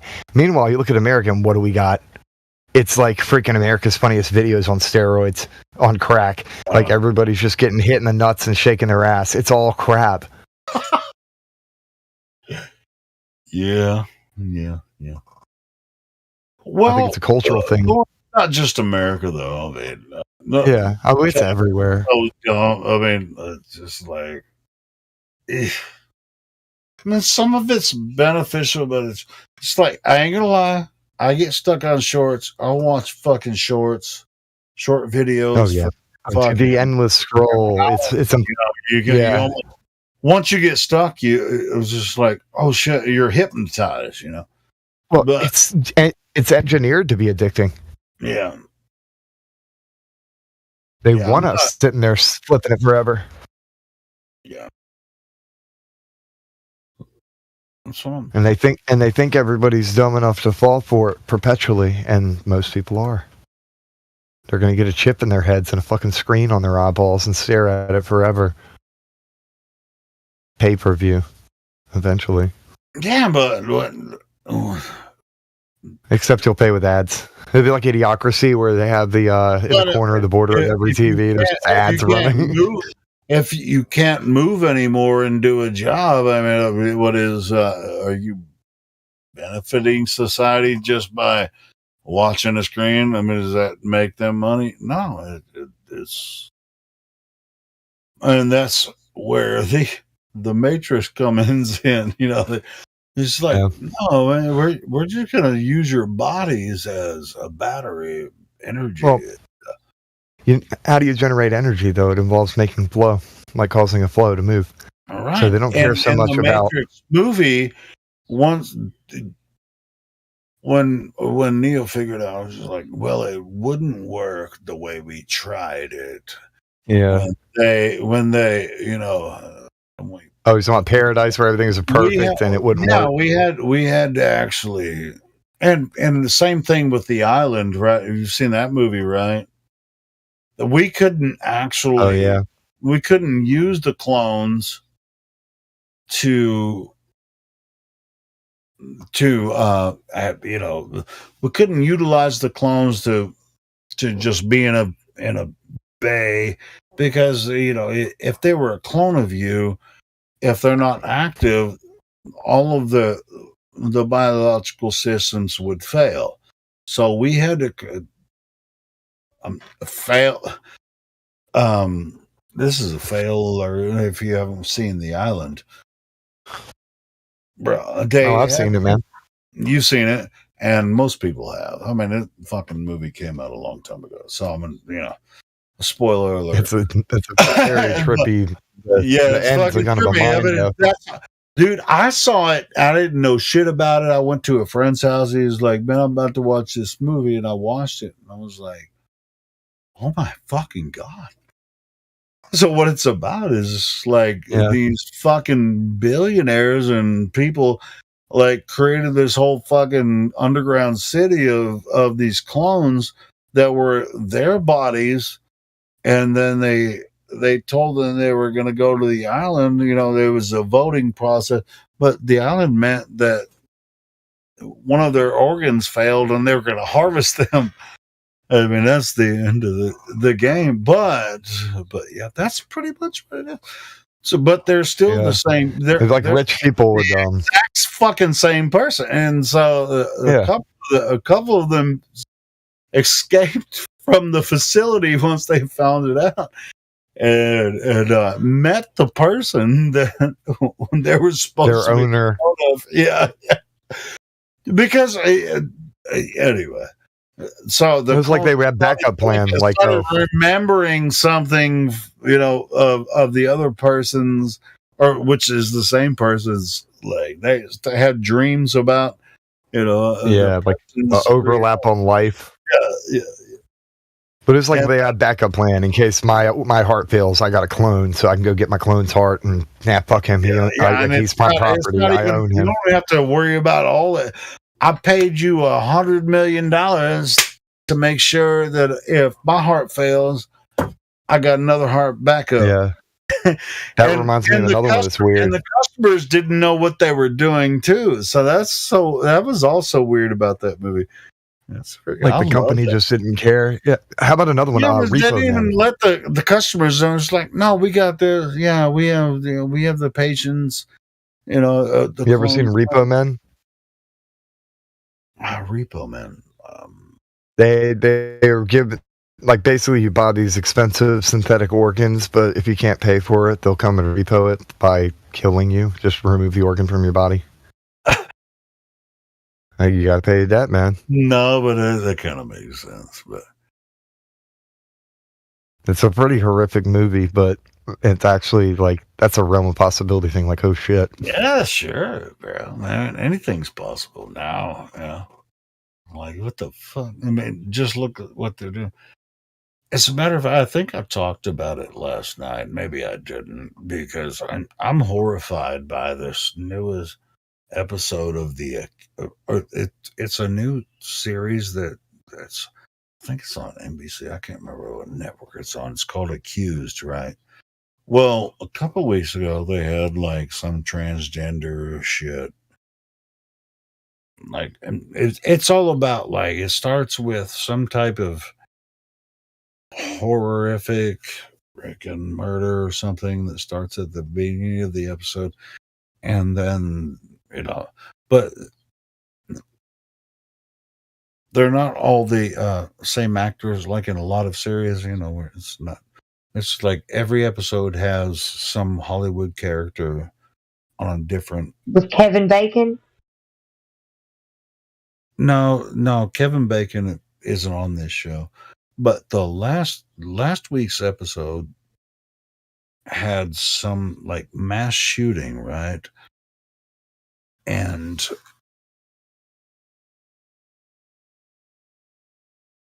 there was this couple that had some adopted sons. There was a couple of kids, and one son was killed in this mass shooting.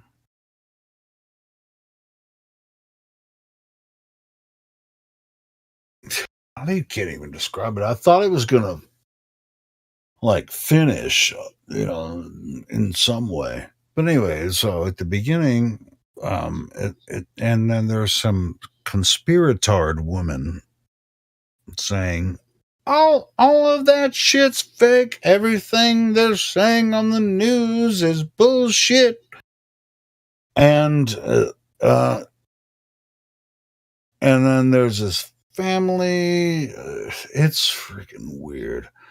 If you haven't seen it, the last episode of Accused, they really tear into conspiratordism. I thought, when I started watching, I watched the show. I mean, not every episode, like I said, the last episode. So I don't give a shit about fucking transgender shit. It's like every episode deals with some kind of weird shit, but this latest episode is like supposed to be someone questioning that shit, about like school shootings or whatever. It's just kind of weird. You know what's really funny? The way that they. You know what's really funny? Yeah. The fact I don't. that the. No. Okay. I said yeah, but I meant no. You know how that LGBTQ is kind of like one of those acronyms and stuff? Mm-hmm. Think about the order that they're in and how that could all, like, just think about it in a logical way, in the order of it, and how it all seems to have a progression to the order of it. It's like a psyop in its own right. Because the way that it was implemented into our culture was in that order. and it is in that order that it was implemented. Do you get what I'm saying? And it's not in alphabetical order. Well, here's the thing: it's easier to get women to explore the idea of same sex first, then men, then to ultimately buy the B, would be to add a third partner. So it's like always adding just a little bit more. Well, to they say the deviancy of it. LGBTQ plus, right? Is that what you mean? They have the plus. That No. means almost anything. No, because it was LGBT first. No, sure, it was first. I mean, now it's LGBTQURSTUV plus. I'm just like, how do you identify yourself? Well, I'm she, I'm she, I'm he, or him, they, them. It's like, do you think that anyone in their right mind would just really pay attention? It's like when I go in public, it's like, I'm sorry for misidentifying you every time they misidentify you. It's like, I'd rather punch you in the mouth. I don't care if you're a they, them, or not.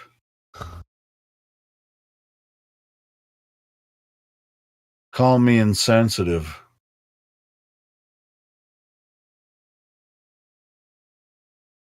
Life. The best way to collapse people is to introduce the things that all of that stands for. By the way, I would punch him in the mouth. I'd just walk away. It just sounds stupid. The fists of justice are unisex. I'd just be like, you're dumb. I'm just gonna ignore you. I tell them I do not consent to this interaction and walk away. And if they keep interacting with me when I don't consent, then punch them in the face. No. If you don't consent to the interaction, then you don't say a goddamn thing and just walk away. Just like, well, this is something you could say after you already started replying and you regret it. If you say, hey, bro, get the fuck out of my face, you'd be like, what, are you assuming that I'm a man? It's like, well, you look like a man. And like, no, I'm a woman. And I'm like, hello, human person. Please stop talking to me.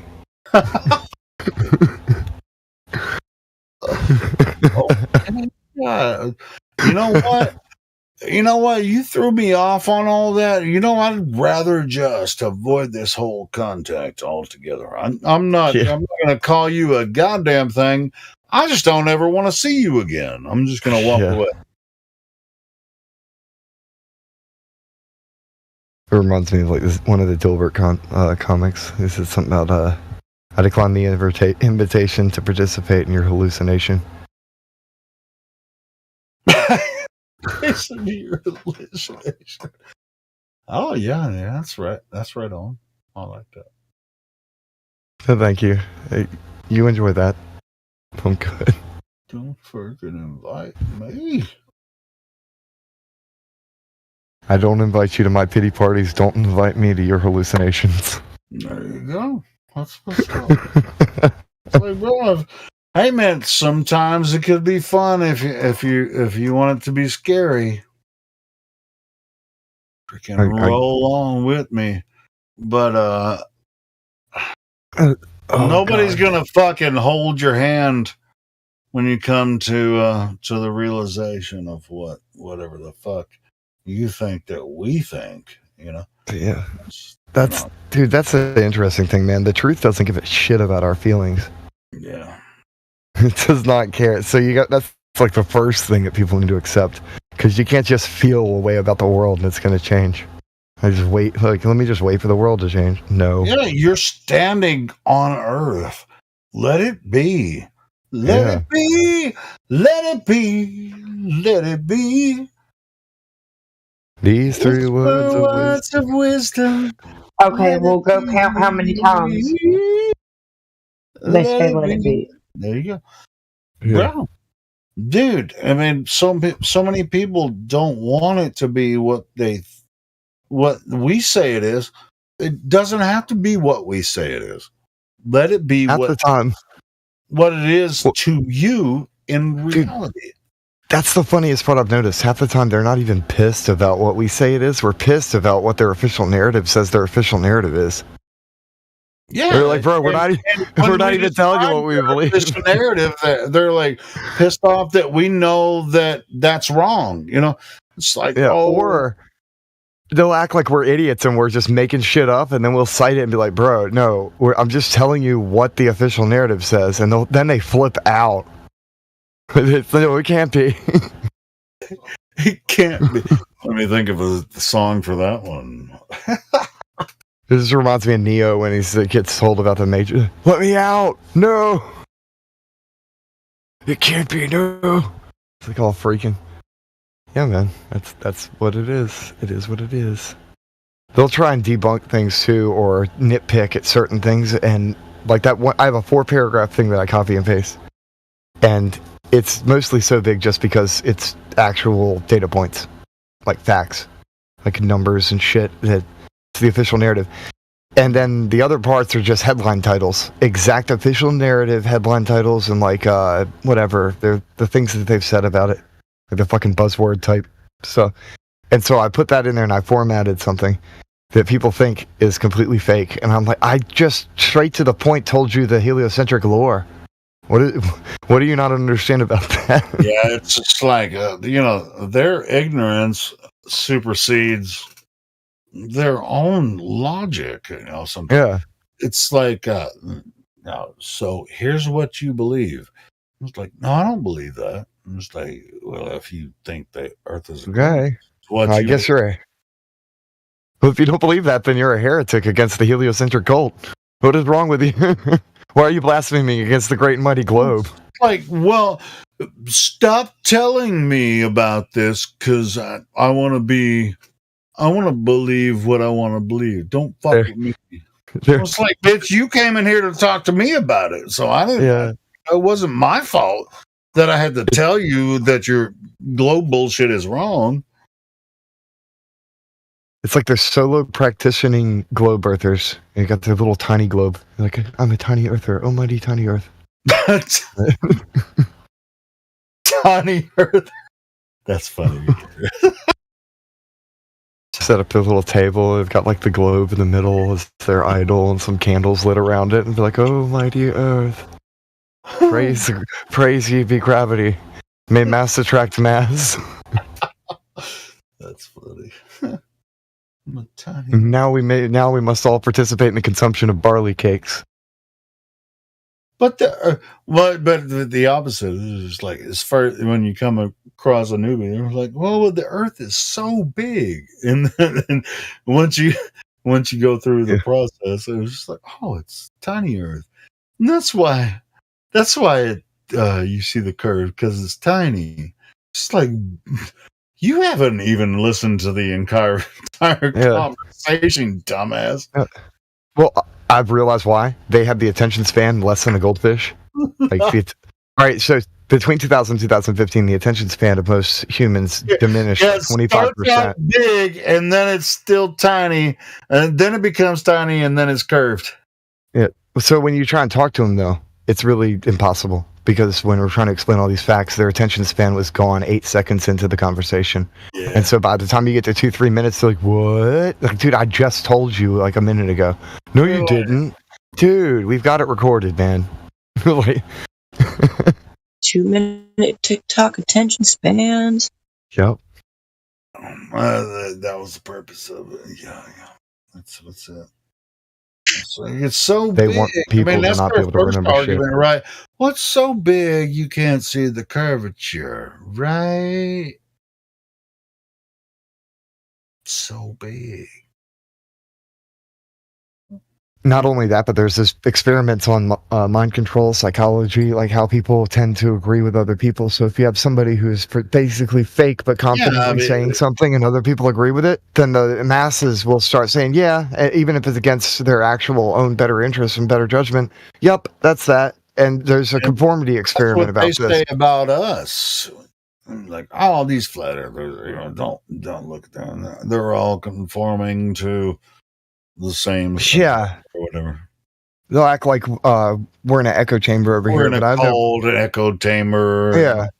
I have no, if any one of y'all were to say something that was completely off the wall, like what the F, I have no problem calling any of you out. Like if Indio came in here and said some weird woo-woo bullcrap that was all like completely out of character, I'd be like, dude, what? Like I'm just saying I'd speak up against anybody. So to think that this is an echo chamber is silly. They're just butthurt because they're used to being in their echo chamber, and when they find a place that isn't an echo chamber, they accuse it of being an echo chamber. Yeah. Yep. There's so many different mindsets here and different perspectives. People just stupid. And I know echo chambers do form, but I've seen so many of y'all. Like usually, that's the thing they don't see. The echo chambers hide. Well, yeah, that's the thing is they don't see. Hide. In the locker room, links and everything. We want people to join us. We don't want people to challenge an echo chamber. By definition, is just like I want to be here and I don't want to talk to anyone else and challenge anyone. Like a bunch of parrots saying the same thing. Yeah, bullshit, man. Bro, that's not. We're not an echo chamber. And we actually that's the thing encourage every single day, 24 hours a day, new people to join and get involved in the conversation. We're not in the fucking echo chamber. If you think that's, that if you think that's the truth, you're a fucking idiot. Because the link is out there public every day. There's nobody in here trying to. Well, I was going to point out there are altercations that happen here. It's just that everybody's civilized enough not to do it in the lobby or in public places, and people discuss things in other chats that some of the lesser members might not have access to. So it is not an echo chamber. There are things that happen. People just don't know. They have no idea.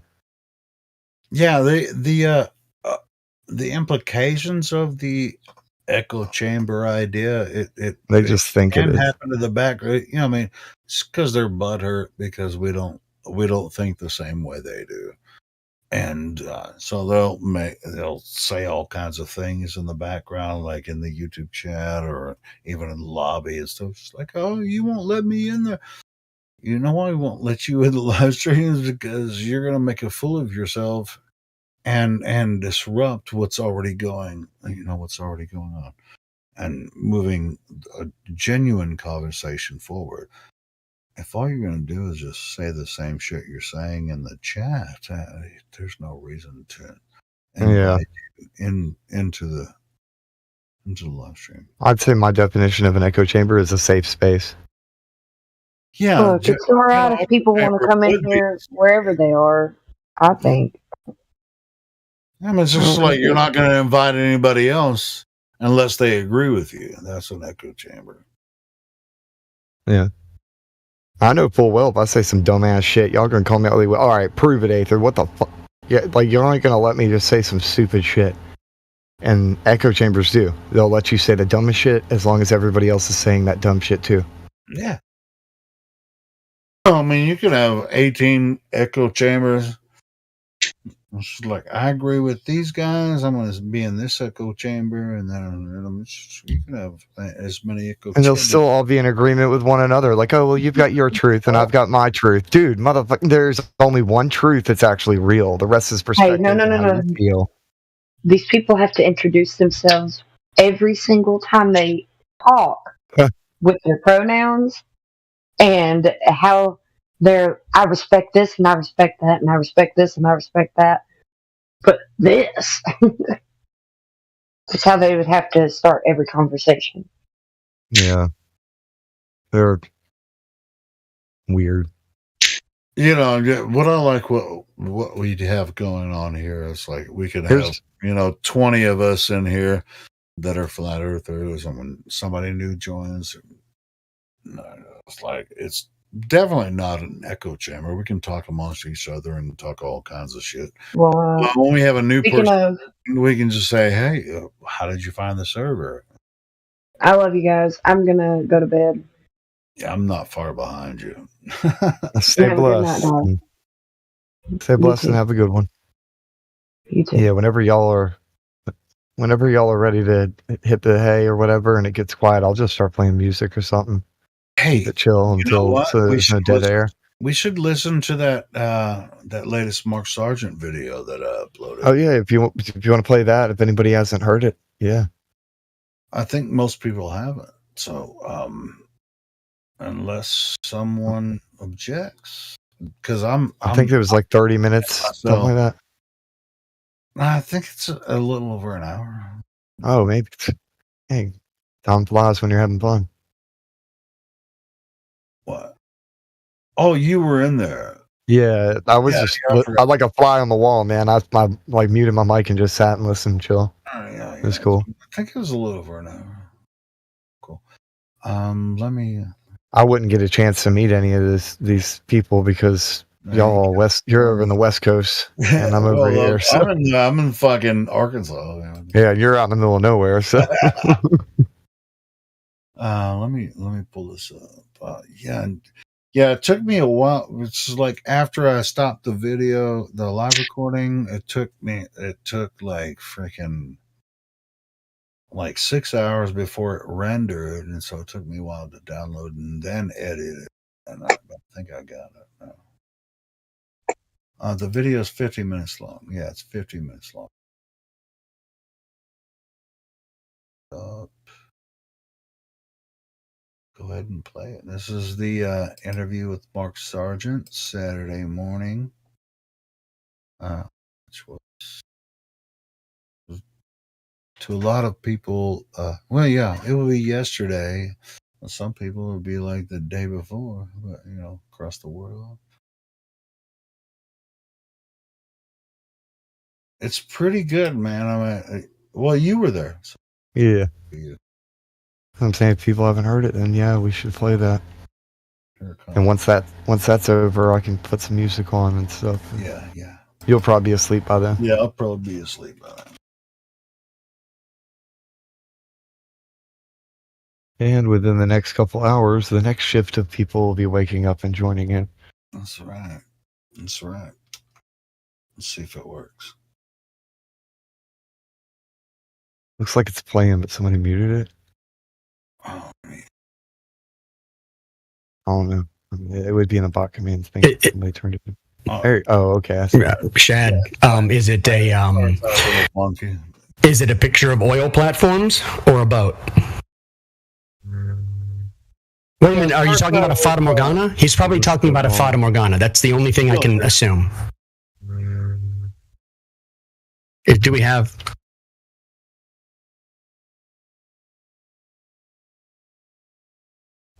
What? Sorry, even if it's Fata Morgana, does Fata Morgana mean the Earth is a ball? No. Oh, okay. Thank you. Look at this strange phenomena that we've had to name because it does something and we can point out the reasons why and look at it and stuff. Yeah. Does it mean we're on a ball? You know what I love about this picture of the sailboat, the gif of the sailboat, is it's just so far away and it's a teeny tiny little sailboat. Look at it. Look how far away it is.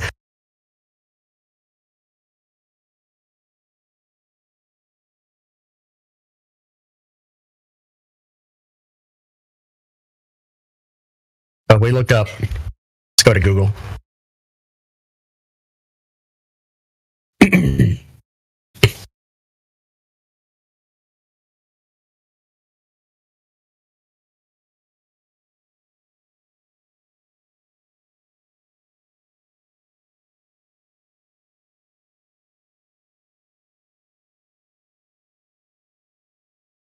Hey, anybody there? Yes. Can you hear me? You can hear us? We can hear you. Okay, cool, man. I got a friend of ours here. His name is Mark Sargent. Hello. hey, Mark. Going, Mark. Here, hold on. Hi, guys. How are you? I'm good. Who am I on the line with? You, avatar-wise. Mimus Aurelius. Oh, okay. I'm the admin. Who are you with? Flat Earth dude, Kenny. Okay. Nice. We got Sonny's here. Sonny on the plane. Okay, so you got Sonny there. You got Old Man Sonny, we got you, and we got Mark Sargent all together. Yep, all three of us. Excellent. Nice. And we got Gabe here. Yeah. Okay, so what are you up to? We just got back from breakfast. We're going to a Flat Earth meetup. Cool. You got any questions for Mark? Yeah. What do you want to call him some bad names or stuff? Yeah, no, I love Mark. I love Mark. We love Mark. Mark is the best. There's nobody better than Mark. Everybody knows that we love Mark. Oh no. Sorry, I'm. No, I wouldn't go that far. But thank you. I appreciate it. I'm one of the founders of the server, Mark. We love you here. It's fine. Well, yeah, thank you're you. great. Yeah. Thank you. Sorry, is this the same server that Karen drops by on every once in a while? Not anymore. No, that was. We've had this server since 2016. We got 27,000 members right now. Oh wow! So if you do any Discord, you make an account here. We'll take care of you. You ever want to come in, do an AMA or anything like that? Feel free to. Yeah, sorry, I apologize. There's some there's some Apache gunships that are flying over the coast right now. So beautiful. Sorry. They're just now going. You know, they do don't they do SEAL training down here? Yeah, Camp Pendleton. Yeah, they do military training down here. So who knows what they're doing with those guys? Anyway, how long you guys been on this today? On today, we're on 24 hours a day. It's 24/7 Flat Earth. All right. How long have you been on today? How long have I been on? I have only been on about 48 minutes today. Oh, that's not bad. No. That's not so bad. And you're gonna, you have to forgive me. How long is your shift for this? Oh, my shift? It's as long as I want it to be. I just hand it off to a moderator. Gotcha. So I come in, sometimes I'll spend 6 or 7 hours on. Sometimes I'll spend an hour on. It's because, on one hand, I got to help run the server. And on the other hand, I also like getting into the debates. Right now. Yeah, there's not much going on right now because, it's a weekend morning. Gotcha. Well, is there any, while I got you, because you and I don't talk very much. Nope. Is there anything you want to throw at me? Any questions, thoughts, theories, jokes? Oh, man. Does anyone else have anything? Because, I don't know, Mark. I probably haven't watched a Flat Earth video or anything like that in about 3 years. Because for me, once I got all my math down and I had my first principles, I didn't need anything else. And I just go Socratic the whole way anyway. And so I don't need all these different models or ideas or anything clogging up how I argue. Gotcha. But I think generally, people are interested in you maybe expounding on some of your ideas because we got you here. So, it's not Speculation Sunday, but, feel free to tell us what you think about anything like off the wall or odd or anything like that. Well, we haven't thought of. Something I mentioned at the conference down at Karen's last year was that I think really, right now, Flat Earth is doing extremely well. They always have been. Even during the pandemic, we just saturate social media so much that we've gotten to the point where if you walked out to the average person on the street 8 years ago, you would have said, you could have asked them, hey, what do you think about Flat Earth? And they'd look at you like you had a bug on your face. It's like, what are you talking about? I've never heard of it. Now, everybody's like, oh, right, that thing. But my only complaint, the only thing that I say that is a weakness in Flat Earth right now is we don't have, and it sounds silly, we don't have high caliber enough trolls. Meaning the trolls we have are so pedestrian. You've got a couple bigger ones, but like Simon Dan and Professor Dave and that new guy from Britain that's doing his thing, who keeps showing up in the search engines. But most of the guys that come on are coming on in response to us. Meaning, and I don't mean just in response to Flat Earth. They notice. You can see the trend where all of a sudden it's like their channel's been around for a while. And then they make an anti-Flat Earth video, and all of a sudden they get this huge spike in views. And what do you think that does? It's positive reinforcement. It's like, oh man, I got to start doing more flat Earth videos. And next thing you know, they start dedicating part of their day and sometimes even more than that on it. But we don't have any high profile, guys that, Neil Tyson, he's pushing retirement. Joe Rogan, he won't risk it. Bill Nye, don't know what the hell he's doing. Guys like that. That's my only complaint, because I still believe that trolls. Remember, remember I said stuff way back in the day, which is, even if you're attacking flat Earth, all you're really doing is shooting wooden arrows into a bonfire. And from a distance, you look like you're doing something, but you're really just making the fire bigger. And what we need is somebody to shoot a whole bunch of arrows into it, because it just helps us in the grand scheme. Somebody that we can torture, because now that we've been doing this you've been doing this for years. Now that we've been doing this for me, it's been 8 years. There's nothing they can throw at us that we don't have an answer for. If you wanted to shoot flat Earth down, well, you should have done it 7 years ago, and you didn't. Yeah. So, anyone new coming into the game, like, I feel bad for that new British guy that's in, because it's like, poor dude, you are so late to the party. What am I even supposed to do with you? It is funny how when someone new comes into the game, immediately all their comments, all their ideas are from 2015. Right. Because the only articles, because what they're doing is they're taking that first search result, and that's what they're using as like the basis of their debunking. And it's like, well, go look at the date of that. And that's from, 2014, 2015, 2016. So you've been around 8 years. I've been around 7 years. A lot of the founding members of this server have been around 7 or 8 years. Yeah. And I wanted to ask you, since you're out there more often, like in the public, would you say we had crossed over into the Overton window? Where there's what window? The Overton window. It's like it's this almost acceptability of thought to even mention it, to where there's jokes about it, because people didn't joke about flat Earth, right. In 2014. They didn't mention it. They didn't think about it. Nothing. And now there's memes about it on Minecraft all over the place. Yeah. It's you're absolutely right. We have gotten to that point where everybody, there was a clip I included, and we crossed that into it years ago. There was a clip I used at the beginning of Strange Worlds where Jimmy Kimmel and Jimmy Fallon are talking to each other. And I watched the whole thing when it happened, which was Jimmy Fallon just happened to throw a flat Earth hand sign, and but he wasn't doing it deliberately. It was just, he was trying to describe something, and you could see Jimmy Kimmel immediately pick that up and followed it with a flat Earth joke, because they were just kind of riffing. And it's like, how do you know the world is flat? And it's like, oh yeah, because it's in your mind. It's all the terms and the symbolism and everything we do is out there to such a degree that yes, it's in the consciousness now of just about everybody. Everybody knows of it. They've heard. I mean, come on, the documentary itself, whether you liked it or you hated it, it ran the full. It had great flat Earth proofs in it, and we used those. We actually used those as flat Earth proofs. What they provided in that documentary, behind the curve, right? Yeah, and it ran for a full 3 years. It ran the full contract at Netflix, and they even got a little boost at the end during the pandemic. Yep. And then and it's still out there. You can pick it up on Amazon all day long. And there's other people. I mean, there was one of the first anti-flat Earth books that just came out at the end of last year. I can't remember her name off the top of the head, but it was called Beyond the Edge, I think.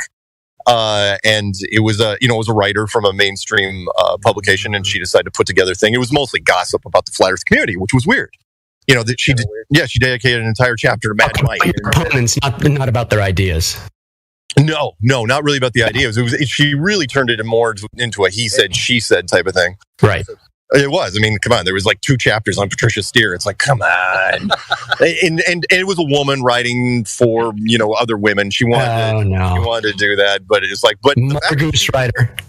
Yeah. But the fact that she dedicated an entire chapter to Mad Mike, it's like, okay. And that by the way got buried. They could have really milked that. It's really strange because the Mad Mike thing, when he crashed and died, the media could have jumped on that and pointed fingers at flat Earth. It's like, this is what flat Earth does. That a little bit. Not much, though. Not much. I think that would have beat. I think that the best. Like, if I was in their mind, if I was doing marketing and stuff, I would avoid Mad Mike generally. Yeah. Because it would be good for anybody. Yeah, and it doesn't look good to make fun of somebody dying, and it doesn't look good to maybe promote his ideas on accident. Exactly. Those ideas, which I don't think he did. There was a little trivia. He was supposed to be in Behind the Curve, and the producers, had this weird double take, which was like, oh crap, wait, what if we put him in there and he dies? What do we do? Right. What do we? That'll change the whole tone of the freaking movie. It was a good choice. Turns out they were right. He did die. Yeah. But they didn't want to spend the money. Honestly, it was fine. It's like, it would be wasted money. It's like, then we'll have to, if he dies before we finish the movie, we'll have to pull him out of the movie. It's like, oh no, we don't. And there's insurance, and then there's possible delay of your documentary because you're in, have some liability suit. Who knows? There you go. Right. These guys are rich. And what the thing that most people don't know is that, remember, he just before that happened, he signed a 5-year TV deal with the Science Channel. And they were the ones that set him up with the new rocket. And they were the ones when it crashed and burned, it was like their team was out there really, really fast, like, get the wreckage, I put it in a truck, and that was it. Nobody ever heard from it again. And the series, they didn't hype it up anymore. But it's like really strange. It's like, did they sign him to a 5-year deal? And then, because that parachute shouldn't have fallen off like that right away, if you remember the footage. But whatever. What's been probably your favorite flat Earth awakening experience in like maybe the last few years? Like maybe your favorite individual to have been part of making them aware of things. Favorite flat Earth moment? Oh boy.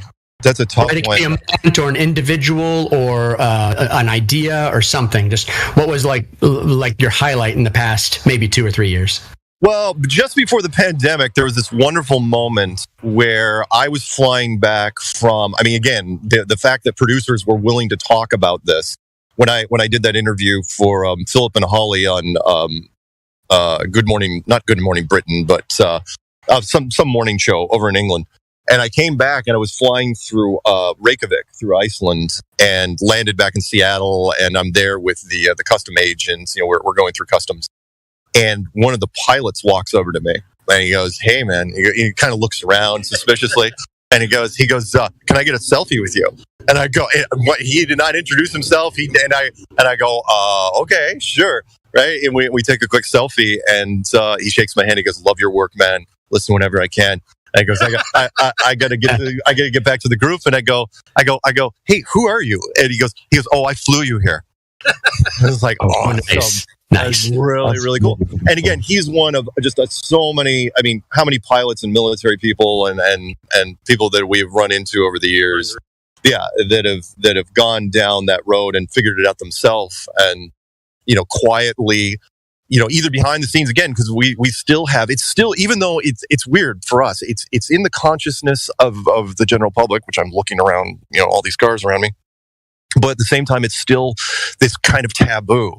I ran into, there was just this little tiny podcast yesterday where when I search for flat Earth, I just type in flat Earth and then in YouTube and I sort by upload date to get the most current. And there's this little podcast and you could tell that the guy that was on there, he couldn't have been not even 30.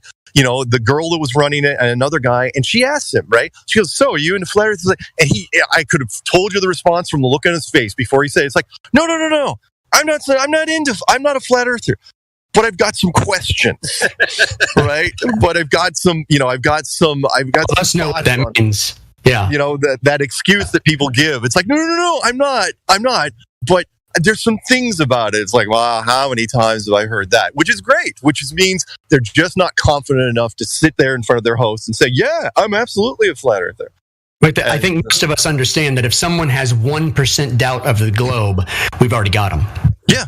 That part is beautiful because I have seen that that's the safe answer that everybody gets, which is it apparently seems to go to ride very nicely, which is, it's like, no, I'm not. But I'm open-minded. Even he was like, I'm open-minded to different ideas, and I'm really, without saying, it's like, oh no, I'm confirmed. It's like, all right, there's a reason why we call it in the closet for a reason. You're right. I gotcha. Yeah, absolutely. No, so over the years, I'll give you my experience. Over the years, I have stopped being a flat earther, and I am just an Earth experiencer because I don't know what the Earth is. in its whole to say that it has a shape. All I know is that everywhere we measure is flat, but I don't know what Earth is to say it is an object that we can measure or quantify. And I just wanted to get your thoughts on like that kind of thinking, because for me, no, that's fine. Right. That's fine. I mean, I'll be the first. You've heard me say it. I'm the first one to be like, look, I can't tell you exactly where the sun is, or the moon is, or what exactly the shape is. If remember, I started out way back in the day with the Orlando Ferguson map, which was the 1800s map, which was kind of shaped like a roulette table. And then almost immediately, people called up, from beaches, and they were shooting long distance. Like, no, man, his tabletop flat. Plus, you can't say roulette table. And I said, why can't I say roulette table? It's like, well, because all the numbers of the roulette table add up to 666. And it's like, and they do. And it's like, okay. It's like, all right, so I can't. But I don't know. No, I don't mind at all. It's like, I will throw out, kind of like David does when he does his interviews. It's like, I'll throw out some ideas of what I think it probably is, but I'm not gonna, live or die, or was it die on that hill? Whatever it is. For me, I still think it's a dome structure inside a square box, only because engineering relies on right angles. Everything has to be squared off in the end. Right. So you would be of the opinion that you're of the opinion that it's probably a structure. Oh yeah. Okay. Yeah. I'm still a believer that it's a structure that was built, and that the illusion of what we see in the sky is all that's really needed. Again, I had this discussion with somebody yesterday where I said, like, I'm not calling God lazy. I'm saying that if 99.9999% of the people believe the illusion that's in the sky, why do you have to build space? Why do you have to build a solar system? Why do you have to build any of that crap? Okay, so like you go into what is the dome that you go into and you see the stars in the sky? The planetarium. So you go into a planetarium. You're on a flat foundation, but you look up and you can experience the entire night sky that you would experience in the entire night sky. And a lot of people don't understand the concept of what we see up there doesn't have to be material. Right. It doesn't have to be anything that they think it is. There's no way to go up there and test it, no way to go up there and prove it or anything like that. So I would say if you were doing deduction, that would be a logical deduction. Yeah. Yeah, and again, if you took an Amish person and blindfolded them, a pure Amish person that didn't know anything about anything, I'm not picking on the Amish people, I'm just saying, they limit their exposure deliberately. If you pulled one of those people and put them in a planetarium and took off the blindfold, you'd blow their minds. And it'd be like, what am I looking at? It's like, it's the night sky. And it's like, really? Is it? It's like, no, it's an illusion. So the question is, I mean, you know what we can do with our special effects and technology. I mean, planetariums have been around, my God, for a long time. 200 years?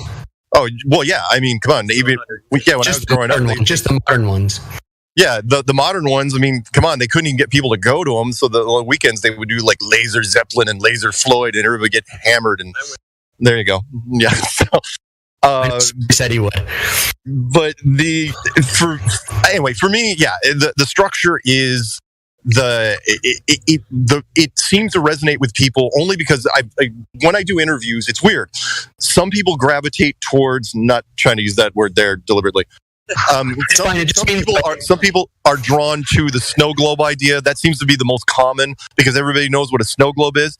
But I remember a radio show guy that said, "Oh, pizza box." And I go, you know what? If that's what your audience, goes for, okay, sure, pizza box. It didn't even occur to me because I was saying that it doesn't have to be very high at all. It just has to be wide, like it has to be like a shallow sports stadium and whatever. And so people, whatever resonates with them is what I generally go with. I try to adapt to whatever audience I'm talking to. Right. So again, if they say, snow globe, it's like, oh yeah, snow globe. And then I try to modify. I go, I don't think the arc has to be as high, but you get it. In fact, there's been sci-fi movies over the years and sci-fi books that have talked about, a world inside a snow globe. This is not what gets me is, sorry, I don't want to ramble here. No, you're good. But no, you're fine. We're fine. We're giving you the floor today. This is not a new concept in the sci-fi world. And I treat it kind of like lottery tickets. It's like we have written, I will say this world has amazing writers and amazing creative minds. And we've written about just about every possible variation of reality that there is. Wouldn't it make sense that one of those lottery tickets is right? And if it is, I think it's this one. I mean, even Rod Serling from The Twilight Zone covered several episodes like this. Outer Limits absolutely covered an episode because I used one of their clips in my show, and that was one of the episode. Oh, the Outer Limits episode? One of the best, yes, not the 90s Outer Limits, by the way. The Rod Serling ones, yeah. Yeah, well, no. Rod Serling. Yeah. That was Twilight Zone, I'm sorry, but the 1960s. Yeah, the 1960s, there was an Outer Limits episode where they created this simulated world, and, inside this chamber, and it was domed. It wasn't a globe, it was this dome structure, and they say, oh yeah, everything down there is in a speedy, a sped up evolutionary state, and we've got everything correct, and it's just like this world, right? But they didn't, make the jump. So it's like, oh yeah, you mean like our dome, that sort of thing. But anyway, it's not a new concept. So I love the fact that they're finally kind of getting it. And I don't want to necessarily awkwardly transition over into virtual, but come on, what bugged me was when the Matrix, which is now 24 years old. God, I'm old. When the Matrix came out, people thought it was cool, but so many people didn't get it. It's like, oh yeah, virtual reality, man. It's like he dodges bullets, but they didn't understand the concept of it, which is, virtual worlds are all built flat. Which is, it doesn't matter what you play, whether there's a GTA or Minecraft or Fortnite or whatever BS thing is out there. Yes, they're all flat. Unless you're playing Space Engineers, which has an extremely complicated gravity system in it that will bog your computer down trying to operate. Right. Yeah. Because simplicity is up and down, not down from every angle. Right. And again, if programmers will, that when they build stuff, like Fortnite or GTA, they make it as easy for them as possible. And whatever they can get, hey, it's Dennis. Yes. What I was getting at was they make it easy for people because because programmers are lazy. They're notoriously lazy. And again, not calling God lazy. I'm just saying if the player isn't going to notice subtle things, like, oh yeah, by the way, it's not a globe, then that's what you do. They're not going to notice the old argument which I was throwing. It's like, look, in that game in the distance, you see a mountain. If your character is never going to the other side of that mountain, do you draw the other side of the mountain? No. Why would you? Why would you ever do that? And anyway, it goes from there. Yeah. So you rambling. Optimize the space that you have for what you intend, and I think largely people don't understand that whatever made the environment had an intent behind it, and what they might reckon is beyond that might have been outside the intent of whoever made it. And so it's pointless to even really speculate about it, because you're speculating on the mind of the creator of that system. Yeah, which is a whole longer conversation. Yeah, much longer conversation. So what we do here is which we do make exceptions plenty of the time, especially on Sundays. We have speculation Sundays where everyone's kind of allowed to, go whatever way they want to. They can talk about electricity, the ether, the construction of like the dome and all this other stuff if they want to. Typically, like from my point of view, I'm a hardcore zetetic. That is, I have no model. I am content with thinking that the Earth is all that exists, that is the nature of existence, is the environment of Earth, until I can know more, right? Sure. So I know that's not a common mindset, because most people, I think, visualize in their mind what they're thinking about, instead of removing that and just having the experience of it, and then just doing the formula and the math that goes along with it. Right. And so it is refreshing sometimes to hear a more optimistic view of having like a structure to kind of think about, to look at. And I think for the average person, I think that works really well. It does actually work really well. For the most part, which is the reason why there's so many more women in flat Earth than there are any other, alternative thinking, is because, and they've all told me the same thing, which is, oh yeah, it's a message of hope. Because if this is a structure and we're not an accident, we aren't some residue from the Big Bang, then it was built for a reason. And they seem to see that as what you said, optimistic. I appreciate a good dystopian dark, we're just batteries being farmed by a higher thing. But at the same time, I like the other side, which is potentially, it's a learning experience, but either way, it was made for us specifically, and it definitely wasn't an accident. And yes, right now we're the only thing that is, and where we go, what the rest of the mystery unfolds. I'm champing at the bit to find out. So. Yeah. Well, what are your plans? Oh, wait. I'm sorry. Somebody had a question. Go ahead. Yes. Yeah. I was just going to say, do you think most people default to a dome based on how we see the celestial bodies, meaning we see kind of in a spherical way, an azimuthal grid? Do you think that's why people default to dome? Yeah, 70-30 seem to default to the dome. I mean, again, you type in ancient cosmologies into Google and hit images, you'll see all of them that are out there. All they drew the same freaking thing. Because if you're tracking, again, go back 1,000 years or 500 years or whatever. If you're tracking a group of stars, like, oh yeah, it seems to be going in an arc. Well, they all seem to be going over an arc, and then you work out the patterns for yourself. It's like first thing that comes to mind, of course, is going to be a dome. The only people that I've run it, I can't speak for the group that I'm talking to now, but the only people that seem to go against the dome are the people that don't like to be, and I hate to use like a hippie term, but don't like to be fenced in, man. It's like, why are you being all cats and bring down, man? It's like, it should be unlimited everywhere, which is fine. I get it. It's like there shouldn't be a dome, and it's like, yeah, but then you still got to deal with that whole vacuum versus gas pressure. Yeah, but the whole gas pressure, thermodynamics issue. It's like, see, in that case, I would say they're trying to infer motives for why it was built. Right. So maybe what they want doesn't have anything to do with the intent behind it.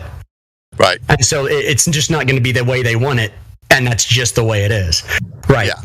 Yeah, and it's fine, but most people, tend to, because of the whole pressure issue, tend to kind of go like, all right, well, you got to resolve it one way or the other, so you might as well go with that.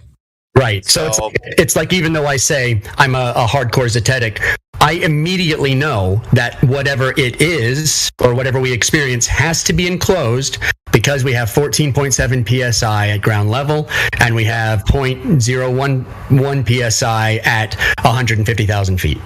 Yeah. So and again, it has to be contained.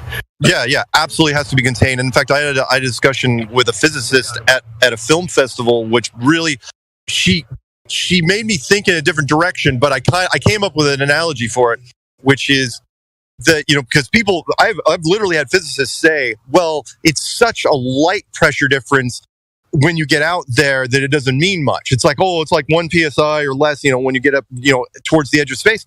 And it's like, yeah. But actually, that would even work worse against you. It's the box argument. So you take like just a normal cardboard box, you put some packing popcorn in it, and you put one piece of tape on the bottom of that box, and you pick it up. Packing popcorn holds, no problem whatsoever. Fine. Put the box back down. Put a bunch of books on top of that, heavy books on top of that packing popcorn. Try to pick it up. What happens? The books will just rip through the packing popcorn down. You're saying, what's the point? And my point is that you've got 14 psi, rounding, down here. But one up above that 14, everything's going to push up. Vacuum doesn't care, doesn't care. It's going to rip everything, and it's still going to rip it instantly. It's not going to be this gradual thing. Don't tell me it's like, it just teases the 1 psi up there at the edge of space. Bullshit. Absolute bullshit. Because it's going after it. Because it's going after everything. It's going after everything from the 1 down to the 14, and grab the oceans to boot. It's going to rip everything off. Everything that's caught in the atmosphere.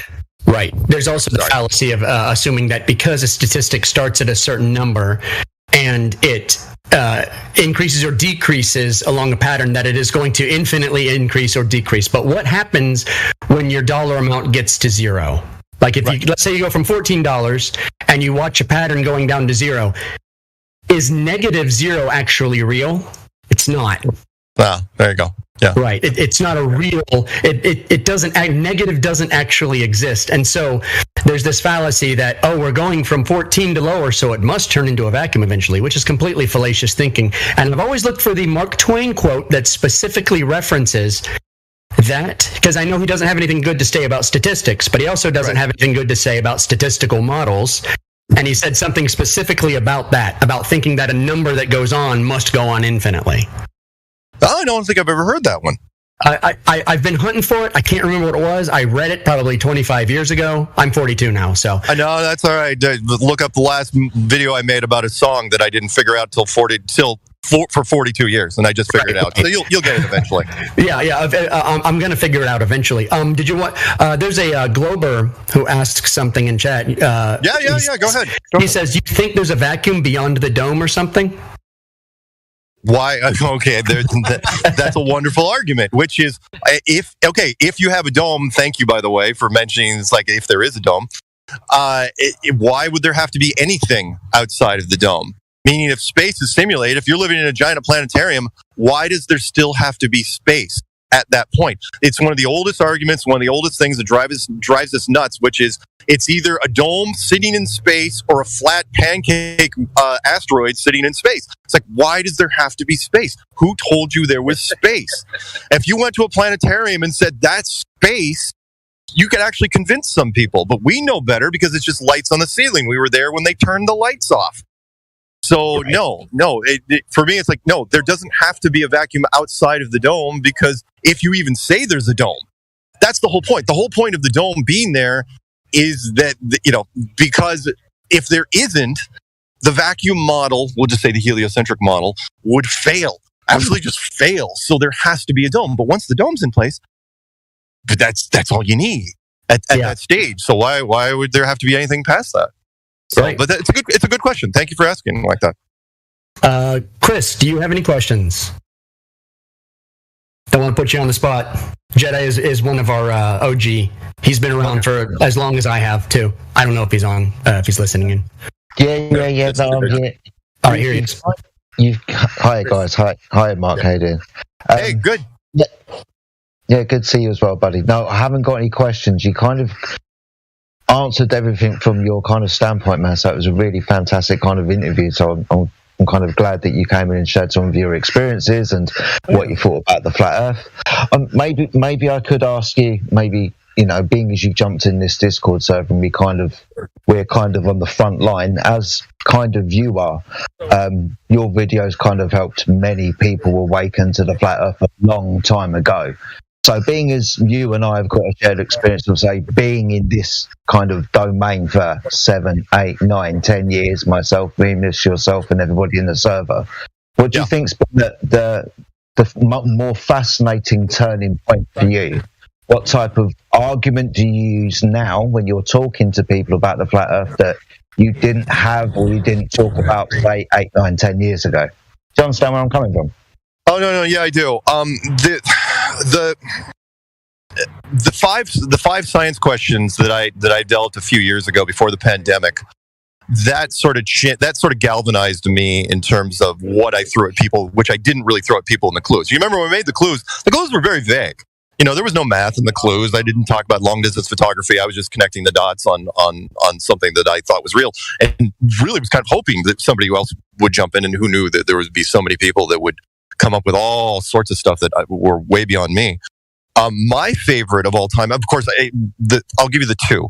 So when somebody asks, it's like, okay, what really turns people, right? What gets people into it almost always in the community is long distance photography, because it's so easy, right? It's easy to understand. You just could take a camera, go out to any body of water, you just start shooting, and that's what people did literally since day one.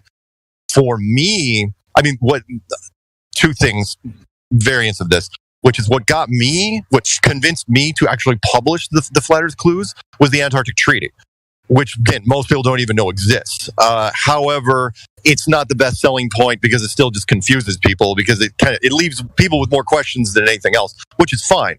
The argument, if I try to go against Globers, is the pressure issue.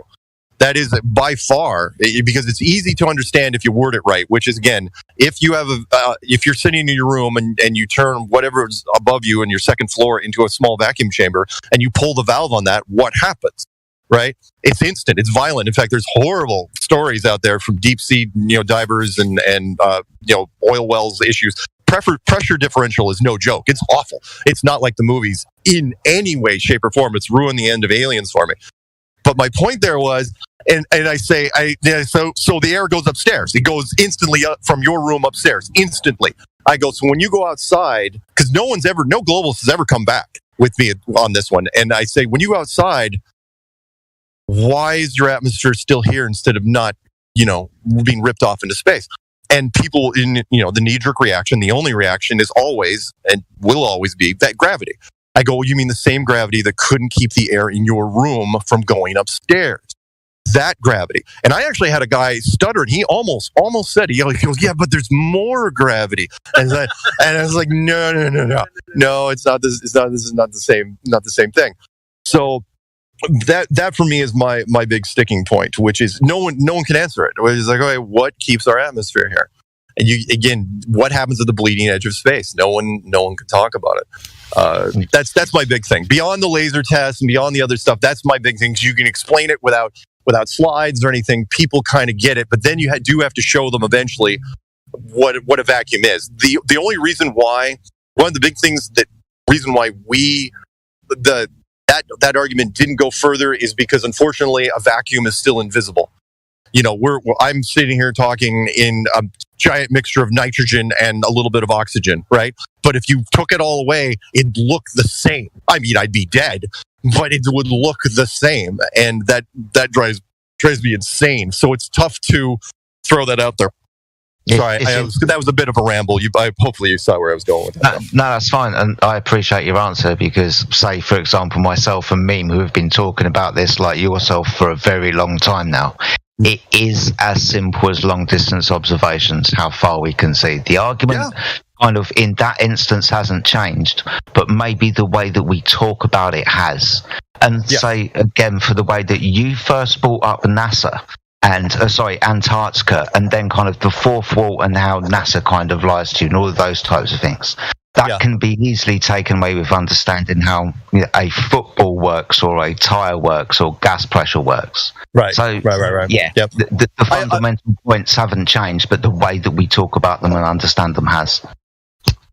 I also like, by the way, the something that came out I think just before the pandemic was the that whole black swan argument. The oil rigs, which actually I'm really close to down here in California, the oil rigs offshore. The 6 miles and 10 miles out. But again, the things that we miss that are right in front of us, it's like, oh no, by the way, the horizon's behind them.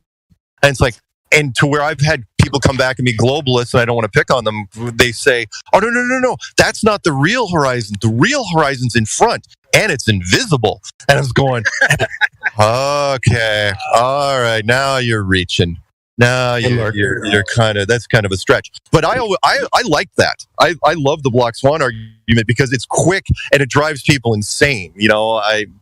What I've said earlier, which is, I wish there were more. There were more and better troll channels that would just keep hammering on us. But I know everything for a reason. We'll get there. So we do talk about on this server the black swan, say 5 to 10 times a day on a good day. I bet. It's a great argument. It really, really is. So it's fantastic that we can have that type of shared experience with you, because ultimately type of different ends of the spectrum when talking about the flat earth. So you've been in it for a long time and in the way that you do it, and when we speak about these things here too, and it's so for the first time that you've come in and you've spoken to us, it's nice to have that. We talk about the same things. We're on the same page. Let me close with this. The community, I've said since day one, which is I'll steal from your neck of the woods. Again, it's kind of like the Scottish Highlands, which is why I think I put it in the clues, which is we don't agree on a lot of things, like the Scottish Highlands. We'll hack each other to bits. Well, at the end of the day, oh no, if the English are standing there on the other side of the field, we all have a common enemy. So the community is so open to a lot of different things, and in the end, the only reason we even have conferences and meetups and stuff like this is like, no, the globe doesn't work. The globe model absolutely does not hold water. Play on words, literally does not hold water. So, moving forward, that part of the community will keep it going. It will, that might as well be our flag, as a globe with a big line through it. Not to steal from Globebusters, but it is kind of true. Well, Mark, well played play on words, Mark.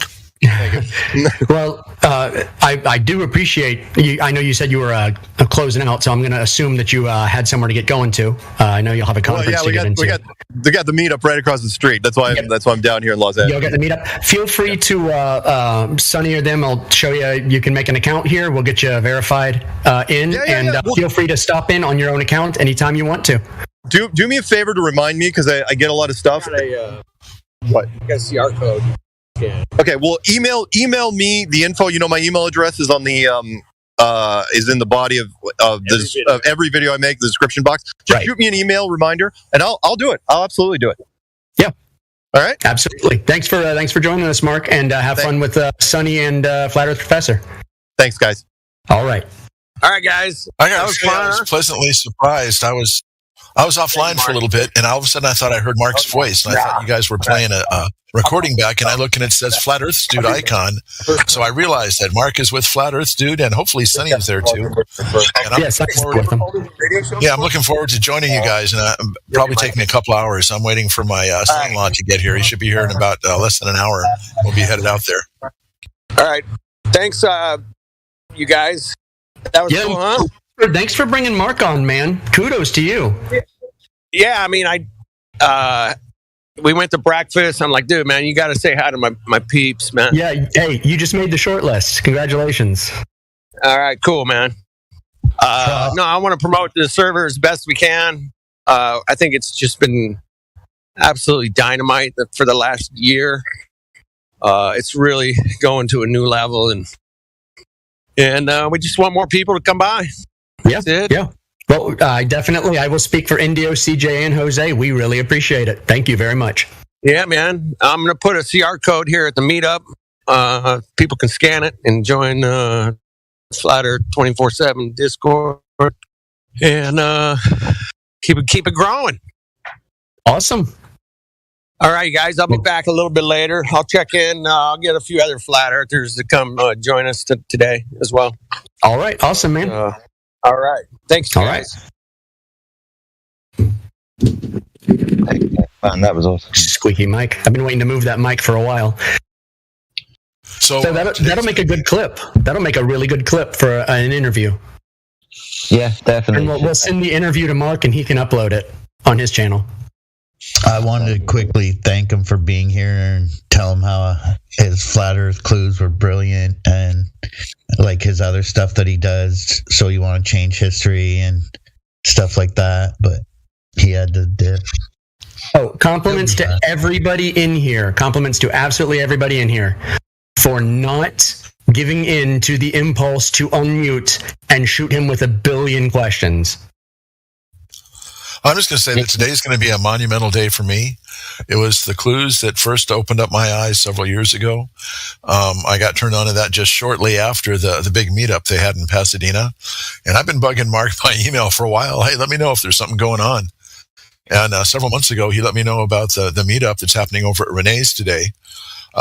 And that's where I took my P1000. I looked at those oil derricks, watched a little boat cruising around inside of there, and that's what sealed the deal for me.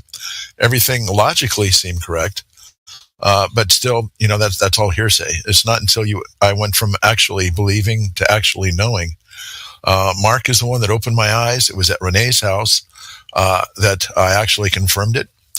And so that was kind of like the beginning point and the end point of my journey seeking. And it's going to be nice having both of those two guys together at the same place today. I'm looking very much forward to it. Yeah. And that was a pleasant interview. I know a lot of people have the problems with Mark. I don't. Mark's a good ally. Was definitely not the time to bring it up, even if there was. Right. Do you know what I mean? Yeah. It was nice to have that. Thank you very much, me, for controlling that. I thought you did really, really well, mate, and holding the fort down and asking relevant questions and leading the directions and letting him speak about, good, relevant stuff and opening it up to the floor, and the questions that were asked were good. I'm glad I got to ask mine, mate, so thank you for asking me. Yeah, I knew you would have a good question. I've never done an interview before, so I just kind of went with what I thought should be relevant, should be asked, and for informational purposes, and an invitation back. So I think that went generally well. So Mark, Mark has to be the most famous. I call him Mr. Flat Earther, not disrespectfully, but he's been on mainstream television stations throughout the world. So in a sense, he's done a fantastic job at representing Flat Earth. And of course, Mark always encourages people to ask their own questions and to sort of follow their own path. Yeah, definitely one of the main men in Flat Earth. When people look back, and how are you doing, by the way, Chris? When people look back and let's say the Flat Earth, stationary Flat Earth is revealed, exposed, or whatever, then they'll look back for people who were predominant at the time when there was all this controversy, and of course Mark will be up there as Mark, whether anyone likes it or not, Mark is the PR. He is the PR face of Flat Earth, whether anyone likes it or not. You've got, I think you can put two people up there, Mark Sargent and Eric DeBay. Yeah. It's going to be one of those two people that you're going to... Mark Sargent. Yeah. Eric DeBay is a dark, brooding weirdo. Mm-hmm. Oh, yeah, of course. But when you're talking about back in the day, those type of back in the day, yes. Who you were going to find, it was those two. Wasn't anyone else. And I was on the side of, say, Mark Sargent, hiding God with the biggest lie ever told, Flat Earth Clues, and then Eric DeBay. So it doesn't necessarily matter which order, but say, for example, if Eric who coming in here, I think that the server itself, yourself, and everybody else kind of acted in a good according way for somebody of, say, that caliber, quote unquote, to come in. It was Mark fucking Sargent, for fuck's sake, guys. I mean, that's pretty cool. So I'm going to be a little self-conscious here. I do need y'all to tell me, did I handle that interview? Because I immediately switched to that mode. Did I handle that interview okay? Yeah. Brilliant. Yeah. I tried to tell you at least on 2 times that I can remember, mate, that you did that very well. You handled the server, you represented the server. You remember what you said yesterday about having to stand back a little bit when certain people came in? Today somebody else came in where maybe you had to come and represent the server and take the lead. So I thought you'd done that very well, and you should be very proud of yourself, mate. Well done. I came in just in time. I feel like I came just in time. It's like, all right, I can do my job. Me too. I wish I would have caught more of it. I didn't turn the volume up until just the last few minutes of it. I had it on mute because I was doing other stuff. Feel free to go clip it. I may even go clip it. Oh, meme. I think it should be clipped, and I think it should. It should be clipped, and we should post this. We should put this on our Flat Earth Wiki, which I posted in the chat.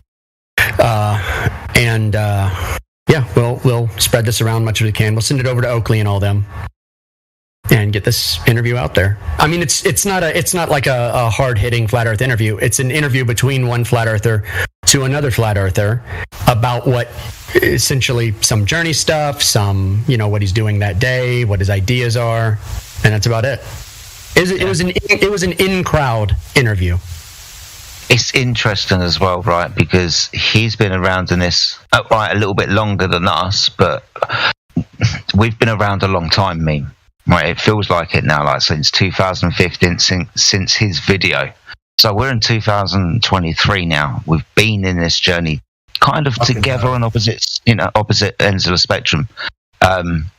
We've been on that journey together, man. So it was nice to talk about that a little bit as well, what it's like to be flat earthers and what we talk about, now as opposed to back then. That was pretty cool. I think a lot of us forget too that this isn't our movement. We don't own it. There's no authority. So Mark can be the promoter that he wants to be, just like Nathan Oakley can be the promoter he wants to be, and 24/7 can promote Flat Earth in the way that it wants to. So I know we take a much more, or we try to here with our culture, try to take a much more esoteric stance, a non-conclusion stance. Sounds like freedom. Yes. One flat earth promoter to another. It's interesting, right? That's what we have to kind of take account for. We do represent the flat earth. What is gravity? You have no idea. Okay, next question. Hey, yo. It's Chocolate Sam. It's 2021. Told y'all it's a wrap for this globe. Check it out.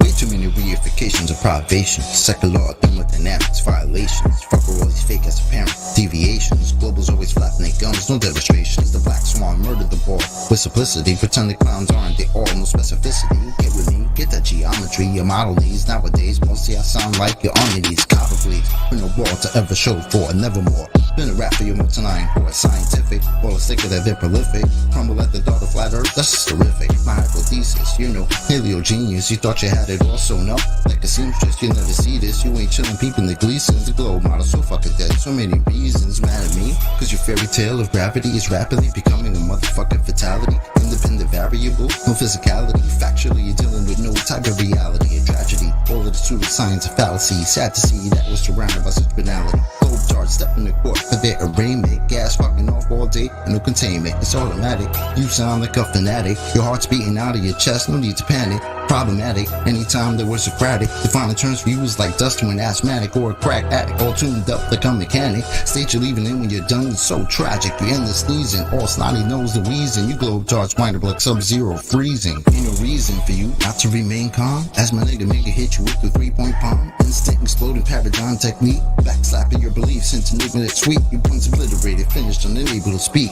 Have you looking like Tom Petty catching a leak? Your whole squad left sounding comatose. I hear Michelle Dollar keeps rocks in the head. She keeps her family close. Some of y'all think y'all the best things is butter toast. When it comes to FB, prepare to catch an overdose of intellectual honesty. The clear lack of thinking of you ballers never cease to astonish me. I gotta keep it real and be honest, B. It's quite possibly the dumbest thing I heard since cosmology is often seen as a philosophy, mythology, but actually it's a prophecy of religiosity. Get all your skills and your weight up. It's crunch time. Your whack model getting it ate up like lunchtime. How in the hell could we establish a baseline? Most of y'all trolls are just here to waste time. I'm not aware of what y'all hearing through the grapevine, but you must be out your mind selling space-time. A mathematical construct of imagination with absolutely no experimental validation. Before the story begins, you need a foundation. Curvature of the earth, that's the conversation. And since that shit up and disappeared without a trace, I'd say it's also time for you to say goodbye to space. Tall tales about vacuums and empty place, all the while breathing air. That's just not the case. You best get out my face, cause I can guarantee you that the very air you breathe immediately fuck off the space. We understanding no requirement for your compliance. You understand that you are standing in a room of giants. I admire that you're usual in your defiance, but won't you join us in this funeral of pseudoscience? You in the mood to try us? Go ahead and test your mic. These motherfuckers think they're moving at the speed of light. How about the speed of sound? 250 miles above the ground to see that ISS is going round and round. Please don't even try, son. It's been a rap since you gave up hope on your geometric horizon. In the trenches hoping and praying we don't get wise and realize he's smoking more of the grass than Neil Tyson.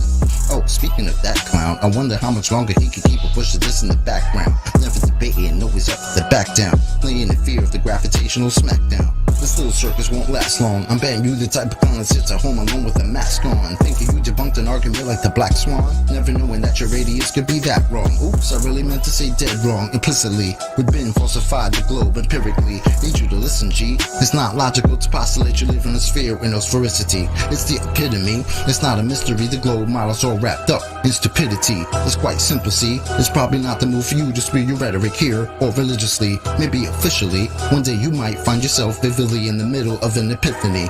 Lyrical symphony. It's been a pleasure, but our times have both come to an end. Synchronicity.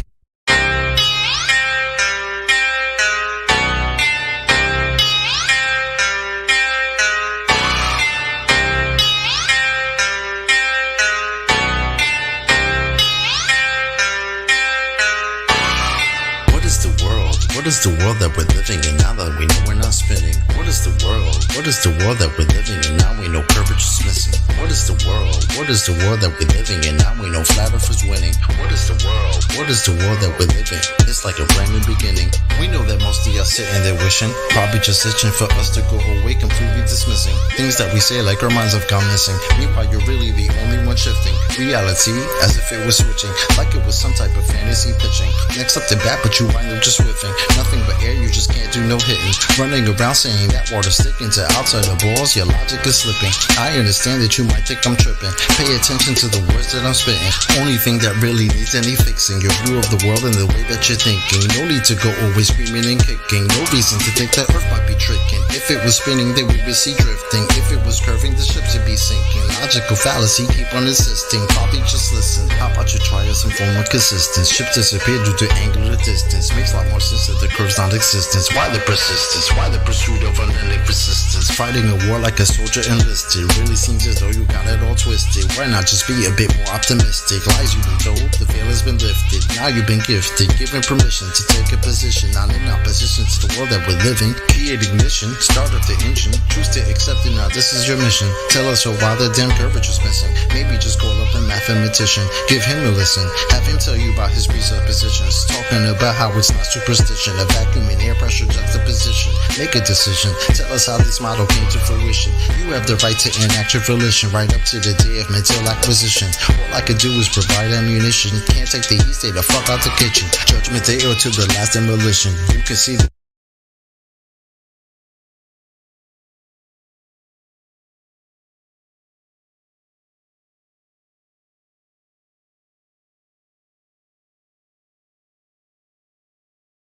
Hey, what's up, Timbo? I was just giving a shout out to Chocolate, man. That's why I was playing it.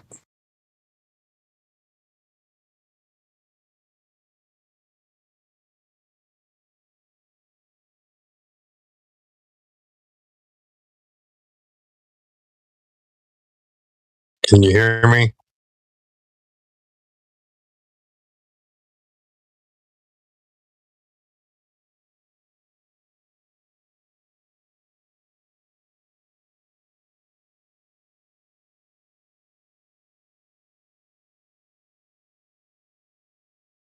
Can you hear me, mate? Yeah, I hear you now. That's better. Yeah. When I leave the house, it's when it switches from Wi-Fi to mobile. I have to reset it. Right. Stopped it because I just saw Blood's thicker, and I was just wondering if anyone had talked to him. Him, her. Got to stop saying that. Him, her? Nah, him. I always think everyone's a him. I don't know why. Oh, I don't know. Blood's thicker. Are you there? Open your mic. Let us know what you think about the shape of where we live. Hey, Jedi, if you're there. How are you, mate? Blood's thicker. Been here for a little while. They came on here the day before my birthday. Yeah, I think I saw him in the chat a couple of times, but I don't know if he's opened his mic. Did you get my DM, Timbo? Yeah, I did, man. What a bummer. I know. I know. Buy local, man. Oh yeah. No, I'll never. Like, I did it out of convenience because it was on the app, and I'm like, never again, dude. We stopped shopping at supermarkets about a year ago. After they started blaming all the price rises on a shortage of vegetables and oil prices and stuff like that. And then I found out that they actually, the prices of all these things were going up because they had one contract with one supplier, and that supplier got washed out in some of the floods. So that supermarket could only buy off one supplier because of contract. So they bumped even lettuce. Just lettuce was up around $13. And then we said, oh, fuck this. We'll just go to the market. Went to the market, farmer's market. And, mate, there was fruit and veggies everywhere. Lettuce was $1, $2. Wow. Okay, so I looked into it and I said, what's going on? And so I asked one of the growers and they said, nah, man. He said, that's just because they got a contract. So all this shit on the news about prices being high, it's only in supermarkets. It's nowhere else. Wow. So we stopped shopping at the supermarkets and we just go to the markets every week. Just buy fresh local produce. Yeah. Even the meat too. I don't know whether there's a lot of meat places, but we just go to a little local butcher or butcher at the market. So try and do as much as possible. But there's some things you can't avoid, yeah. But you got to go and get toilet paper and shit like that. So sometimes you just got to go to the supermarket. You can't avoid it. But buying food and shit from there, fuck that, man. over it, man. These companies are so big that they fucking buy everyone out as well. Going to be left with no growers, just growers that are owned by the supermarkets. I don't want that. Anyway, my rant. But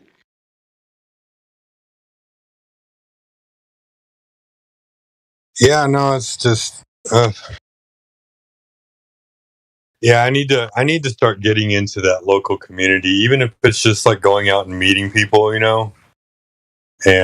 talking to people and everything, and get out of this like this nationalized idea of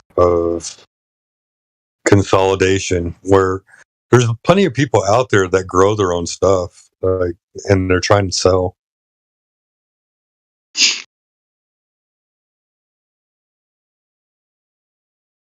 yeah, for sure, man. There's even just on Facebook or something, they'll have a local farmers market that's on every second week. You go down, get to know all your local kind of growers. Sometimes they can be a little bit more expensive, but for meat and things like that. But you're getting good meat. I found veggies. We've saved about a quarter on buying vegetables from the markets. Yeah. We spend a quarter of what we used to spend at the supermarket on veggies and fruit and veggies and salad at the market. Yeah. A quarter, man. We pay a quarter. You'd be surprised at what you can get just by going to the butcher. Like, don't go to the supermarket. Go to an actual butcher. Yeah, that's what we do. We buy our dog food there as well, like leftover cuts and stuff, and we just chop it up and put it in with rice and veggies and make our own dog food. We've saved 50% on that too. Yeah. Hey, dogs like broccoli, right? They love it. Yeah, and carrots, raw carrots. We can make carrots as a snack. They love it. Yep. But if you ever want a good coat on your dog, if you ever want a good coat, eggs. Like crush some eggs over the raw eggs and a bit of olive oil as well. Yep. But even it'll make them nice and shiny. We found a local coffee roaster as well, and they know it, and they feel it, and it makes them feel good. Oh yeah, when they're getting looked after. Yeah, they get walked twice a day. They get fed well, they're loving it. But like I was saying, we found a local coffee roaster as well, so we just go in, get all our beans roasted, go down the road instead of buying from big coffee companies. Same price too, if not cheaper.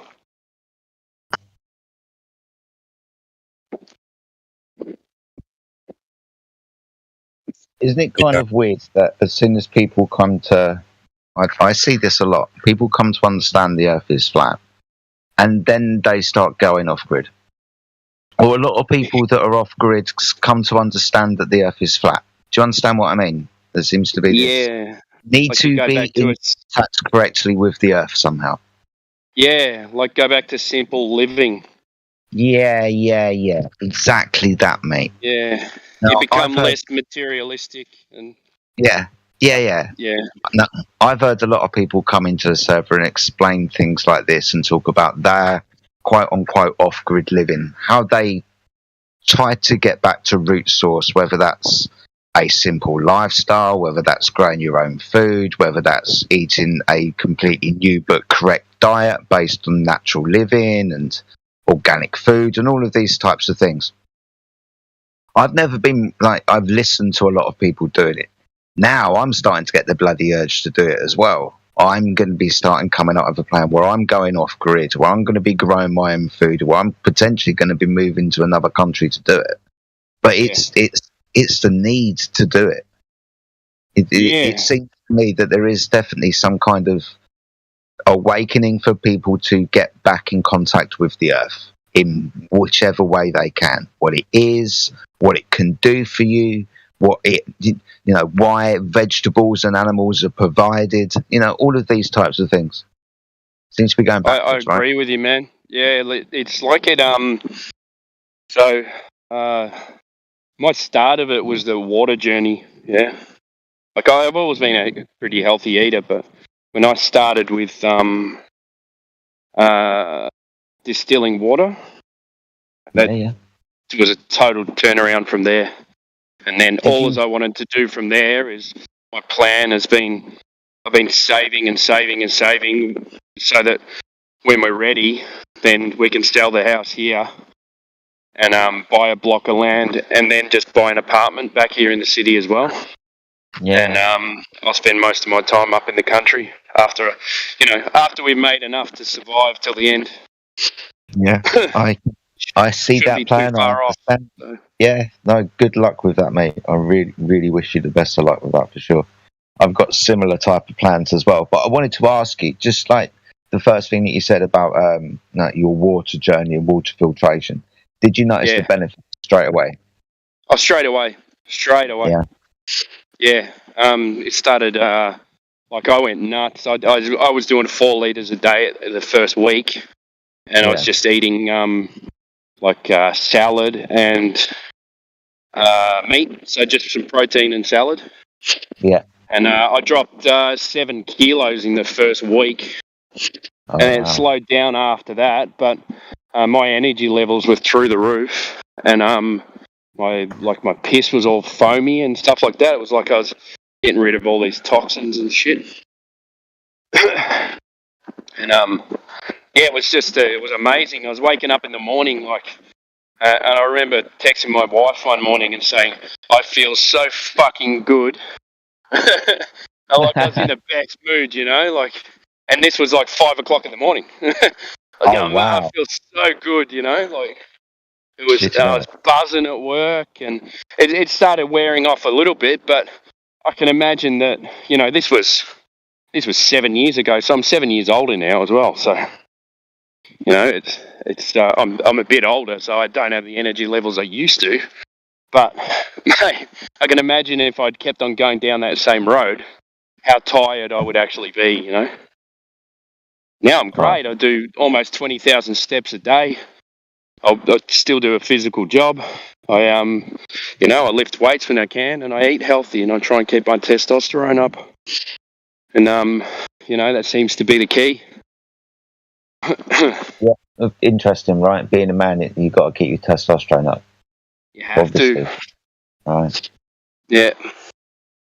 And that's through. You can find foods that keep those levels up, but the thing is, you've got to keep moving, and you've got to lift heavy shit. It's like I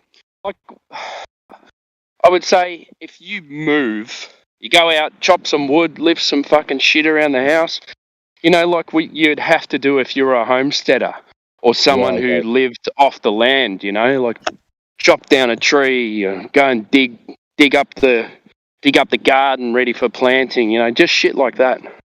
Yeah. Using your whole body at different times. Like maybe even swimming's probably the best thing, I used to do a lot of swimming, man. But swimming is definitely a good thing.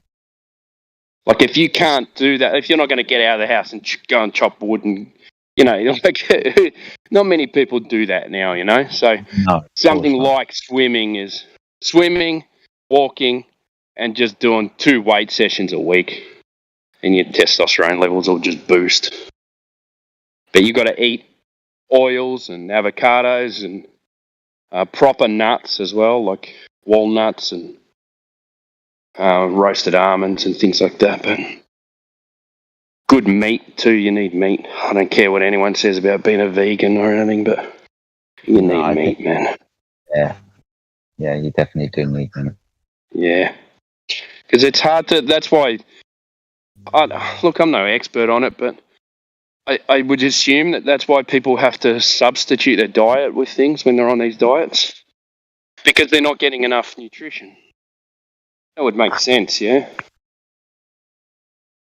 Well, yeah, I mean, obviously, my friend, we've been kind of misled, misinformed, and eventually poisoned by the fumes we popularly consume, right?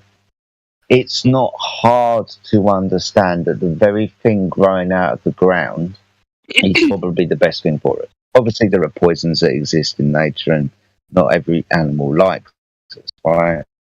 Yeah. Poisonous animals. But ultimately, nature is there to provide for us, right?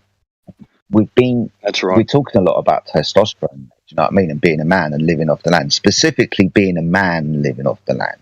City living isn't around in front of a TV, consumes lots of, I don't know, bad food, lives an unhealthy lifestyle, these types of things. The kind of softening down of men has kind of happened from many directions. One, it's taken him out of the forest to stop chopping him, for him to stop chopping wood down.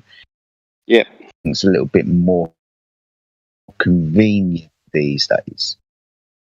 The way that the kind of attack that we get on social media and in the popular world on male culture, as in, like I just said a moment ago, like building up your testosterone. Now, in a lot of circles, mate, that would be kind of frowned upon, right? Yeah. What is it? Toxic you shouldn't have, masculinity. male traits. You shouldn't be a wood chopper, right? Do you understand what I'm saying? We've been attacked from so many ways, whether it's the food that grows out of the ground or that's the thing. But now it's sociological as well. Now it gets into your head. It's not just the food that you consume, because I've done a little bit of research into this as well, and it seems like the most popular foods that produce estrogen and not testosterone enhancing diet. So the attack on just male culture, being a man, and at the end of the day, we're talking about things that boost the things that make a man, i.e. his testosterone. How to keep those levels up, how to keep the man healthy so he's waking up at 5 o'clock in the morning saying, I feel so fucking good. Do you know what I mean? Imagine if men like that, mate. Yeah, I know. Yeah, and because you just look at the things that they give you, yeah, that they tell you are healthy. So they're telling you that if you don't eat meat, you got to eat soy. What's soy? Yeah. So you got soy is full of estrogen. So any male, if you're eating soy or soy milk or anything like that, just stop. Just stop it. Just eat full cream milk. Fucking get some fat in you, walk it off. Who cares? But you need that fat for your body to function. Salts. People say, you got to reduce your salt. Yeah, bullshit. Like fuck you do. If you don't have salt in your body, all your electronic signals from your brain don't get to where they got to go. If you've got too much salt, your body will tell you, drink more water, it'll piss it out. Your body's an amazing thing. There's something conductive about salt, isn't there? Yeah. So it's the only thing that if you've got no salt in your body, you can't send signals from your brain for your functions to work. So all your organs, all your muscles, everything. Kind of makes sense, really, doesn't it? And your body can't retain fluid either. So no. It's the same. That's why you need a couple of little carbohydrates here and there, because 1 gram of carbohydrates contains stores of 2 grams of water. So, if you want to keep your body hydrated, you've got to have a little bit of carbohydrates. But you get these carbohydrates from vegetables as well, yeah? Like you don't have to munch on pasta and stuff like that. You get them from green vegetables. It's good carbohydrates. But, all these other, like if you're into that other carnivore diet like Mickey and that that's been proven to be really good for you as well. He rages about that, doesn't he? He really does rage about it. Fair play to him, though. I can't do it because I feel like I need vegetables to feel fresher. Mm-hmm. Like it makes me feel like when I'm thirsty and I eat vegetables and salads and stuff like that, it feels so good, you know. And then I just drink water after it. If I just ate meat and things like that, I don't think I could do it. But there was a guy, you know, Jordan Peterson, yeah, like his daughter had can't remember what type of disease it was, but she went on the carnivore diet and she had some maybe an autoimmune disease or something like that. She cured it from the carnivore diet, so maybe it's like I got no explanation for it. Maybe it's a certain type of blood. Like, you know how certain blood types react with different foods and things like that? I know my mum, she's allergic, not allergic, but, you know, she's eaten peas all her life. She's from Manchester, so, you know, she loves her mushy peas and stuff, so. Okay. And then, you know, in her late 40s, she found out that her blood type, she shouldn't be eating peas or anything like that, you know, or beans or anything. So she had to stop, and then she had psoriasis, and as soon as she stopped, all the psoriasis stopped. So I think there are doctors out there or dietitians that'll do a blood test on you, and then it comes up with a list of things that your body can't, or your blood type you shouldn't eat. It's really interesting because what works for someone, and they say, oh yeah, this works, it might not work for you. Yeah. Which is really interesting.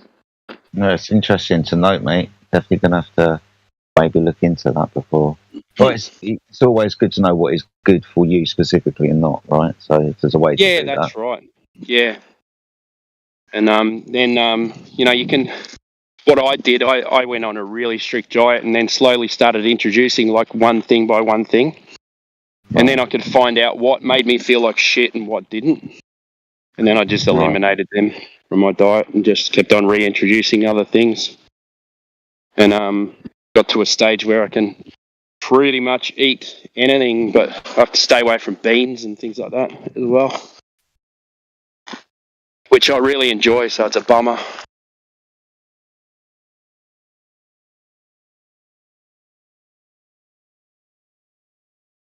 What time is it for you, mate? It's only 8:15. Is it a nice evening, yeah? Is it dark? Sunny? It's getting dark now, so it's actually dark, so but the sky's red. But it's getting it's slowly getting dark earlier and earlier. Because we were at the peak, I think it was about 9:30, quarter to 10 before it started getting dark. Okay. Now it's 8 o'clock. 8 o'clock, it's dark. It's coming. Yeah. We change our clocks forwards next weekend, Saturday, Sunday night. So we're going to British summer. But yeah, we put our clocks forward next week. The evenings are definitely going to start getting lighter for sure. You know what it's like? I don't know what it's like for the winter for you guys, but dead dark by 4 o'clock in the afternoon. Don't get a lot of hours of sunshine in the winter. So it's kind of crept back. Got back to about 6 o'clock now. So we've had that kind of widening. Yeah. We get. I think it's about when the clocks go back to normal. It's about 5:30. It gets dark here. Because we're in the south, it gets really fucking cold here in the winter. Does it really? What sort of temperature? Yeah. Oh, we get zeros overnight and some minuses and stuff like that, and then our days can be a 4 or a 5. Then you get a nice sunny day. It might go up to about 11 or 12. Do you ever get snow down there, Timbo? Yeah, we get snow. Not in Melbourne, but just on the mountains on the outside of Melbourne. You get snow occasionally. Yeah. But any further up north, you've got to be in the high country, like in the Alps. So, but it gets icy cold. We get wind chills down here. Pretty bad, like -4, -5 wind chill. So everyone who thinks sunny Australia is warm all the time is dead wrong. It's very diverse. Up in Queensland, it's fucking hot all the time. So. Is it really? Well, it's basically just an island desert, isn't it? So deserts get really cold at night, mate. I imagine it. In the middle, yeah. Everyone lives around the outside, and then the middle's just fucking red and barren. Yeah. Drive for days and see the same scenery. Doesn't change.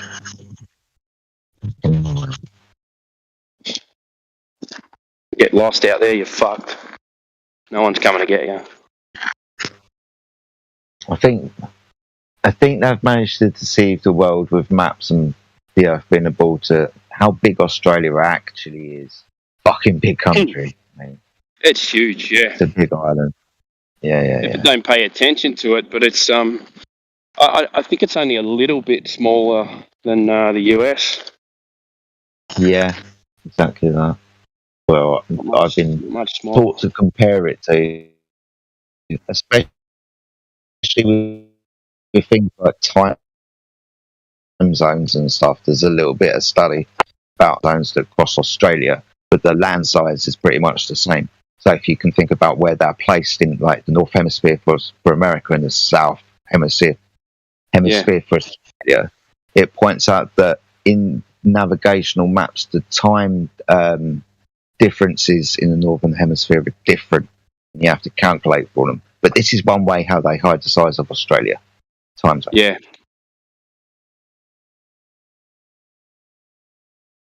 It's funny. We have time zones they're silly. Like here, you go to Adelaide, which is probably about I'd say it's about 600 kilometres west of Melbourne. Okay. And it's a half an hour time difference. But then you keep going over to Perth, which is, let's call it 3,500 kilometres away. Oh, wow. Is 3 hours time difference. Hold on. Wait, say that again for me. That's interesting. So start your journey again. Yeah, so Melbourne, if you think of Melbourne on the southeast coast. Yep. In that bottom corner. Yep. You go Adelaide is it's between 600 and 800 kilometres is half an hour time zone. Okay. They're half an hour later than us. And then Perth is 3.5 or 4,000 kilometres. Let's call it 3.5, which is 3 hour time difference. Perth is on the far west-hand side, right? West coast, yeah. Yeah. And then the whole of the east coast, we all have the same time zone, but Queensland doesn't do daylight savings, so they're an hour difference at the moment. Okay. Yeah. Okay. But we're all on the same time zone, the whole way up the east coast. Kind of crazy, man. Because you think it's just interesting that the amount of time zones across Australia compared to like America. The way that Australia is kind of, the majority of you live on the east side. We've just compared, Perth on the west hand side, and no one lives there. Yeah, exactly. I mean, Perth's only 1 million people, I think. 1.5 million people. The most isolated. Yeah, the most isolated city in the world. Fucking hell. They got fucking no one. Don't really think about that at all, do you? But yeah, it wouldn't be hard to hide this kind of idea from people. Actually, when you map the Earth and you put time zones across them. Well, we fuck around with time zones. It would be easy to put 4 here, but 3 here, and not many people live there, and most of them live on this side of the country compared to that side of the country, and it's fine. But in just in this little bit here, this is how you hide things. This is how you hide the size of things, right? Yeah. Interesting, man. I came across this little bit of information just because of like navigation and the type of tools you have to use when you navigate navigate using boats across water. Obviously, you've got sextants and compasses, but understanding your time is really important. You've got to know the time of day when you're comparing stars and stuff, right? And especially when you're in the southern hemisphere, going around Australia or the international data line that goes like through the middle of the Pacific. You've got to make readjustments. You've got to make recalculations because you've crossed from one time zone into another now. And maybe or maybe not this follows a certain standard because of the country that it belongs to, right? So, yeah, it's quite easy to hide shit when you've got to recalculate this. Yeah, well, you think if you look on a map and look at Western Australia, I think Western Australia is all on one time zone, and it's almost half the country. So half of the country is on this 3-hour time zone, you know, like 3-hour different time zone. But they could be seeing the sun 2 hours before Perth, you know what I mean? Mm-hmm. Yeah, so they've just got this, they've just chunked it, because no one lives there, they just chunked in this half the country in this Perth time zone, because that's what state it's in.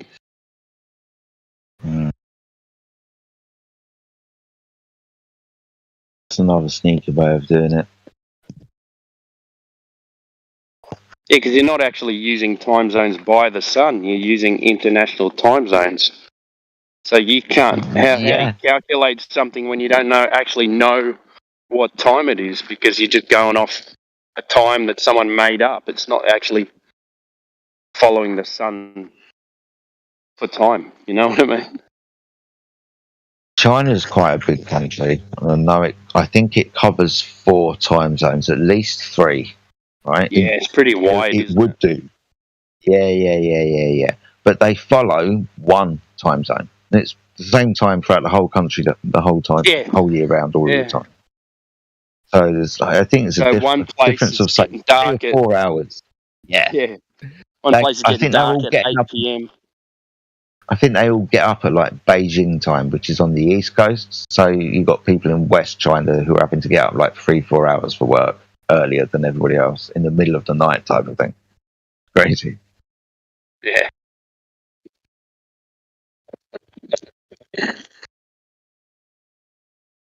Just to make it run on one time zone. Just to make it on one guy's idea about what he thinks should be happening. Yep. But it's an interesting topic, man, understanding time zones and how they hide shit, especially when we're talking about navigation and time. You watched those videos that I sent you about this, didn't you? Yeah, I've been looking a bit more into it. There's a map with the magnetic declinations, and I was looking at the way that the lines flow, and remember that guy who said you should be able to see from Perth, South Africa, and there's an eastern tip of Brazil, which is a bit halfway up of South America. So I was saying all these places, you should be able to see the Southern Cross at one time. Now, Perth is becoming morning, and then there's midnight in South America. I followed these magnetic declination lines, and it actually could work, because if they're using a compass to face south, when they point north, they're all facing in different directions. So if they're all facing different directions from those countries, they actually line up where they could actually see this Southern Cross all at one point. Yeah. Because the lines all seem to cluster in this spot below Australia, like on the. So, and then you follow the lines. I'll see if I can find it. It's on a flat map, but if you can follow what I'm saying. I think I understand what you're saying. So, if you've got three observers, right? One in Australia, one in South America, and one in South Africa. The one in South Africa is between the two, isn't it? We can imagine that. Yes. Yeah. So if the observer in South Africa is looking as south as he can, The other two observers, one's looking southeast and the other one's looking southwest, so they've got a convergence point. They're all not looking in the same direct. They are looking in the same direction, but they're not looking south outwards from only by the compass. They're only following what the compass is saying. Yeah, because they got a declinator, then they have to readjust. And hey, look, there's the Southern Cross. We're all facing the same direction. Is that what you're talking about? Yeah. So just jump into voice text. Yeah, all right. Mine's a bit slow at the moment. Good. Yeah, so click on that, right? So, see those blue lines? Yes. Oh, yes. Yeah. See that point below Australia? That's where they all converge. So, all those blue lines are, if you're facing north, then those blue lines are facing, that's where you're going to face to south. So, you see that eastern tip of Brazil? Yes, I get you. And follow those lines. They actually go to that bundle at the bottom of Australia, and so does the bottom of so does the bottom of Africa as well. So you could all think that you're facing south, but you're actually facing towards that focal point below Australia. So you'd all be looking in the same spot and thinking that you're facing directly south. Yeah, exactly. You know what I mean? Yeah, no, spot on. I had a slightly different idea of it because of where the meeting point was, right? Where that bundle would be. I put it underneath South Africa. But even that. Yeah, I get you. So they're all looking at just that one point below Australia, and they think they're facing north and south. But they're facing east and west. This is the thing about the compass, right? I'm facing north. Yeah. Now, it doesn't it's not a 180 degree line always between north and south. No. It's not a straight line. They're all kind of wiggly and a bit over the place. You have to correct for them. Yeah, kind of in the base kind of way of doing things, especially in the northern hemisphere. We seem to be able to find, where north is. Gets a little bit more tricky the further south you go, right? Yeah, well, you look at those lines in the north, and most of them are facing north. Yes. You know what I mean? Like, you're going to point somewhere, and it's going to take you north. In the south, they're all over the fucking place. Well, they come to this place around Australia, right? Yeah. Why is that so fucking important? Yeah, what is that? Yeah. Why do they all go to this point? Yeah. I mean, I was going to ask, hey, this would be interesting to have on an AE map, these lines. We've tried to find it, but it only shows the northern hemisphere. That's an interesting thing in itself. I can't find anything but the northern hemisphere.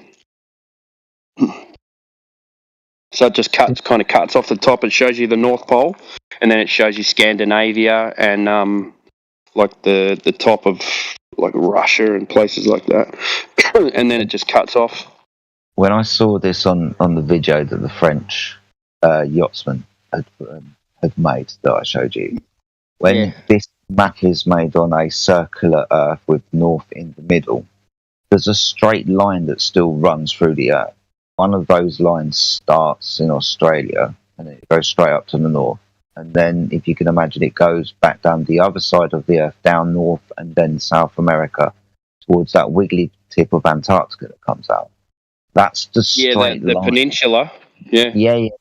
So that's the straight line from Australia to South America through the north that is drawn on a map. That's the magnetic line. That's the one that they have to get that azimuthal angle from to readjust to find it again. So there's one.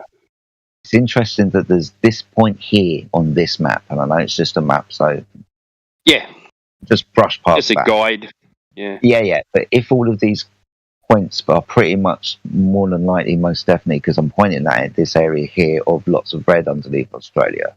The other side of it, on the South American side, say, there's a fake one.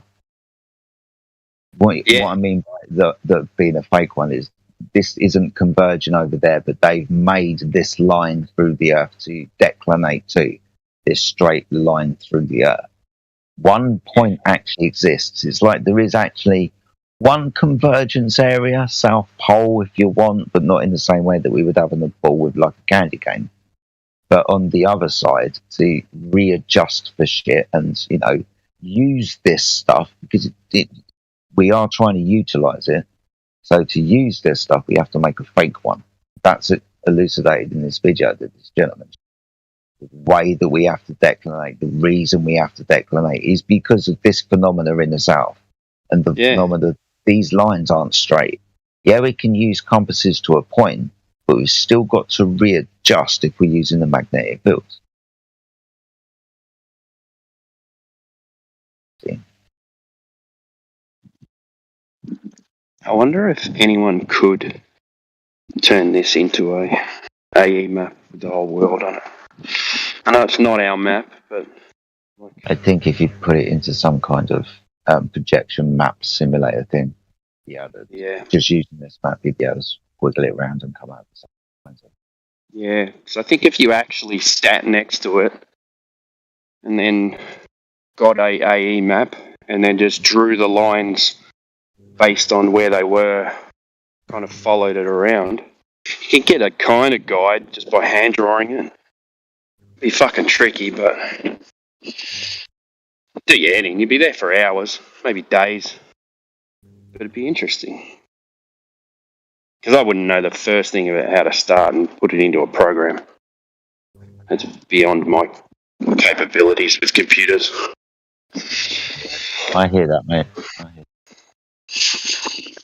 But I'm not bad at hand drawing, so I might give it a go.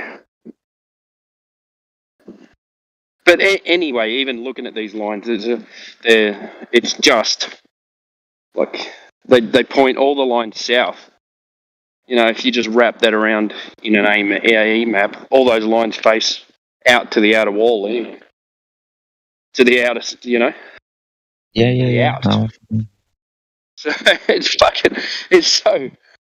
it's so genius, you know. Like, oh, everything converges in one point at the bottom. Does it though? No, it's either genius or evil or. It's intelligent. No, mate. It is smart. It's intelligent. Whoever made all this shit up is fucking genius. Let's hijack Earth's curvature in perspective and create a fucking ball. I mean, that's a good one, right? That's a smart little way of doing it. I do wonder how they came up with this stuff. Like, what kind of fever dream do you have to come up with some of these stories that they've come up with? You know what I mean? Like, did they these guys they're doing ceremonies and fucking dude, Timbo, that's out. exactly what I was thinking. It's like they got in a room with like 50 dudes and they all took DMT and like came up with this. Like, dude, like how else would they have come up with this? The machine elves came out to play and they said, "We're trying to deceive the world. Can you help us?" You know, maybe these entities are just there for your personal benefit if you ask them. You know, like who fucking knows? I mean, I can't think of another way. It's so intricate. The stories are, and they're deep. They don't just you know, like the stories connect. That's the weird part too. It's like it's a deep web. Yeah. They, you know, like on face value, everything. You know, if you just go through life not thinking about it, on face value, it all works. Like it works. Yeah? If you don't have to think about it and look into it. Yeah, gravity. It works. Once you start looking into it, nothing works. Yep. The way that they made it look like it works by overtaking the education system and just teaching everyone, this is... Because the solar system that I got at school was just the planets go around the sun, and the sun's just sitting there in the middle of the galaxy. Yeah, the sun wasn't moving. We were moving around the sun, and that was it. You go, okay, the sun's got heaps of gravity. These planets started moving, and then all of a sudden they got into an orbit and stayed in that orbit due to gravity. Then you tell us that we're actually following the sun through fucking space, and the sun's going around the Milky Way galaxy at warp speed. Then you go, oh fuck, I wasn't told that. Why wasn't I told that? Then we got more motions. I don't feel shit. So I posted in the chat how you said how they have all these points, but they don't really, they're not really integrated with reality, and that's why I like this picture. It's just a basket of freaking cables, right? Yeah. Some They are all work. USB. Yeah, right. They all don't work together. exactly. And the thing is, when they're in that basket, nothing has power. And so even if I wanted to connect points, road gravity to this, to that, then they're not getting any power from anywhere. So that's why I love this picture. Is like, it's really analogous to the globe Earth and all their lore that they have. Of course, there's tons of different, cables and points to connect, but like they're not, they don't work literally. Yeah. And all together, they look like they're valuable, but they're not. I think I also have a picture of some destroyed technology. I'm going to mute up for a sec. I'll be listening. Here's another picture of some destroyed technology, since that's what we do with our technology. But maybe you guys recognize some of this old, ancient tech.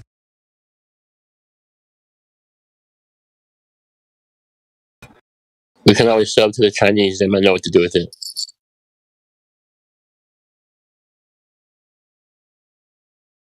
I mean, we should just give all our technology to NASA. It can just destroy it for us.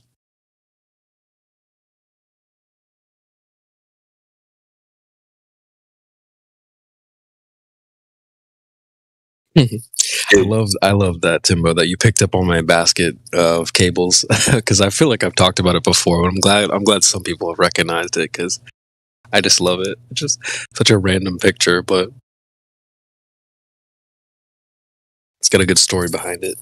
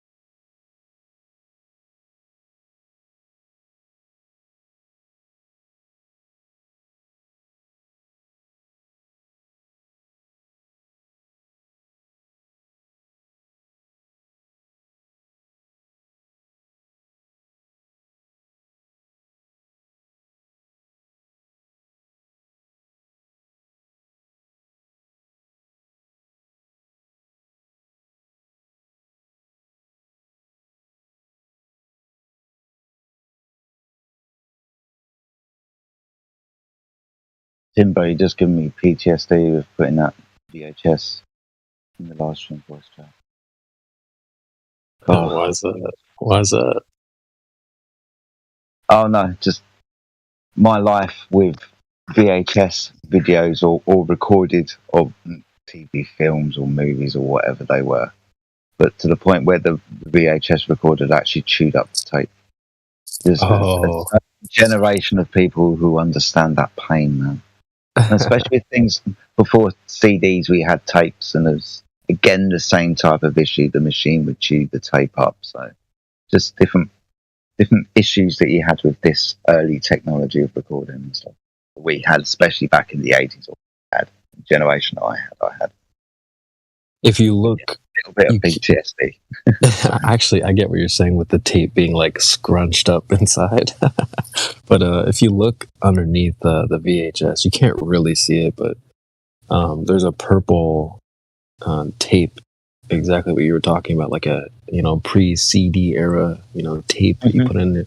It's in there underneath the red cable that's touching. You can't really see it, but that's why I love this picture too, because it's a basket of the VHS, the tape, the old camera, the old red, yellow, white cables, old school stuff.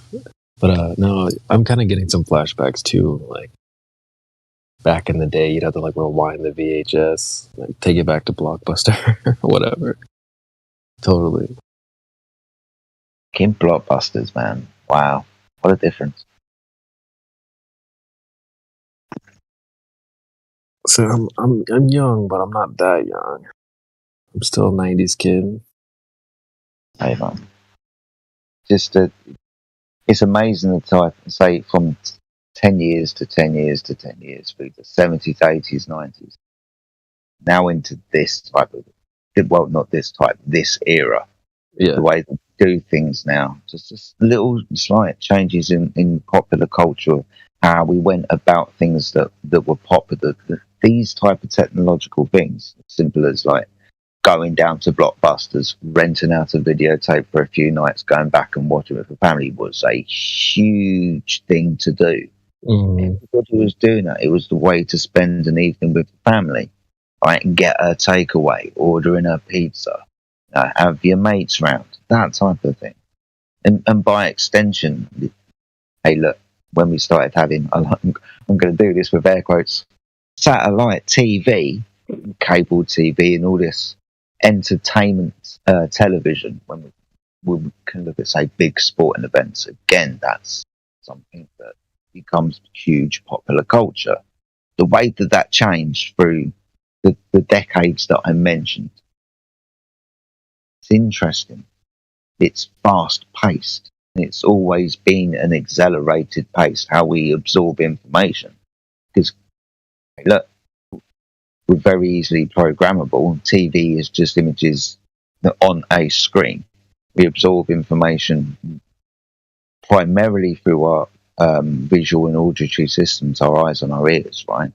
Apart from feeling and smelling and stuff. But primarily, this is the technology that entertains us, isn't it? What we can hear and what we can see. It's just interesting that they ramped up that technology really, really fast. So now that we just press a button, there it is. Couldn't be convenient enough, could it? This is the old type of technology that we, became issue. There was issues with it. It was slow.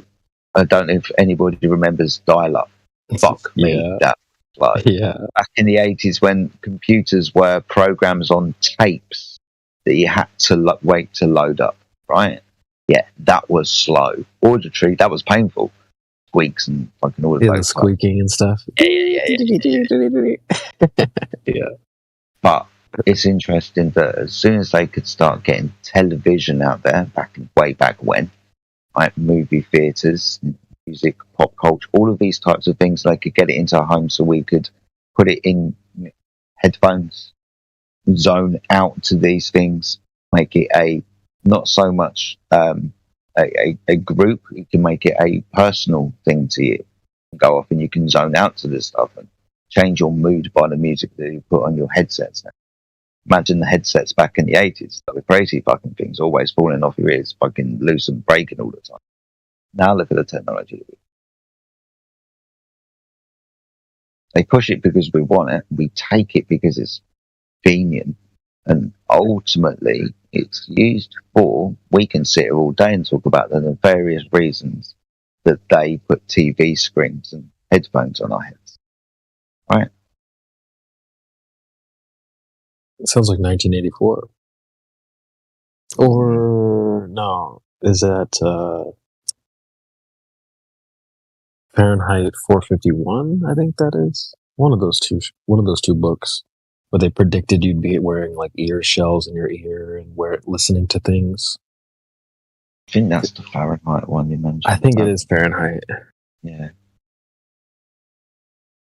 I've been told about the books. I've watched things on YouTube about the books. I've never actually read them. Well, don't let me seem like I'm the Mr. Know-It-All, because this was in my 9th grade reading assignment and I didn't even read it.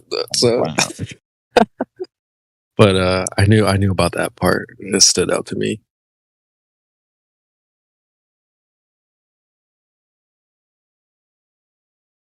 Ninth grade English class. That was not my class. All right. It is speculation Sunday, isn't it? So it is now. Yeah. That's cool.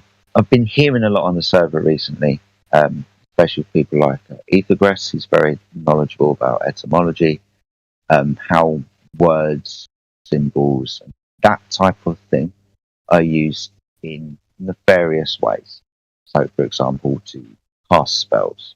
Now, when people think about magic, they think about casting spells as a wizard with a magic wand.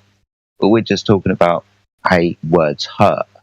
The way that you say something to somebody can have an impact on that person, and they can have a reaction to it.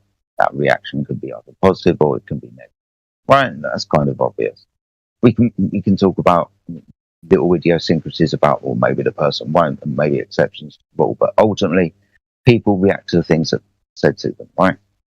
Now, also talking a little bit today about how we are programmed visually and auditory with TV screens. I spoke a little bit about it yesterday, and how this is propagated throughout the nations and the peoples of the world. So primarily people in control of these things, of radios and TV stations and entertainment media and Hollywood and all of that industry, have control of primarily whatever narrative that they want to set into place. I think it's very interesting, like I was pointing out just a moment ago, how that technology has changed and how that wizardry has always been around but ultimately used. People have always understood how to use words to influence people. One thing I'd like to bring up when I can from time to time is kings and priests have always run the world. What I mean by this is these institutions of power have been around for hundreds, if not thousands of years. They haven't just forgotten what they've learned about the people that they've had control over. They've had control over these people for a very long time, us, our ancestors as well. And they know how to manipulate us. Over the last 100, 200 years, they've become very, very good at this. The technology that they use and they can propagate upon the people of the earth, us, me and you, everybody listening here and now, and our families and so on, are subjugated to these influences of social media. It started off back in the 50s and the 60s with everybody being able to get freely and readily available television sets and stick them in the corner of their rooms and have a family experience about what was being said. Earlier on, it was the radio. Everybody would have a radio. They would sit around as a family and they would listen to primarily some entertainment, some music, but most definitely a voice of authority. A voice of authority would tell them the public narrative, their national narrative for the time of, the day. And what I mean by the day is the era that they are in. So these quote unquote they people have always, as soon as they've had the ability to get the town crier out from the middle of the town and horse riders run off and spread the news to villagers so everybody knows what the fuck's going on, to TV, to television, to handheld devices in your hands, where you can just now, in 2023, make a choice as to what you believe. They've gone from, through the 70s and the 80s, propagating these fear stories and those fear stories, telling us about what nature is and does, where we are and how it does it, as in the Earth being a spinning ball in space, and every kind of propaganda, media, or agenda they want to throw in the meantime. And they've done this by television screens and pop culture and what in any way that they can give their information to us. Newspapers, comic books, popular programs on television sets, movie theatres, stadiums filled with pop stars. The point of, say, back in Roman times, the idea of bread and circuses. Give them food, maybe fight over it, but give them circuses and entertainment so they've got something else to fight over, something to distract them.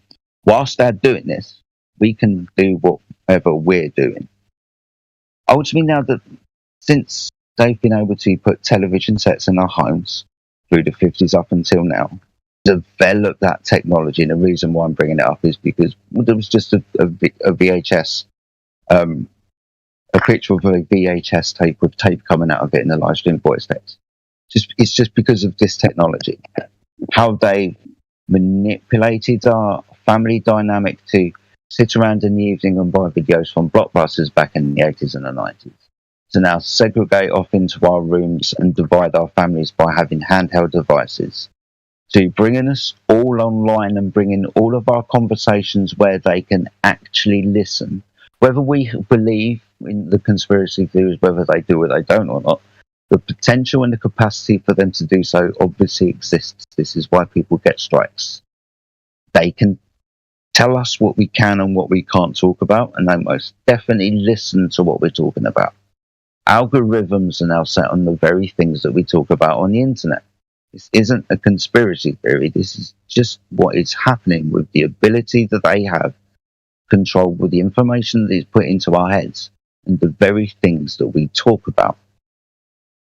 Just an interesting subject to me, and it always has been, how they lie to us. Would they lie to us, one, because they fucking can, because they're the ones with magic scrying screens in our houses, television sets, mobile phones and computer screens. Through this wizardry, this technology, this ability to cast spells because it's verbal, to cast symbolism because it's audible, and to tell stories and narratives from an authority is very interesting. So the reason why I'm saying this is because it's been in my mind the question of lots of people come in here and say, why would they lie? Don't know why they would lie. Sometimes it's really interesting and poignant to point out how they lie and how long they've been doing so and why, and the technology used to do so. It's not new technology to tell people stories and lies. It's an old technology. We've been doing it since we could be able to communicate with each other. Kings and priests have always run the world. So that information hasn't gone anywhere. The technology to be able to propagate those spells worldwide, though, has. It's not just a few hundred people in your local community. It's millions, if not the entire world, all sings from the very similar song sheet pretty much all of the time.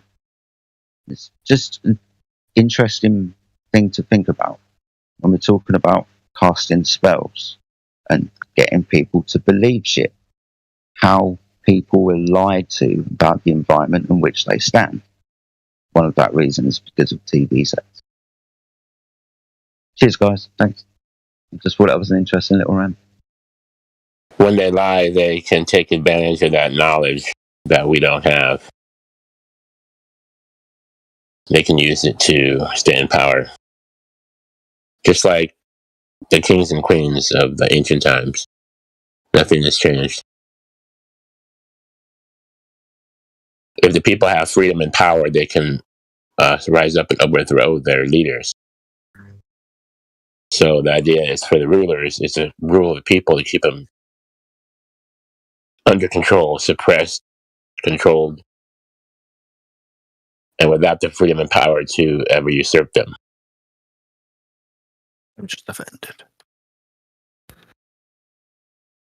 One of the other reasons why I brought this up is Injo came in the other day. I think it was yesterday, maybe the day before, giving an example of a friend of his who had a child who lived in an environment where they'd never seen a TV set before.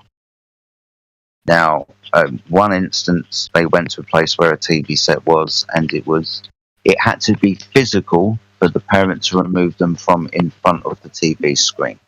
The child was mesmerized. Now, I've seen instances, I know instances of this personally myself. With me, I know how hard it was for my parents to pull me away from a TV set when I was younger. I know how hard it is to pull my children away from a TV set. If that's subjugated to that, they want to do it. It's weird. If you pay close attention, it's a bit weird, the way that we are kind of drawn to this.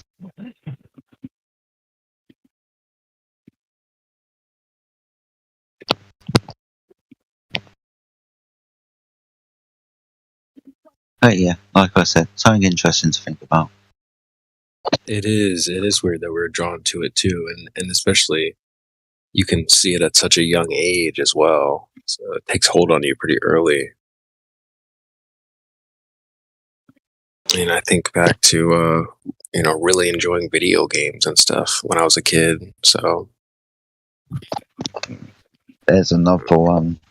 I mean, this topic, you could spring off with this topic onto all of the things, but specifically video games, mate. I mean, yeah, that is a huge multi-trillion-dollar industry, right? That's massive. Now, the way that, hey, look, people will spend an awful lot of time sitting in front of computer screens, won't they? They will, quote unquote, waste time spending time in front of computer screens. Sure. Yeah. Hello? What if you're playing chess? Is that what you're doing? Satoshi, you got an open mic, bro.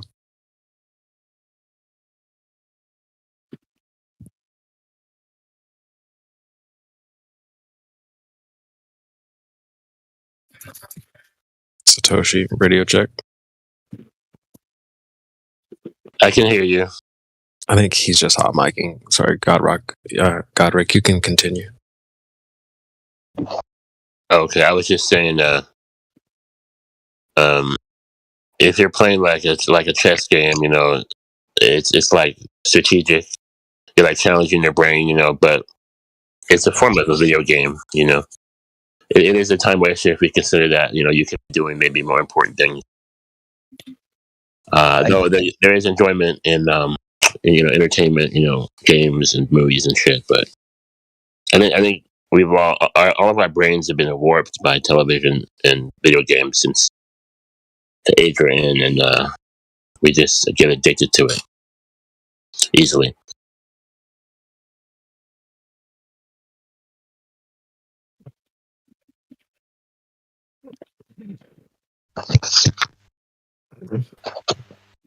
I used to call it the Facebook dopamine thing. You know what it's like when your mobile phone or your device, or you get a reward for something and there's a ping involved. Is it Pavlov's dog or something like that, where they get rewarded? There's a ping or something like that where the dog takes food. Mm-hmm. I think you had it right, Pavlov's dog. Yeah. I think the idea of just that noise on your mobile device, that ping, that you've got a like on your Facebook status or whatever the picture is, right? Someone has approved. Ping, well done you. It's like you should get a little tap on the head and be a little bit more patronised about it, right? It's just those little types of things. They go a long way into a person's psyche. Change just look at pop culture and the influence that it has on teenage girls, especially the way that it had on the first instance, let's say, with the Beatles and when they went to America. Beatles and how they fucking took the UK in the first instance, but what happened when they went to America? And then let's look at pop culture since then and the way that teenage girls have reacted to that. And now we've got Facebook pings. There's things that make people react at certain times. And we're just talking about a little bit of biology when children are growing up and their progression into adulthood through their teenage years. When they're chemically finding themselves. But ultimately, within this era, within this time scale of, say, teenage girls, pop culture, the Backstreet Boys, take that in the UK, these types of things were propagated everywhere. Why do you think they were done so? Social experiments, isn't it? If you think about it on a grand scale, from the Beatles all the way through the sexual revolution in the 60s, we can all see these social experiments taking place. TV is a really good way of propagating social experiments. Everybody knows what the social experiment is. How do people react to this, that, and the other? We can talk maybe about social experiments when we're even talking about 9/11, because that can be compared to, what was it, War of the Worlds back in the 1920s or 30s, whenever it was. Just a radio program about an alien invasion and people running out into the streets and complete mayhem. Shout out to Mickey, by the way. But that can be compared maybe to 9/11. Everybody gets around to TV set and here you go, here's some buildings falling down. You can maybe even compare it to, 1986, and the Challenger disaster. Because I remember being pulled around the TV set when that happens, because we all watched it take off. Kind of trauma-based mind control can easily be propagated when everybody's watching the fucking news. When they got a TV set, and now these days with devices in our hands. Friend of mine, this is as true story as I could fucking tell you, and I was amazed when I heard it. Friend of mine was walking down the street yesterday, and he was looking at his mobile phone. He had his headphones on. And this man, he could see this man walking just down the narrow path next to a river. Now, the man has kind of edged over to my friend Joe's side of the path. And then Joe has kind of tried to move out of his way, but still mind his own business and carry on his mobile phone and listen. The gentleman is barged with his shoulder through Joe in an aggressive way. Not in a mistake type of way, not a brush, not of I've tried to get out, but he's gone into him. Joe he's a big lad, he's like 6'2", 6'3", he's bigger than me, bigger than this gentleman within this story anyway, and this gentleman is a lot older. Now this gentleman has been aggressive to Joe and then turned around and told him the reason why he's barged into him. He's made it out that it's Joe's fault. He's made it out that Joe's not been looking where he is going whilst he's been looking on his mobile phone and listening to his headset. And the youth of today should pay more attention to where they are, and they're always spending time on their mobile phones. Now, he's then gone to shove Joe in the chest. Joe's not the type of kind of guy to take it twice. Let it go once, that's the shoulder barge. Now the gentleman has verbally abused him and then pushed him. Joe just reacted, smacked him in the face, and the guy's gone falling down to the floor. Joe's told him this is not a good day for him to, be messing with him. Joe's turned around and carried on and walked on his way, and the other gentleman has got up, holding his face and running in the other direction. Reason why I'm telling you this story, guys, is because this reaction to somebody of an older generation watching somebody using modern technology and being pissed off that this young, in his eyes, person is not paying attention because of the technology that they used. That's pretty much the sum of it. Whether this old gentleman's had a bad day or not, he's gone into Joe with an aggressive nature, and this is a story that is told. Joe should be watching where he's going. Children of today are always looking on their mobile phones. Rah, rah, rah, rah, rah. I get it. I understand.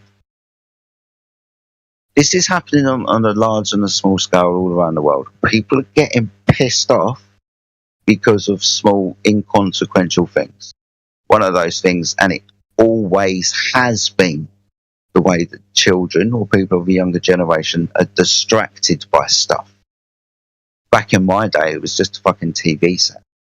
Now it's children that, whether Joe was meaning to or not, and he wasn't, and we kind of see this all the time because, look, I wouldn't be bringing this up if it wasn't something that I had noticed as well. That everybody looks at their mobile phones when they're on public transport or when they can.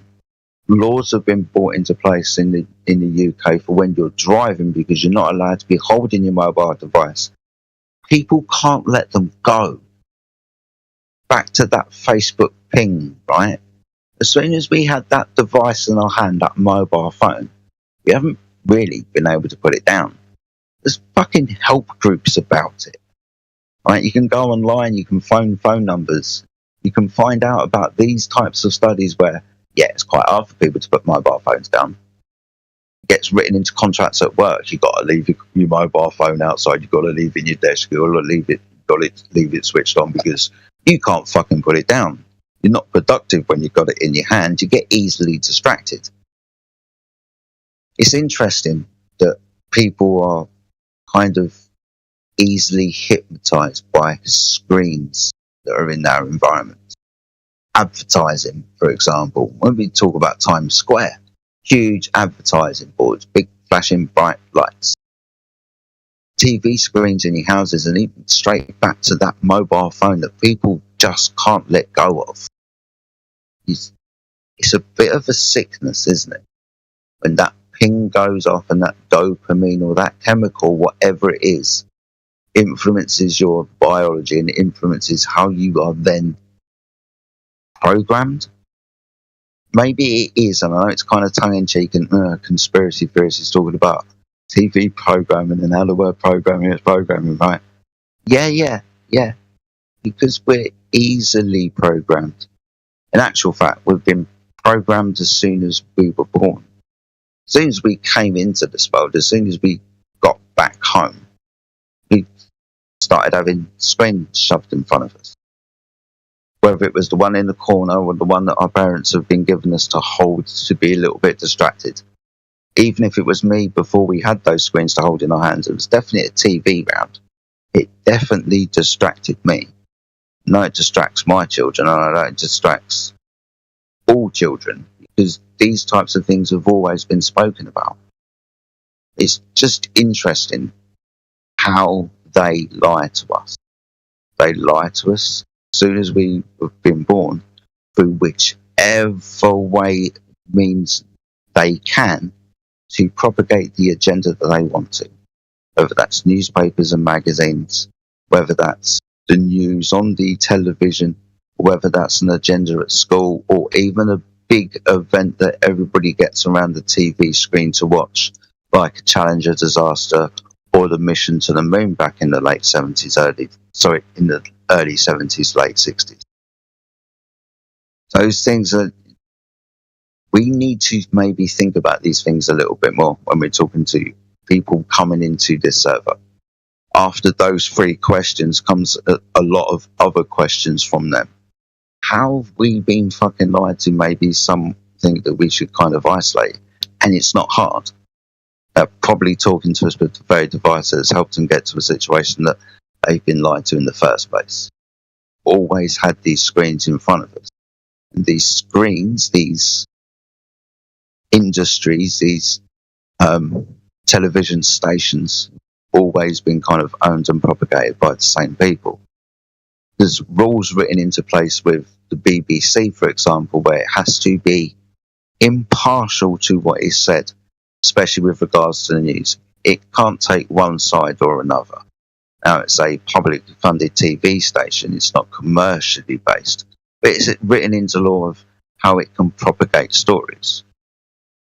But yeah, just again, something interesting to think about maybe. On a Sunday, whilst it's speculation Sunday and there's not necessarily anybody else talking. But if there is, give us a shout. Especially on YouTube, if anybody's watching out there wants to talk about the shape of the Earth. hit the link provided by Nightbot and come and join the server.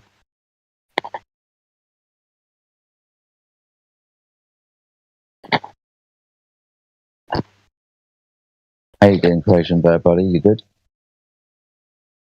So you cut off at the knees in. Hello, mate. Yeah, I'm good. I'm just, I don't even know why I'm up right now. I shouldn't even be awake, but I'm just going through old pictures and stuff. It's like 5 o'clock in the morning for you or something. Yeah, it's like 6 in the morning right now. Wow. I got some rest. I woke up in the middle of the night. I couldn't sleep, so I was like, oh, I'll just join the chat. And then I joined the chat, and like, I was just having a blast because somebody was trying to tell us how they saw a curve from a plane. So I opened up my Discord, and that was the first thing I see. I'm like, oh, here we go. And I can see a curve from a plane again. So I'm like, well, let me start grilling this person. Because they said that, they're like, oh, I don't believe Tyson, I'm like, well, so you don't believe math? So we started getting into that, and then, as soon as someone let them out the window, I think you were, Jedi, you were talking the other day about, and I missed it, but I saw you comment in the chat, and then you opened up your mic and explained to people why you shouldn't give people an out. Like, if you put someone in a corner, let them fight their way out. I remember that. Yeah. So we put this person in a corner in the chat, and then some rando out of nowhere on our side, of course, flat earther, shout out to you, but came out of nowhere and was like, so something completely, off kilter. And the person took that opportunity to they realized they were trapped. They're like, oh, well, let me just jump on this question and forget my previous trapping. So yeah, that happened. And so we did that 2 or 3 times, right? The first one was saw a curve from a plane, and we go, all right, well, here's the math that shows that that's false. And then what was the next thing? Rotation. They said the pendulum proves rotation and stuff like that. Okay. It is just a mess. They couldn't formulate a scientific hypothesis. They're like, oh, well, the cause is the observed phenomenon, and then you vary it by not varying it. It's like, what the hell? It was just crazy, dude. I'm in here laughing my butt off. Hey, if you get nine or 10 pendulums and set them all up, right? And then I guess you have to lift them so many degrees, and then lighter to a string and have them all set off. Will they all rotate exactly the same? Is this the point they're supposed to do at each location? Or do you know if that works at all?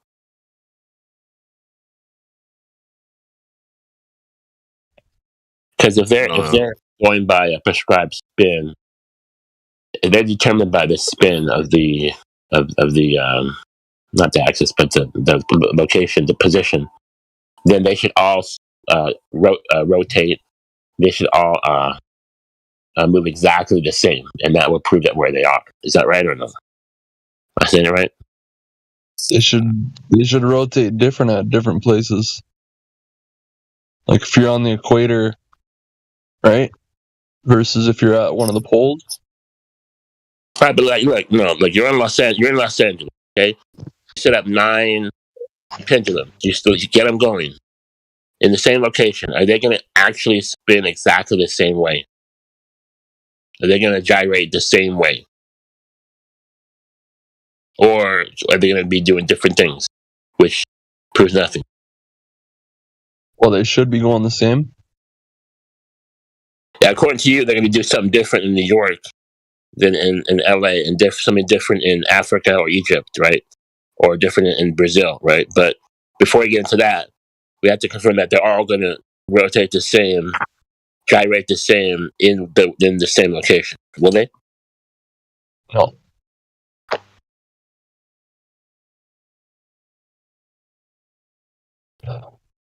Not as far as I'm aware.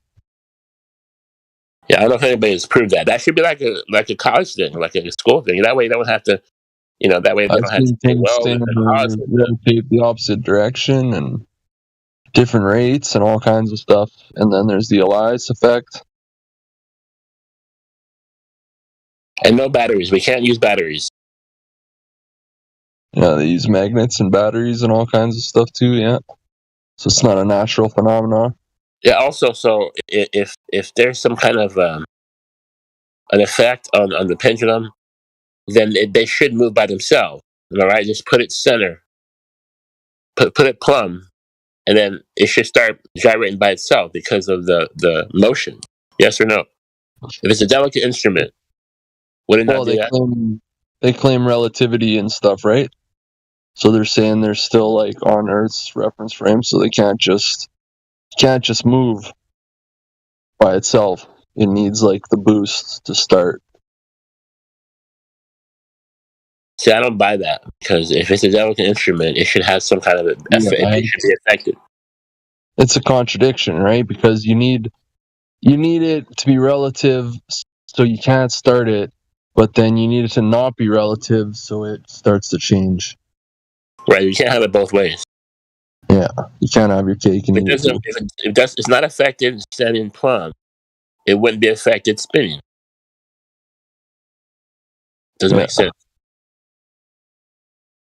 Now, and all you'd have to do is get a more delicate instrument. Get one that's, I don't know, 5 stories, whatever, and really accurate.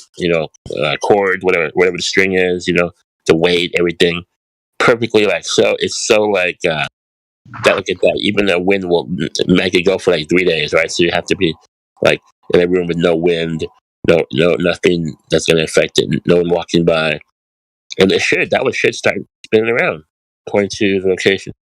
Otherwise, what is it doing?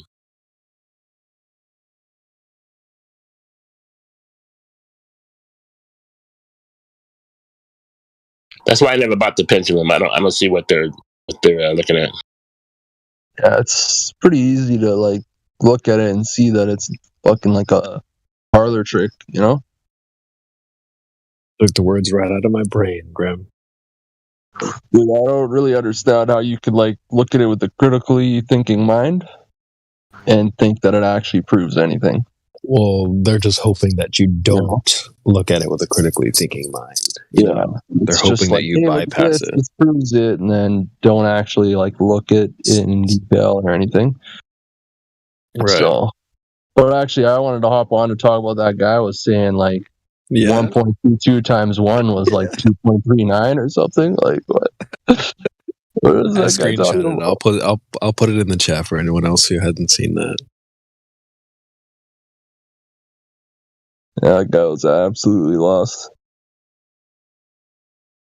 Then it's funny because they get dug in and they're already halfway in trying to defend this belief they have, so they just start saying more and more stupid shit.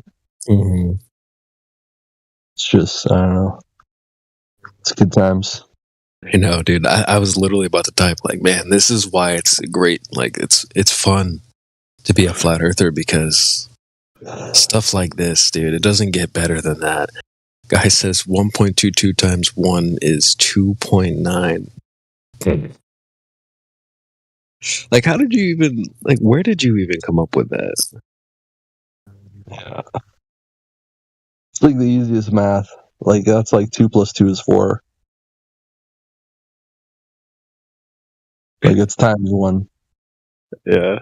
And then what's funny is like they said in one breath, they're like, oh, well, that formula doesn't prove, like, it doesn't disprove the seeing curve from a plane, but it proves that you can. It's like, wait, what? Why would it prove something that, like, I was just laughing so hard when I saw this person. This formula doesn't disprove that you can see curve from a plane, right? So why would it prove that you can? Like, what? Like, after we're the ones teaching this person these formulas too. Yeah. He's like, what's a formula? I give him 2 different formulas. Then he's like, starts complaining about it. Yeah. Like, he wanted a formula. Here's your formula. Why are you complaining now that you got what you asked for? Shouldn't you be thinking about what you got, what you asked for? Like, Yeah. I took a break and I came back and they moved on to like, looks like they moved on to Cavendish. I see you were talking to them about Cavendish. Yeah, a little bit. It's too funny. They just look at labels, right? They just glance at shit. Well, at least they admitted they were like, yeah, I'm just parroting stuff. I'm like, well, at least parrot properly. Damn, like you're not even parroting like the correct information here, dude. Yeah. Like I was losing it. They were trying to formulate a valid scientific hypothesis, and they're talking about, oh well, the cause is the phenomenon, and you don't need to manipulate it, and it's like, dude, back to the drawing board. Their ignorance completely. Like, it's like, all right, I gotta whip out the crayons. Like, which ones didn't I eat yet? Yeah, not for real.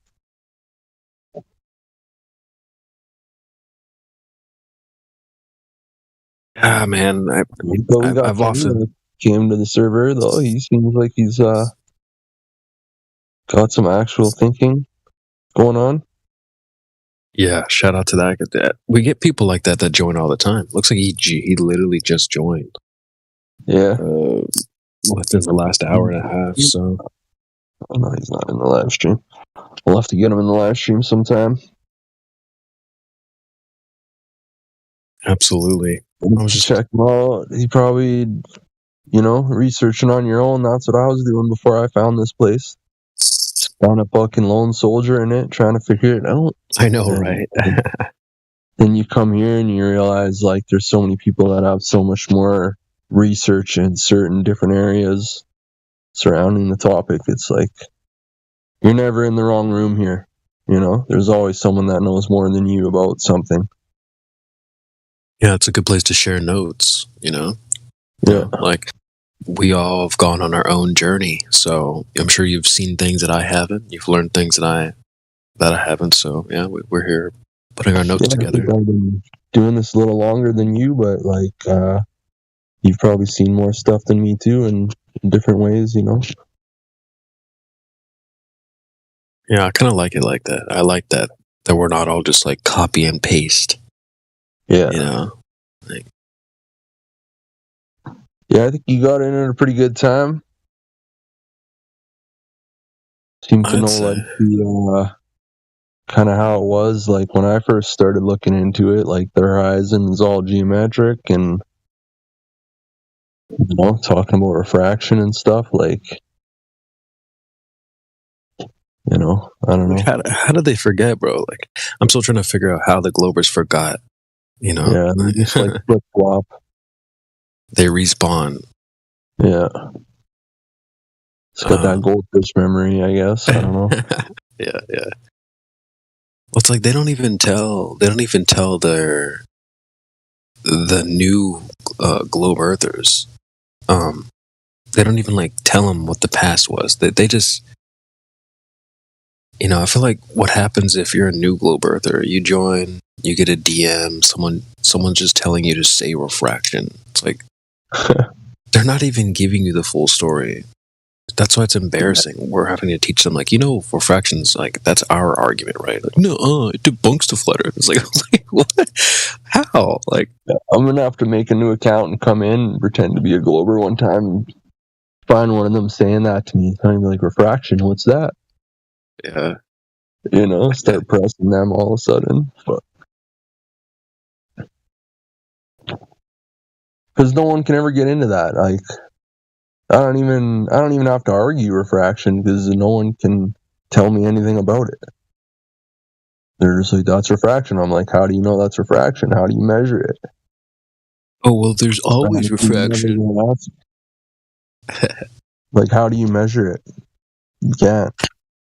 Refraction is gonna aberrate distant observations. It's gonna make it so you can't see that far It's never going to let you see farther. And Yeah, there's but no way how do you you can say know it's refraction will get refracting in you the around first the place? globe. That just makes no sense.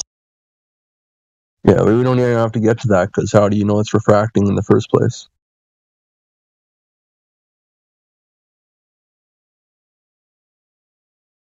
This is why it's great. This literally goes back to what we were just saying. Like, we're all different, and we can come at it from different angles.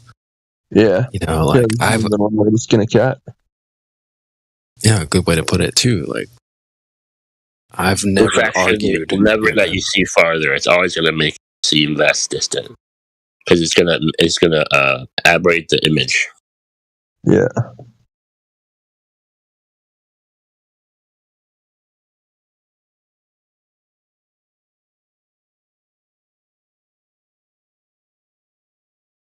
Yeah, I'd like to get someone in here talking about refraction. Someone from the globe. Probably people in the YouTube. We do observation. Now. Maybe one We of do them wants to come in. We do the observations with the beneficial conditions. So refraction is cut down to a minimum. We do we could go early morning where the temperature of the water is equal to the temperature of the air, and it's cool before the sun comes up. And the refraction is basically minimum, and it has zero effect on the observation. The effect of refraction will be negligible. And this is why we see the black swan, other distant objects with no curve. We can see the bottom of these objects, and when it gets warm, for example, that's all cut down. We can't see that distance.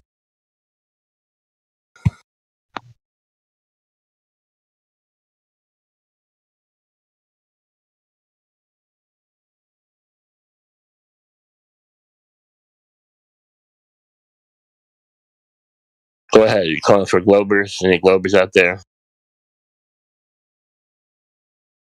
No, you're good, Godric. I was actually appreciating you getting technical about that because, like I said, like we come from different angles. So I've heard that multiple times, like from our position, that refraction doesn't help you see further. I see Globus just joined. Good timing. Oh, flat earther. Just a flat earther. Just kidding. What's up, dude? And also, distant objects will eventually vanish from the bottom up. And this happens because of the angular perspective. So if you think of you looking at an angle with your eye, you can see more close up and less far away. The angle is getting more acute, it's getting more narrow as you go far away. And it comes to the point where you can't see anything. And this is what we call the horizon, right? Now, at the horizon, on a flat plane, beyond that horizon, you can't see the bottom because your angular perspective is zero. So these distant objects that are beyond the horizon will begin to what appear to sink into the horizon from the bottom up. And this is just basic common sense. You can prove it by. I tell people you can prove it by just in your kitchen table, get a checkerboard or chessboard, and just bring your eye to all the way to the bottom. Put the checkerboard at the edge of the table, and bring your eye to the bottom, very bottom of the table, to where you can see the first few checkers, the first few squares, but you can't see the distant squares on the other side of the board.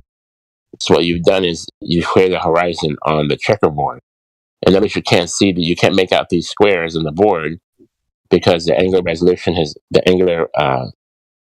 become so acute that it doesn't bring back any light. This is exactly what happens in the real world.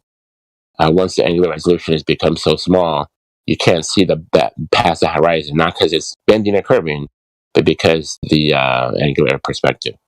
So beyond that horizon, per se, wherever that horizon is, all objects will vanish bottom up because you lose the floor past the horizon, but of course you can see above somewhat. That's why mountains will start to eventually sink into the horizon.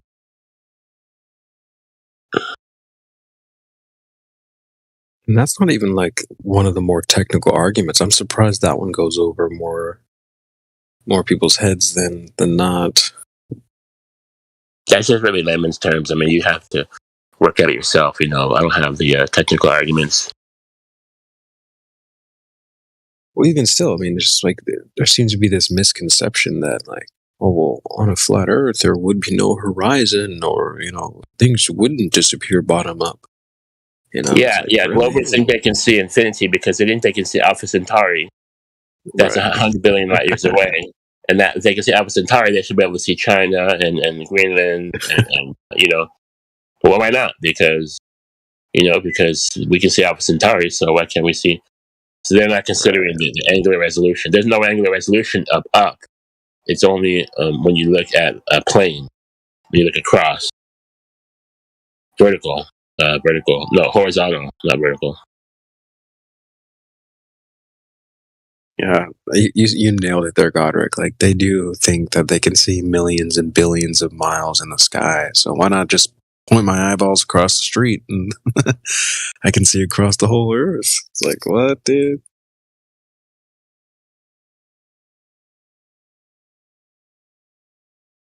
According to the inverse square law, supposedly the light from the stars could not get back to us. So something's wrong there. I don't know how to work that out, but that's just what I heard, what I was told. So you gotta really test these people. Make them prove that they can see, a million light years, however long light years it is. Because if they can't break it down and explain it, then they're just saying shit. They're just parodying NASA.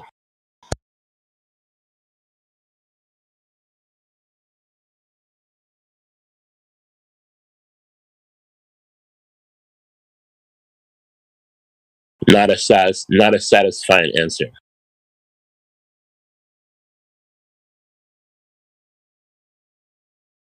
If you're claiming that star Alpha Centauri is X light years away, then I want you to prove that. Show us how that's true.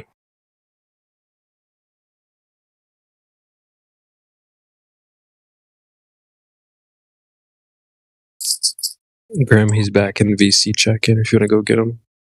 Yeah, just notice. You can. Because anybody can do science. Science is not only done by lab coats or by NASA. Anybody should be able to do science and check for themselves. That's the whole point of science. It can be proven, demonstrated, repeated. No trust involved.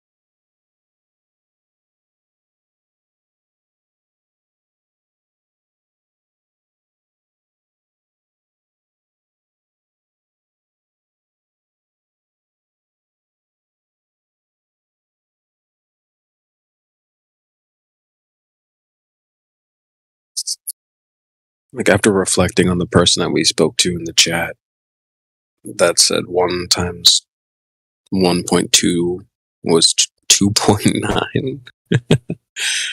I'm just like reflecting on who I would picture as my ideal opponent to debate this subject with. Obviously, you don't want him to be like too dumb or too emotional, too heavily invested. There's a certain middle ground. I think that would be ideal. Wouldn't you agree? I think sometimes maybe this is why Matthew learns is maybe interesting. I'm not saying him, I'm saying somebody that has a knowledge about something.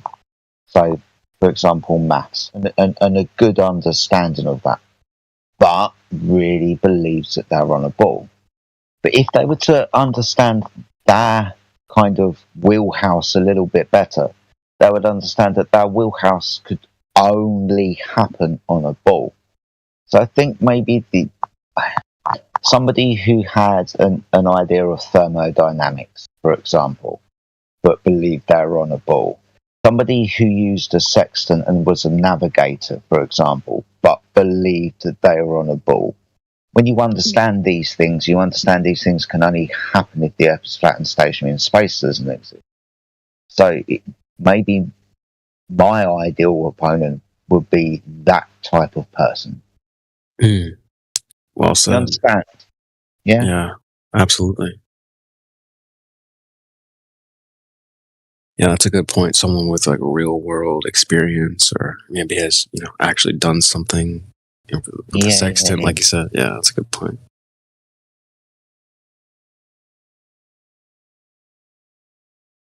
Like for me, I feel like we have to spend so much time like educating our opponents. You know what I mean? Like, fine, I can do that, but I wouldn't prefer that. Like, like imagine like signing up to box somebody and you had to teach them how to throw a punch first before you start the event. It's like that wouldn't be very, I don't know, a fun for anyone. Or since it's late night where I'm at, say you wanted to, I don't know, if you're a girl and you have a boyfriend, like you don't want to teach him how to bang you. You know what I'm saying? You should come prepared, type of thing. So it's like that's one of the downsides is to being a flat earther. It's like you have to educate your opponent first before you even like get to spar. So that's annoying. But so my ideal opponent wouldn't need to be taught the claims. They would know them, ideally. And that way we could actually work on like our craft as a flat earther. Like we have certain arguments and ways to approach them, and it's not like you don't just push the button and that's it. Like it takes a little bit of like skill, and so like you have to work on your skills, so like my ideal opponent would allow me room to practice my craft without being too emotional. You know what I mean? That's another thing. You can't really be skillful if your opponent is like super triggered. You know what I mean? Because what happens for me is like I feel like I have to start popping egos. If somebody's ego gets too big, I'm getting the needle out. Sorry. I don't care. I don't care if it's going to make us sound less technical for 30 minutes. Like, I'm just going to burst that ego because we're not going to get anywhere with people being like so emotionally invested and stuff. So, yeah, there's a certain middle ground where we need people to be. Yeah. There's always a level you've got to meet somebody on. Right. It's nice when we can meet on similar levels to begin with. You don't have to start chasing each other around. Right.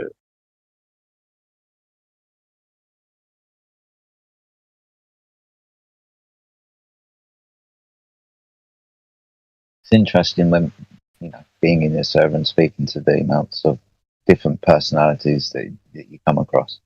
Like you said, somebody getting really emotional about it. People that come in with an air of authority about things. Right. People who want to actually come in and ask questions, but maybe start off a bit trollish to begin with, and a bit unsure, and think that trolling is their way into the server. Is it amazing how many Glovers come in trying to debate us and don't even know the given radius of the supposed Earth and the diameter and the dimension? It's like classic. Mm-hmm. We have to tell them. We have to teach them. We have to show them how to throw a punch. It is interesting because they usually say, "Well, the Earth's so big." You go, how big? You go, that's what they taught me in school. I remember the teacher telling me, "You're like an ant on an anthill. You can't tell. It's so big. The curve is there, but you can't see it because it's too big." That's the length of their knowledge about the spherical Earth. That, and then jump to NASA. Oh, hey, look, hands up, right? I didn't know how big the Earth was until I came into kind of watching flat Earth videos on YouTube where they told me how big the Earth was and why that was important, because we're looking across the surface of the Earth. Maths might help us here where we're going to figure out where the curve of the Earth would be, that type of stuff. But apart from, yeah, okay, I was told it at school, and yeah, I probably had a few books laying around with, like an atlas or something like that, where the Earth and the heliocentric model was in the first couple of pages, and they told you how big the Earth was and the Sun and how far away shit was from each other. But I can understand why people don't come in and know the size of the Earth. Maybe take a couple of seconds to understand why that's important in the first place. I get it. I get it from both ends. But no, I didn't really know. It wasn't a knowing. I didn't know what the size of the Earth was before I came into kind of flat Earth argument. I think you hit the nail on the head, though. It's like because I feel like if someone was like, "What's the circumference?" I could spatter it off. But you kind of touched on the more important part, is like, why does it matter? Yeah. And that's one thing I help try to get people to understand is like, well, if I asked you like how tall do you believe you are, you'd be like, what? I know how tall I am because I measured it. So like, that's the mindset we're trying to get people into when it comes to the globe Earth. How do you know what size it is? Did anyone measure that? Because if it was measured, then you would know for sure. There would be no believing involved. It's like you don't believe how tall you are, you know. So, like, why does it matter? That's the important part. And it doesn't seem like people really know why the size matters. No pun intended, but I mean, we see this with the person that I spoke to in the chat. Oh, well, you can see curve from a plane. That's no problem. Well, that just shows that they don't really understand how big the Earth is claimed to be. So they don't know why it matters.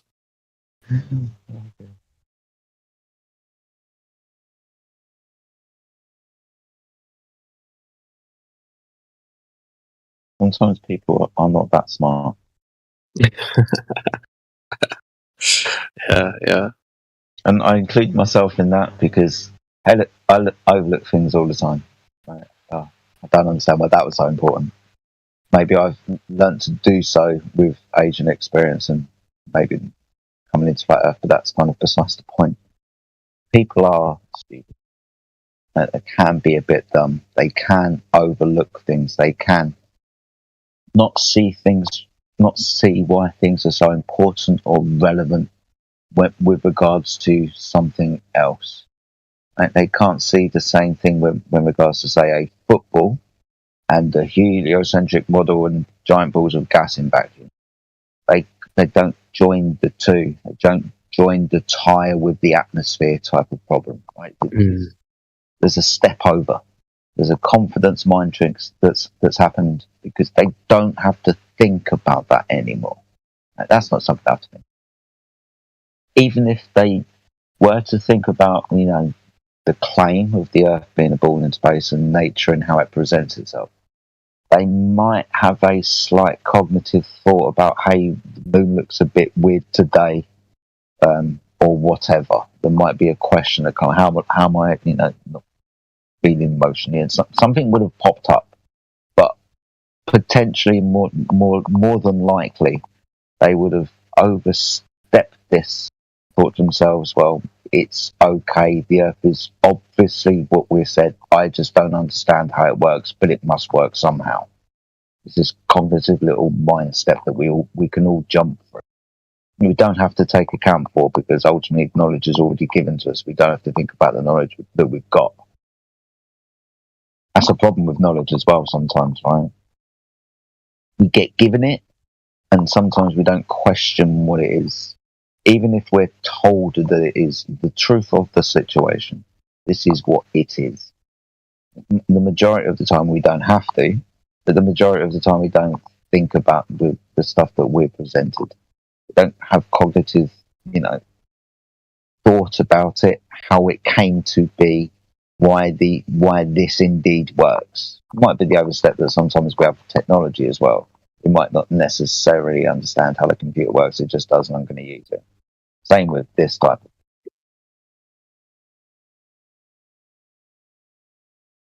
You kind of like this thought into my mind how people are just confident because they think it already works. Like, oh, well, everything's already working, so. That's exactly the point, mate. Yeah. Well, I was just thinking too, like, just a second small thought is like, I think they have a lot of reasons to be confident, but they don't know they've been conned and they don't know it. So they think it works. Right. Well, that's what I was going to say. Is like they have a lot of reasons to be confident, but really, if your accountant is stealing from your business, and your business, hey, my business is working, I get money, I can buy stuff, and my business has profitable. How come my accountant be stealing? Exactly, Godric. You're kind of thinking exactly what I'm thinking. Is like it's a double-edged sword. Their confidence is actually more of like a false confidence. You know what I mean? Yeah. That's why they come in here so headstrong sometimes. Jedi, did you want to continue? No, you're fine, buddy. I'm just making a little bit of noise in the background. No, you're good. You're good. Just you were on a roll there. Didn't want to stop you too much, but I just wanted to throw that out there. It's like, yeah, it seemed like Godric picked up on exactly what I was thinking. The double-edged sword. Yeah, because it works, it doesn't mean that they weren't lied to. Because your business is giving you money doesn't mean your accountant's not stealing something behind your back. Right. Yeah, well said.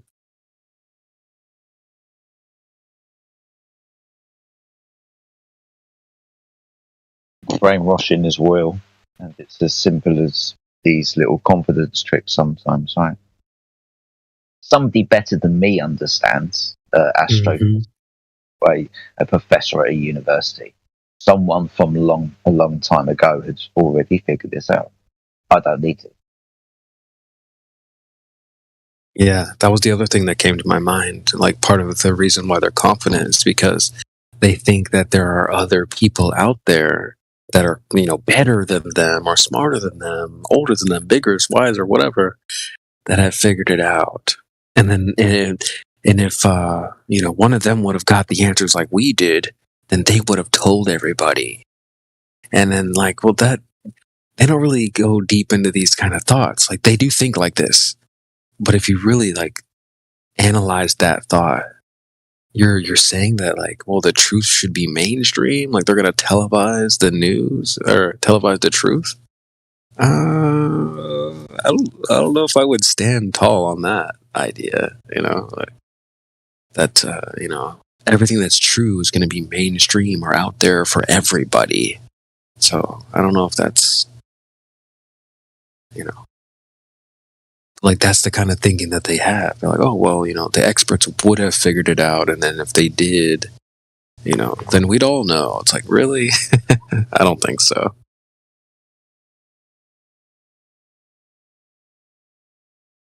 It doesn't really work like that anyway. I mean, let's just take a look at history, recent history even, without getting too into detail. But what were the majority of people doing? Covering their face, and then so it's like that the truth wasn't just televised and everybody knows, and in fact it's like the other way around. Most people fall for oh wow yeah, of course. So as long as it's as long as it's on TV, it's gotta be true, right? I mean, this is the government, and he's standing there, and he's looking really serious, and he's telling me this stuff is happening. And it's on all of the TV stations, all of the news channels. I mean, how many times in history have we seen that type of thing where we've all gathered around the TV set and somebody of importance has told us stuff? or we've watched something on a TV screen. I don't want to go too much into other conspiracy theories. I've already touched on enough today already as it is. But 9/11, now there's the version of events that happened in actual practicality in real life in New York on that day. And then there's the version of events we saw on the TV screen. The two are not the same. There you go. So this type of trauma-based mind control does exist, obviously. It's for me, it's intriguing when people come across this information and then they start to struggle with it. The reasons how and why they struggle with it. Because the truth is just the truth. You can only end up with one conclusion to some degree when presented with this information. And it cannot be the official line of events of what you've been told. So there's a cognitive battle going to take place. And again, I just find it really interesting. Yeah, imagine wrestling. Oh, sorry, go ahead. I was just going to say, the balls that they must have, quote unquote, sorry, to do this to us is astounding in some instances. Right? Yeah. Imagine the meetings that they have. Right, guys, what we're going to do is we're going to put this on TV. You know, like Star Trek and Star Wars. Yeah, we're going to do that. All right, awesome. And we're going to get away for it for the majority of the part. Don't they show us to our face that they're obviously duping us, and they don't even it's like they're making fun of us or showing us how bad they are at. They're not even good at hiding it. And it's almost like they're telling us what they're doing. Somebody else brought this up the other day. It might have been yourself or somebody else who made that exact point. They're duping us, right? They're doing this. They're laughing in our faces. They're mocking us. They're telling us what we're, what they're doing. I agree, and also agree that to some extent they're kind of shouting out to the people that kind of are paying attention as well. Yep. Do you understand what I mean? Absolutely. It's kind of both ends of the double-edged sword, both ends of the spectrum, however you want to turn it. Usually there's more than one reason why they do these things, and I think sometimes it's a bit silly if we just say, oh, it's this one thing. Nah, it's probably this one thing and another one thing and quite a few other things. A lot of benefits to be gained when they're doing these types of things, propagating these ideas and the way that they do it. For example, everybody watching a TV screen and whatever is happening, because we've all been gathered around the TV screen, is going to happen. Whatever narrative they're going to be, whether it's rocket to the moon, Challenger disaster, or 9/11, and anything in between, they're setting the narrative and they've got the bollocks to do so. Fucking hell. That's some bollocks you've got. Yeah, I've got a couple thoughts. I try to work through them. I just want to say this very quickly and I'll shut up. It's like we would have got away with it if it wasn't for you pesky flat earthers. Kind of quoting a phrase from Scooby-Doo, right? That's good. Because for the most part, I reckon they kind of would have got away with it if people weren't looking at NASA a little bit more critically.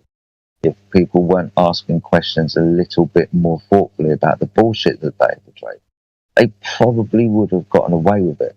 Because, mate, the majority of the people bought it at the time that these products on the TV screen were sold to us. Most people bought 9/11, right? Most people most definitely bought the Challenger disaster and the moon landing, right?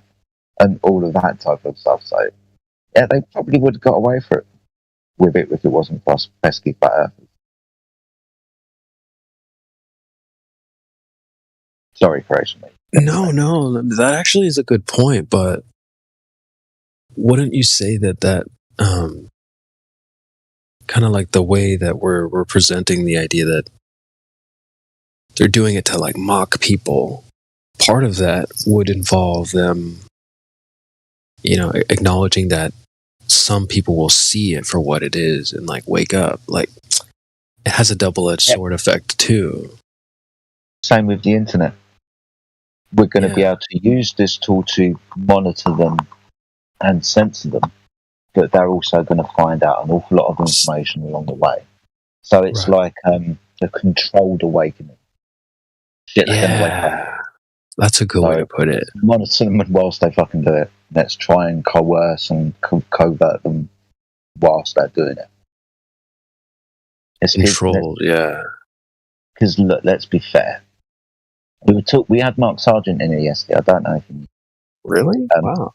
Yeah. He obviously there's some kind of meetup, I think, in somewhere. Sonny's there and Flat Earth Professor, I think. And they dragged Mark Sargent into the server for about 45 minutes or so. It was a good chat.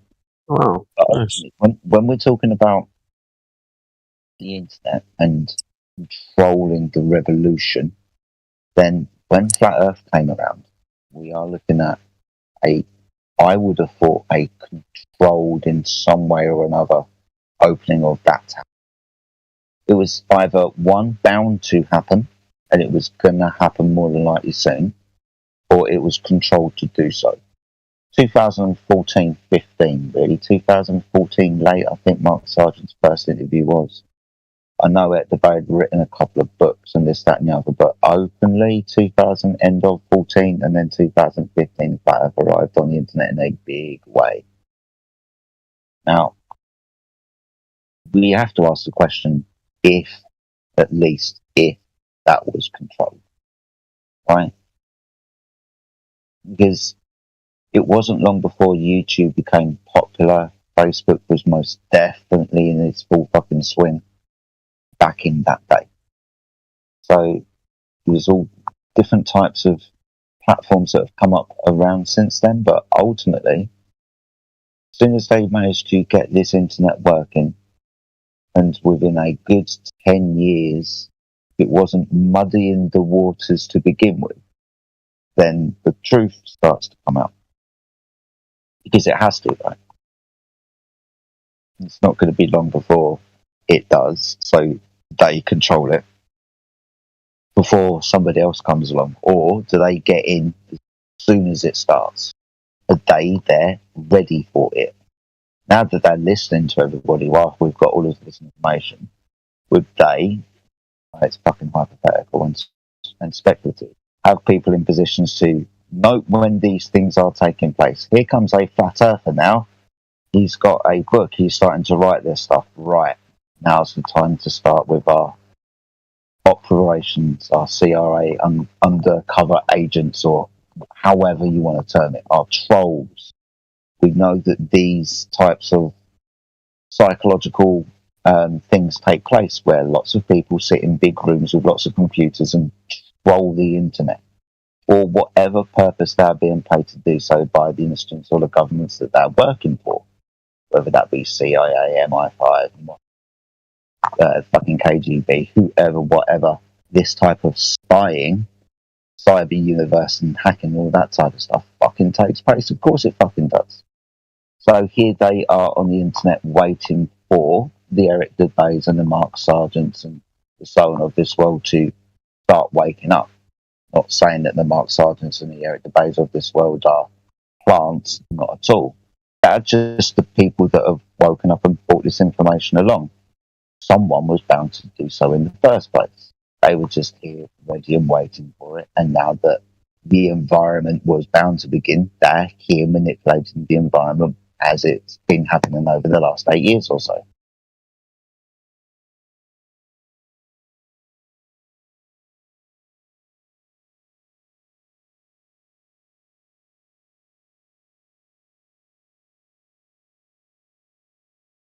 Spoken about it before, Creation, but you might know me enough by now.